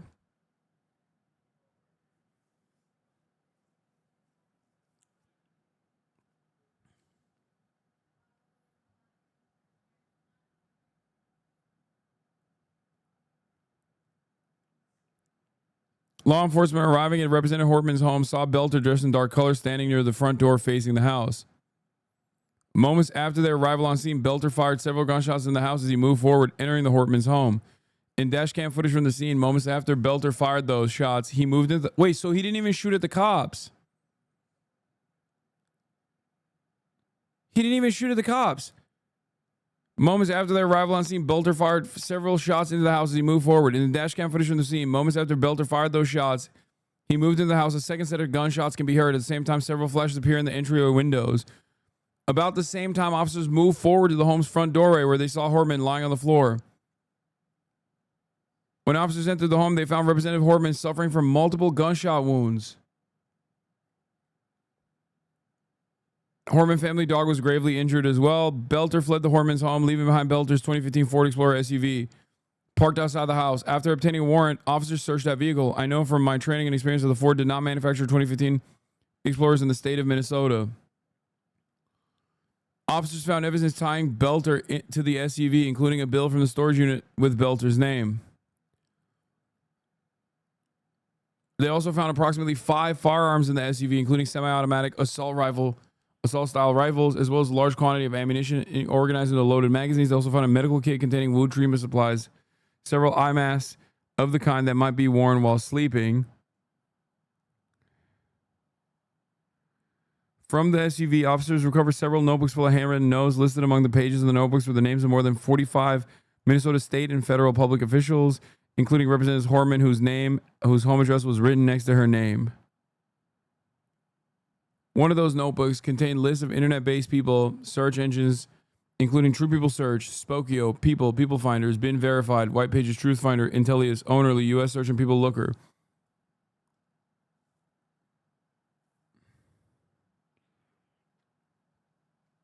In addition, officers found that Garmin GPS navigation device in the SUV.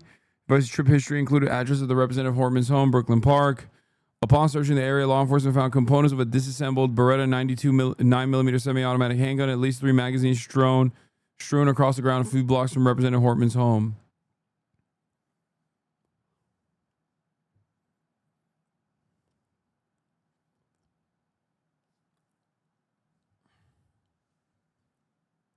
Dude, why the fuck do those websites even exist? But also, oh yeah, there's his face mask.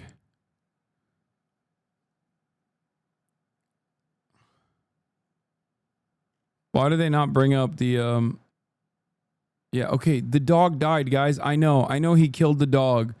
Oh my god, I didn't know there were so many fucking white women in the chat. Calm down. I know. Okay, you have been going crazy over the guy shooting the dog. I know. What the fuck, man? Yeah, I don't know if you guys know this, but he killed people, okay?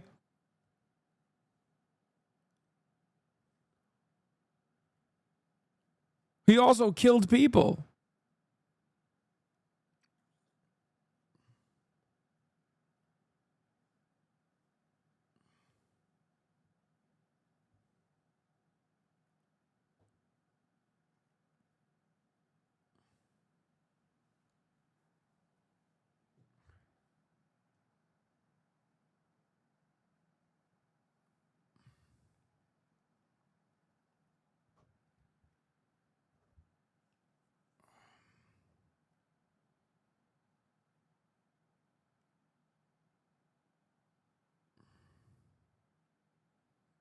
Don't hate on women. All Americans value dogs more than people. No, I agree.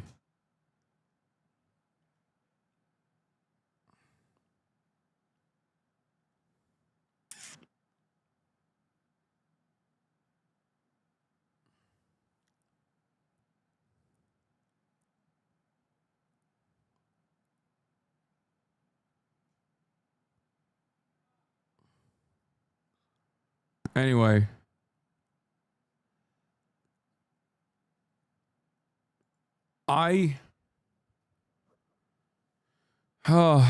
Not only is the story odd, the apprehension is even weirder, and is yet another, I guess, perfect demonstration of police incompetence. But outside of this, what is also alarming is the fact that every fucking right-wing outlet instantly locked in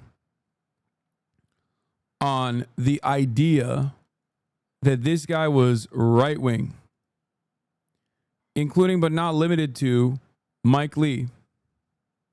Mike Lee first claimed that he was right-wing, and then after he was apprehended yesterday, he posted this shit. He said, "Nightmare on Wall Street."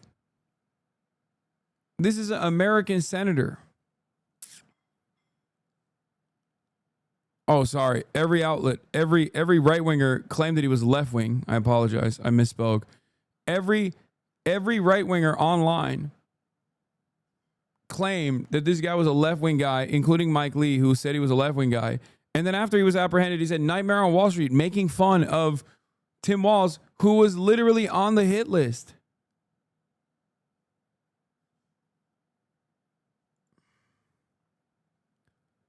A top staffer to Senator Gina Smith emailed Mike Lee's top staffers on Monday about how much additional pain you've caused on an unspeakably horrific event.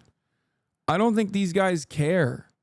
Like, I think these guys are fucking animals, okay? The Mike Lee is a goddamn animal, dude. American senator making jokes about a Trump supporter killing Democratic lawmakers after spending the weekend falsely claiming the shooter was actually a Democrat. Clown country. Here he is. Could you tell us about your conversation with Senator Smith?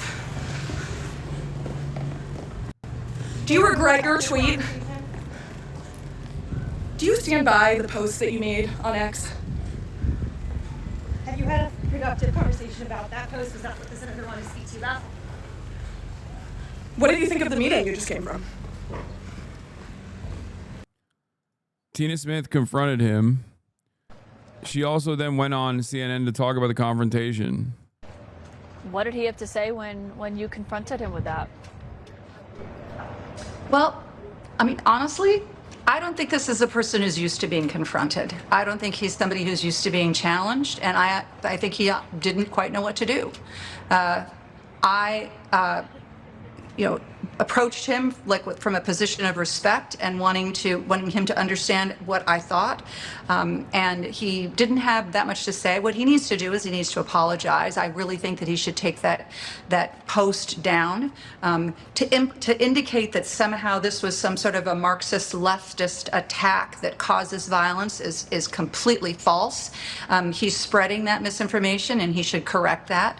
I didn't get any of that from him earlier this evening, but I hope that what I said sunk in and that he, as my mother used to say, words have consequences, and his words have a ton of consequence, and he should own that.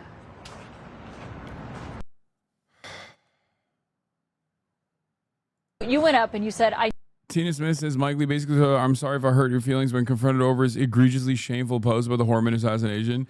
Like, maybe it's my age, but I remember a time when I feel like if someone were to do something even a fraction as indecent as this, they would be ridiculed thoroughly and then maybe even forced to resign. I feel like the modern Republican Party is so far removed from humanity where it's just like, that's another day, baby. If anything, they celebrate it. Like, what the hell is going on here?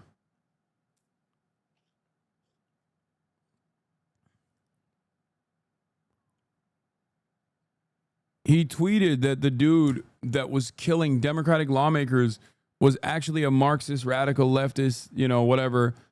And then he tweeted that the dude who actually had Tim Walz on his fucking target list, he made a joke about Tim Walz, saying Nightmare on Wall Street. Tim Walz is a friend to the fucking slain Democratic lawmaker and also was on the hit list.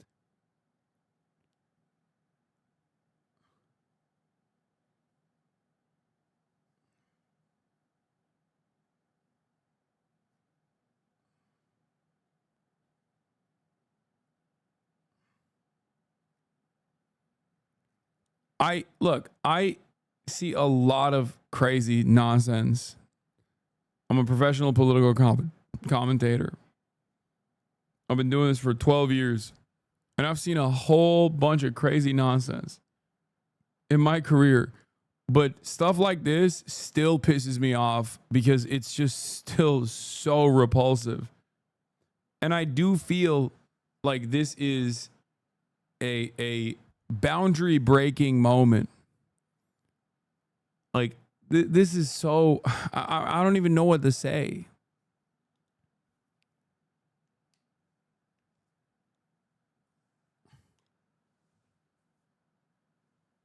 It actually freaks me out a little bit how quickly the right jumped on this act of political violence, and even politicians, like right-wing politicians, without even any sort of sense of safety and security.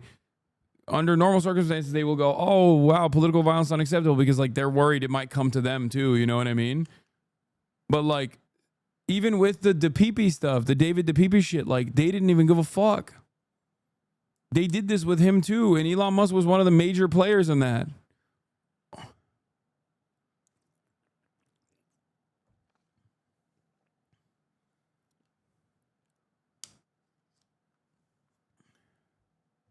No more accountability at all.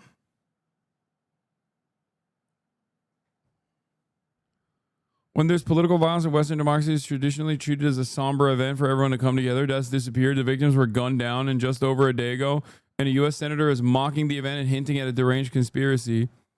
Second U.S. senator promoting conspiracy theory, basically claiming the left for the shooting of the two Democratic lawmakers. I mean, what took place here is a Democratic lawmaker was slain, and many more were on the hit list, and one of them almost died.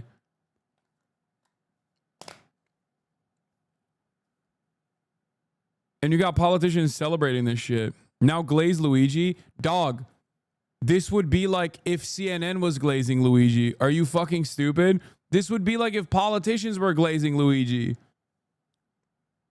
Do you not understand? That would be an entirely different moment, don't you think? That's fair. Some of y'all are so one note. I swear to God, it's so strange. First of all, Luigi has already been fucking branded as a terrorist, and Pam Bondi has called for the death penalty. Okay? Also, you've been fucked over by guys like Brian Thompson. You know what I mean?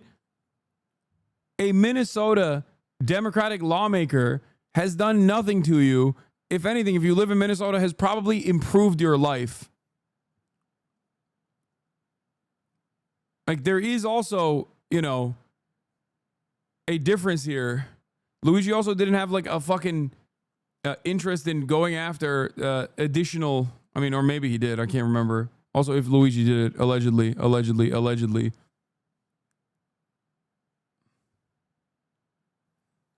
Hasan, I love your takes, but I don't understand why you're surprised by this. They've been on board with this shit for years. Don't you remember the Obama pinata? The conservatives put a noose around conservatives with no morals for a while now. He's tripling down.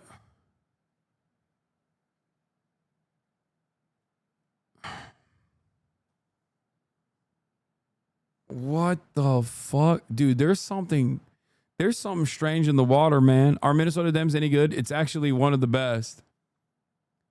The Minnesota, the Democratic Farmer Labor Party is unironically one of the examples that I have used over and over again about what the Democrats could do with a 50-50 split state legislature, with a 50-50 split House of Representatives and a Senate.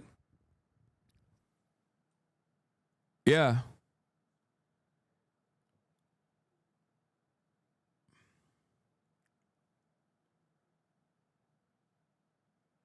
I feel like right-wingers got to be operating on a different fucking wavelength of confidence here to so openly entertain this kind of stuff. Like right-wing politicians.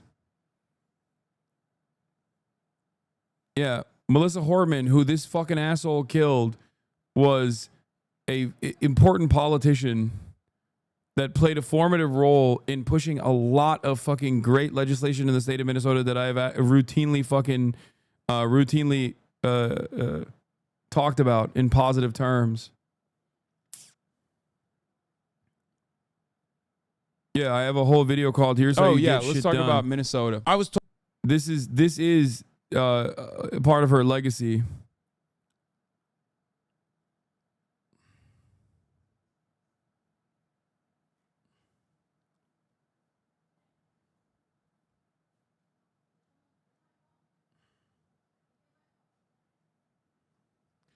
Yeah, this guy also wanted to kill Ilhan Omar and Tim Walz, which makes it even crazier that they're like trying to tie him back to Tim Walz.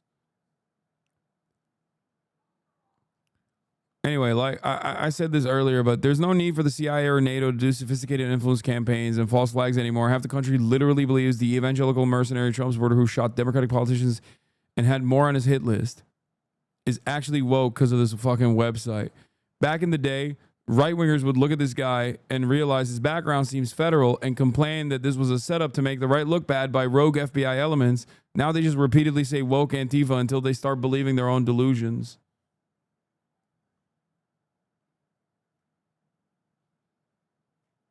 They just let him walk? No, they didn't let him walk. No, he's in jail.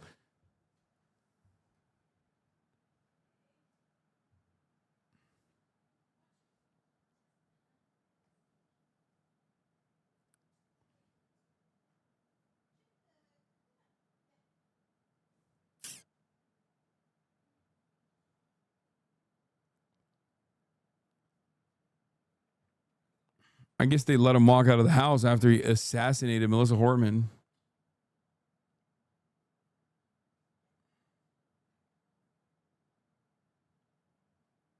But yeah, this is like intense.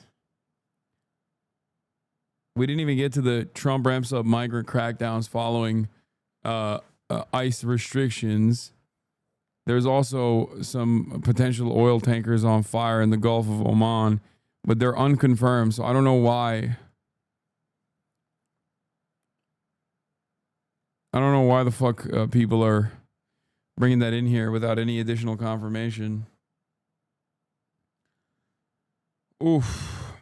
All right, I'm done for the day, though. I'm so tired. This has been a ridiculous day. And tomorrow, I suspect, will be even more ridiculous. Hopefully, we haven't gone to war with Iran by then. Anyway, love you all. Peace in the Middle East. And goodbye. See you tomorrow. Okay.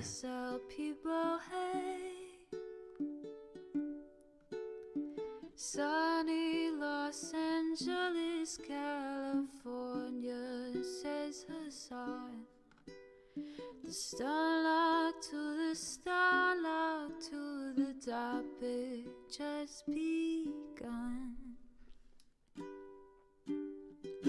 There he is again, Hasan is streaming. Hasan is streaming. There he is again. Hasan is streaming. Hasan is streaming. Reviewing the P.O. box, Uncle Uger's face. Sudden discord agitprop, great names take embrace. Tiny Bernie Sanders, LGBTQ Air Force. The whole left at your fingertips, Ane at your door. H3 crowded debate, the Young Turks online show. 3 full fucking years of this, plenty more to go. 90-day fiance talks of champagne bourgeoisie. A Trump rally live reaction on mass riot at DC. There he is again, Hasan is streaming. Hasan is streaming. There he is.